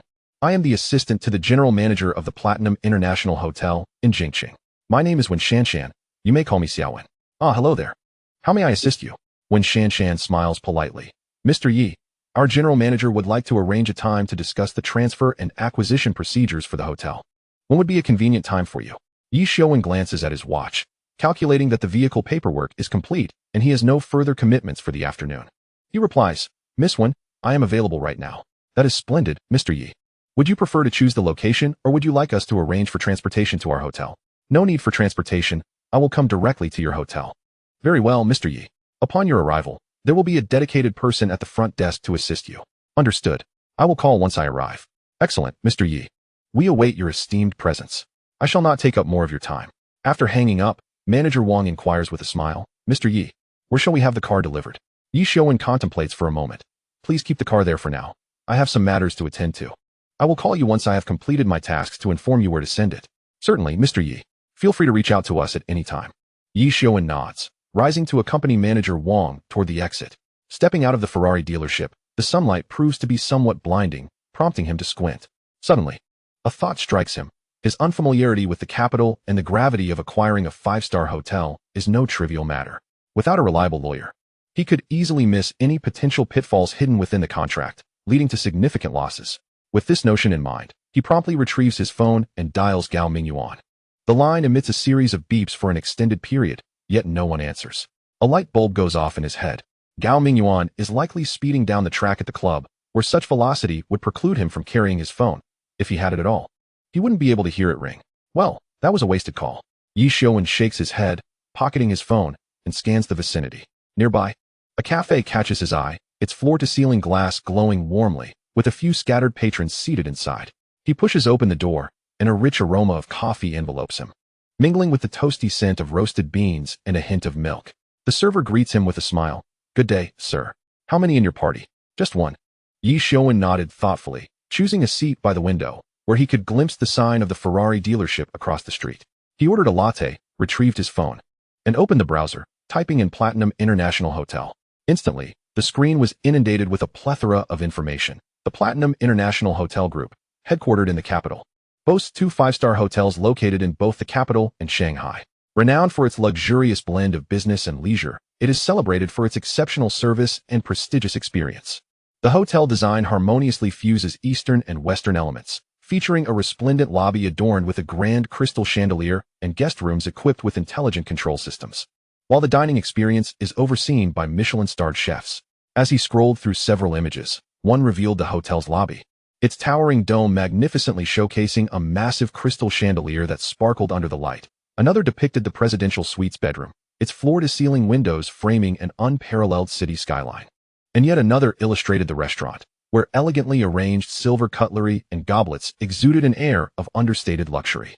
Ye Xiuwen nodded appreciatively, recognizing that the hotel indeed deserved its reputation for sophistication and grandeur, which explained its enduring presence in the capital. He then navigated to the news section, where the latest article dated 3 months prior reported, the Platinum International Hotel Group has announced a strategic collaboration with a renowned European hotel management company, aiming to introduce internationally advanced management practices and plans to venture into overseas markets within the next 2 years. It appears that this hotel possesses not only prestige, but also formidable capability, Ye Xiuwen mused. His coffee soon arrived, and as the steam wafted around him, his phone vibrated unexpectedly. It was a call from Gao Mingyuan. Chapter 54, Lawyer Zhou. Ye Xiuwen slowly set down his coffee cup, lifted his hand, and with a leisurely grace, tapped the screen to answer the call. "Hello, Mingyuan." His voice was deep and steady, laced with a hint of languor. On the other end, Gao Mingyuan's voice boomed as usual. "Xiuwen, have you finished up over there?" "Not yet," Ye Xiuwen replied, slightly tilting his head, his gaze drifting through the floor-to-ceiling windows onto the bustling crowd across the street. "I still have a few loose ends to tie up, so I'll need to wait a bit longer." "Then why did you call me? Is there something you need?" Gao Mingyuan inquired, curiosity evident in his tone. "Well, there is a small matter I could use your assistance with." Ye Xiuwen hesitated, his fingertips unconsciously tracing the edge of his phone. "I am preparing to acquire a five-star hotel chain today. However, I'm unfamiliar with the terrain here in the capital and fear I might be at a disadvantage when it comes to signing the contract. If there are any hidden traps within the agreement, I may not be able to discern them. So, I wanted to ask if you know of any lawyers or law firms that could accompany me to ensure everything is in order." There was a brief silence on the line, followed by an exaggerated gasp. "What? Xiuwen, you're handling such a significant matter without a word? That is quite a bold move. Just a while ago, when I asked about your investment projects, you said there was nothing, and now, just a few days later, you're acquiring a five-star hotel." Ye Xiuwen chuckled lightly, his tone nonchalant. "Well, it's a long story. Circumstances just happened to align, and it was a spur-of-the-moment decision." "I do know a lawyer," Gao Mingyuan quickly responded. "Let us do this. I'm nearly finished with my work, and I'll drive over to meet you." "Where are you right now?" Ye Xiuwen provided the address. "All right, just wait for me. I should arrive in about half an hour." Gao Mingyuan's voice was crisp and decisive. "I'll hang up now." Ye Xiuwen dialed the assistant to the general manager of Platinum Hotel, Wen Shanshan, and arranged to meet at 2 p.m. to sign the contract. He set down his phone, lifted his coffee cup, and took a slow sip, his gaze wandering casually over the throng of people outside. Half an hour later, a low rumble of an engine resonated at the cafe entrance, and a white Alphard came to a smooth halt. The window rolled down, revealing Gao Mingyuan's smiling face. Ye Xiuwen exchanged a brief nod through the glass, rose to settle the bill, and then made his way to the door. "Xiuwen, get in." Gao Mingyuan beckoned, pressing the button to open the electric sliding door silently. Ye Xiuwen quickened his pace to enter, taking a seat beside Gao Mingyuan, while Lu Bin occupied the driver's seat and Du Fei sat in the back. With Yongsan absent. Thanks for your help, Lu Gu, Ye Xiuwen acknowledged with a nod. Lu Bin turned his head, smiling. No problem, brother. Du Fei leaned forward from the back seat, curiosity evident. Xiuwen, I heard you're acquiring a hotel. Which one is it? Ye Xiuwen leaned back in his seat. Platinum International Hotel. It's technically a chain, with one in the capital and another in Shanghai. Today, we're mainly signing the contract.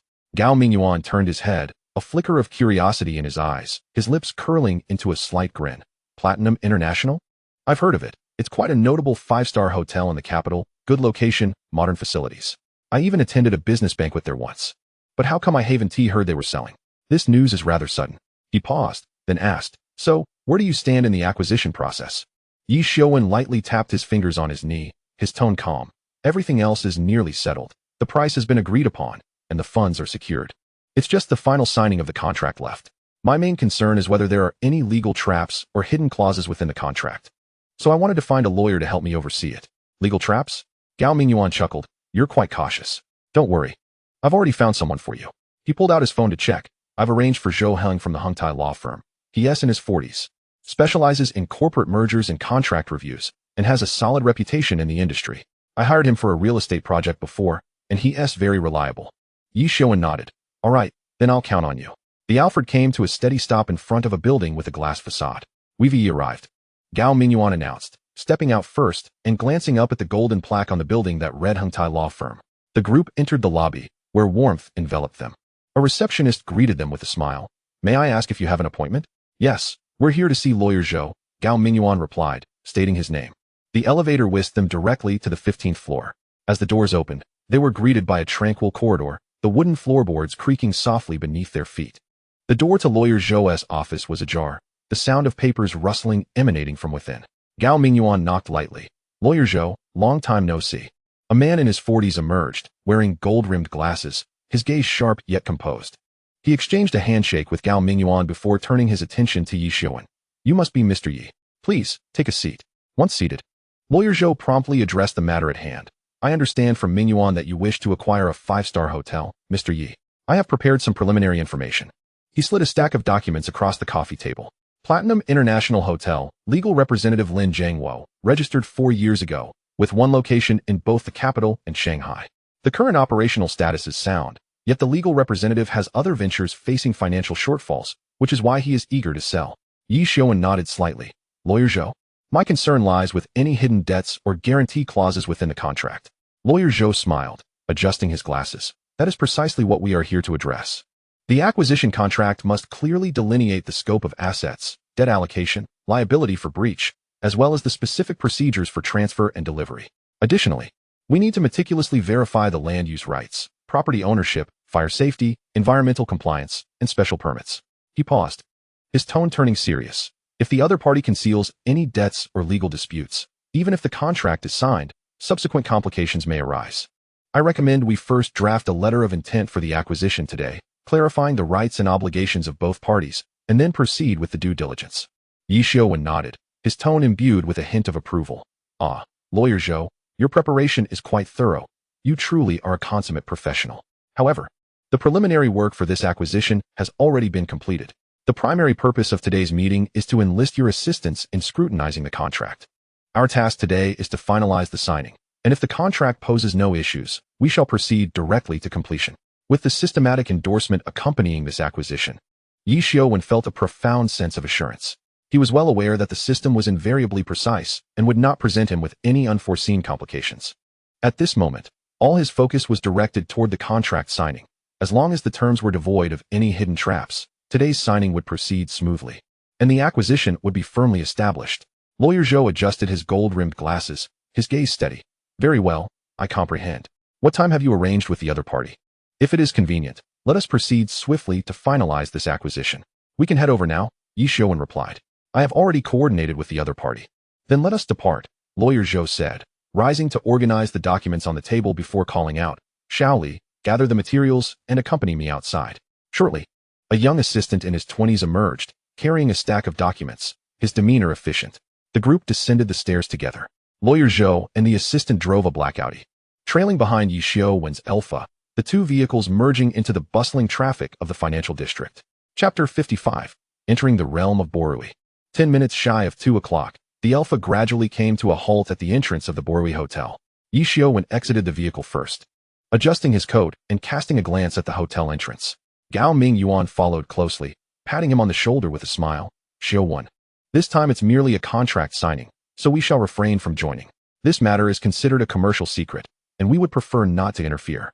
Once you have concluded your business, give me a call. Lu Ben has arranged dinner for us tonight. We should gather for a proper reunion. Ye Xiuwen nodded. That works. I apologize for taking up your time with Lu Ge. You both may proceed with your tasks, and I will certainly call you once I am finished. He then turned to Lu Ben, his tone apologetic. Lu Ge, I sincerely apologize for the delay. Thank you. Lu Ben waved his hand dismissively, grinning broadly. No need for formality, brother. We are friends, after all, and we help each other. With that, the two men re-entered the Alpha.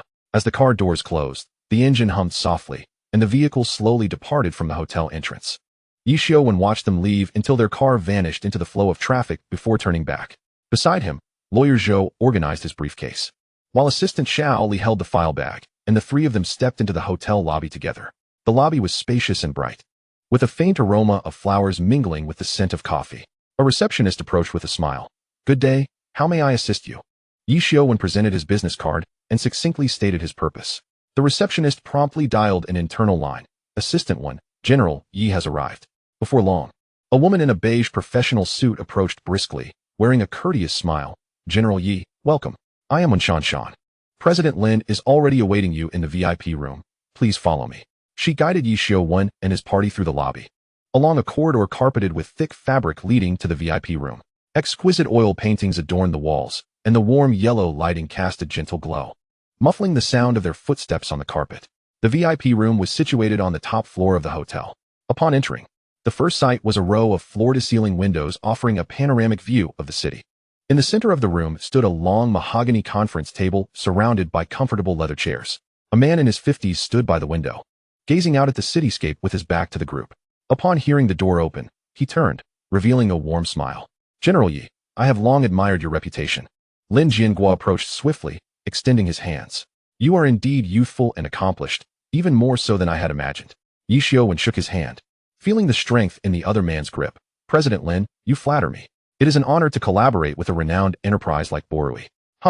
Let us take a seat and enjoy some tea while we converse, Lin Jianguo invited, gesturing for everyone to sit. When Shan adeptly poured tea for the group. After a few pleasantries, Lin Jianguo began to introduce the hotel executives present, while Ye Xiuwen briefly introduced his own team. The atmosphere was relaxed, yet both parties understood that the true contest was about to commence. General Yi, we have prepared the contract for the hotel transfer. Lin Jianguo signaled for Wen Shan to present the documents to Lawyer Zhou. You may review it first, and we can discuss any concerns at our leisure. Lawyer Zhou accepted the documents, donned his glasses, and began to read meticulously. Ye Xiuwen lifted his teacup, his gaze inadvertently lingering on Lin Jianguo's face. The seasoned businessman was smiling at him, yet his eyes hinted at a subtle scrutiny. Lawyer Zhou, do you have any concerns? Lin Jianguo broke the brief silence. Lawyer Zhou adjusted his glasses and looked up. President Lin, the overall framework of the contract is relatively reasonable, but there are several clauses I believe require further discussion. For instance, this provision regarding liability for breach of contract seems excessively harsh towards our side. As Lawyer Zhou began to analyze each clause in detail, the atmosphere in the conference room gradually shifted to one of seriousness. Ye Xiuwen listened attentively, occasionally exchanging glances with Lawyer Zhou. Lin Jianguo, on the other hand, maintained a composed demeanor, nodding occasionally to express understanding and occasionally offering his own opinions. Lawyer Zhou flipped to page 14, lightly tapping a clause with his finger. President Lin, regarding this stipulation on breach of contract, the penalty ratio is excessively high, reaching 30 of the total amount. According to relevant legal provisions and industry norms, a range of 10 to 15 would be more reasonable. Lin Jianguo smiled slightly, raising his teacup.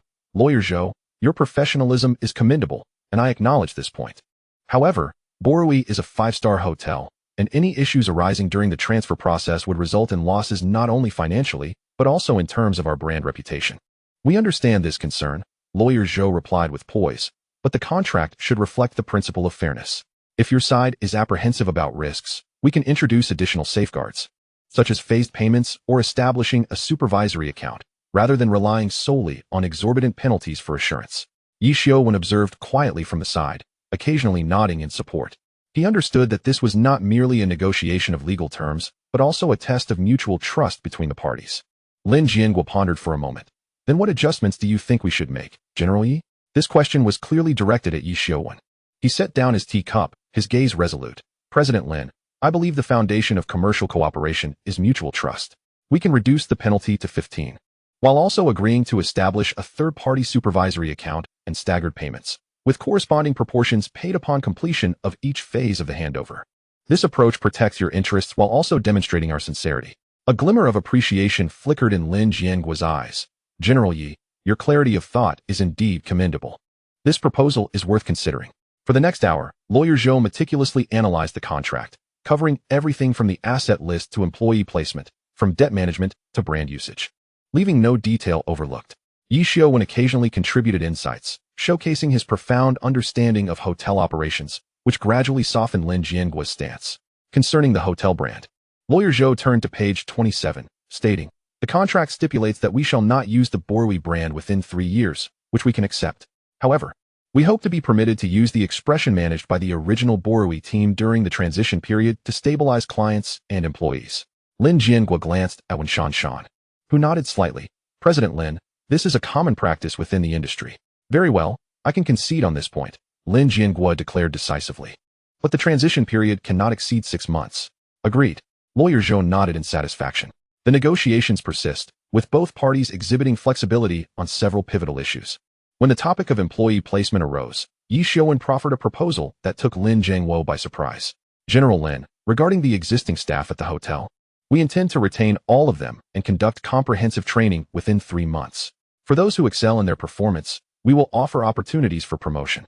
Lin Jiangguo was evidently unprepared for this young acquirer to place such emphasis on the workforce. Do you comprehend the implications of this, Mr. Yi? This not only entails considerable expenditure, but also demands substantial effort. I am aware, Ye Xiuwen affirmed resolutely. But I firmly believe that talent is the most invaluable asset of a hotel. Retaining exceptional employees is essential to ensuring the quality of service and customer experience. In reality, Ye Xiuwen had no capable staff available, and without the seasoned employees from Polray, he would be left with nothing. This remark seemed to resonate with Lin Jiangguo, whose eyes flickered with a complex emotion. Mr. Yi, you are rather different from the young entrepreneur I had envisioned. In what way? Ye Xiuwen inquired with a smile. You place greater importance on long-term development rather than short-term gains, Lin Jiangguo remarked meaningfully. As the final clauses were solidified, both parties ultimately reached an accord on the contract's content. Assistant Wen stood up. I will arrange for the modified contract to be printed. Wait, Lin Jiangguo called out. Let's have the legal team join us to witness this significant moment together. Chapter 56, The Banquet. As the pristine contract documents were once again laid upon the conference table, a subtle atmosphere enveloped the meeting room. Ye Xiuwen and Lin Jiangguo inscribed their signatures on the contract before exchanging the documents and signing anew. A fruitful collaboration. Both men declared simultaneously, their handshake firmer than during their initial meeting. Lin Jiangguo rose to address the gathering. Now that the contract has been signed, I believe it is time for Mr. Yi to meet our hotel's core team. Assistant Wen, please summon the department heads to the conference room. The door swung open repeatedly as the directors from various departments entered in succession. Director Zhang from marketing, Director Li from housekeeping, Director Wang from food and beverage, and other members of the management team. Lin Jiangguo stood at one end of the conference table, smiling as he introduced, everyone, this is Mr. Ye Xiuwen, the new owner of the hotel. From this day forth, Polray Hotel will embark on a new phase of development. Applause erupted, polite yet tinged with curiosity, skepticism, and a hint of unease that Ye Xiuwen could perceive. Ladies and gentlemen, Ye Xiuwen rose, his voice steady and resonant. Firstly, I would like to express my gratitude to General Lin for his trust in me, and to all of you for your past contributions to the hotel. From today onward, we are one family. His gaze swept over each director's face. I understand that any change in leadership presents a challenge for a team. However, I assure you that I will respect the traditions and culture of the hotel while introducing new ideas and resources, infusing Polray with renewed vitality. After a brief silence, Lin Jiangguo led the applause, and this time it sounded much more sincere. Mr. Yi, Lin Jiangguo turned to him. I have instructed Assistant Wen to prepare detailed handover materials, including financial statements, client information, supplier contracts, and more. In the coming days, our team will fully cooperate with you during the transition. Thank you for your support, General Lin. Ye Xiuwen responded with a nod. Speaking of the handover, Director Zhang from marketing could not help but interject. Mr. Yi, may I inquire about your vision for the hotel's future market positioning? We are currently preparing marketing activities for the second half of the year. Ye Xiuwen smiled slightly. That is an excellent question. I believe that as a five-star hotel, Polray should maintain its high-end positioning while enhancing personalized and experiential services. For instance, we could introduce more cultural and artistic events targeted at young high-end consumers. The directors exchanged glances, seemingly taken aback by this direction. Mr. Yi, are you suggesting a shift in the hotel's existing clientele? Director Wang from Food and Beverage inquired. Not a shift, but an expansion, Ye Xiuwen clarified. We aim to attract more potential new clientele while retaining our current high-end customers. This is not a replacement, it is an enhancement. Ladies and gentlemen, Lin Zhangwo interjected. I expect everyone to fully cooperate with the upcoming handover process. I am confident that under Mr. Yi's leadership, Polray Hotel will flourish. As the meeting progressed, the department directors took turns presenting their departmental situations and challenges. Ye Xiuwen listened attentively, occasionally posing questions that showcased his deep understanding of hotel operations. Meanwhile, Lawyer Zhou recorded key information, preparing for the subsequent handover plans. After the meeting concluded, Assistant Wen led Ye Xiuwen's team on a tour of the various hotel departments. From the opulent lobby to the exquisite dining area, from the well-equipped gym to the cozy and comfortable guest rooms. Every detail reflected the quality and standards of a five-star hotel.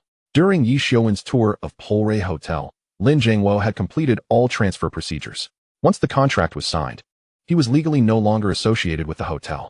Out of politeness, he exchanged a few pleasantries with Ye Xiuwen, offering to assist with any needs in the future. Before departing with a light heart, leaving everything in the hands of the new proprietor. Assistant 1, originally Lin Zhangwo's assistant, was retained by Ye Xiuwen after he took over the hotel, and he appointed her directly as his assistant. This decision was made partly to maintain the stability of the existing team, and partly because Ye Xiuwen recognized that Wen Shanshan was not only familiar with every business process of the hotel, but also well acquainted with the personalities and working styles of the department heads. For Ye Xiuwen, this was a pragmatic arrangement.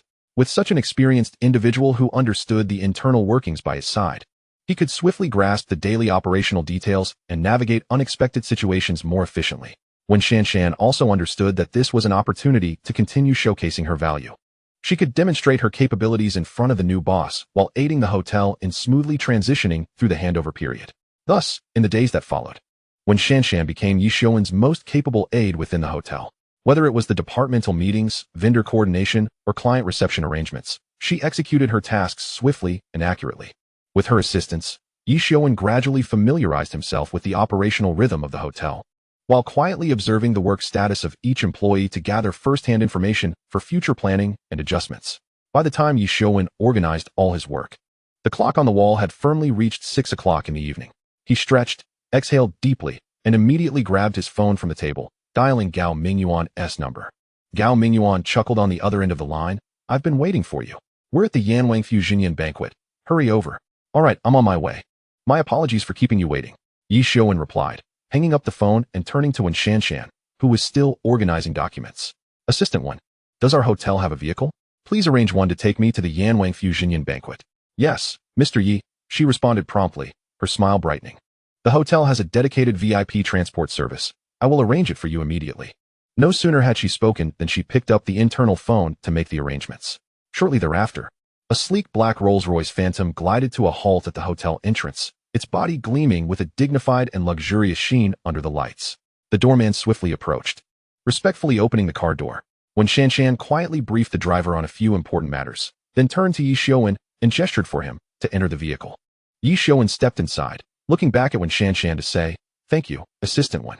I will come by tomorrow to further familiarize myself with the hotel's operations and, in addition, to convene a meeting with the heads of various departments."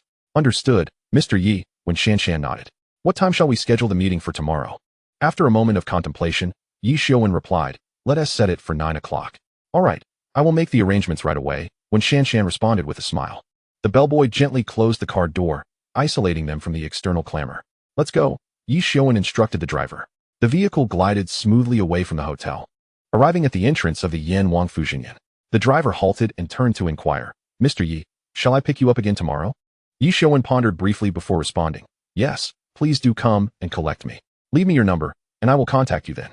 The driver promptly provided his number, which Ye Xiuwen saved into his phone. Before exiting the car, the driver asked once more, Mr. Yi, should I wait here for you? No need. You may head back. I will call you tomorrow morning. Ye Xiuwen waved his hand dismissively and strode towards the brightly lit entrance of the restaurant. The driver acknowledged and started the car, departing slowly.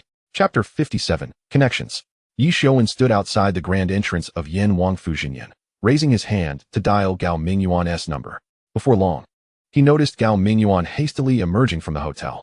Xiuwen, you finally made it, Gao Mingyuan exclaimed, his face instantly lighting up with a smile.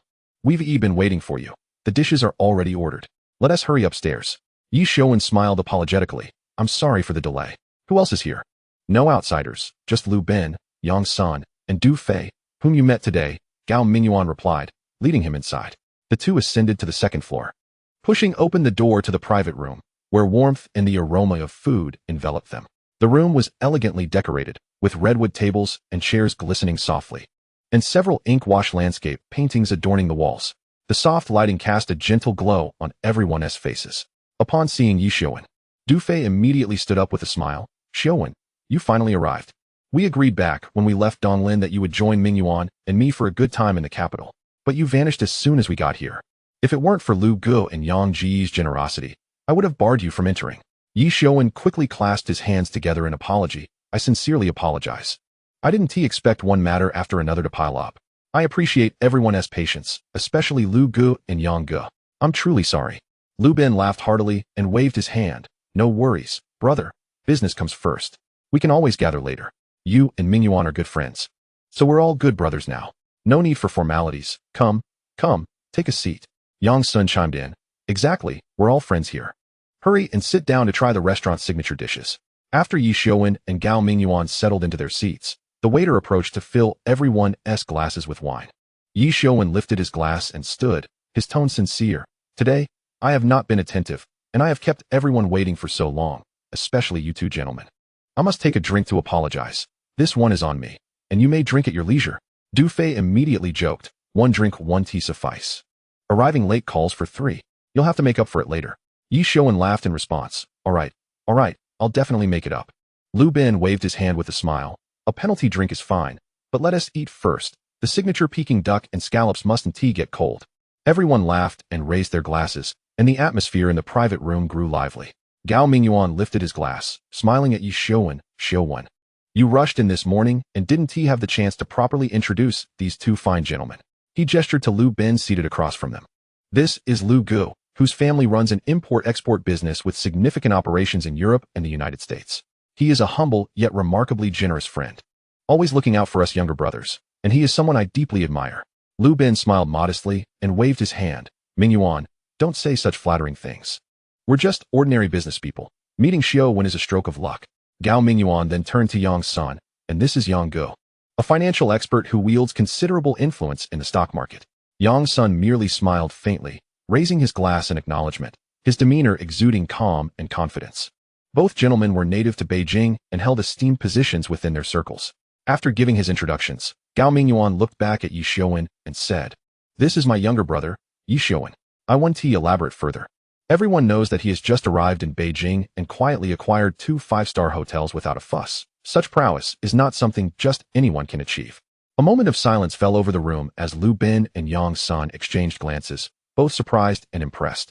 Yang San paused slightly, his hand that held the teacup hesitating before he nodded thoughtfully. Lu Ben, on the other hand, raised his thumb in admiration, exclaiming, Xiuwen, you truly are a person of great ambition.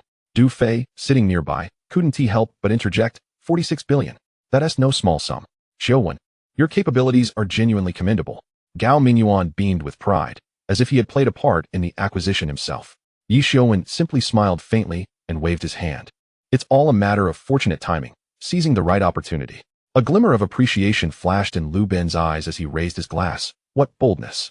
To Xiuwen's impressive feat, let us raise another toast. Ye Xiuwen slowly rose to his feet, lifting his wine glass with both hands, his gaze sincere and resolute. Dear brothers, from this day forth, I shall also endeavor to make a living in the capital.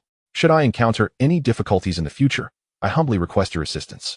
I hope to rely on your guidance moving forward and to lend a helping hand whenever possible. His voice, though soft, resonated with a blend of conviction and humility, embodying both the caution of a newcomer and the confidence for what lay ahead.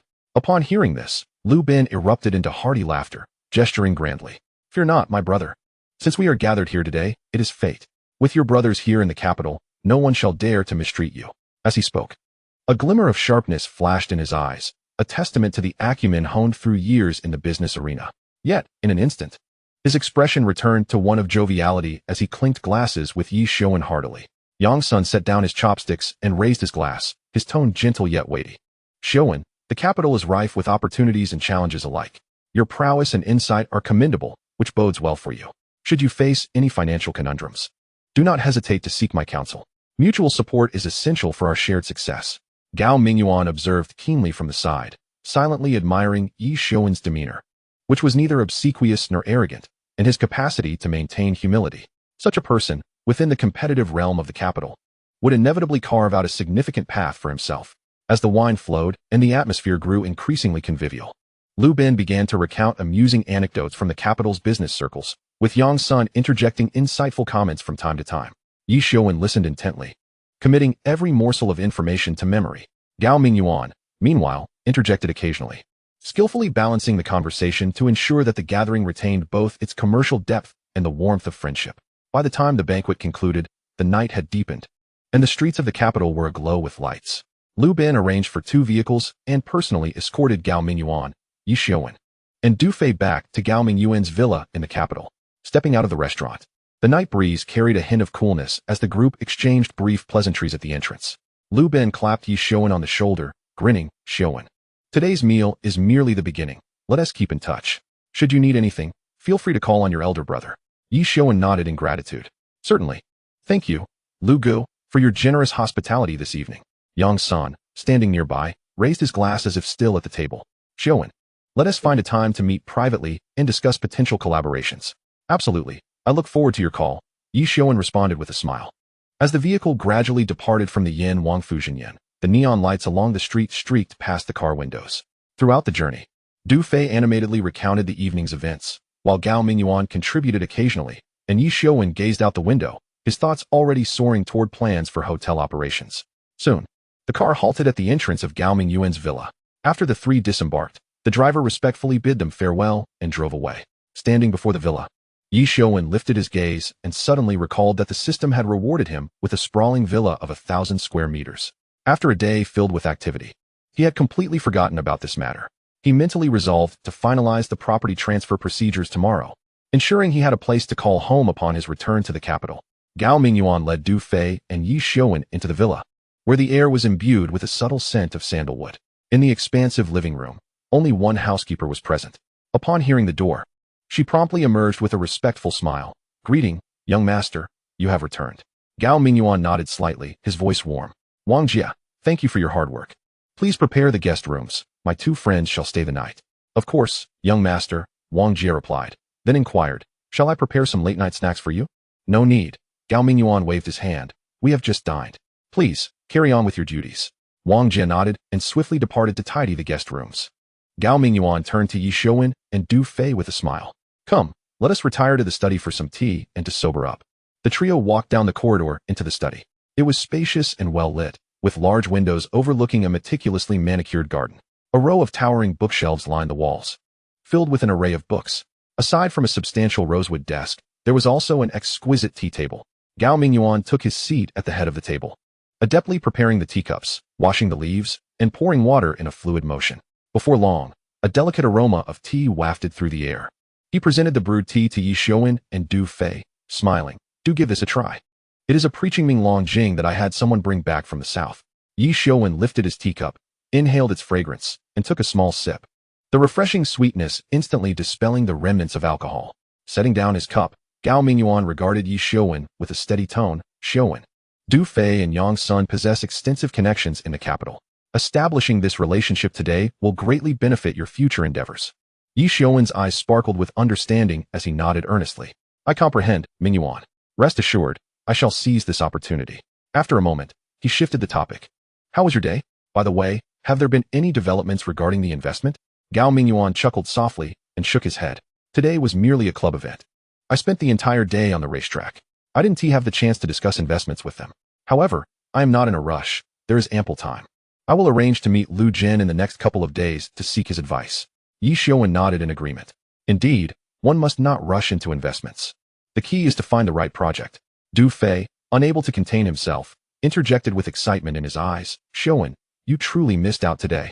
Ye Xiuwen turned to him, and Du Fei immediately spilled forth. The club had a plethora of attendees, with an array of stunning cars, Lamborghinis, McLarens, Porsches, Koenigseggs, every top-tier sports car imaginable.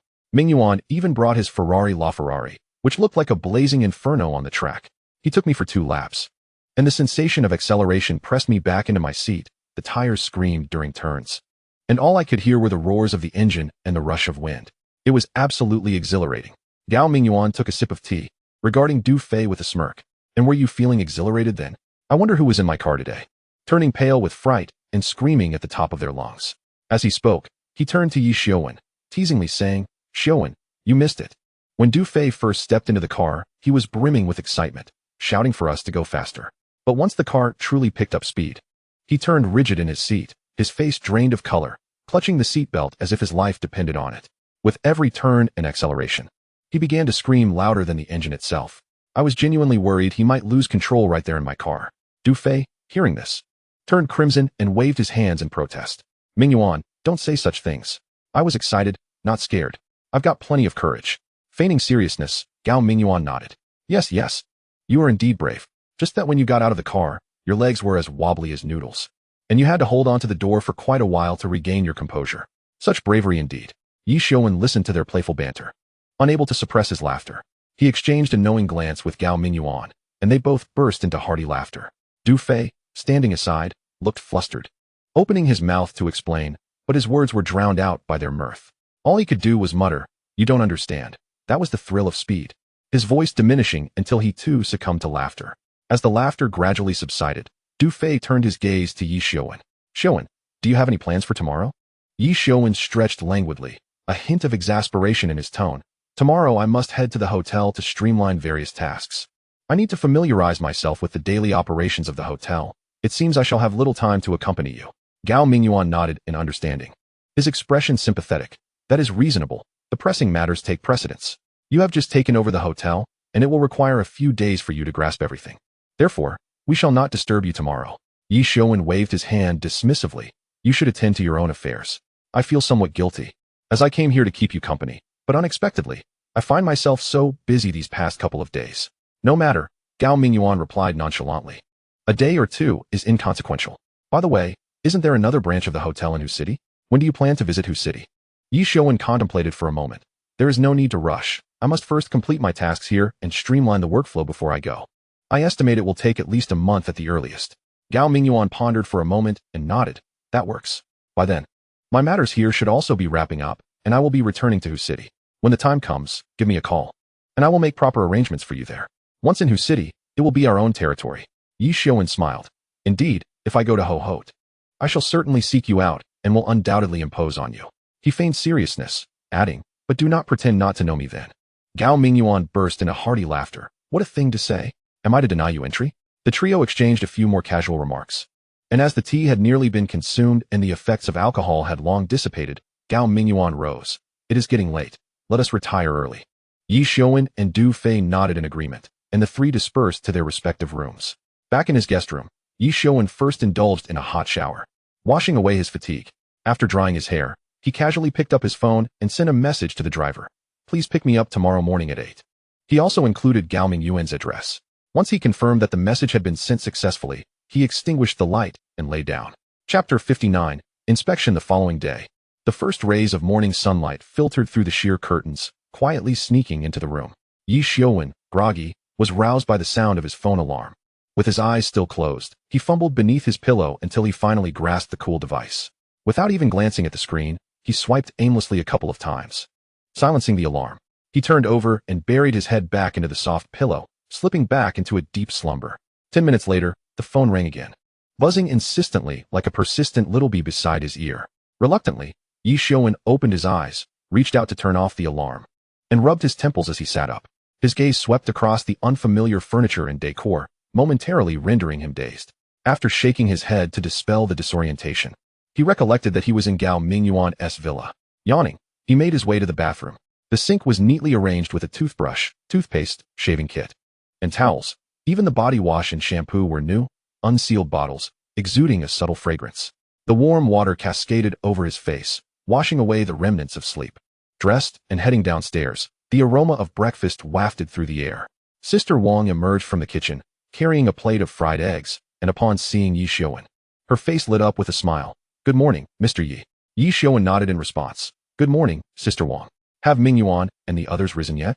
"Not yet," Sister Wang replied, placing the fried eggs on the dining table. "Young master instructed that breakfast need not be served to them. He mentioned you would be rising early today, so no need to wait for them. Breakfast is ready. Please enjoy." "Thank you, Sister Wang." Ye Xiuwen approached the dining table, where enticing fried eggs, bacon, milk, and toast awaited, their colors and aromas inviting. Halfway through his meal, his phone vibrated. Picking it up, he saw a message from the driver. "Mr. Ye, I am already at the door." Ye Xiuwen hastened his eating, finishing in a few quick bites. He wiped his mouth with a napkin. "Sister Wang, I am done. You may clear the table now. I will be leaving." Sister Wang nodded in acknowledgement as she moved to tidy up the dining area. "Safe travels, Mr. Ye." Ye Xiuwen nodded and pushed open the villa's grand door. The morning air was brisk, and the dew in the garden sparkled under the sunlight. Outside, a sleek black Rolls-Royce Phantom stood silently, its body glimmering with understated luxury in the dawn light. The driver stood by the door, hands crossed in front of him. And upon seeing Ye Xiuwen emerge, he bowed slightly. "Good morning, Mr. Ye." He respectfully opened the rear door and gestured for Ye Xiuwen to enter. As Ye Xiuwen bent to enter the vehicle, the driver held the door handle with one hand and gently shielded the top of the door frame with the other to prevent him from bumping his head. Once Ye Xiuwen was seated comfortably, the driver closed the door with care and made his way to the driver's seat. With the low rumble of the engine starting, the Rolls-Royce glided away from the villa, cruising down the morning streets towards the hotel. The car gradually came to a halt in front of the Platinum Hotel, and Ye Xiuwen took a deep breath before stepping out. "Good morning, Mr. Ye," the doorman greeted respectfully, his eyes glimmering with curiosity. Ye Xiuwen nodded slightly as he strode into the lobby, when Shan was already waiting at the front desk, dressed in a professional suit and holding a thick folder. "Welcome, Mr. Ye. I have arranged today's itinerary for you." With a smile, when Shan handed over the folder, which contained the basic information about each department of the hotel and the key matters for the day, Ye Xiuwen accepted the folder and quickly perused the first page. "Excellent. Where shall we begin?" "I suggest starting with the front desk and the housekeeping department, as they are the core operational sectors of the hotel," when Shan led the way, followed by the food and beverage department, engineering department, human resources department, and finance office. The front desk manager had been waiting there and approached Ye Xiuwen immediately. "Good morning, Mr. Ye. I am Zhang Wei, the front desk manager." "Thank you for your efforts, Manager Zhang," Ye Xiuwen replied, shaking his hand. "I am here primarily to familiarize myself with the situation, understand the workflow of each department, and introduce myself to everyone as the new owner." Zhang Wei guided Ye Xiuwen through the front desk system, detailing the processes for check-ins, check-outs, and reservations. Ye Xiuwen asked questions intermittently, offering suggestions for improvements on certain system operations. They then proceeded to the housekeeping department, where the director, Li Na, greeted them warmly. "Welcome, Mr. Ye, to our inspection. Our housekeeping department has a total of 186 rooms, classified into standard rooms, deluxe rooms, and suites," Li Na informed him. Ye Xiuwen conducted random checks on several rooms, meticulously inspecting the bed arrangements, bathroom cleanliness, and the placement of items. Overall, it was satisfactory, but there were areas for improvement. He pointed out several details that could be enhanced, such as the wrinkles on the curtains and the arrangement angle of the towels. Li Na nodded vigorously. "You are absolutely correct. We will make immediate adjustments." The food and beverage department was another significant source of revenue for the hotel. Executive Chef Liu led Ye Xiuwen on a tour of the restaurant and kitchen. "Our restaurant accommodates 200 guests at once, specializing in Cantonese cuisine and local specialties," Chef Liu explained. "These are our signature dishes: crystal shrimp dumplings and crispy roasted duck." Ye Xiuwen tasted several dishes and nodded in approval. The flavors are delightful, but the presentation could be more refined. Today's guests not only seek flavor, but also value visual appeal. In the afternoon, Ye Xiuwen arrived at the engineering department, where manager Lao Wang was inspecting the air conditioning system with his staff. "Mr. Ye, the hotel's air conditioning system has been in operation for 5 years. While it still functions normally, it consumes a considerable amount of energy. We are currently considering upgrade options." Ye Xiuwen listened attentively and inquired, "What is the budget required for the upgrade? What energy savings do you anticipate?" Lao Wang provided detailed answers to these questions and presented several proposals. Ye Xiuwen nodded thoughtfully. "This project merits consideration. I will have the finance department evaluate it and strive to provide a prompt response." In the Human Resources Department, Ye Xiuwen reviewed the hotel's personnel structure and training plans. Employees are the most valuable asset of the hotel. He emphasized that our efforts should not only focus on recruiting exceptional talents, but also on retaining them. I aspire to establish a more comprehensive training and incentive mechanism. The final stop was the finance office, where finance manager Zhao presented the hotel's financial statements. Overall, the hotel's operational status is commendable. Yet the profit margins have seen a decline in recent months, primarily due to the rising costs of raw materials and labor. Ye Xiuwen furrowed his brow. We must devise strategies to control costs while simultaneously enhancing revenue. Perhaps we could consider launching distinctive services or collaborating with local travel companies to increase our clientele. After a half-day of departmental visits, Ye Xiuwen convened a general staff meeting in the hotel's multifunctional hall. Hello everyone, I am Ye Xiuwen, the newly appointed chairman of the hotel. Standing on the stage, his gaze swept across the audience. First and foremost, I wish to express my gratitude for your unwavering hard work. The achievements of the Platinum Hotel are attributable to the dedication of each and every one of you. The room erupted into warm applause. As the new chairman, I would like to share a few principles with you, Ye Xiuwen continued.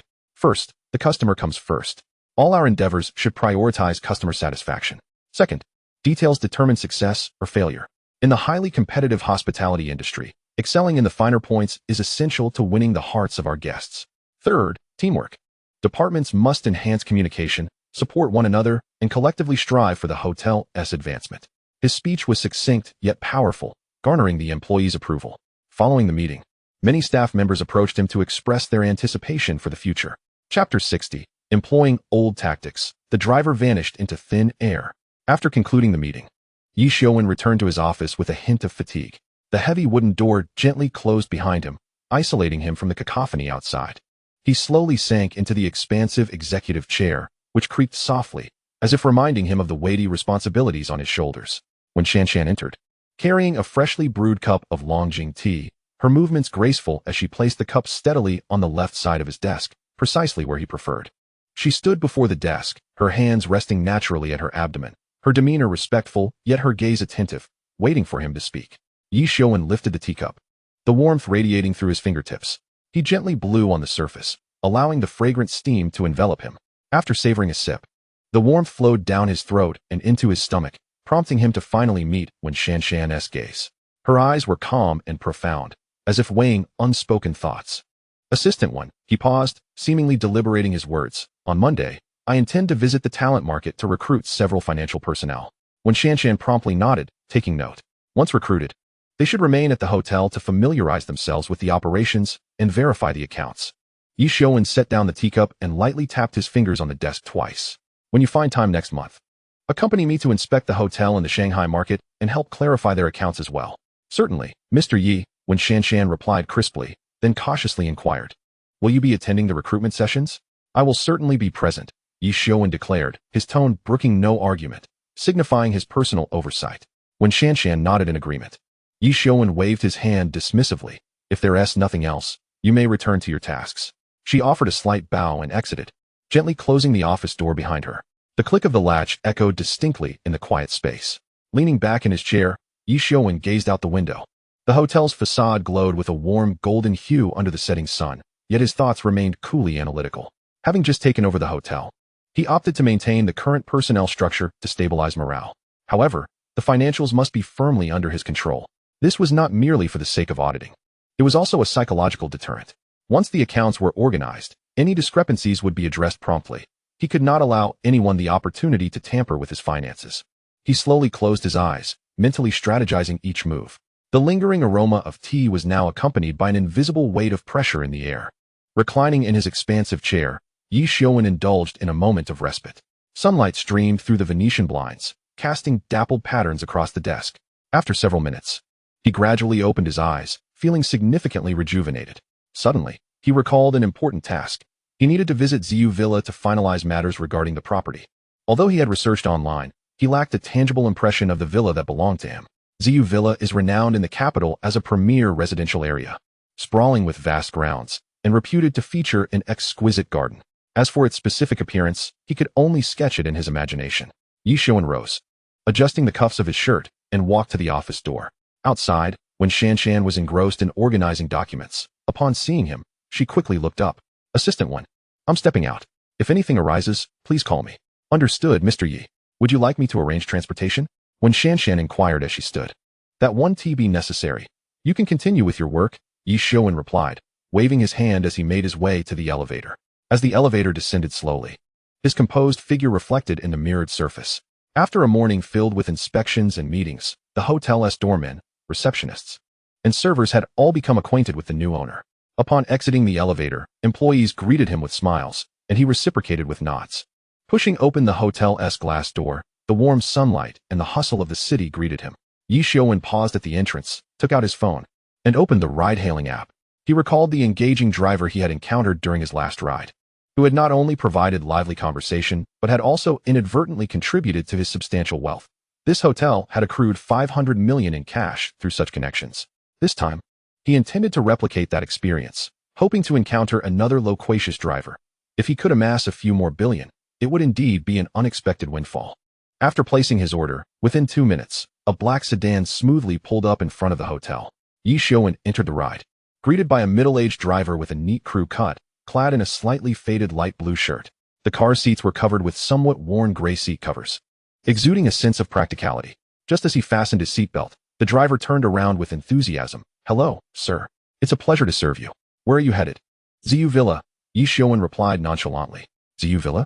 Wow, that's the top-tier residential area in the capital. Not just anyone can get in, the driver exclaimed, his tone laced with evident envy. Are you going to view a property? Ye Xiuwen smiled faintly. You could say that. I just purchased a villa there, and I'm going to check it out today. Ah, congratulations. The driver beamed. Properties at Xiu Villa are notoriously difficult to acquire, not just due to their high prices, but also because one needs connections and a solid background. I've driven many clients to view properties, and 9 out of 10 are turned away by security at the entrance. Ye Xiuwen raised an eyebrow. Is it really that strict? Indeed. The driver replied as he started the car.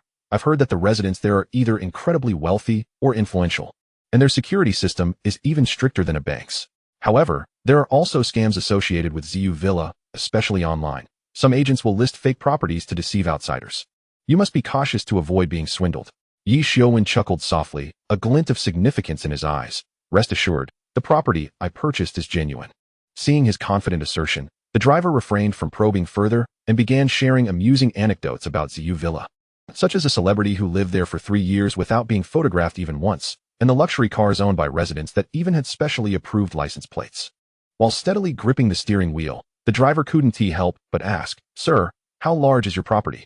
Villas in Xiu Villa typically start at several hundred square meters, right? Leaning back in his seat, his hand casually resting on his leg, Ye Xiuwen replied, Not too large, just over 1,000 square meters. The driver nearly lost his grip on the steering wheel, astonished as he turned his head to inquire, Is over 1,000 square meters not considered large? To my knowledge, properties exceeding 1,000 square meters in Xiu Villa are regarded as the pinnacle of luxury. Ye Xiuwen, dismissively waving his hand, replied, Oh, that is hardly noteworthy. Merely a trifling sum. The driver was momentarily taken aback, his lips moving in silence, suppressing his thoughts. This guy certainly has a penchant for boasting. Yet he manages to maintain a smile. You must truly possess remarkable capabilities. Seemingly craving further excitement, Ye Xiuwen leisurely added, The villa is nothing special. I've also ordered 3 Ferraris. Adding this assorted collection together, it easily surpasses 100 million. The driver was stunned for a couple of seconds before raising his thumb in admiration. Sir, you are indeed impressive. His tone appeared to be complimentary. Yet internally, he mused about how this boastful fellow had not even prepared a draft, adhering to the principle that the customer is always right. The driver stifled his disdain and refrained from retorting, choosing instead to suppress his discomfort, as earning a living took precedence. As for the passenger's fabrications, he could let them continue. It would not cost him a penny, provided he did not feel nauseated by the absurdity. Ye Xiuwen had expected the driver to, like the previous one, immediately present his own achievements for comparison or even attempt to undermine him, thereby enlivening the atmosphere. However, the current driver only extolled him, neither engaging nor countering. It felt as though his words had landed on cotton, muted and unresponsive, leaving him feeling rather uncomfortable. Sighing inwardly, his enthusiasm for boasting waned significantly, and even the view outside the window lost its allure. Noticing the silence from Ye Xiuwen, the driver relished the tranquility, occasionally stealing glances at him as if admiring a fool. The interior of the car was filled solely with the soft hum of the engine and the sound of wind rushing past the windows. Chapter 61, Xiu Villa. Before long, The vehicle came to a halt in front of the sales office of Ziyu Villa. The exterior of the office was a quintessential European architectural style, with light beige stone walls complemented by a deep brown, intricately wrought iron gate, exuding understated luxury. A fountain in front was spraying fine droplets of water, glistening in the sunlight like scattered gold dust. Ye Xiuwen alighted from the car, and the driver rolled down the window, revealing a genial smile. "Goodbye, boss. It was a pleasure chatting with you." Ye Xiuwen nodded, casually responding, "Goodbye, thank you, driver." Yet internally, he scoffed, "Pleasure, my foot. You're as clueless as they come." He had initially hoped to glean some information from the driver for a little extra profit, but that notion had dissipated. Regaining his focus, he stepped into the sales office. The lobby was bathed in light, and a delicate scent of sandalwood wafted through the air. The marble floor was polished to a mirror finish, and the surrounding display walls were adorned with images of villas and award certificates. A saleswoman clad in a navy blue business suit promptly approached, her smile as warm as a spring breeze. "Good day, sir. Are you here to view properties? Is there anything specific you would like me to introduce?" Ye Xiuwen replied with a faint smile, "I am not here to view properties. I have already purchased a villa from you and have come to complete the paperwork today. My name is Ye Xiuwen." "Ah?" The saleswoman was momentarily taken aback, but her smile grew more respectful. "Mr. Ye, welcome. Please follow me." She led Ye Xiuwen through the lobby to a designated VIP area, which was elegantly arranged like a high-end reception lounge, featuring soft leather sofas, walnut coffee tables, and exquisite oil paintings adorning the walls, each detail exuding refinement. "Mr. Ye, please have a seat." She poured a glass of warm water and handed it to him. "I will check your records." A few minutes later, the saleswoman returned with a black folder, spreading its contents across the coffee table. "Mr. Ye, here are your property deed, contract, and some related documents for your review." Ye Xiuwen picked up the documents, casually flipping through them before placing them back down, confirming their accuracy. The saleswoman tentatively asked, "Mr. Ye, would you like me to accompany you to see the property?" "That would be appreciated, thank you." Ye Xiuwen nodded. "Not a bother at all." She replied with an even sweeter smile, "Please hold on. I will arrange for a vehicle, and we can head over together once it arrives." With that, she strode away briskly in her high heels.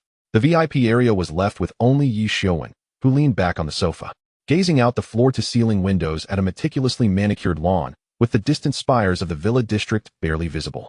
In less than 5 minutes, the saleswoman returned and led him out of the sales office. A sleek silver-gray business vehicle was parked at the entrance, its body gleaming as the driver respectfully opened the door for them. The autumn sun filtered through the towering plane trees of Ziyu Villa, casting dappled shadows on the ground. Inside the business vehicle, Ye Xiuwen reveled in the scenery outside the window, golden ginkgo leaves fluttering in the breeze, the distant lake shimmering under the sunlight, and a few swans gliding leisurely across the water. "Mr. Ye, Ziyu Villa is the only community in the country to have obtained a license for the breeding and domestication of wild animals," the saleswoman introduced. "Look over there. That is our alpaca area, which the children particularly adore." Ye Xiuwen nodded slightly, but his attention was captured by a vibrant sea of flowers on the right. In the late autumn season, chrysanthemums and other hardy blooms were still in full blossom, resplendent in color and fragrance. The vehicle meandered along a lakeside path, passing through a wetland landscape. The boardwalk twisted and turned, weaving through the reeds, where a pair of mandarin ducks frolicked in the water. Ye Xiuwen inhaled deeply, the air infused with the moist aroma of earth and a hint of floral fragrance, invigorating his spirit. "That building ahead is your villa," the saleswoman indicated towards a standalone European-style structure. The vehicle halted in front of the villa, and as Ye Xiuwen stepped out, his eyes were immediately drawn to a private courtyard of approximately 300 square meters. The courtyard design harmoniously blended elements of traditional Chinese gardens with European landscaping, featuring a neatly trimmed lawn at its center, surrounded by evergreen shrubs and several fruit trees. In one corner, a small swimming pool sparkled with crystal-clear water, alongside a leisure area shaded by an umbrella. "We have equipped each villa with an independent smart irrigation system, allowing owners to control watering schedules and amounts via a mobile app," the saleswoman explained. "The plants in the courtyard have been meticulously chosen to suit the climate of the capital, ensuring seasonal beauty and blooms throughout 3 seasons." Ye Xiuwen nodded, strolling along the stone pathway towards the main entrance. The grand entrance featured a pair of double wooden doors with brass handles, exuding a sense of solidity and elegance. Pushing open the doors, he was greeted by a spacious living room with a soaring ceiling of 5 meters, where the beautiful lake view outside the floor-to-ceiling windows bathed the marble floor in warm light. This villa boasts a construction area of 1,020 square meters, comprising 2 above-ground levels and 1 basement level. As the saleswoman guided him through the property, she elaborated, The first floor primarily consists of public areas, including the living room, dining room, kitchen, and a room for the elderly. The second floor is dedicated to the bedroom area, featuring 4 suites, while the basement is designed for entertainment and leisure. Ye Xiuwen meticulously examined every detail. The open-concept living room seamlessly connected to the dining area, with a marble-top bar serving as a divider. The kitchen featured a blend of Western and Chinese designs, equipped with modern appliances such as a double-door refrigerator, dishwasher, and oven, while the Chinese kitchen included a traditional gas stove and ample storage cabinets. We only select top-tier international brands for our kitchen and bathroom fittings, the saleswoman continued, citing examples such as Miele appliances from Germany and Laufen sanitary ware from Switzerland. All doors and windows are made from broken bridge aluminum alloy, featuring triple-layer Lowy glass, ensuring excellent sound insulation and thermal performance. Ascending the spiral staircase to the second floor, the first site was a spacious family lounge, serving as a recreational space for family enjoyment. Each of the 4 bedrooms is designed as an en-suite, featuring independent bathrooms and walk-in closets. The master suite is particularly opulent, boasting an expansive walk-in closet, a luxurious bathroom complete with a massage bathtub, and a private balcony. This balcony offers an unobstructed view of the central lake, providing a breathtaking panorama. The sales representative remarked that one could enjoy a cup of coffee here in the morning while admiring the stunning lake view and the wildlife within the estate. Ye Xiuwen stood on the balcony, surveying the entire estate. In the distance, the lake shimmered under the sun, where a few swans frolicked in the water, while peacocks strolled leisurely across the nearby lawn. Such a picturesque scene is indeed a rarity in a bustling metropolis like Beijing, evoking a sense of tranquility. After touring the above-ground areas, they descended to the basement. This space has been ingeniously transformed into a multifunctional entertainment zone, encompassing a home theater, a gym, a wine cellar, and a billiards room. The soundproofing on the walls is exceptionally well executed, ensuring that activities such as watching films or exercising do not disturb the peace of those resting above. The basement is also equipped with an independent fresh air system and a dehumidifier, maintaining a fresh and dry atmosphere even during humid seasons. The sales representative explained that they have also reserved space for installing a sauna and an indoor swimming pool, should the homeowner desire such modifications. Chapter 62, The Tour. After concluding the interior tour of the villa, the sales representative led Ye Xiuwen to the estate's communal facilities. Here lies a clubhouse covering 5,000 square meters, featuring a temperature-controlled swimming pool, an indoor tennis court, a spa center, and a restaurant. Adjacent to the clubhouse is a children's playground, equipped with various safe and entertaining amenities. Ziyu Mountain Villa not only boasts a beautiful environment, but also has a highly sophisticated security system. The sales representative pointed to the security booth at the entrance, stating that the entire community is under 24-hour security patrols, with facial recognition systems at all entry and exit points. Each villa is outfitted with an independent security system, including surveillance cameras, infrared alarms, and emergency call buttons. Ye Xiuwen nodded in satisfaction. Our design philosophy embodies the harmony between humanity and nature, the sales representative continued, merging the Nordic appreciation for nature with the Asian pursuit of harmony in design. As you can see, the architecture throughout the community seamlessly integrates with the natural environment, devoid of jarring high-rises, featuring only low-density residences that coexist harmoniously with nature. Ye Xiuwen noticed that there were no vehicles traversing the community roads. The sales representative explained, "We have implemented a complete separation of pedestrian and vehicular traffic. Once vehicles enter the community, they proceed directly to the underground garage, allowing pedestrians to stroll and cycle freely and safely on the surface.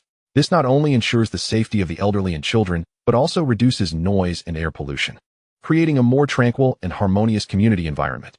They meandered along the lakeside, appreciating the beauty of the 80,000 square meter ecological lake. On the lakeside promenade, several homeowners were leisurely fishing, while small fish occasionally leaped from the water. In the distance, children were flying kites in the central park, their laughter echoing through the air.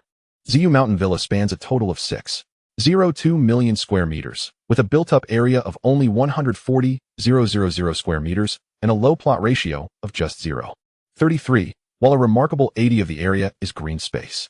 The sales representative noted that there are nearly 100 species of birds and over 100,000 plants, making it a true urban oasis.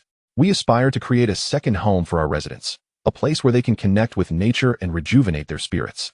After the tour concluded, they returned to the villa's courtyard. As the sun set, golden rays bathed the lawn, enveloping the villa in a warm glow. The distant calls of swans mingled with the sight of a peacock displaying its magnificent tail, seemingly welcoming its new owners. "Mr. Yi, are you satisfied with this villa?" the sales representative inquired. "I am exceedingly satisfied," Ye Xiuwen replied with a smile. Xiu Mountain Villa truly lives up to its name. Living in such an environment feels as though one is on perpetual vacation. The sales representative chuckled. "You flatter us, Mr. Yi. We at Xiu Mountain Villa are dedicated to providing our residents with a nature-connected, comfortable living environment. Choosing to settle here is indeed a wise decision." With a smile, the sales representative added, "Well then, Mr. Yi, we shall not intrude upon your rest any longer. I have placed all the necessary paperwork and property documents on the coffee table in the living room. Please take care of them, and we shall take our leave." Her voice was gentle and graceful, with a hint of congratulatory warmth in her gaze. The driver nearby nodded in acknowledgement. Ye Xiuwen inclined his head slightly, his tone calm. "Thank you for your time. I appreciate the extended visit." He personally escorted the two to the villa's entrance. The stone pathway in the courtyard glowed warmly under the setting sun, and a gentle breeze carried the moist scent of the distant lake. Outside the gate, a silver-gray business vehicle awaited, reflecting the hues of the evening glow. The sales representative approached the vehicle, turning back to remind him, "Mr. Yi, should you require anything, do not hesitate to call. We are at your service 24/7. Certainly, Ye Xiuwen stood on the steps, watching as they entered the vehicle. The door closed softly, and the business car gradually departed along the driveway outside the courtyard. Returning to the spacious villa, Ye Xiuwen wandered around the spiral staircase once more. The first floor, comprising the living room, dining room, and kitchen, was bright and airy, while the second floor's bedroom suites were well laid out. The entertainment area in the basement was fully equipped. However, the villa lacked essential living items such as bedding, spices, and kitchenware. The vast space, aside from its inherent luxury and refinement, was nearly devoid of furnishings. Standing in the kitchen, Ye Xiuwen opened an empty cabinet and then stepped into the bedroom. Staring blankly at the grand bed frame, he realized that if he wished to spend the night here, he would need to procure some necessities. However, Xiu Mountain Villa was so expansive that it would take at least an hour to walk from the villa area to the entrance and then to the nearest supermarket, which seemed rather tedious. He pulled out his phone, scrolling to Wen Shanshan's number, and dialed. The call connected swiftly, and Wen Shanshan's voice came through the receiver. Crisp and clear. "Hello, Mr. Yi. How may I assist you?" "Assistant Wen, do we have any spare vehicles at the hotel?" Ye Xiuwen moved to the floor-to-ceiling window. Observing the leisurely peacocks in the courtyard, "I'm currently in Beijing and lack a means of transportation." "Yes, indeed." Wen Shanshan replied immediately. "We have several vehicles available. There's a Rolls-Royce Phantom, the one you used yesterday, a Mercedes-Benz S-Class, and 2 business vehicles. Which one would you prefer?" Ye Xiuwen pondered for a moment. "Just bring me the Mercedes. I'll need it for a few days. If the hotel requires any vehicles for guest services, feel free to call me, and I'll have the driver take it back." "Understood, Mr. Yi. Where shall I send the vehicle?" "To the villa area of Xiu Mountain Villa." Ye Xiuwen provided his building number and added, "Once the car arrives, please have security contact me." "Absolutely, Mr. Yi. I'll arrange that immediately."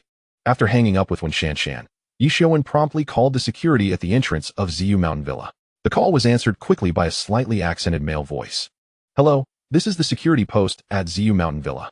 "Hello, I am Ye Xiuwen, the owner of Villa 18 in Area A. A driver from the hotel will be delivering a Mercedes-Benz S-Class shortly. Please verify the information when it arrives and escort the driver to my villa entrance." "Certainly, Mr. Yi. Rest assured, we will have someone ready to receive it and deliver it directly to your door." The security guard replied readily, adding, "You've just moved in. Haven to you? Do you need assistance with moving or contacting the housekeeper?" "No, thank you." Ye Xiuwen smiled lightly, stating that he could manage the rest on his own after the car was delivered. "Very well, Mr. Yi, we will take note," came the response before he hung up. Walking over to the sofa, he took a casual glance at the property deed on the coffee table, flipping through a few pages before rising to the window. The autumn sun poured through the floor-to-ceiling windows, warm and gentle. The lawn in the courtyard was neatly trimmed, and several maple trees had already donned their golden attire. Suddenly, Ye Xiuwen felt that although the place was spacious, it was far from desolate. The chirping of birds in the estate, the rustling of leaves in the breeze, and the distant barks of dogs filled the atmosphere with vitality.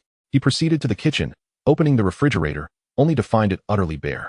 He thought to himself that he would make a trip to the nearby supermarket once the car arrived for a comprehensive shopping spree. Bed linens, toiletries, kitchenware, nothing could be overlooked. About half an hour later, his phone finally rang. "Hello, Mr. Yi, your car has arrived. We have parked it in the temporary space in front of your villa." The security guard's voice was respectful and polite.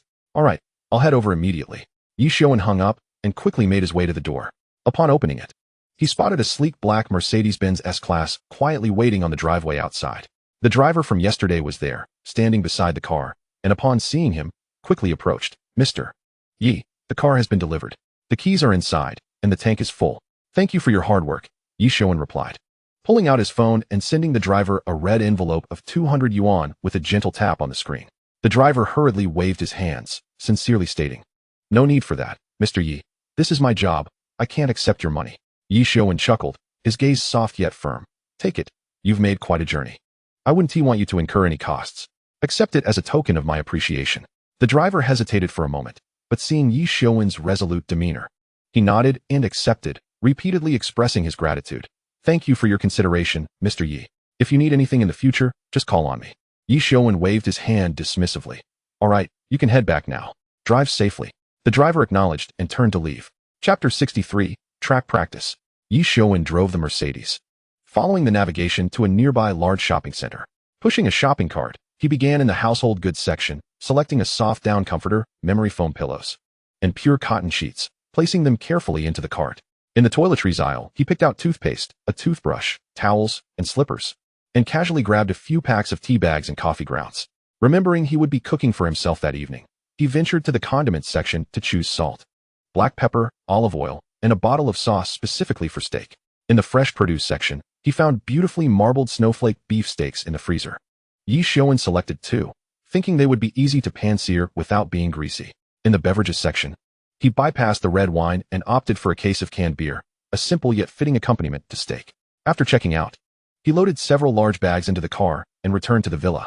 He spread out the bed linens, instantly infusing the bedroom with a sense of home. Next, he entered the kitchen, heating a pan, pouring in oil, and placing the steaks inside, the sizzle releasing a delectable aroma. Sprinkling salt and black pepper, he seared them until golden brown, the juices flowing as he cut into the meat. Ye Xiuwen cracked open a can, the crisp sound releasing a burst of chilled beer fragrance. Holding his beer, he sat at the dining table, sipping slowly while casually scrolling through his phone. After finishing his meal, he collected the plates and cutlery, rinsing them quickly before wiping down the table with a cloth. Just before bed, Ye Xiuwen picked up his phone again and sent a WeChat message to the client manager at Ferrari. "Tomorrow is my scheduled track practice. Is everything still on schedule?" The response came swiftly. "Yes, Mr. Ye. We will meet at the authorized dealership at 9 a.m. tomorrow, and a professional coach will accompany you to the track. Please remember to bring your ID and driver's license." Ye Xiuwen replied with an OK emoji and confirmed the meeting point and important details. The thought of experiencing the Ferrari's extreme performance on the track the next day filled him with excitement. Setting his phone down, he turned off the lights, and the room was plunged into tranquility. The next morning, Ye Xiuwen awoke to the sound of his phone alarm. He swiftly rolled out of bed and proceeded to the bathroom to freshen up. After a quick breakfast of toast and milk, he grabbed his car keys, slung his bag over his shoulder, and stepped outside. Settling into the car, he ignited the engine, shifted into gear, and drove out of the villa area, heading straight for his destination. At exactly 9 o'clock, he arrived punctually. The client manager at the authorized dealership was already waiting at the entrance, warmly greeting him. "Welcome, Mr. Ye. Today, our chief instructor will take you to the track and provide guidance throughout." Ye Xiuwen gave a slight nod and followed the client manager into the store, arriving at an elegantly decorated meeting room.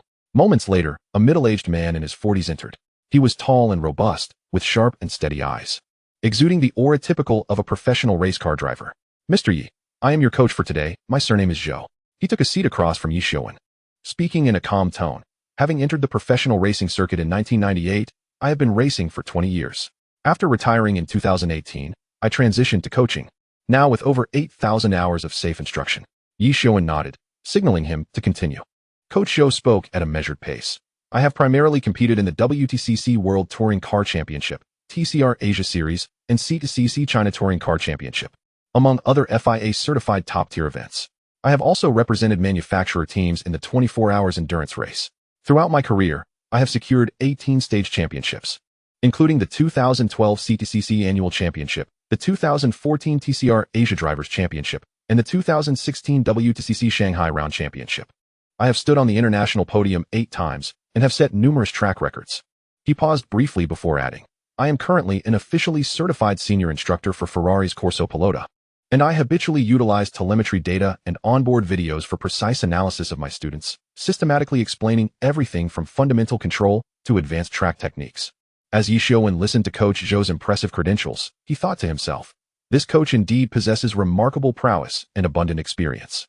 Just then, a sudden, crisp notification echoed in his mind. Ding! The system has detected that someone nearby is boasting, rewarding the host with 20 years of racing driving experience. Would you like to merge? The unexpected voice momentarily stunned Ye Xiuwen. After a moment, he regained his composure, musing, so this Coach Zhou is just boasting? With all his championships and teaching hours, it sounds grand, yet it's hard to discern the truth. He decided not to dwell on it. As long as he could learn to drive the Ferrari, it didn't matter whether he had a coach or not. If necessary, he could simply practice on the track himself and pick it up after a few tries. Ye Xiuwen couldn't help but marvel internally. This system is truly remarkable. As long as someone is nearby boasting, whether it be skills or tangible benefits, you can receive them. He pondered what other surprises awaited him in the future. With that thought, a faint smile graced his lips as he quietly said to himself, merge. The system's notification chimed again. Experience merging in progress. Merge successful. The host has mastered 20 years of top-tier racing driving skills. A strange yet familiar sensation surged through his entire being, with details of racing lines, braking points, and throttle control instinctively engraved in his mind. Ye Xiuwen lifted his gaze to Coach Zhou, his eyes now imbued with a newfound confidence. Coach Zhou, shall we head to the track now? I can't wait to give it a try. Coach Zhou smiled slightly and reassured. Mr. Yi, there's no need to rush. We will first conduct a theoretical explanation, followed by practical exercises on the track, progressing step by step to ensure both safety and effectiveness. During the theoretical session, Coach Zhou meticulously elucidated the performance parameters of Ferrari, driving techniques on the track, and safety precautions. Ye Xiuwen listened attentively, nodding occasionally. Upon the conclusion of the theoretical discussion, they drove to the racetrack, which was situated in the suburbs, surrounded by majestic mountains and fresh air. Several Ferraris were neatly parked in the starting area, the roar of their engines igniting excitement within. Coach Zhou led Ye Xiuwen to one of the Ferraris, introducing the training vehicle. Today, you will be driving the Ferrari F8 Tributo, equipped with a 3.9-liter twin-turbocharged V8 engine, generating 720 horsepower, capable of accelerating from 0 to 100 km/h in just 2.9 seconds. While the power is formidable, the vehicle is highly responsive. Mastering the rhythm will allow you to unleash its full potential.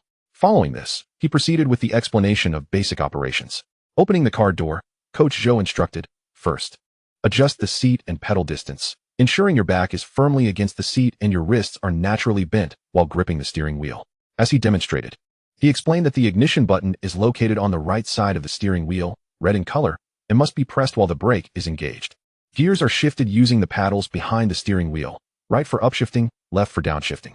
For a smooth start, maintain the RPM at around 3,000, gradually releasing the brake. Coach Zhou particularly emphasized steering techniques. Steering must be precise. Avoid making excessive corrections. Before entering a turn, brake firmly in a straight line. Lightly adjust the steering at the apex and gradually accelerate out of the turn to maintain stability. Remember, never maximize both throttle and steering simultaneously, as it may lead to loss of control. Chapter 64, Passion. After the theoretical briefing, they drove onto the track. The coach sat in the passenger seat, providing real-time guidance through the intercom system. Once they set off, Ye Xiuwen followed the coach's instructions, deliberately slowing down on the first lap to familiarize himself with each curve of the track. Under the coach's prompts, he gradually found his rhythm, braking hard at the end of the straight, gently adjusting the steering at the entry point, stabilizing the throttle at the apex, and accelerating fully upon exiting. Excellent. Your line through that turn was precise. The coach's voice came through. Remember, every action requires anticipation, not mere reaction. As the second lap commenced, Ye Xiuwen began to increase his speed. At the end of the straight, he braked hard, shifting the car's weight forward, the tires emitting a sharp screech. A slight adjustment of the steering during the turn caused the rear to slip slightly, yet he maintained perfect control. Upon exiting, he floored the throttle, the engine's roar crescendoing like a symphony. After several laps, his lap times approached those of professional drivers. Coach Zhou, observing the telemetry data, was filled with astonishment. Mr. Yi, your progress is astounding. It's as if you've transformed into an entirely different person. Ye Xiuwen merely smiled subtly, thinking to himself, do you really believe my 20 years of experience was for naught? In that moment, Ye Xiuwen fully integrated his 2 decades of driving experience. Each gear shift, brake, and throttle control was executed with instinctual precision. After several laps on the track, he had mastered the vehicle's handling, even sensing the subtle changes in tire grip against the asphalt. At this moment, he felt a profound sense of unity between man and machine, as if the Ferrari F8 Tributo was an extension of his own body. Turning to Coach Zhou, who sat beside him, His eyes sparkled with confidence. "Coach, may I take a lap on my own?" Coach Zhou was taken aback by Ye Xiuwen's progress. Having noticed that his driving performance over the past few laps had reached a commendably high level, precise lines, decisive braking, and delicate throttle control, Coach Zhou nodded slightly, a hint of a satisfied smile gracing his face. "Mr. Ye, when you drive, take it slow, progress gradually, and don't rush." Ye Xiuwen firmly nodded, his tone resolute. "Rest assured, coach." He took a deep breath, gripping the steering wheel tightly, his gaze focused intently on the track ahead. The engine's roar reverberated in his ears, echoing the passion within him. As the starting lights turned green, Ye Xiuwen pressed the accelerator to the floor. The F8 Tributo's V8 twin-turbo engine unleashed a deep and frenzied growl. The sensation of acceleration pinned him firmly to his seat, his blood roaring in his ears. The tachometer needle soared, the speedometer numbers flickered like a timer, 150, 200, 250, as the corner at the end of the straight rapidly enlarged in his view. In that split second of heavy braking, the brake system and tires screeched in protest as the car's weight shifted forward, the seatbelt tightening against his shoulder.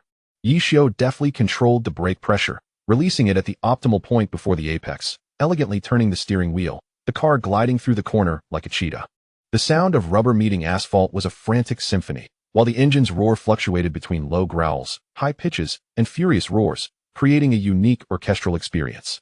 In the passenger seat, Coach Zhou's pupils narrowed, astonished. That breaking point was nearly 2 meters later than usual, yet the car remained as steady as a mountain. What he had intended to remind Ye Xiuwen about evaporated on his lips. He could only grip the door handle tightly, intently observing each of Ye Xiuwen's movements. The paddle shifters clicked under Ye Xiuwen's fingertips, the crisp sound synchronizing with his heartbeat. As he exited the turn, he gradually applied throttle, sensing the rear sliding slightly before the electronic system gently brought it back into balance. Each correction was executed perfectly, every acceleration precise. The track had transformed in his eyes from a complex series of curves into a flowing line rich with rhythm. Coach Zhou's heart raced in tandem with the increasing speed. He had taught countless students, yet never had he encountered someone achieving such prowess on their first day on the track. Ye Xiuwen's lines were nearly impeccable, and his throttle control was as smooth as silk. Coach Zhou marveled inwardly. This is not mere talent. It is a level attained only through years of rigorous training. As the second lap began, Ye Xiuwen grew bolder. He tentatively delayed his braking point, lightly applying throttle at the apex, and exited the turn nearly brushing against the track's edge. The wind howled through the cabin's crevices, pushing his adrenaline to its peak. His vision was sharp as an eagle's, capturing every subtle change in the terrain, the angles of the curves, and the minute differences in grip. Coach Zhou felt a surge of tension and could not help but caution, "Mr. Ye, that turn is too aggressive." Yet, before he could finish his sentence, Ye Xiuwen had flawlessly navigated the corner, accelerating out at a startling speed. Coach Zhou could only manage a wry smile, internally conceding, "This student no longer requires my guidance." As he crossed the finish line on the final lap, Ye Xiuwen exhaled a long breath, his palms slick with sweat, yet reluctant to release the steering wheel. He glanced at the lap time display, a smile involuntarily spreading across his face. This performance would surely draw the attention of many professional drivers. Coach Zhou unbuckled his seatbelt, took a deep breath, and turned to Ye Xiuwen, saying, "Mr. Ye, to be honest, your skill has already surpassed that of many professional drivers. Today was meant for me to teach you, yet it has turned into a learning experience for myself." Just as Ye Xiuwen stepped out of the car and removed his helmet, still catching his breath, a voice called out to him, "Hey, which team are you with?" A young man, seemingly of similar age, approached briskly, his gaze embodying the sharpness typical of a professional racer. Ye Xiuwen smiled and replied calmly, "I'm not a professional racer. This is my first time testing a car, just a hobby." "That's nonsense." Lin Hao evidently did not believe him. "You can't possibly achieve this level on your first attempt. Do you take me for a 3-year-old? Ye Xiuwen shrugged his shoulders in resignation. "I truly am a novice. You can ask my coach, he's right over there." Following Ye Xiuwen's gaze, Lin Hao indeed spotted Coach Zhou approaching. Lin Hao walked forward, his tone laden with skepticism. "Coach Zhou, he claims this is his first time on the track. Is that true?" Coach Zhou smiled gently and nodded. "Indeed, it is his first time. Mr. Ye possesses remarkable talent and learns swiftly." Lin Hao furrowed his brows, visibly still harboring doubts, but under Coach Zhou's affirmation, he had no choice but to reluctantly accept the reality. "Well, even if it is your first time," Lin Hao's competitive spirit ignited, "I don't care about your identity. Would you be interested in racing a lap with me to test our skills?" Ye Xiuwen's lips curled upward as his confidence and passion were fully ignited. "Sure. Let us compete." The two exchanged a glance, each seeing the fierce determination burning in the other's eyes. Soon, Two Ferrari cars were lined up side by side at the starting line, and an exhilarating showdown was about to commence. Chapter 65, Speed and Passion. The track stretched a total of 43 kilometers, a quintessential mixed course featuring long straights suitable for high-speed sprints, as well as a series of low-speed bends that tested handling. Among the 16 curves, there were 4 heavy braking turns, 6 high-speed corners, and 6 medium-speed bends. The elevation varied by nearly 40 meters, necessitating continuous adjustments to braking force and throttle output as drivers navigated the ups and downs. The weather was clear, with the sun beating down on the track, causing the asphalt surface temperature to approach 45 degrees. The air was dry and still, presenting a dual challenge for the tires. While their grip would initially be strong before thermal degradation, excessive heat would lead to a rapid decline in traction. Seated in the cockpit of the F8, Ye Xiuwen held the steering wheel with a firm grip, his knuckles whitening from the pressure. He deliberately slowed his breathing, maintaining a steady heart rate of about 60 beats per minute. Coach Zhou's voice came through the headset. The engine, transmission, and brakes are all functioning normally. Tire pressure is 23 bar in the front and 21 bar in the rear. Don't brake too late at the first corner. There are some oil traces on the track. Lin Hao's Huracan idled in the right starting grid, its bright yellow body gleaming in the sunlight to a nearly blinding degree. He gently rolled his neck and checked the shift paddles and mode buttons on the steering wheel. The Corsa mode was activated, signifying the transmission would shift at the quickest speed, the suspension would be the stiffest, and the exhaust would roar most aggressively. 5 red lights illuminated sequentially, and the atmosphere fell silent, save for the low hum of the racing engines. 3:21. At the instant the green light extinguished, Ye Xiuwen swiftly lifted his left foot off the clutch and pressed the accelerator to the floor. The F8's V8 engine erupted with 720 horsepower, the rear tires screeching against the tarmac as they kicked up a cloud of white smoke. Lin Hao's Huracan surged ahead even faster. The all-wheel drive system transmitted power to the ground with negligible loss, and his car's nose edged out half a body length in front. However, the F8 unleashed a more ferocious power output beyond 6,000 revolutions per minute, and as they approached the end of the straight, reaching nearly 280 km/h, Ye Xiuwen had closed the gap to within 15 meters of Lin Hao's rear. The first turn was a heavy braking corner, requiring a sudden deceleration from 280 km/h to about 100 km/h. Ye Xiuwen chose to brake approximately 2 meters later than Lin Hao. The moment he pressed the brake pedal, the car's center of gravity shifted dramatically forward, compressing the front suspension to its lowest point, the tires emitting a sharp screech. Lin Hao entered the corner early, seizing the inside line in an attempt to block the overtaking path. As they approached the apex, Ye Xiuwen's speed was higher, almost touching Lin Hao's rear diffuser, with less than half a meter separating the two vehicles. At the corner's center, he lightly released the brake, while subtly adjusting the steering to prepare for acceleration out of the turn. Exiting the bend, his right foot swiftly transitioned from brake to throttle. The torque advantage of the F8 allowed him to overtake Lin Hao instantly, entering the second corner first. The second corner was a high-speed left turn that required no heavy braking, just a gentle application of the brakes to adjust the weight distribution. Lin Hao closely trailed Ye Xiuwen's car, capitalizing on the slipstream effect to reduce aerodynamic drag. Ye Xiuwen caught sight of the bright yellow taillight in his rearview mirror, understanding that Lin Hao was biding his time for an opportunity. The third turn was a hairpin requiring a drop in speed to around 80 km/h. Ye Xiuwen intentionally feathered the brakes slightly at the corner's apex, creating a momentary deceleration that disrupted Lin Hao's rhythm. As expected, Lin Hao reacted a moment too late, his entry angle widening, and he fell behind by a full car length as they exited the corner. The fourth and fifth turns formed a continuous S-shaped sequence, testing the driver's steering precision and throttle control. Ye Xiuwen's F8 responded with remarkable agility. He entered the fourth turn slightly later, cutting the inner line swiftly, then rapidly accelerated on the short straight between the fourth and fifth turns to maintain his exit speed. Lin Hao's Huracan exhibited greater stability, with superior grip in high-speed turns. And as he exited the fifth turn, he closed the gap once more. By the end of the first lap, the timing board revealed Ye Xiuwen leading by 3 seconds. Coach Zhou reminded him through the headset, maintain this pace, and be mindful of tire temperatures. The right front is already at 82 degrees. Ye Xiuwen slightly adjusted the steering wheel to ensure even pressure from both hands while driving straight. He knew that this race was just beginning. As the sixth lap commenced, Ye Xiuwen maintained his lead, but Lin Hao kept his distance within a car length. The sixth turn was a long radius right turn, entering at around 180 km/h and exiting at 220 km/h. Ye Xiuwen opted to cut the inner line to maintain a high exit speed. Lin Hao boldly took the outer line, leveraging the Huracan's stability in high-speed corners, suddenly accelerating at the apex to cut back to the inside. Ye Xiuwen was compelled to slow slightly to avoid a collision. As they exited the turn, Lin Hao had gained a half-car length advantage. The seventh turn was the most iconic hairpin on the track, requiring a heavy brake from 240 km/h down to 70 km/h. Ye Xiuwen employed a late braking tactic, pressing the brake pedal 3 meters later than Lin Hao. The two cars entered the corner nearly side by side, the tires screeching against the pavement. At the apex, Ye Xiuwen deftly controlled the throttle, allowing the F8's rear to slide slightly to adjust the car's angle. Exiting the corner, he quickly pressed the accelerator, and with the F8's formidable torque, he surged past Lin Hao, reclaiming the lead. Coach Zhou's voice echoed in his ear, right front tire temperature at 85 degrees. Be cautious with your entry angle, avoid oversteering. Ye Xiuwen nodded slightly, aware that the tires were nearing their critical state. In the eighth lap, Ye Xiuwen sensed a decline in grip from the right front tire, experiencing slight slips during turns. He began to adjust his braking points, reducing his entry speed by about 5 km/h and applying throttle earlier upon exit to lessen the tire load. Lin Hao also noted that his rear tire temperature had risen to 80 degrees, but the Huracan's front-to-rear weight distribution was more balanced, resulting in relatively uniform wear. He resolved to quicken his pace, attempting to widen the gap before Ye Xiuwen's tires deteriorated further.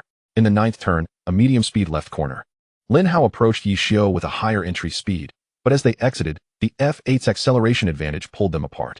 Their lap times remained tightly contested, with the difference consistently hovering between 0.2 to 0.3 seconds. As the ninth lap began, Lin Hao altered his strategy, deliberately creating a half-car length gap on the straight to disrupt Ye Xiuwen's slipstream advantage. Observing this shift in his rearview mirror, Ye Xiuwen silently admired Lin Hao's tactical acumen.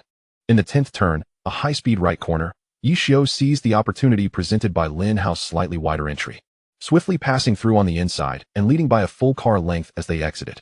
However, Lin Hao utilized the stability of his all-wheel drive system to quickly close the distance in the 11th turn. As they entered the 12th turn in the 10th lap, Ye Xiuwen's entry speed was slightly too fast, resulting in a mild understeer, causing the front tires to slide off the ideal path. Lin Hao seized the opportunity, swiftly overtaking from the outside lane and leading by half a car length as they approached the 13th bend. Ye Xiuwen remained composed, promptly adjusting his rhythm and closing in on Lin Hao through a late break at the 14th bend.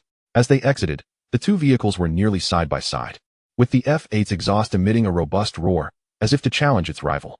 At the end of this lap, the timing board indicated Lin Hao was ahead by 0.18 seconds. Coach Zhou reminded Ye Xiuwen that the tires were in decent condition and could withstand 5 more laps of intense driving. Taking a deep breath, Ye Xiuwen prepared for the climactic midsection of the race. Chapter 66, A Narrow Defeat. As the 11th lap commenced, Ye Xiuwen distinctly felt a further decline in grip from his right front tire. He resolved to alter his strategy, no longer chasing the fastest lap times, but instead focusing on precise rhythm control to preserve his tires. At the first bend, he braked a meter earlier, reducing his entry speed by 8 km/h compared to the previous lap. This seemingly conservative maneuver afforded him greater stability upon exiting, enabling an increase in exit speed by 5 km/h. Lin Hao sensed Ye Xiuwen's adjustment, but could not immediately discern whether it was a tactical shift or a tire issue. In the successive S-bends of the 4th and 5th corners, Ye Xiuwen demonstrated exceptional throttle control, executing each turn with precision, maintaining speed while avoiding excessive tire slip. By the end of this lap, he had narrowed the gap to 0.12 seconds. As they entered the 6th bend of the 12th lap, Lin Hao suddenly altered his line, attempting an overtake from the outside. Ye Xiuwen had anticipated this and adjusted his position to block the inside line. The two cars passed nearly side by side at the apex. Upon exiting, Ye Xiuwen leveraged the torque advantage of the F8 to gain a slight lead. But Lin Hao quickly closed in again on the straight with his all-wheel drive system. Before the 8th bend, the distance between them was less than half a car length, creating a tense train formation. In the 9th bend, a medium-speed corner, Ye Xiuwen successfully overtook Lin Hao with a late braking tactic, leading by a car length as they approached the 10th bend. Coach Zhou excitedly exclaimed in his earpiece, "A perfect overtaking maneuver. Maintain this rhythm." As the 13th lap began, both cars' tires were on the brink of their limits. Ye Xiuwen's right front tire temperature had reached 90 degrees, while Lin Hao's rear tires approached 88. This was the ultimate test of the driver's control over their vehicles. In the 3rd bend, a hairpin turn, Ye Xiuwen experienced slight understeer upon entry, forcing him off his ideal line. Lin Hao seized this opportunity, swiftly overtaking on the outside and leading by half a car length into the 4th bend. Ye Xiuwen did not rush to counterattack. Instead, he closed the gap again with a flawless exit from the 5th bend. Before the 6th bend, the distance was merely 0.3 seconds. As they entered the 7th bend of the 14th lap, Ye Xiuwen employed an aggressively late braking tactic, delaying his brake application by 4 meters compared to Lin Hao. The two cars reached the apex almost simultaneously, with less than 30 centimeters separating them. At the apex, Ye Xiuwen expertly modulated the throttle, allowing the F8's rear to slide slightly to adjust the car's angle. Upon exiting, he swiftly floored the throttle, using the F8's formidable torque to overtake Lin Hao. However, Lin Hao displayed remarkable composure, remaining unfazed by the overtake. In the 8th bend, he strategically closed the distance again, with both cars side by side entering the 9th bend. As the 15th lap commenced, the track temperature had risen to 48 degrees, posing a severe challenge for the tires. Ye Xiuwen's engineer reminded him over the earpiece, in the last 5 laps, the tire condition remains sufficient, but be mindful of your entry angles. In the 12th bend, Ye Xiuwen entered slightly too fast, resulting in mild oversteer. He quickly countersteered, demonstrating excellent vehicle control to avoid a mishap. However, this minor incident allowed Lin Hao to capitalize and overtake on the outside, leading by half a car length into the 13th bend. At the end of this lap, the timing board indicated Lin Hao was ahead by 0.25 seconds. The race intensified, where any small mistake could determine the final outcome. Ye Xiuwen took a deep breath, bracing himself for the ultimate showdown in the final 5 laps. As the 16th lap began, Coach Zhou's voice resonated in Ye Xiuwen's earpiece. Tire temperatures are stable. Right front at 89, you can push hard for the last 2 laps. Ye Xiuwen nodded lightly, his resolve unwavering. Just before the first bend, he maintained the same braking point as Lin Hao but opted for a tighter line upon entry, resulting in an exit speed increase of 3 km/h. Lin Hao noticed this change and promptly adjusted his line to prevent Ye Xiuwen from utilizing the slipstream for an overtake. In the long radius right-hand 6th bend, Ye Xiuwen attempted an outside overtake, but Lin Hao successfully defended with the exceptional high-speed stability of the Huracan. The distance between the two cars remained around 0.2 seconds, creating a palpable tension in the audience. As they entered the 7th bend of the 17th lap, Ye Xiuwen executed a highly aggressive late braking tactic, delaying his brake pedal application by nearly 5 meters compared to Lin Hao. They both reached the apex almost simultaneously, the screeching of tires reverberating throughout the venue. Upon exiting, Ye Xiuwen's F8 experienced slight tail slip, but he quickly countersteered to stabilize the vehicle. Lin Hao, leveraging the advantages of his all-wheel drive system, maintained a flawless exit line, resulting in both cars once again side by side entering the 8th bend. As the 18th lap commenced, Ye Xiuwen resolved to quicken his pace. In the 3rd bend, he executed a textbook maneuver through impeccable brake control and throttle coordination, achieving an overtaking maneuver that placed him a car length ahead of Lin Hao upon exiting.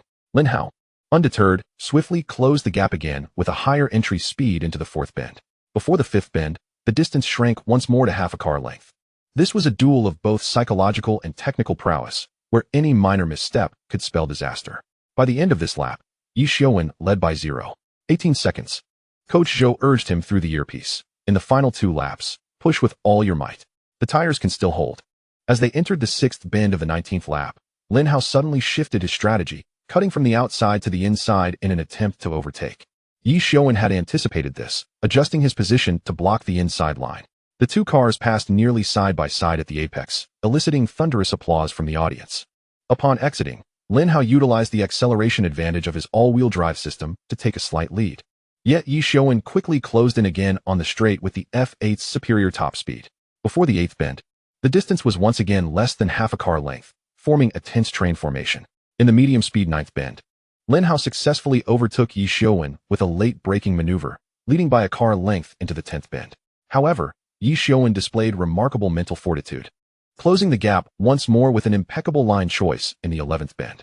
As the final lap commenced, the timing board indicated Lin Hao was leading by 0.12 seconds. In the first half of the lap, the two cars alternated leads, with the gap remaining around 0.1 seconds.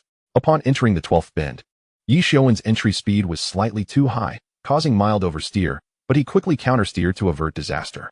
Just before the 14th bend, Ye Xiuwen executed perfect brake control and line selection, successfully aligning alongside Lin Hao.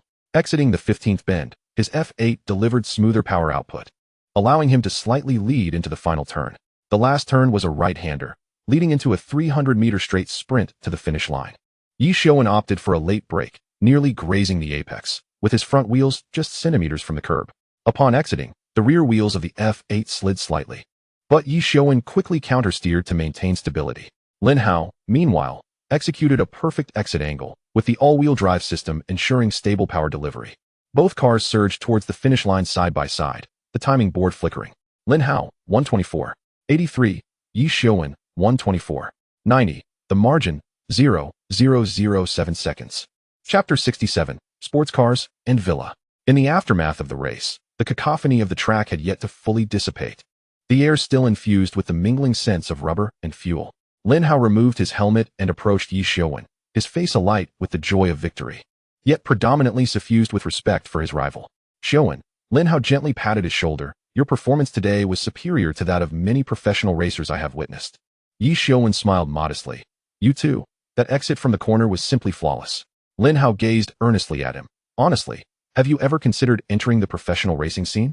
My team is currently scouting for new prodigious talent, and I would be delighted to introduce you to the team manager.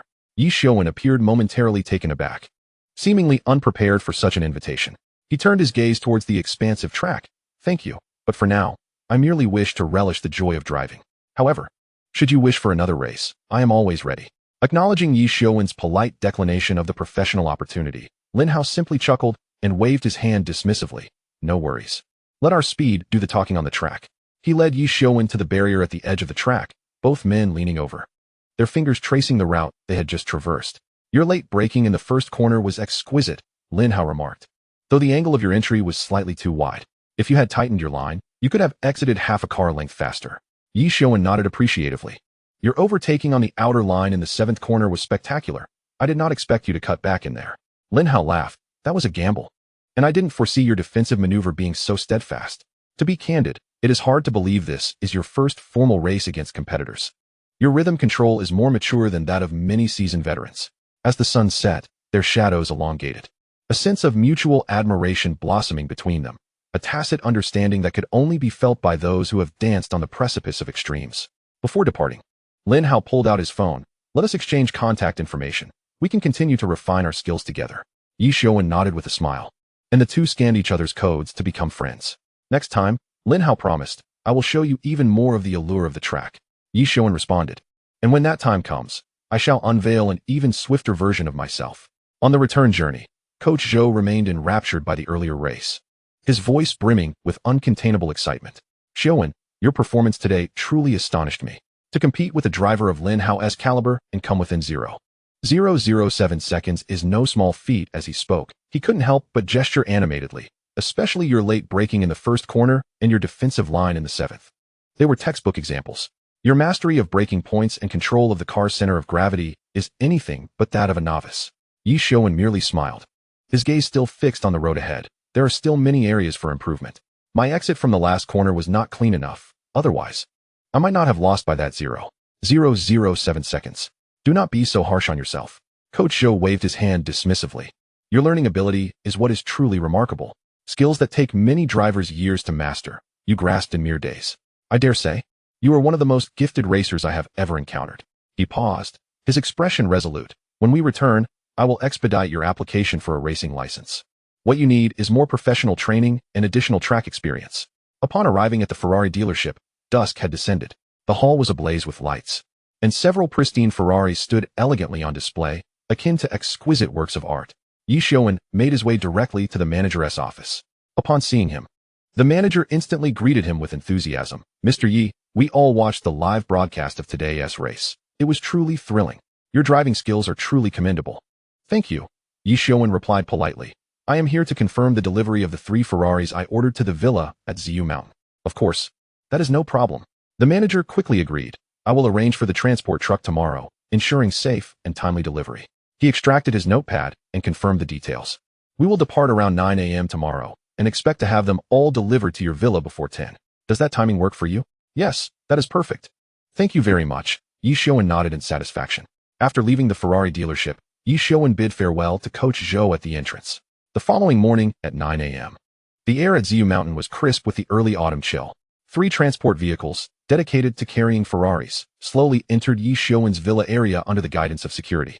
Neatly parking in front of his villa, the transport vehicles were pristine white, their prancing horse emblem gleaming in the sunlight. As the driver pressed a button, the hydraulic platform of the cargo bay gently unfolded, revealing 3 distinct Ferrari models: the vibrant red F50, the deep red SF90XX, and the classic red 12-cylinder. The front bumper of the SF90XX already bore its brand new Ye Xiuwen license plate, the metallic tag standing out prominently against the car's paint. The 12-cylinder also displayed a Ye Xiuwen plate, with the rear tag still wrapped in a temporary protective film. In stark contrast, the F50 was devoid of any license plates. Both front and rear, completely bare. As for the licensing issue, that was a matter not to be questioned. It simply boiled down to wealth and whimsy. In a city like Beijing, where securing a license plate is akin to winning the lottery for the average citizen, the situation for a buyer like Ye Xiuwen was entirely different. The SF90XX and 12-cylinder he purchased were limited edition supercars, and through brand channels and special approval processes. Accompanied by legal foreign investment or high-end talent introduction quotas, coupled with sufficient financial maneuvering, he successfully obtained the Ye Xiuwen license plates. The intricate processes, network resources, and exorbitant costs involved are beyond the imagination of an ordinary person, yet the outcome was 2 brand new license plates affixed securely to the vehicles.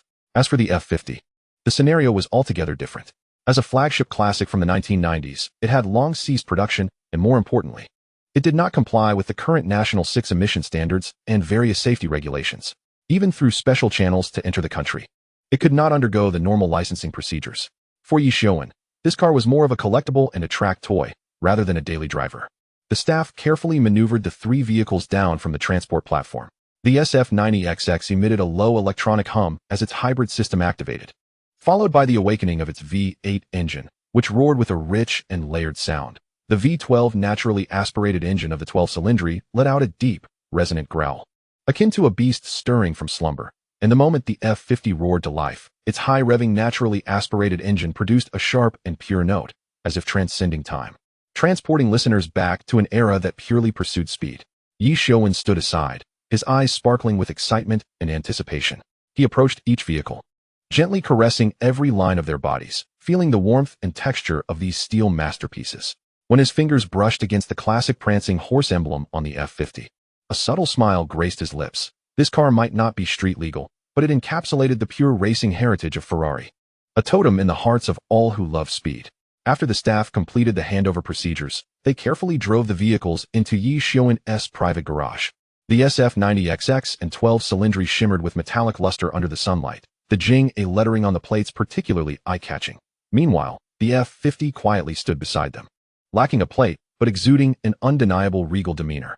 Chapter 68, Recruitment.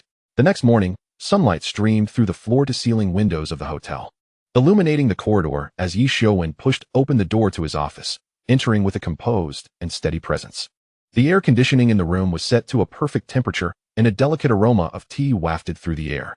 When Shan had long since positioned herself beside the desk, holding a freshly brewed cup of tea, and greeted Ye Xiuwen with a smile.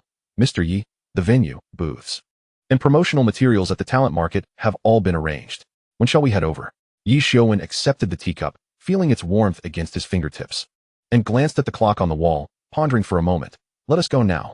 He set down the teacup, rose to his feet, and casually adjusted the cuffs of his suit jacket. When Shan nodded in acknowledgement and turned to inform the staff. A few minutes later, Ye Xiuwen, accompanied by her and 2 company employees, exited the hotel and entered a sleek black business vehicle. The interior was quiet, filled only with the soft hum of the engine and the occasional sound of horns from outside. As Ye Xiuwen gazed out at the receding cityscape, his mind was already calculating the types of talent to recruit today. The car swiftly departed the urban area, heading towards the talent market. Inside the talent market's hall, the atmosphere was bustling, with queues in front of booths resembling a long dragon, slowly shifting forward. Ye Xiuwen sat behind a table, where several blank interview record forms and a stack of company brochures were neatly arranged before him. 2 staff members were tasked with the preliminary screening of resumes, while when Shan maintained order nearby, occasionally reminding candidates to prepare their relevant documents. "Next, please take a seat," when Shan gestured with a smile. Entering was a woman in her 30s, her short hair neatly styled, clad in a well-tailored black professional dress, and carrying a simple briefcase. She bowed slightly before presenting a substantial resume folder, which contained not only copies of her academic qualifications, but also her CPA certificate and previous project cases. Ye Xiuwen opened the resume, his eyes swiftly scanning the information: a bachelor's degree in financial management, a master's degree in accounting, 5 years of experience at a Big Four accounting firm, and familiarity with corporate financial system construction and internal control processes. "Please begin with a self-introduction," Ye Xiuwen requested. closing the resume with a steady tone. The woman smiled gently, her voice clear yet soft. My name is Lin Jean. For the past 5 years, I have been responsible for the annual audits and financial internal control projects at PwC, participating in the establishment of financial systems across various industries, including manufacturing and the internet. I excel in cost control and budget management, and I am well versed in the latest corporate accounting standards and tax policies. Ye Xiuwen nodded, delving into professional inquiries. If the company is preparing to expand overseas, what recommendations would you propose from a financial perspective? Lin Jean paused thoughtfully before articulating her response with clarity. First, it is essential to evaluate the target market's tax policies and foreign exchange controls, establishing a multi-currency accounting system.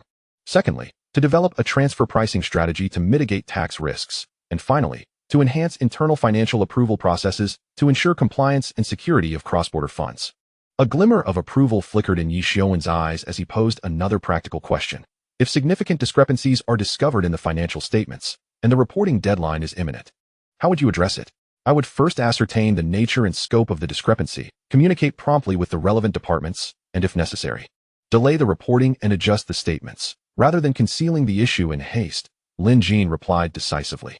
Nearby, when Shan quickly noted keywords on the record form, strong communication skills, clear logic, principled approach. Ye Xiuwen nodded. Shifting the focus to the hotel industry, our company specializes in hotel operations, encompassing accommodations, dining, conferences, and spas. If you were to join us, how would you establish a financial control system tailored for the hotel sector? Lin Jean contemplated briefly and responded with a well-structured answer. The financial characteristics of the hotel industry include substantial cash flow, diversified income sources, and a short accounts receivable cycle. I would approach this from 3 angles. First, I would implement a daily review system to ensure that daily operating revenues, room fees, dining expenses, and conference deposits are accurately reconciled and recorded. Second, I would enhance cost control, particularly regarding dining supplies and energy consumption, by establishing standard costs and conducting actual versus budget analyses to identify abnormal fluctuations promptly. Third, I would strengthen accounts receivable management, such as establishing credit limits and payment warning mechanisms for travel agencies and corporate clients' group bookings. Ye Xiuwen pressed further.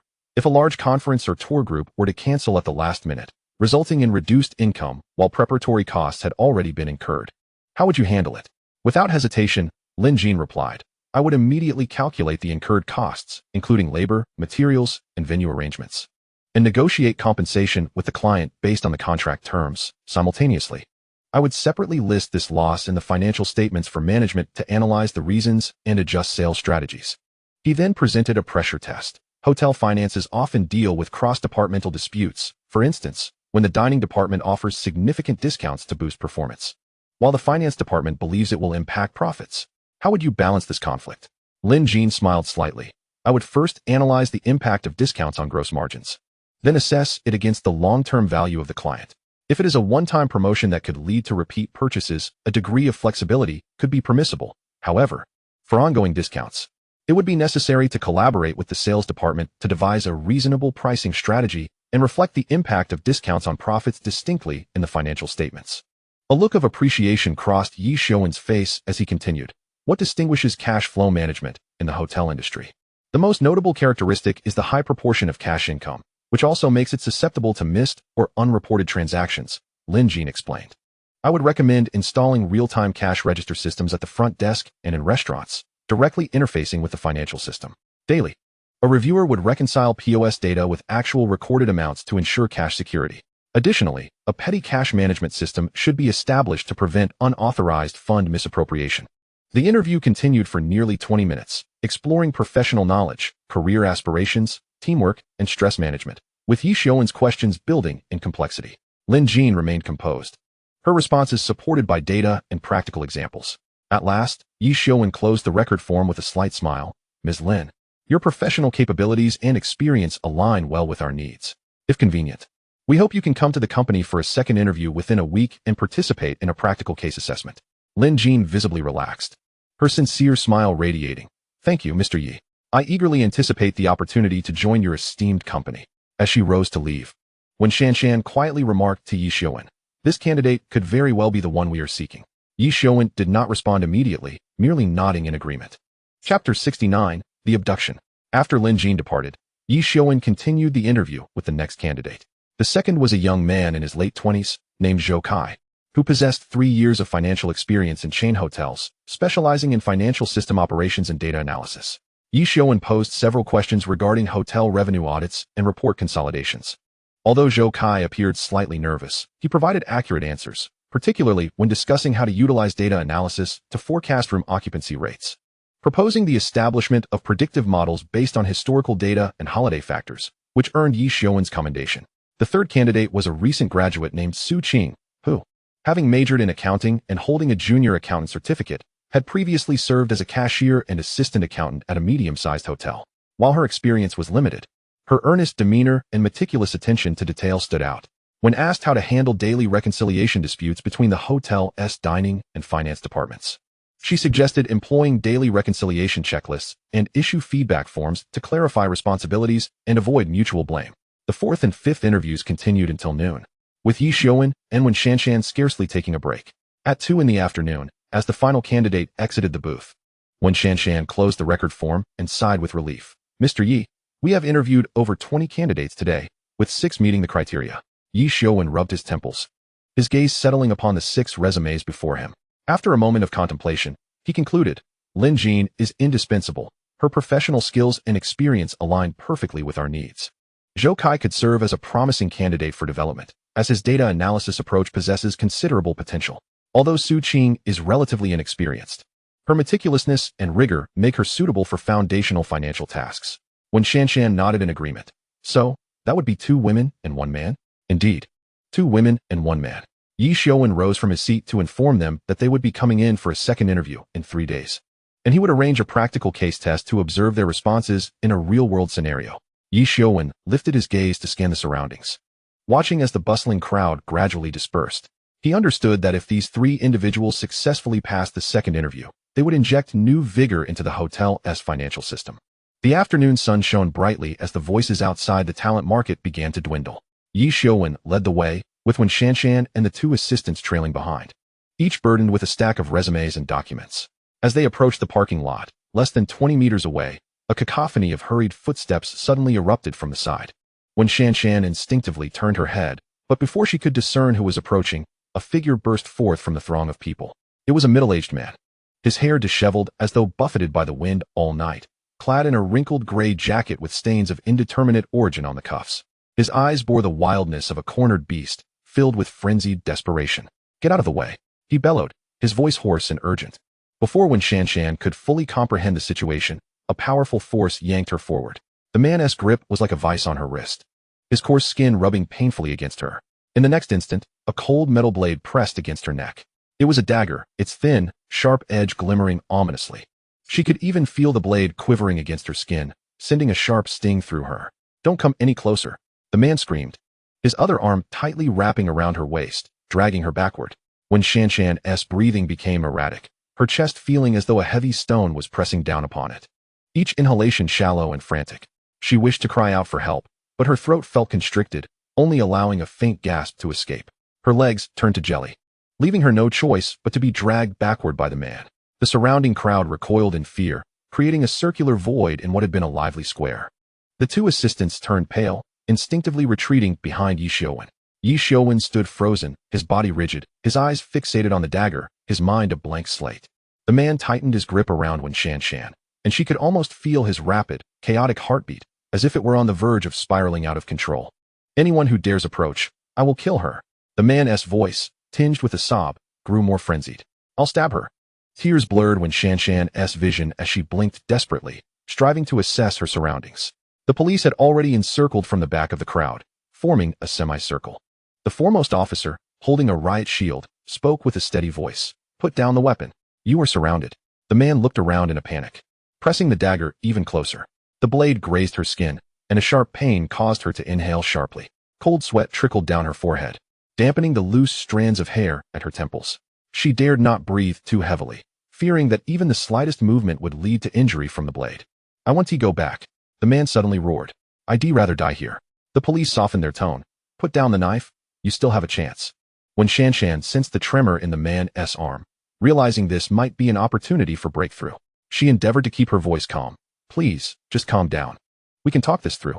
Yet her voice was as faint as a whisper, nearly drowned out by the surrounding clamor. The assailant, clutching Wen Shanshan, staggered backward, his left hand gripping the dagger, waving it erratically in front of him, the cold glint flashing with every movement, forcing the police to tread carefully. "Don't come any closer. If you do, I'll kill her. Stay back," he screamed hoarsely, his voice raw as if scraped by sandpaper. Ye Xiuwen stood a short distance away, his hands raised before him, palms outward, striving to maintain a steady tone. "Stay calm. Let us talk this through. You can make your demands, but please, do not harm my assistant." Yet the assailant seemed oblivious, his gaze darting erratically, filled with terror and madness, retreating further, using Wen Shanshan as a human shield to fend off the police. The officers, forming a half-encirclement, cautiously advanced, attempting to stabilize his emotions. "We understand your situation, but now, release the hostage, and it can still be considered a surrender, resulting in leniency." The atmosphere in the square felt as if it had solidified. All eyes focused on the trembling dagger and Wen Shanshan's pale face. In the midst of this tense standoff, Ye Xiuwen's peripheral vision caught a glimpse of a young man with a crew cut, clad in a simple gray t-shirt and jeans, crouching low, maneuvering through the barriers and gaps in the crowd toward the assailant's blind spot. His movements were stealthy, nearly soundless, hands slightly outstretched, as if searching for the perfect moment to strike. Suddenly, he lifted his gaze, signaling the police with his eyes and gestures to divert the assailant's attention. The officers understood immediately, raising their voices to continue their persuasion. "Think of your family. You still have a chance." At that instant, as the assailant's focus shifted to the officers in front, the young man sprang into action.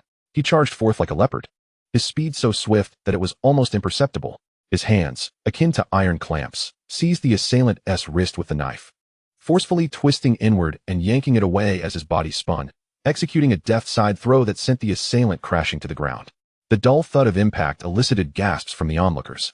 The young man did not pause. He pressed his knee against the assailant's back while twisting his other arm, pinning him to the ground.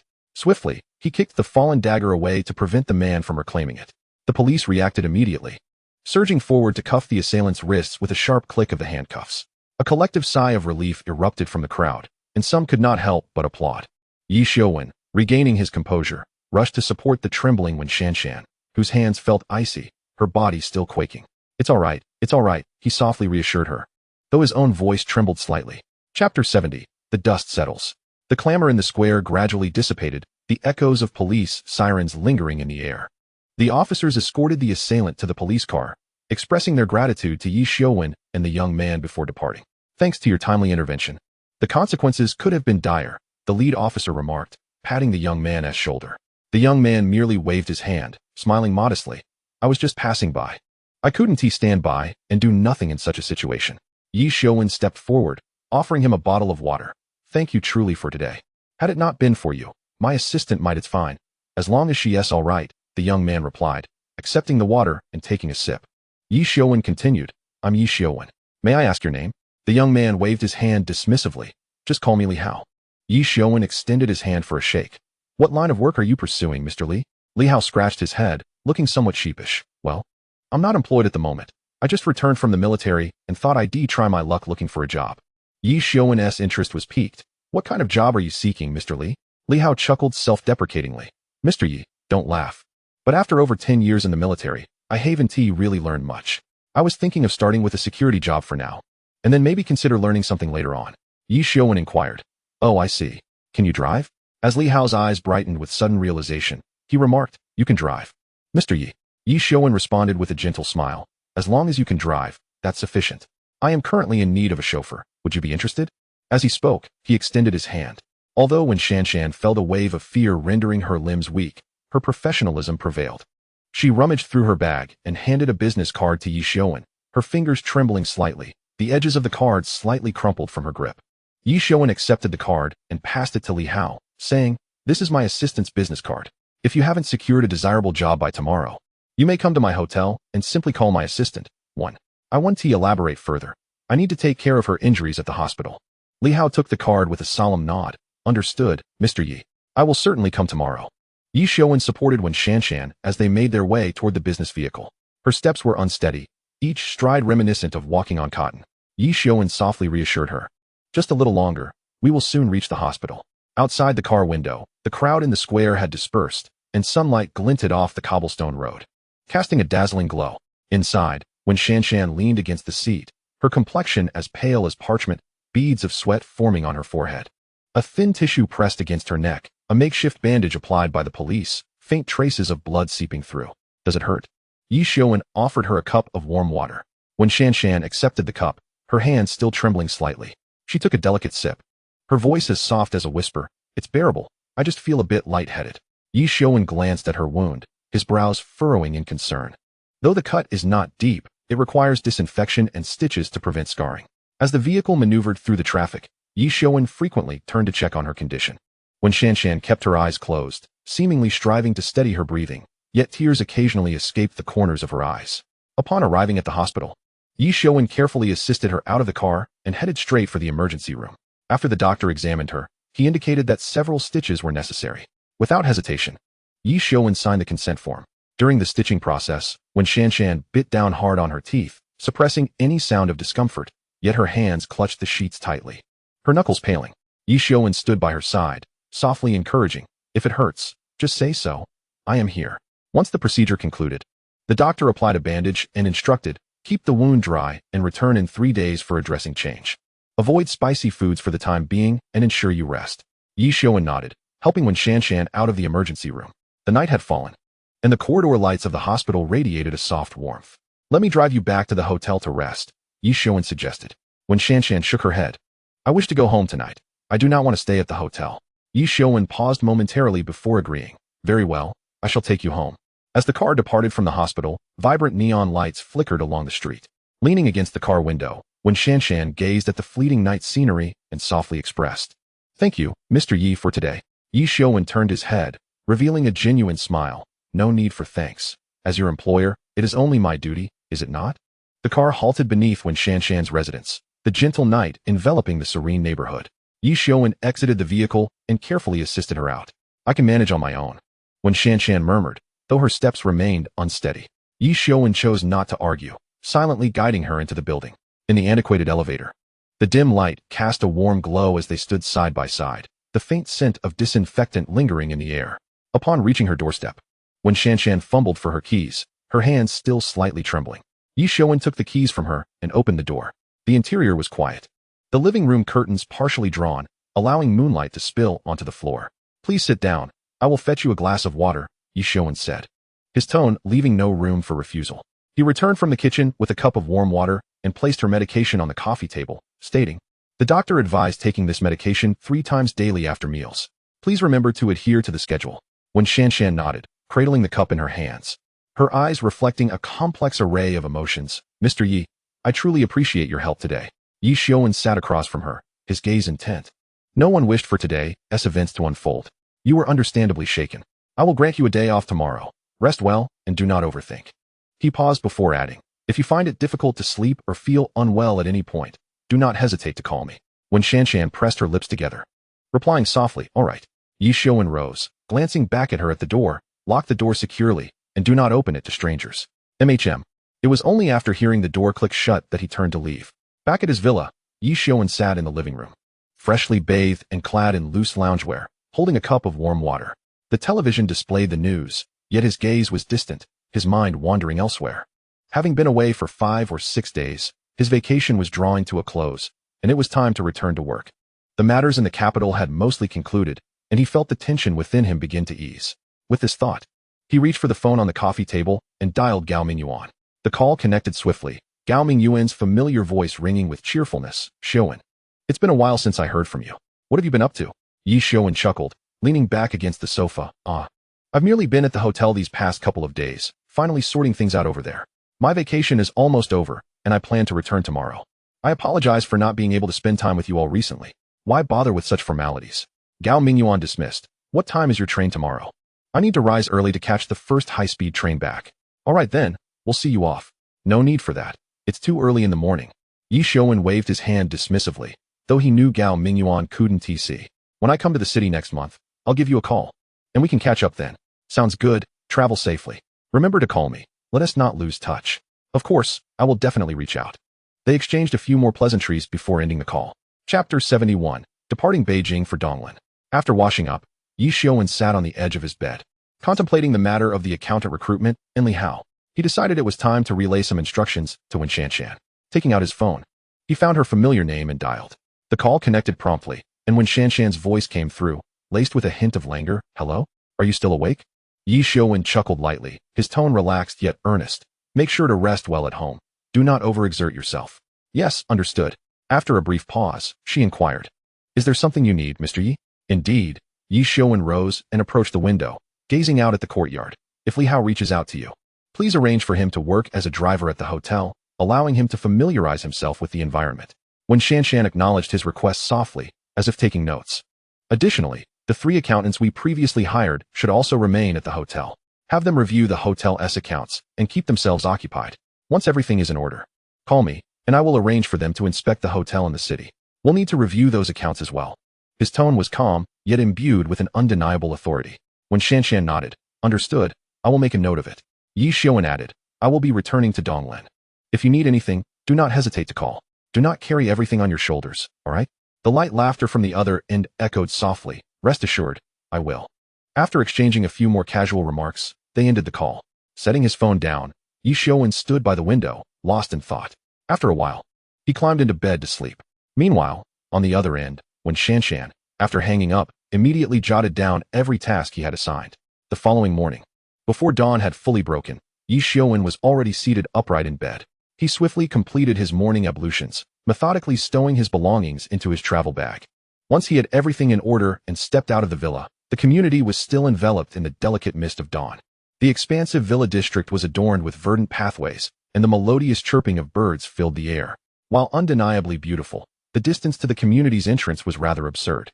Ye Xiuwen ambled for over half an hour before finally arriving at the gate, muttering to himself, without a car, it would indeed be a challenge to make any progress. After waiting a few minutes, a ride-hailing vehicle approached slowly. He entered the car and leaned back against the seat, closing his eyes to gather his thoughts. Outside the window, the streets of Donglin gradually faded behind him, replaced by the bustling throngs outside the train station. Within the waiting room, the announcements echoed intermittently. After just a few moments, he heard the call for tickets to Donglin. The moment he boarded the train, he exhaled a sigh of relief, as if shedding a heavy burden from his shoulders. As the train departed, he reclined in his seat and soon succumbed to slumber. When he awoke again, the familiar scenery of Donglin greeted his eyes. After disembarking, he dragged his luggage home, with the clock still indicating midday. His parents had yet to return from work, and the house was so quiet that he could hear the subtle hum of the refrigerator. He placed his luggage down and headed straight to his bedroom, collapsing onto the bed, and he slept soundly until evening. In a haze, he heard the sound of the front door opening and the shuffle of shoes being changed. His mother's voice soon followed. "Oh, is that Xiaowen back? These shoes are here," she remarked. "Yes, they are Xiaowen's shoes," his father responded, a hint of satisfaction in his tone. "It seems this boy has finally returned home and remembers where he belongs." The bedroom door creaked open, and his mother, Li Yulan, entered, bending down to pat him. "Xiaowen, wake up. Is this what you do when you come home? You've been away for a week without even a phone call. Do you still consider this family?" Ye Xiuwen rubbed his eyes and sat up, offering a sheepish smile.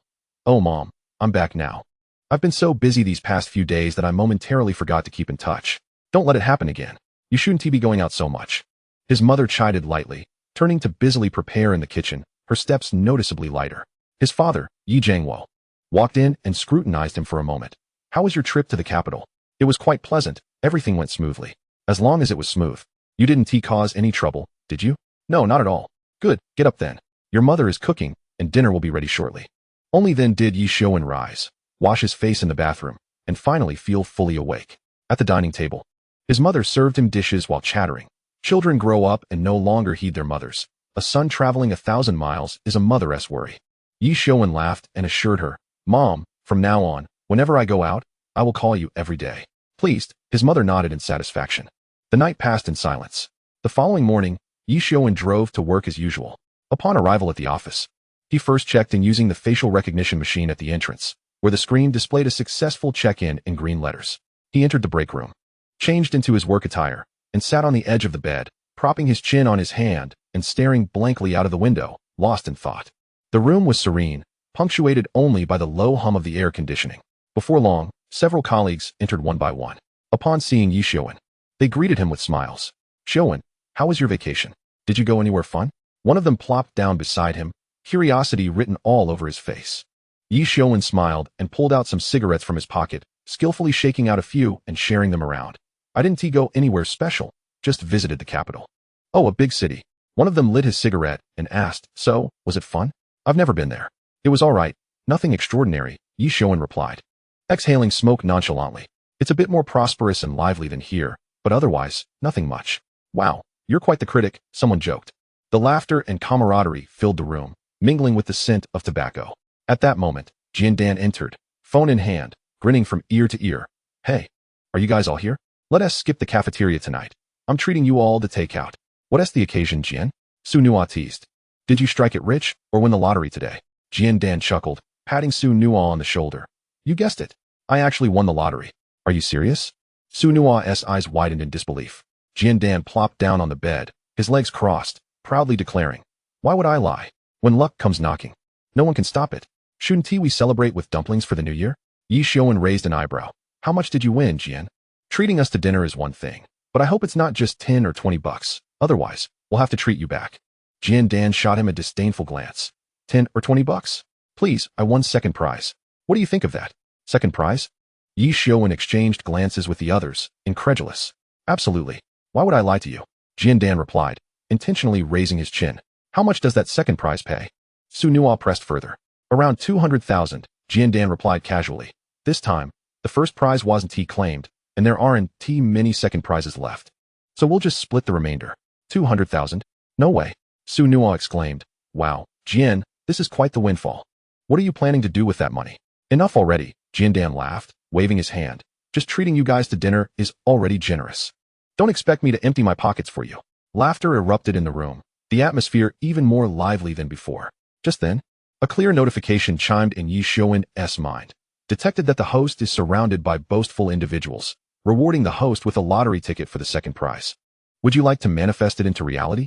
Ye Xiuwen paused momentarily, a subtle smile curling at the corners of his mouth. Manifest, he silently willed. In the next instant, he felt something new in his pocket. Casually, he slipped his hand inside to find a thin ticket. Its texture coarse and still warm at the edges. With so many people around, he refrained from examining it closely, simply running his fingers over it to confirm its authenticity. What luck! Ye Xiuwen's heart swelled with joy. He had been contemplating how to give his parents a financial gift, but had struggled to find a suitable reason.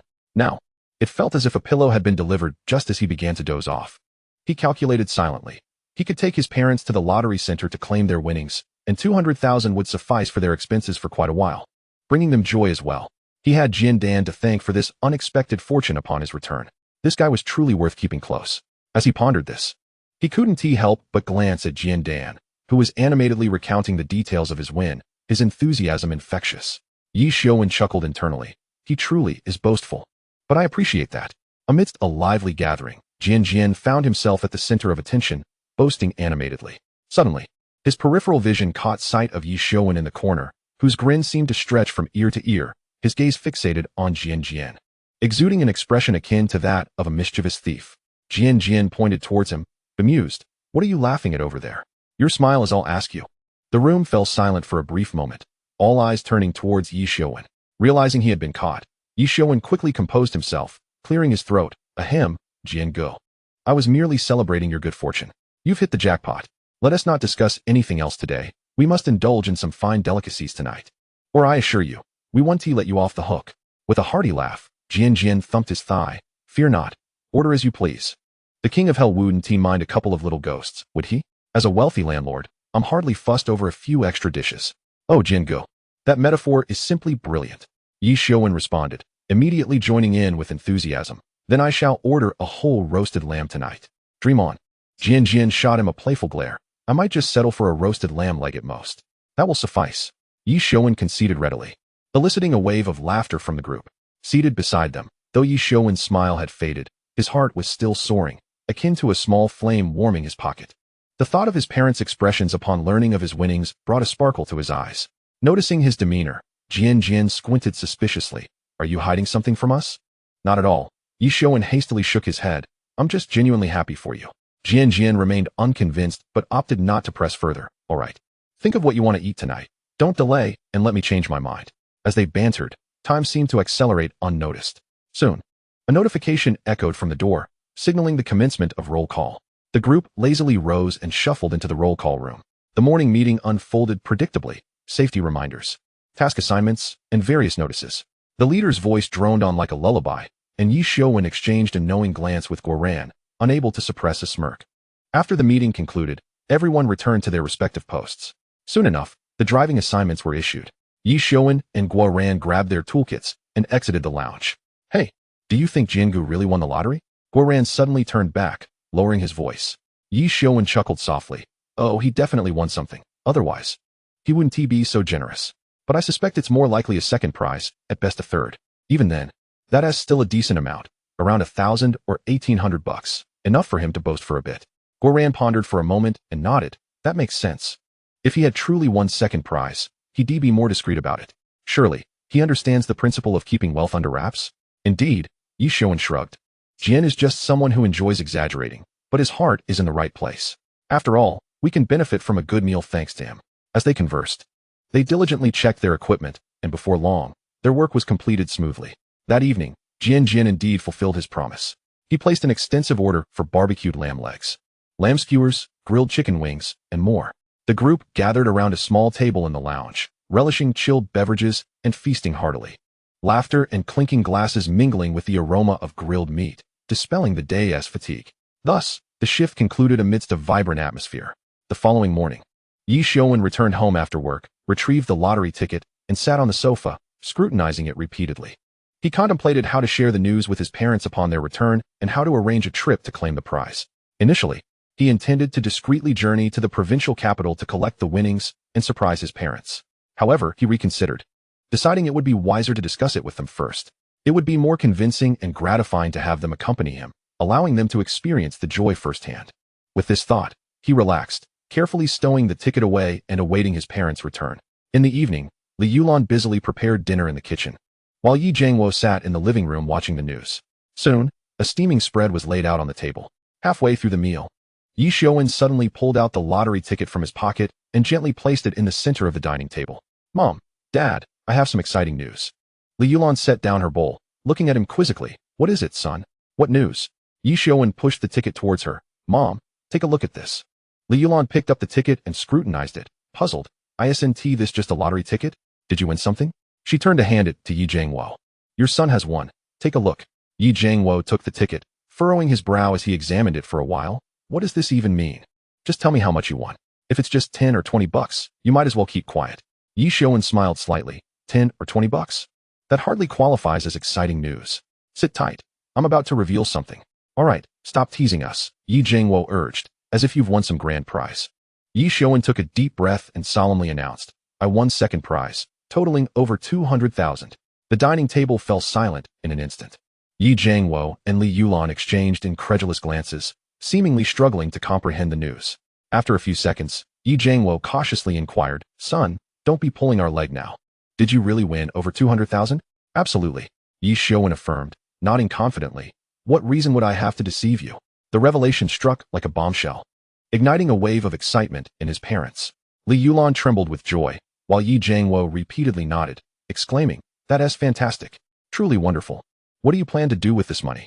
Li Yulan asked eagerly. I think we should go to the provincial capital tomorrow and retrieve the winnings, Ye Xiuwen replied. With this amount, it's best to secure it in our pockets as soon as possible. Ye Jiangwo immediately nodded in agreement. That is a sound plan. Let us go tomorrow. The sooner we get it, the better. Your mother and I will take a day off to accompany you. Yes, I was thinking the same. Ye Xiuwen responded with a smile.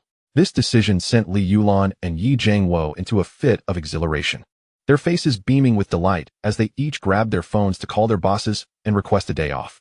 The ringing of phones filled the living room, mingling with their barely contained joy, enveloping the entire home in a festive atmosphere. Ye Xiuwen observed the scene before him, warmth swelling in his heart. This was not merely the joy of winning but the profound satisfaction of being able to bring happiness to his parents. Chapter 73, Claiming the Prize. The following morning, the family of three rose early.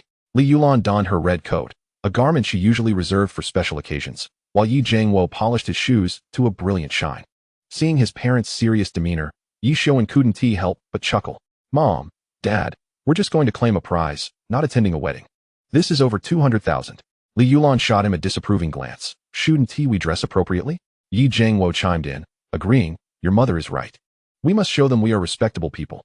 The morning sun streamed through the car windows, casting a warm glow on Ye Xiuwen's face as he expertly started the engine, his parents settling into the back seat amidst an atmosphere thick with tension and excitement. Li Yulan clutched the small bag containing the lottery ticket tightly, as if it were her life's ambition. Yi Jiangwo kept reiterating, "When we arrive, speak less. Follow the staff's instructions, and don't let anyone deceive us." Ye Xiuwen nodded with a smile, secretly amused by their apprehensions. The prize hadn't even been claimed yet, and his parents were already fretting. Observing their anxious expressions in the rearview mirror filled him with warmth. Throughout his life, they had always been this way, worrying even in the face of unexpected fortune. The scenery outside the car window whizzed by, and Ye Xiuwen's thoughts drifted far away. He recalled his childhood, when his parents economized on everything to support his education.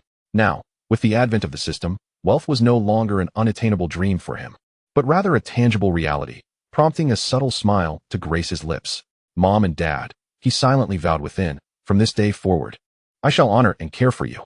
I will safeguard your twilight years, ensuring you enjoy good food, warm clothing, and opportunities to explore the world outside, free from financial worries, so that you can smile as brilliantly as you do today." Upon arriving in the provincial capital, the trio headed straight to the welfare lottery center. The hall was sparsely populated, with a few staff members busily engaged in their tasks. Taking a deep breath, Ye Xiuwen approached. "Hello. I've won the second prize, and am here to claim my winnings." The staff looked up, smiling as she handed him a form. "Please fill out your basic information first, and then present your ticket for verification." Li Yulan cautiously retrieved the ticket from her wallet, offering it to the staff with both hands. In that moment, Ye Xiuwen noticed a slight tremor in his mother's hands. The staff meticulously verified the ticket information and requested Ye Xiuwen's identification. Once everything was confirmed, her smile grew even brighter. "Congratulations. You've won the second prize, with a reward of 218,000 yuan. Please wait a moment while we process your claim." Upon hearing this sum, Li Yulan couldn't help but gasp, nearly leaping with excitement. Meanwhile, Yi Jiangwa gave Ye Xiuwen's shoulder a hearty pat. His voice choked with emotion. "Good son, well done." The process went smoothly. After explaining the tax implications and other related matters, the staff handed a check to Ye Xiuwen. "Please proceed to the adjacent bank window to deposit your winnings." The three made their way to the bank, depositing the check into Ye Xiuwen's account. As they watched the bank staff operate on the computer, Yi Jiangwa and Li Yulan's eyes remained glued to the screen, anxious about any potential errors. "All done. The money has been credited," the staff announced with a smile. In that moment, the trio finally breathed a sigh of relief. As they exited the bank, Li Yulan excitedly hugged Ye Xiuwen. "Son, we are rich now." Yi Jiangwa burst into hearty laughter beside them. "Come on. I'll treat you to a nice lunch today." As they left the lottery center, the sun blazed overhead, and the air shimmered in the heat. Ye Xiuwen drove, taking his parents on a tour of the main thoroughfare in the provincial capital. The towering buildings, shopping malls, and bustling traffic left Li Yulan in awe. Eventually, he chose a grand-looking restaurant, where the revolving doors resembled a massive silver ring. Upon entering, they were greeted by a delightful blend of culinary aromas and cool air. The hall was carpeted with plush fabric, muffling their footsteps completely. "Please follow me." A waiter warmly welcomed them, guiding them to a table by the window. Ye Xiuwen, perusing the menu, ordered sweet and sour ribs, steamed base, oil-braised prawns, and a chicken stew with matsutake mushrooms. Yi Jiangwa's face lit up with joy. "Today is a celebration. Xiuwen, let us have a drink." "Dad, I can't drink. I have to drive." "You go ahead." Ye Xiuwen replied with a smile and a wave of his hand. "Fine, if you won't drink, I must have some." Yi Jiangwa called to the waiter. "Bring 2 bottles of beer." Once the beer arrived, he poured himself a full glass, raised it, and gulped it down in one go, exhaling a satisfied sigh. His face flushed. "Ah, that feels good." While waiting for the dishes to arrive, Li Yulan leaned closer, lowering her voice. "Jiangwa, how should we manage our money?" Yi Jiangwa immediately sat up straighter, glancing around cautiously. "Let us not discuss this here. There are too many people. We can talk at home." Li Yulan nodded, straightening her posture as she began to contemplate the uses of their newfound wealth. Before long, the dishes began to arrive, each more fragrant than the last. The sweet and sour ribs glistened, the base was tender and snow-white, and the matsutake chicken soup steamed enticingly, its aroma wafting through the air. The three dined and conversed, with Yi Jiangguo occasionally sipping his beer while sharing amusing stories from his youth spent working in the provincial capital. After finishing their meal, Ye Xiuwen pulled out a napkin to wipe his mouth. "Mom, Dad, how about we head to the mall afterward? I can buy you both some new clothes." "New clothes? Don't show off just because you've got a little money. Let's go home first, and we can talk there." Yi Jiangguo waved his hand dismissively. Ye Xiuwen chuckled helplessly. "All right, we'll discuss it at home." Yet, He secretly thought that once this money landed in their pockets, it would be incredibly difficult to extract even a single penny. Once back in the car, Ye Xiuwen started the engine, and they slowly departed the provincial capital, heading east toward Donglin. The towering buildings outside gradually gave way to low factories and farmlands, with the sunlight fading in the rearview mirror. The car fell into a comfortable silence, punctuated only by the steady hum of the engine and the occasional soft conversation between his parents. Upon reaching their home in Donglin, the three changed into slippers and casually hung their jackets on the coat rack by the door. In the living room, remnants of the morning's tea cups remained, mingling with the faint aroma of tea and sun-warmed air. Ye Xiuwen carefully extracted the bank card from her bag, placing it in the center of the coffee table like a precious treasure. Sitting down, she rested her hands on her knees, her gaze shifting between Ye Xiuwen and Ye Jiangua. What do you both think we should do with this money? Ye Jiangua plopped down onto the sofa, reclining back and resting his hands behind his head. What else can we do? Just save it for now, so we can use it when Xiuwen gets married. I think, Ye Xiuwen interjected immediately, we should first pay off Xiuwen's car loan. It's quite a hefty amount. I can't stand having debts hanging over us. It's better to pay off what we can. Ye Xiuwen smiled and waved his hand. Mom, no need for that. You two can keep the money. Spend it as you wish. I can manage my own wedding expenses. Ye Jiangua snorted, a teasing smile on his lips. Look at you, suddenly so confident because you won the lottery.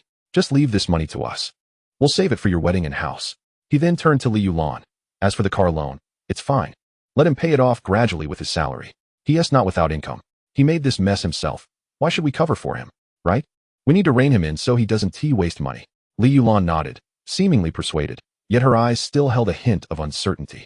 As Ye Xiuwen observed his parents calculating their finances with the caution of a miser, he sighed inwardly. Even with newfound wealth, they remained reluctant to spend, though they now felt more secure. After a moment's contemplation, he decided to cease arguing. All right, you can handle the money however you like. I won't interfere. If I need anything, like clothes, I'll buy them myself. You wouldn't want to return them, would you? Thinking of this, he couldn't help but chuckle. Rising to pour himself a glass of water, shifting the topic. Mom, Dad, I'm heading to the supermarket this afternoon. Is there anything you'd like me to pick up? Ye Xiuwen immediately responded. Get some eggs and cabbage. We'll make dumplings for dinner. Sure, Ye Xiuwen replied. Yet he secretly planned to buy his parents some decent clothes the next time they passed by a mall, determined to surprise them. Chapter 74. Finding a way to ask for leave. Time flew by, and it had been a month since Ye Xiuwen returned from the capital. The day he had promised to meet with Wen Shanshan in whose city was drawing near. Just yesterday, after returning home from work, he began pondering, what excuse should he use to tell his parents about going to whose city? A trip there wouldn't be a matter of a day or two. He would also need to request leave from work. However, his annual leave had already been exhausted, and he couldn't simply tell the truth. If his parents found out, they would surely have a barrage of questions, especially his mother, who might even oppose the idea outright. Ye Xiuwen's initial intention was to visit the hospital to obtain a medical leave certificate, allowing him to avoid telling his parents the truth while conveniently securing the time off. However, upon reflection, he realized that his mother, Ye Xiuwen, was a doctor at that very hospital. If he were to go there, he would inevitably encounter acquaintances, and the news would reach her ears within half a day. No, he firmly dismissed this notion in his mind. What about another hospital? Yet, he had no acquaintances at any other places. In this day and age, a legitimate medical leave certificate was not easily granted. Without a genuine ailment or familiar connections, a doctor would simply refuse to issue one. With this thought, he couldn't help but let out a sigh. Caught between his parents' worries and nagging, and his promise to Wen Shanshan, he felt as though he were being pulled in two directions. During dinner, Ye Xiuwen, as usual, inquired about various matters. Have you been busy at work lately? Has your supervisor said anything to you? Ye Xiuwen responded perfunctorily. Everything's fine, all normal. Yet, in his heart, he pondered how to discreetly secure his leave. Late into the night, he lay in bed, tossing and turning, unable to sleep. His mind oscillated between his mother's suspicious gaze and the image of Wen Shanshan waiting for him in the city. After a day filled with such worries, he found himself lacking the motivation to play games. Staring at the ceiling, he silently lamented. Why was this trip to the city proving to be so difficult? Suddenly, he jolted upright in bed, slapping his thigh in realization, unable to suppress an expletive. Damn, how could I forget my sister? Li Yanran, his sister, was currently working as a doctor at a prestigious hospital in the capital. Although his mother also worked in a hospital, it was in Donglin, 1,000 miles away from the capital. If he could enlist his sister's help, wouldn't the issue of the medical leave be easily resolved? With this thought, Ye Xiuwen couldn't help but smile, feeling a heavy weight lift from his chest. He could even envision his sister laughing on the other end of the phone. saying it was a trivial matter. However, he still needed to concoct a reason to tell his mother about his trip to the capital. He rolled out of bed, grabbed his phone, and swiftly booked a high-speed train ticket for the following morning from Donglin to the capital, a journey of just over 2 hours. The moment the payment was successful, he let out a long sigh of relief. Turning off the lights, he returned to bed, a smile still lingering on his face. That night, he slept particularly soundly, even dreaming sweetly. The next day, before dawn had fully broken, Ye Xiuwen awoke. The sky outside was tinged with the faint light of dawn, and he could hear the chatter of early rising women downstairs buying vegetables. He yawned, got out of bed, and took a shower. The warm water cascading over him cleared his mind considerably. After showering, he stuffed his phone into his pocket. The sounds of sizzling vegetables wafted from the kitchen, accompanied by the aroma of scallions. "Mom, what is for breakfast?" he called out while drying his hair. Ye Xiuwen, busy with the cooking, glanced at him. "Eat whatever I make." "What's up? Got something on your mind?" "Nothing much, just asking," Ye Xiuwen replied nonchalantly. "Well, Mom, I need to go out today." "Where are you going?" Ye Xiuwen set down her spatula and turned to scrutinize him. "To the capital," he lowered his voice, attempting to keep his tone casual. Ye Xiuwen frowned. "You're going out again? You just got back, it's not even been a month, and now you're off to the capital?" No, it's nothing serious. A friend just arrived in the capital and asked to meet. I'll be back in 2 days, today and tomorrow. And I'll definitely return the day after. Won't interfere with work." Ye Xiuwen spoke rapidly, fearing his mother would ask more questions. "What kind of friend would you travel so far just to meet? Is there nothing that can be resolved in Donglin?" Ye Xiuwen clearly seemed skeptical. "Oh, Mom, that friend isn't from Donglin. It's just convenient since he's going to the capital, and it's been a while since we last met. I'll be back in no time," Ye Xiuwen explained with a smile, though his gaze drifted. Ye Xiuwen studied him for a few seconds, sighed, and relented. "All right then. I won't pry. Just be careful while you're out." "When are you leaving?" "I'll leave after breakfast." "In such a hurry?" Ye Xiuwen nodded. "Well then, set the table and eat quickly. After that, you can head out." Ye Xiuwen turned back to her cooking. "All right, Mom."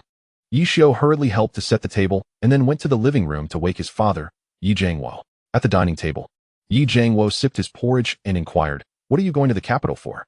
"To meet a friend," Ye Xiuwen replied briefly. Go ahead, but be safe," his father advised without further questioning.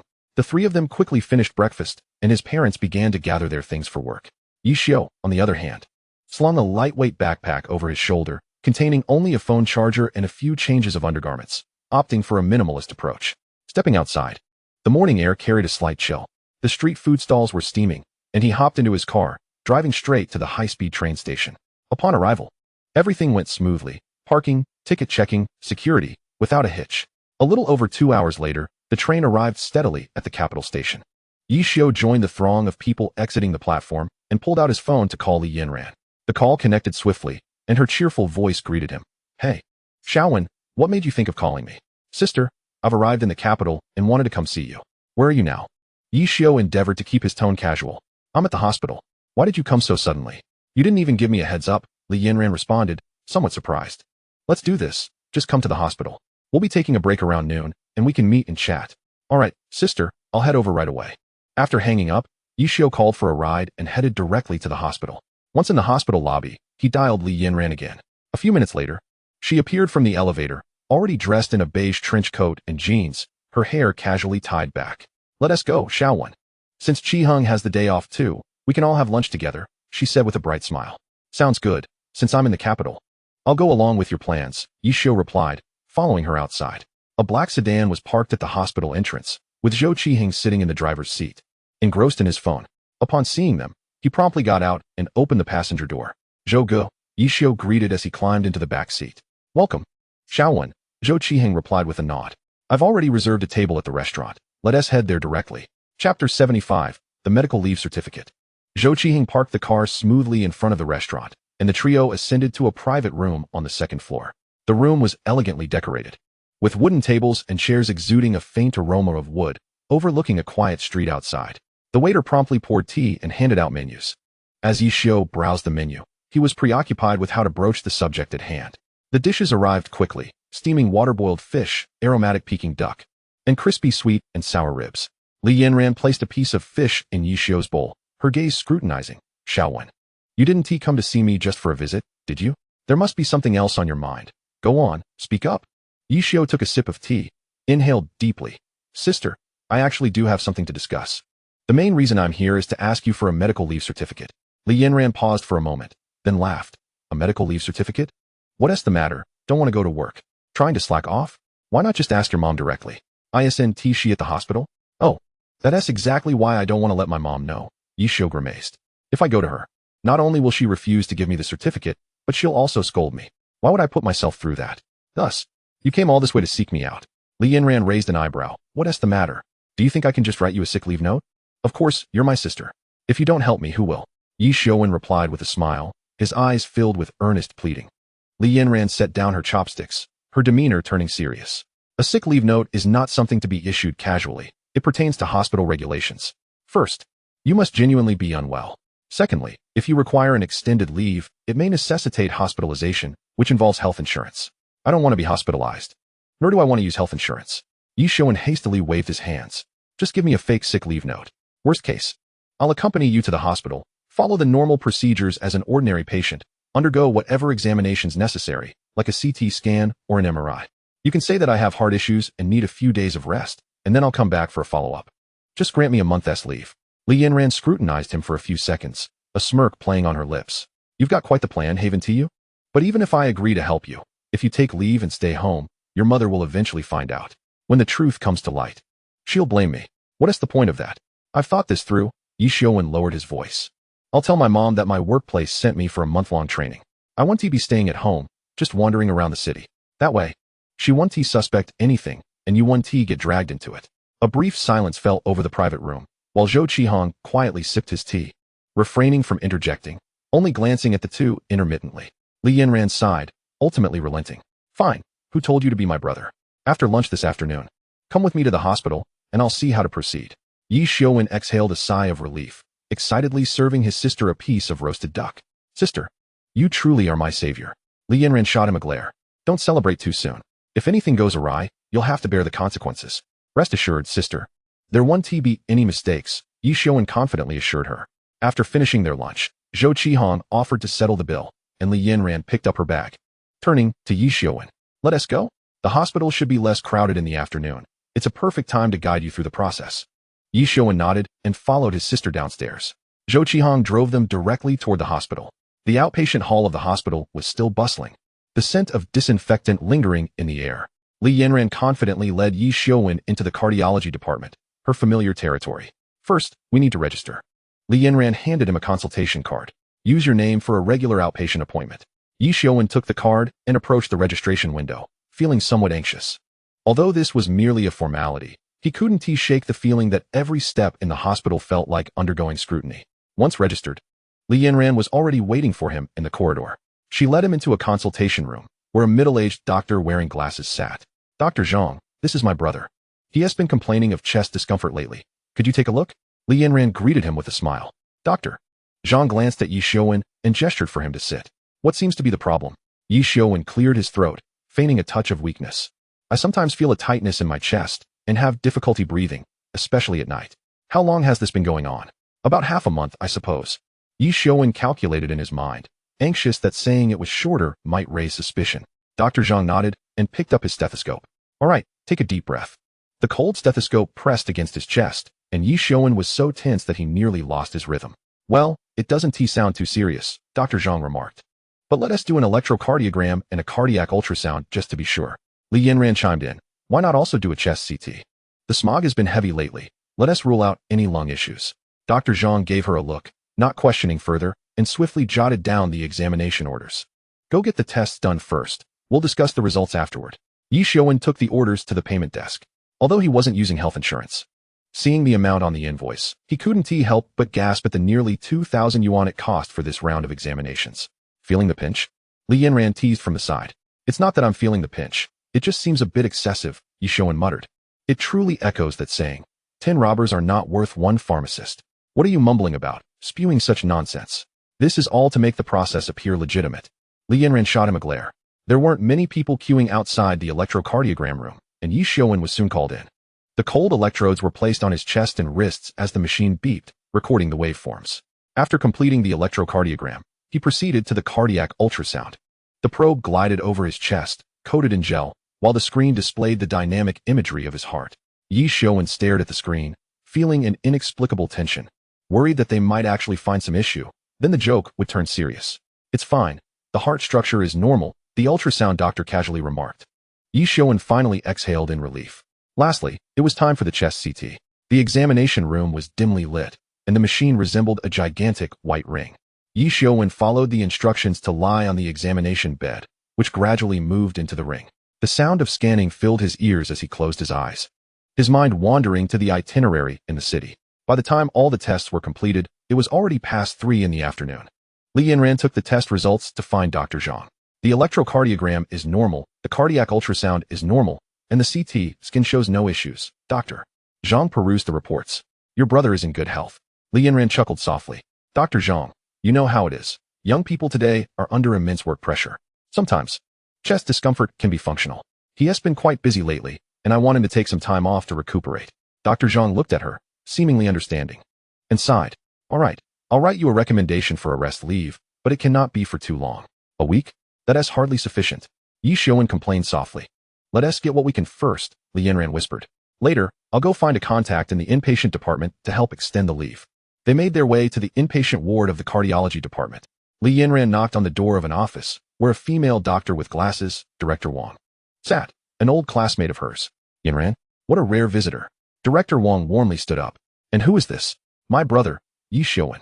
He has been feeling fatigued from work and has had some heart discomfort. He just underwent examinations and was diagnosed with arrhythmia. We'd like to request a longer leave for him to recuperate, Li Yanran explained directly. Director Wang glanced at the examination reports and then at Ye Xiuwen. Arrhythmia isn't too serious. He often works late into the night and has been suffering from insomnia lately, Li Yanran added. I'm concerned that if this continues, it could lead to complications. After a moment of contemplation, Director Wang said, All right, I'll write you a recommendation for a month's rest. But it must be clear that it's a recommendation, not mandatory hospitalization. Thank you so much. Ye Xiuwen nearly jumped with excitement. Director Wang chuckled. Yanran, your brother certainly knows how to act. Li Yanran shot her a glare. Don't say that. He truly needs the rest. The moment Ye Xiuwen received the sick leave note, it felt as though a heavy burden had been lifted from his shoulders. The document stated, arrhythmia. Recommended rest for 1 month to avoid fatigue, stamped with the hospital's official seal, appearing highly legitimate. Sister, you're incredible. Ye Xiuwen praised earnestly. Don't celebrate too soon, Li Yanran cautioned, tucking the sick leave note away. This document can only be used once. Be careful not to expose it. Rest assured, sister. I will be cautious, Ye Xiuwen promised. Chapter 76, Arranging Work. The breeze at the hospital entrance carried the chill of late autumn. The leaves of the sycamore trees swaying gently in the wind. Li Yanran escorted Ye Xiuwen to the steps and tilted her chin slightly. Let us go. I'll take you to the bus station. No need, sister, Ye Xiuwen waved his hand. I'll just take a taxi back. You should hurry home and not delay your work. Li Yanran pondered for a moment and nodded. All right then, call me when you get home. Okay, sister, don't worry. Ye Xiuwen smiled at her before turning to walk towards the roadside. He raised his hand to summon a taxi with an unlit license plate, opened the door, and slipped inside. The driver glanced at him through the rearview mirror and inquired, Where to? Ye Xiuwen replied, To the Polroy Hotel. The driver acknowledged him with a nod and shifted into gear. The vehicle smoothly merged into the flow of traffic, the streets outside glimmering in the sunlight. Leaning back against the seat, Ye Xiuwen began contemplating matters related to the Shanghai market. Before long, the taxi halted at the entrance of the Polroy Hotel. The doorman recognized him instantly and promptly bowed in greeting. Good day, Mr. Ye. Ye Xiuwen nodded slightly and walked directly into the hotel lobby. The marble floor gleamed underfoot, and a subtle fragrance wafted through the air. The front desk staff greeted him with smiles. Good day, Mr. Ye. He merely raised a hand in acknowledgement and proceeded towards the elevator. As the doors closed, his reflection appeared in the mirror. He adjusted his collar and took a deep breath. Upon reaching the management floor, the elevator doors opened, and he strode straight towards his office. The door was slightly ajar.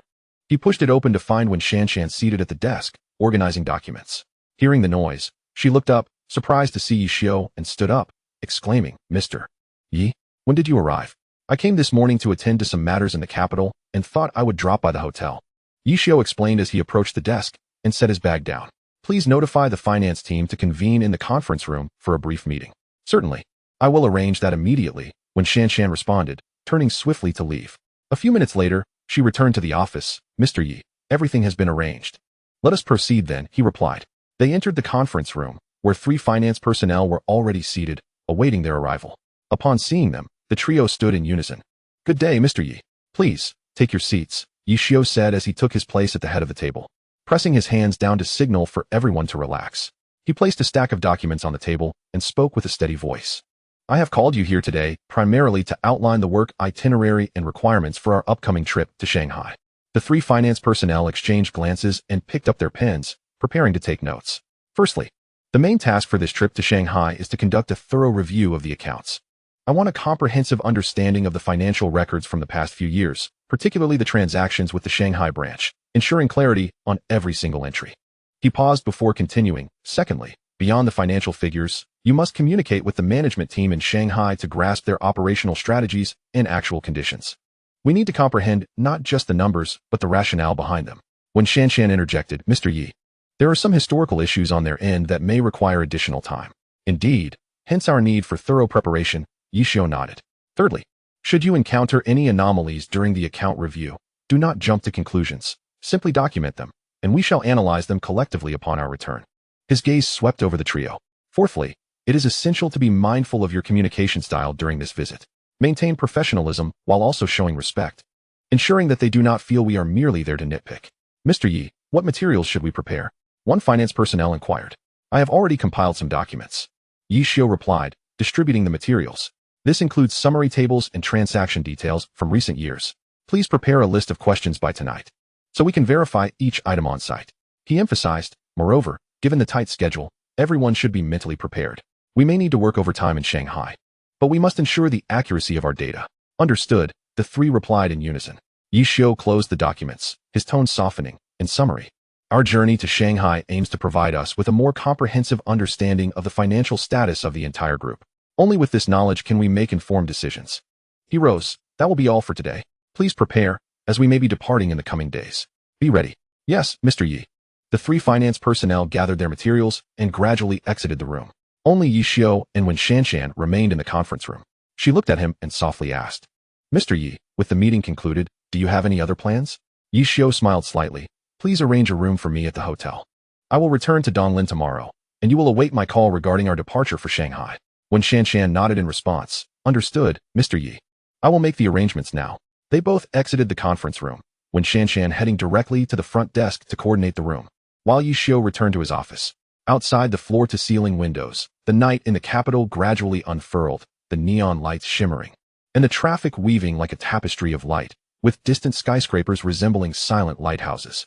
He stood by the window, lightly tapping the frame with his fingers, his thoughts already drifting toward Shanghai. Before long, the office door was gently pushed open, and when Shanshan entered, holding a room key, Mr. Yi, the arrangements have been made.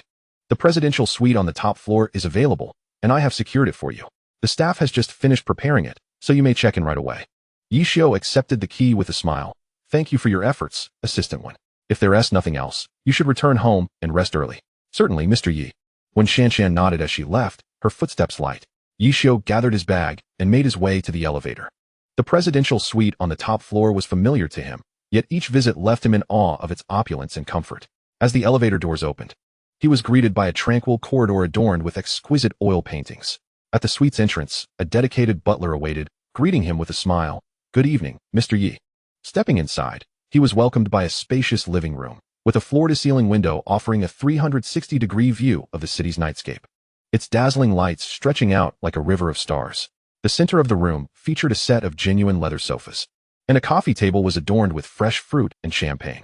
The bedroom was equally lavish, with a large, soft bed positioned beside a massive window, and the lighting by the headboard was warm and gentle. The bathroom was a marvel, with marble flooring, a circular bathtub large enough for 3 or 4 people at its center, accompanied by a separate sauna and steam room. Ye Xiuwen set down his luggage and poured himself a glass of champagne in the living room, standing by the window to admire the night view. The capital's nightlife was even more captivating than during the day, with the vehicle traffic on the elevated roads resembling flowing ribbons of light. After a moment, he entered the bathroom, turning on the faucet, and warm water quickly filled the circular bathtub. He sprinkled in some bath salts, and the surface of the water was soon adorned with a delicate froth, carrying a subtle fragrance. After removing his jacket, he slowly sank into the water, the heat enveloping him, instantly dispelling all fatigue. After soaking for about half an hour, he rose, dried off, and slipped into the hotel-provided bathrobe. Lying down on the soft bed, the light filtering through the sheer curtains cast a gentle glow throughout the room. He reached out to turn off the lights, closed his eyes, and soon drifted off to sleep. That night, he He slept particularly soundly, as if even his dreams were imbued with sweetness.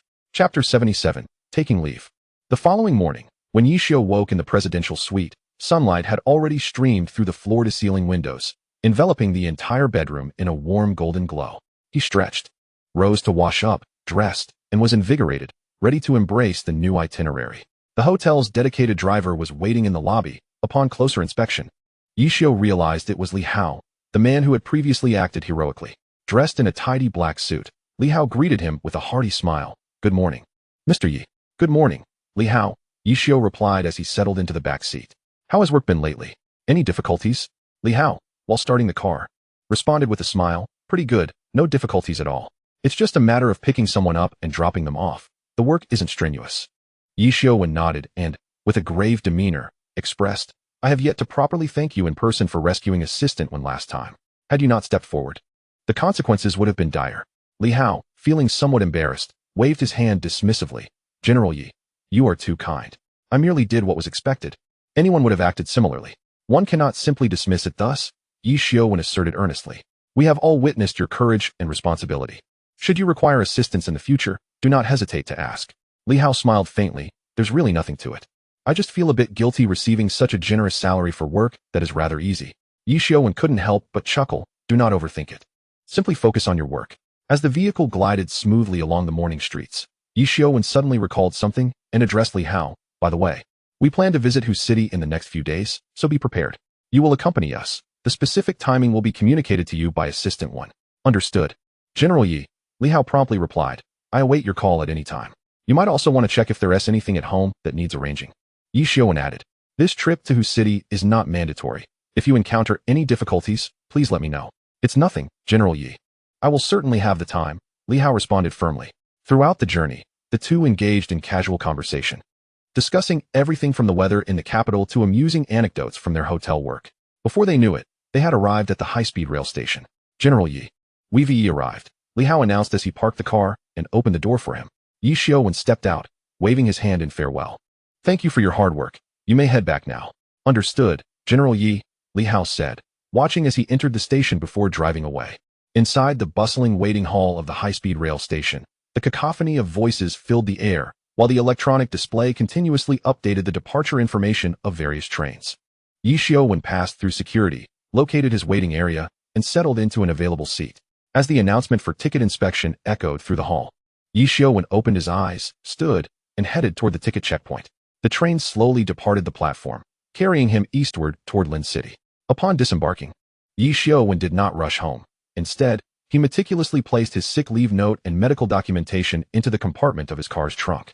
Such documents were not something he dared to bring upstairs. If his mother were to discover them, it would undoubtedly lead to complications. Returning home, he found his parents in the living room, engrossed in their television show. During dinner, Li Yulan casually inquired, "How was your trip to the capital? Did everything go smoothly?" Ye Xiuwen replied nonchalantly, "It was quite pleasant. I met a friend and had a meal before returning." Li Yulan did not press further. While Yi Jinghua, sipping his drink, lamented, "Transportation is remarkably convenient nowadays. One can make a round trip in a single day." The following morning, Ye Xiuwen rose as usual for work, driving to his office. After refreshing himself, he headed directly to Director Zhao's office, presenting his sick leave note and medical records. Donning reading glasses, Director Zhao perused the documents before looking up to scrutinize him. "Ye Xiuwen, you hardly appear to be unwell. You seem to be in good spirits. What suddenly ails you?" Ye Xiuwen offered a faint smile. "Director, I cannot say for certain. I am not a doctor. I've merely been experiencing some discomfort in my chest, occasional shortness of breath, and mild sweating. I thought it prudent to visit a hospital, only to find that it was rather serious, and the doctor advised me to rest at home for a few days. I hope you can grant me some time off." Director Zhao furrowed his brow. "This is indeed a serious matter. It would be unreasonable not to grant you leave.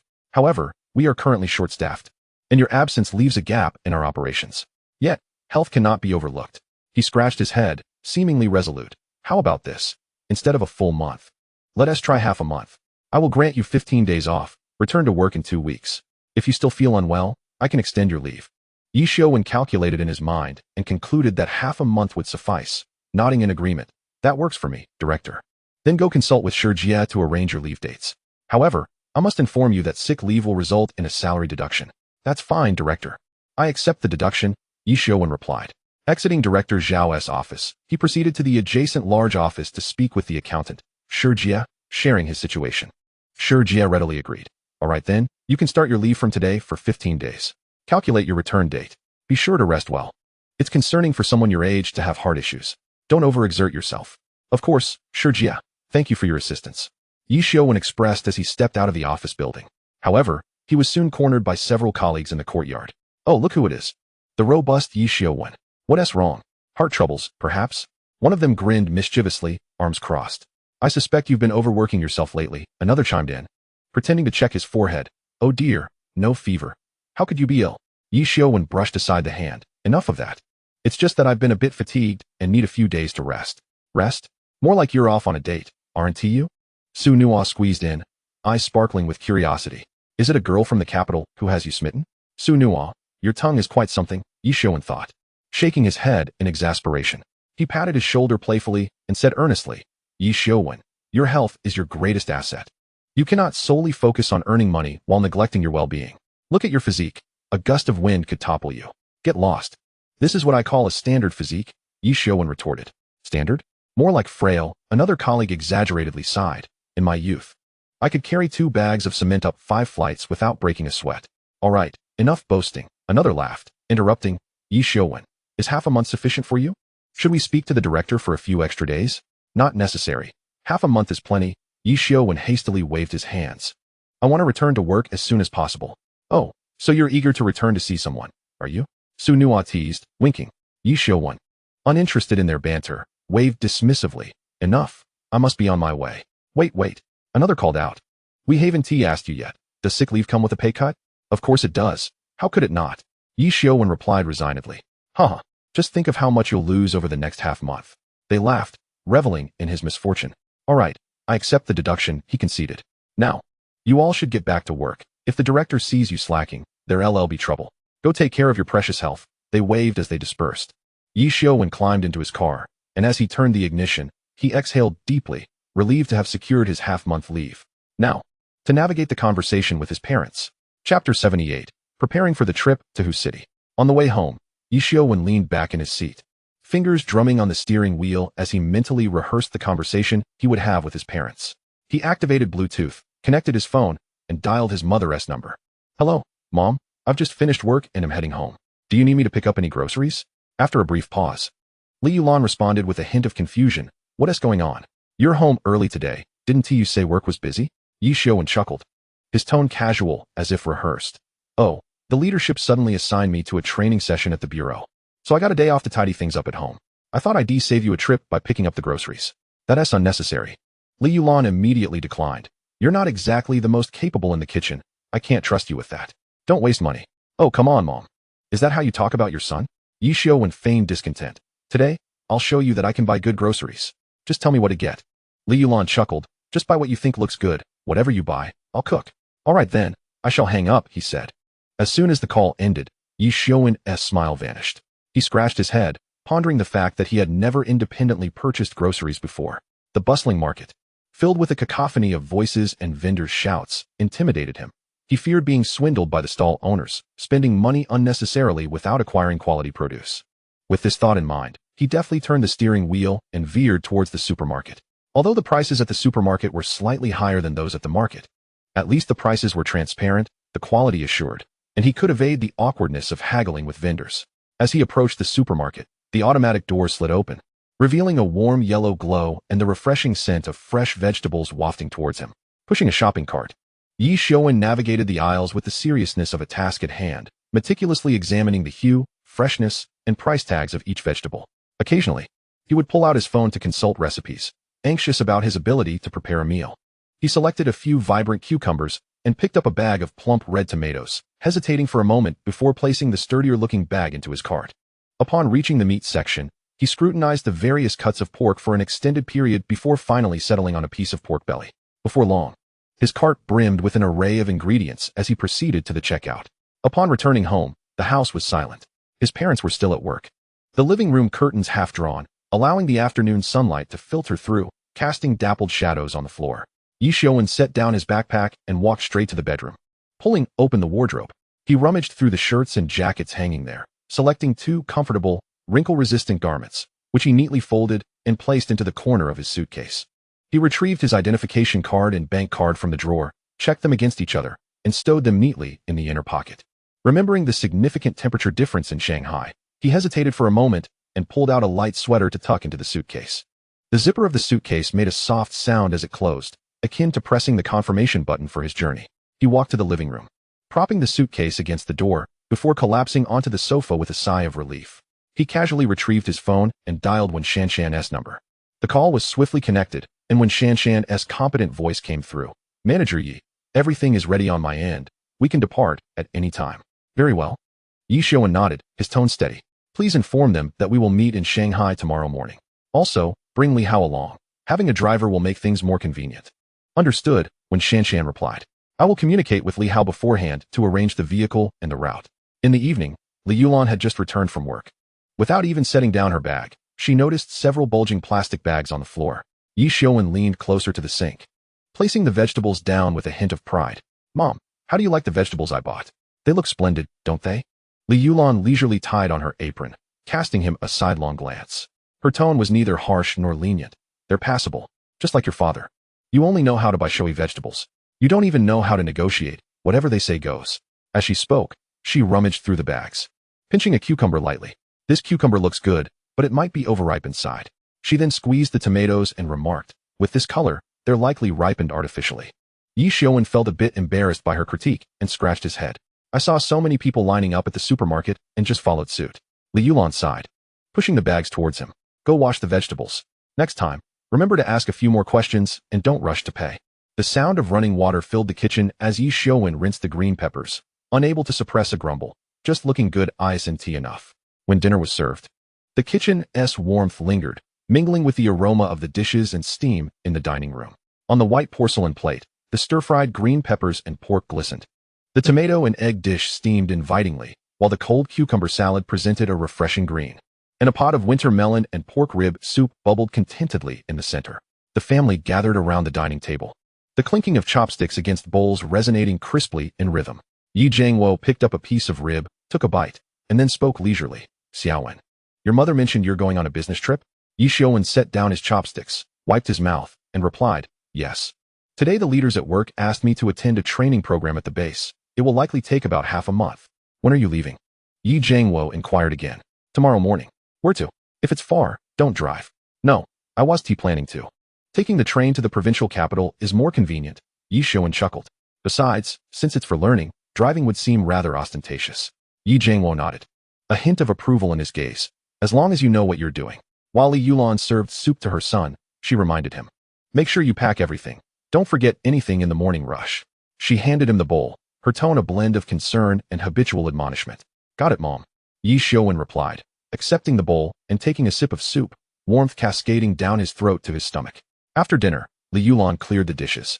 Ye Jiangwo went out to the balcony for a smoke, and Ye Xiuwen retreated to his room, turning in early for the night. Before dawn, the sky outside was tinged with a pale light. The sound of a few clear rooster crows echoed from the yard, the air holding the unique chill of morning. Ye Xiuwen awoke to the alarm, rising quietly from his bed. After freshening up, he slung his backpack over his shoulder and walked into the living room, only to find a steaming bowl of egg noodles on the dining table, accompanied by a small dish of pickles and a cup of warm milk. Li Yulan emerged from the kitchen, carrying a plate of freshly steamed buns. Spotting him, she exclaimed, "Just in time. Eat while it's hot. So you won't be hungry on the road." Ye Jiangwo was also seated at the table, peeling a tea egg while advising, "The train will be crowded. Keep an eye on your luggage and don't get squeezed." Ye Xiuwen sat down, slurping up a few mouthfuls of noodles with a smile. "Don't worry. It's not my first time traveling." Chapter 79, Shanghai. The morning in Donglin was still shrouded in thin mist. Yet the square outside the train station was already teeming with people. Ye Xiuwen, carrying his luggage and holding a black computer bag, stood before the ticket-checking area, gazing at the scrolling train schedule on the large screen. The first high-speed train was headed for the provincial capital, with a journey time of less than 2 hours. The carriage was bright, the seats spacious, and as the landscapes of fields, villages, and the occasional river zipped by outside the window, he leaned back in his seat, opened his study materials, and read a few pages before the captivating scenery drew his attention, compelling him to set the book aside and simply watch. Upon arriving at the provincial capital, he had over an hour before the next high-speed train to Shanghai. He dragged his luggage around the waiting hall, purchasing a hot coffee and a bread roll for lunch.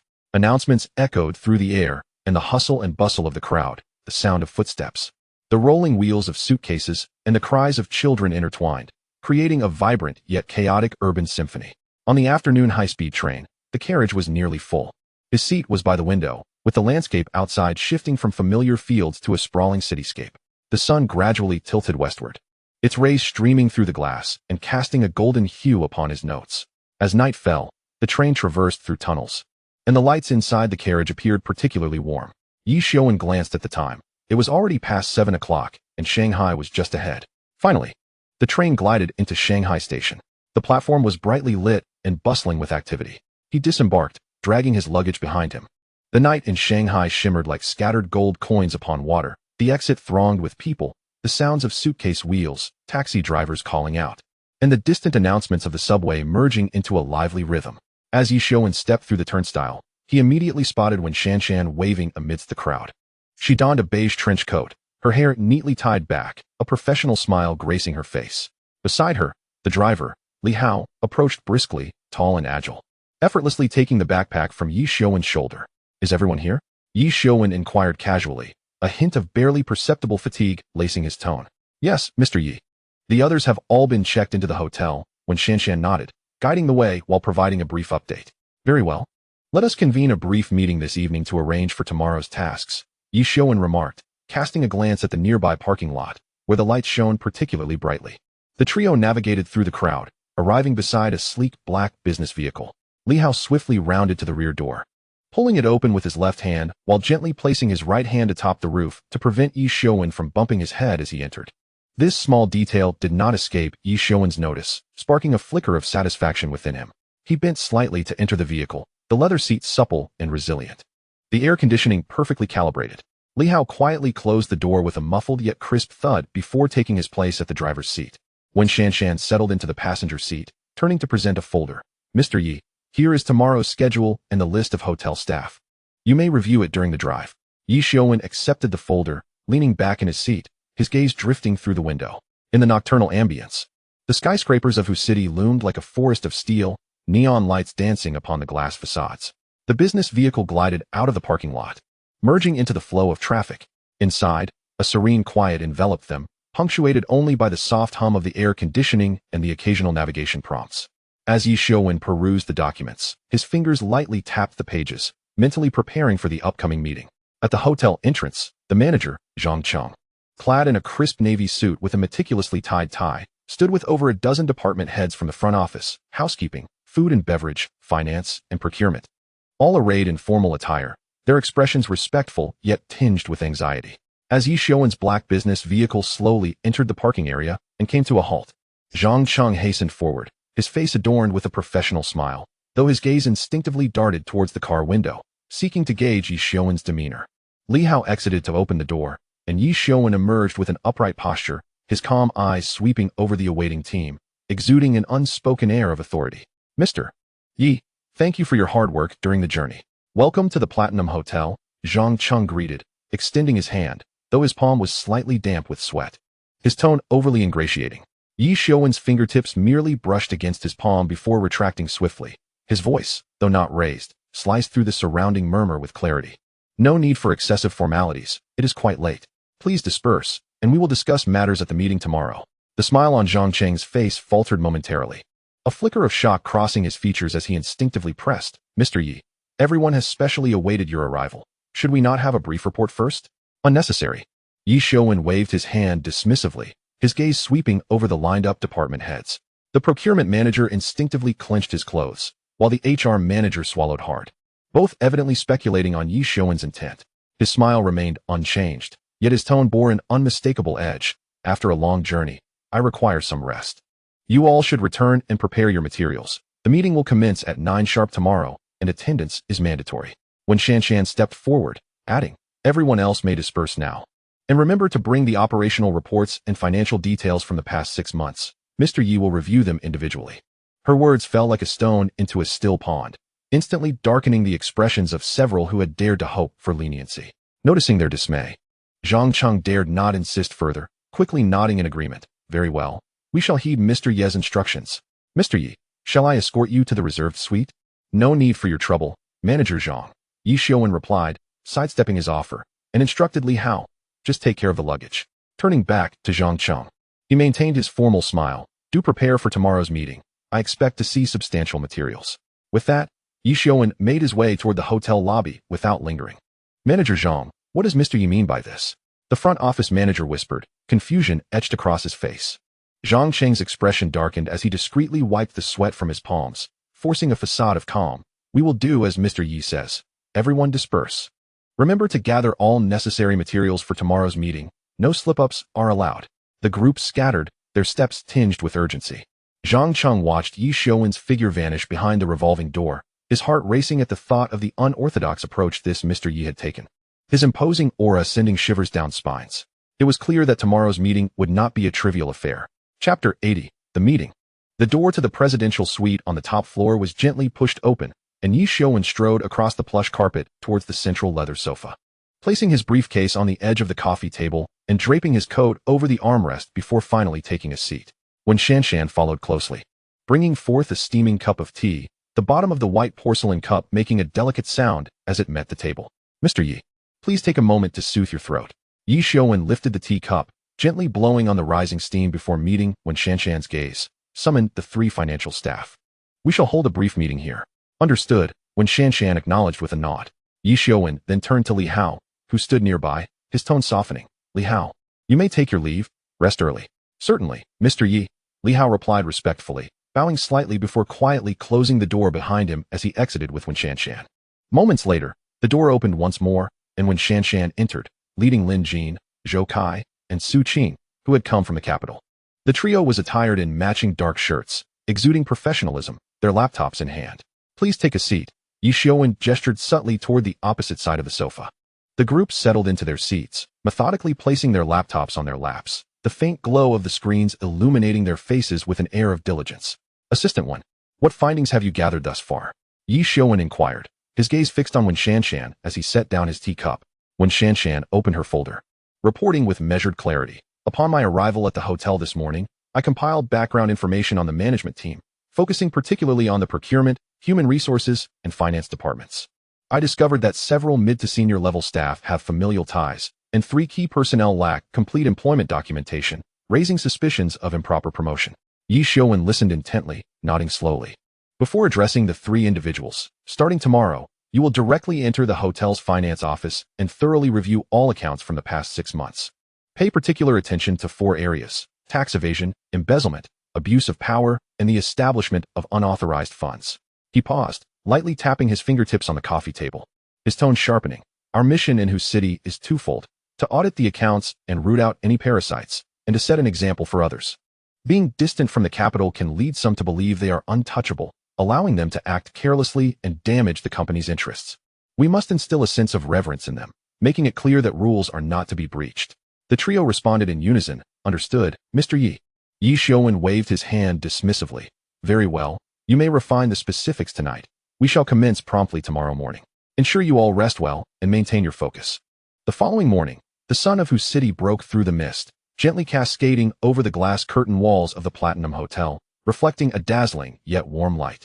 At 7:30, Ye Xiuwen, clad in a sharp dark gray suit with impeccably pressed cuffs and a navy striped tie, made his appearance in the hotel lobby. He stood tall, a hint of lingering sharpness between his brows, his gaze sweeping across the polished marble floor of the grand hall, gliding past the meticulously arranged greenery in the corners, finally resting on the sofa in the waiting area where the cushions were slightly askew, evidently left unstraightened from the previous night. Following closely behind was Wen Shanshan, holding a neatly bound inspection route map, her black professional suit accentuating her poised and efficient demeanor. She quickly approached Ye Xiuwen's side and whispered, Mr. Yi, as per our plan, we will first visit the kitchen, followed by sequential checks of the guest rooms, the recreation department, the procurement storage, and the front hall. The heads of each department are already awaiting us in the lobby. No sooner had she finished speaking than Zhang Cheng hurriedly approached with 7 or 8 department heads in tow, dressed in a crisply pressed navy suit, hair meticulously styled. He bore a courteous smile, albeit his eyes betrayed a stiffness born from excessive tension. Good morning, Mr. Yi. You truly rise early. Your efforts are much appreciated. He extended his hand for a handshake, his palm already slick with a thin layer of sweat. Ye Xiuwen merely nodded slightly, refraining from extending his hand. His tone calm and unruffled.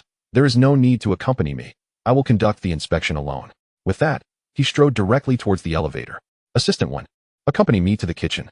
Zhang Cheng's hand hung awkwardly in the air, his smile instantly freezing, before he feigned composure and followed along, repeatedly murmuring, "Mr. Yi, the kitchen environment is complicated. I will guide you and provide updates as we go."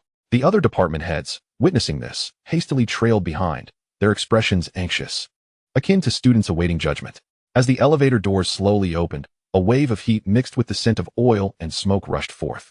In stark contrast to the luxury and cleanliness of the lobby, the kitchen floor, while covered with non-slip tiles, bore a thick layer of grease in the corners and between the stove seams, dark and sticky, clearly neglected for an extended period. Ye Xiuwen halted, bending down to pick up a piece of fallen vegetable leaf, gently pinching it between his fingers, noticing the minute oil stains still clinging to it. His brow furrowed slightly as he discarded the leaf into a nearby trash bin and turned his gaze towards the following Zhang Cheng, Manager Zhang. "Is this the hygiene standard of the Polri Hotel's kitchen?" Zhang Cheng's complexion turned pale, beads of cold sweat appearing on his forehead as he hastily called for the kitchen supervisor, Old Wang. "Hurry and get people to clean this place up. What are you standing there for?" He then turned back to Ye Xiuwen, his tone tinged with a flurry of defensiveness. "Mr. Yi, it is my oversight. The kitchen has been exceedingly busy lately, and I neglected to ensure thorough cleaning. I will have them rectify this immediately. It is not merely an oversight. It is a failure to focus on the essential matters." Ye Xiuwen interrupted him, his tone calm, yet imbued with undeniable weight. He stepped towards the ingredient storage cabinet, and as the door swung open, a mixed odor of freshness and spoilage assaulted him. Inside, boxes marked with imported beef were haphazardly stacked. One box with a loose seal revealing dark red meat that appeared dull in color, its edges even somewhat sticky, the packaging's production date obscured by grease, barely indicating it was from 3 months prior. "Can these ingredients be served to guests?" Ye Xiuwen picked up a piece of beef, his fingertips brushing against its cold yet slimy surface, his expression instantaneously turning frigid. "The Polri is a 4-star hotel. Guests pay for such services? Serving such ingredients would be tantamount to tarnishing the company's reputation." The kitchen supervisor paled in fear, lowering his head and remaining silent, while Zhang Cheng wiped the sweat from his forehead, repeatedly muttering, "It is my negligence, my negligence. We will dispose of all these ingredients and procure fresh ones." Chapter 81, Accounts. Ye Xiuwen did not bother to respond further, turning to exit the kitchen and heading straight towards the guest room area. The elevator ascended directly to the 15th floor, the hotel's luxury guest room level. He randomly selected an unoccupied room and swiped his key card to open the door. The moment the door swung open, a faint musty odor wafted out. Inside, while the sheets appeared neat, a brown stain the size of a fingernail was hidden at the foot of the bed. The bedside table bore remnants of coffee stains left by the previous occupant, and the bathroom's glass door was streaked with watermarks, with tiny hairs visible in the crevices of the sink. "Where is the manager of the guest room department?" Ye Xiuwen's voice was not loud, yet it sent a shiver through the manager who followed him. "Mr. Yi, I am here." The guest room manager quickly stepped forward, his face flushed. "This is our oversight. I will arrange for a thorough cleaning immediately." "A thorough cleaning?" Ye Xiuwen approached the window, drawing back the curtains to reveal the bustling streets of Shanghai outside, while the interior remained in such disarray. "What is your room inspection process prior to a guest check-in? How could such a room pass inspection? I believe the issue lies not with the process, but rather with your complete disregard for the guest experience." As he continued his inspection, problems emerged in rapid succession. The treadmill handles in the recreation department bore evident scratches. Some fitness equipment had loose screws without any repair notices. At the front desk, 2 employees were engrossed in their phones, typing away, completely oblivious to anyone approaching. Even the hotel's fire escape was cluttered with cleaning tools, preventing the door from closing properly. Ye Xiuwen remained silent, merely internalizing all the issues, occasionally pausing to capture photos of the scene with his phone. His silence weighed heavier than any harsh reprimand, leaving Zhang Cheng and the others following him feeling as if they were under a relentless spotlight, each of them keeping their heads bowed, not daring to utter a breath. Upon reaching the procurement storage, Ye Xiuwen suddenly halted. The storage area was piled high with various ingredients and daily necessities, yet it was disorganized and lacked any categorization. Some boxes were directly stacked on the floor, and in the corners, dampness and mold were evident. He reached for a box labeled organic vegetables, opening it to find the greens had already yellowed and wilted, with roots still coated in soil. "Show me the inventory list for the past 6 months." Ye Xiuwen set the box down, his gaze shifting to Zhang Cheng. Zhang Cheng's heart sank, cold sweat soaking his back. He stammered, "Mr. Yi, the inventory list is archived in the finance room. Shall I have someone retrieve it?" "No need." Ye Xiuwen replied with a cold smile, his eyes sharp as a blade. "Someone is already checking in the finance room." Meanwhile, in the finance room on the second floor, the atmosphere had plummeted to a freezing point. It was a small space, with 4 desks arranged in the center and several large filing cabinets against the walls, stuffed with nearly a year's worth of ledgers and receipts. Lin Jin, Zhou Kai, and Su Qing sat at makeshift desks, their tables piled high with stacks of ledgers that obscured much of their figures. The hotel's 3 finance personnel stood anxiously nearby, their expressions tense, hands unconsciously wringing together. Lin Jin, the core of the trio, in her 40s and wearing gold-rimmed glasses, possessed a sharp yet steady gaze. She excelled at identifying anomalies within the complex general ledgers and was currently engrossed in swiftly flipping through thick accounting books, the rustling of the pages resonating sharply in the quiet finance room. "Bring out all the procurement payment vouchers from the past 6 months, sorted by supplier. Each entry must correspond to the receipt and invoice," she instructed without looking up, her tone calm, yet authoritative. The hotel's finance supervisor quickly responded, Yes, I will get them now." He turned towards the filing cabinet, his fingers trembling as he searched for the corresponding files, struggling to locate them. Zhou Kai, meanwhile, focused intently on his laptop, the screen displaying the hotel's bank transaction details. Young and capable, he was the team's technical specialist, currently inputting transaction data into professional financial analysis software, his fingers flying over the keyboard, producing a rapid clicking sound. Su Qing, verify the consistency between the vouchers and the transaction records, paying particular attention to substantial expenditures, especially those with vague notes, he instructed without turning his head. Su Qing nodded, the youngest of the trio, yet notably meticulous and cautious. She picked up a stack of receipts and meticulously flipped through each page, her fingertips gently tracing the dense array of numbers and signatures, fearful of overlooking any detail. Her brow furrowed slightly, her gaze intense, occasionally marking the paper with a pencil. Before long, Su Qing suddenly halted her actions, her eyes fixating on a particular receipt, a look of surprise crossing her face. "Zhou Kai, take a look at this," she murmured, handing over the receipt. It detailed a payment of 500,000 made to Xinyuan Trading 3 months prior, ostensibly for the procurement of imported seafood. However, the bank statement noted it as a renovation expense, and there were no accompanying delivery notes or inspection records. Zhou Kai immediately pulled up the corresponding transaction on the screen, scrutinizing it closely, his brow instantly knitting in concern. "It's not just this one. Look here, and here as well," he pointed out. The payment records for this company appeared monthly, with amounts ranging from hundreds of thousands to millions. The purposes listed on the receipts varied widely, from food ingredient purchases and equipment repairs to office supplies, but the remarks on the bank statements frequently contradicted the receipts, and many substantial expenses lacked complete attachments. Lin Jin, having overheard their conversation, set down the ledger and approached. She took the receipt from Su Qing. Glancing at the detailed transactions on Zhou Kai's computer, her expression growing increasingly grave. "Xinyuan Trading," she pondered, suddenly recalling something. She retrieved a document from her briefcase, the supplier list that Assistant Wen had compiled the day before. "I remember Assistant Wen mentioned yesterday that the legal representative of this company is the wife of Zhang Cheng." Without delay, she took out her phone and sent a succinct message to Wen Shanshan, clearly outlining the situation. Significant anomalies discovered. Multiple payment receipts from Xinyuan Trading in the past 6 months are inconsistent with the bank statements, lacking complete attachments, and the legal representative is Zhang Cheng's spouse. At that moment, Ye Xiuwen was accompanying Wen Shanshan to the front hall, preparing to review the front desk's financial records. Suddenly, Wen Shanshan's phone vibrated, discreetly. She pulled it out, and, upon reading the message, her expression shifted slightly. She then leaned closer to Ye Xiuwen, lowering her voice to report, "Mr. Yi, there's a major discovery in finance. There are numerous anomalies in the payments to Xinyuan Trading. The receipts do not align with the bank statement notes, and crucial attachments are missing. The legal representative is Zhang Cheng's wife." A glint of coldness flickered in Ye Xiuwen's eyes as he turned to Zhang Cheng, who was staring down, his gaze evasive, clearly stricken by guilt. Ye Xiuwen's tone remained calm, yet resonated with authority. "Manager Zhang, you are familiar with Xinyuan Trading, aren't you?" Zhang Cheng stiffened, his face paling to a ghostly white, his lips trembling as he struggled to articulate a coherent response. "Mr. Yi, I'm not quite sure. It's just an ordinary supplier." "Not quite sure?" Ye Xiuwen raised his wrist to glance at his watch, the hour hand precisely pointing to 9:30. It is now 9:30. At 10 o'clock, there will be a meeting in the large conference room on the 3rd floor. Notify all department heads and everyone in the finance office. None shall be absent. Having spoken, He paid no further heed to Zhang Cheng's frantic demeanor and strode toward the elevator. His silhouette stood tall like a pine, exuding an unstoppable vigor, as if about to unleash a tempest that would sweep through the entire hotel. When Shanshan hastened to keep pace, her pen flying across her notebook, well aware that this long-anticipated rectification was finally on the verge of erupting.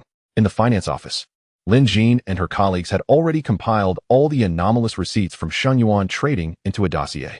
Zhou Kai had also utilized software to analyze and uncovered several transactions amounting to over 200,000, which had been transferred to private accounts without any supporting documentation. Su Qing meticulously matched each receipt with the bank statements, binding them into a thick stack, her gaze resolute as she declared. It appears that the issues plaguing the Borui Hotel are even more severe than we anticipated. Lin Jin nodded, locking the organized evidence into her briefcase. Her tone serious as she said, "Let us go to the conference room. What Mr. Yi requires are irrefutable pieces of evidence. We cannot allow any wrongdoers a chance to evade accountability." In the hotel corridor, employees seemed to sense the unusual tension, hastily lowering their heads as they passed by. Whispers permeating the air. Zhang Cheng stood rooted to the spot, his face ashen as he watched Ye Xiuwen's retreating figure, his hands clenched into fists, his heart brimming with dread and anxiety.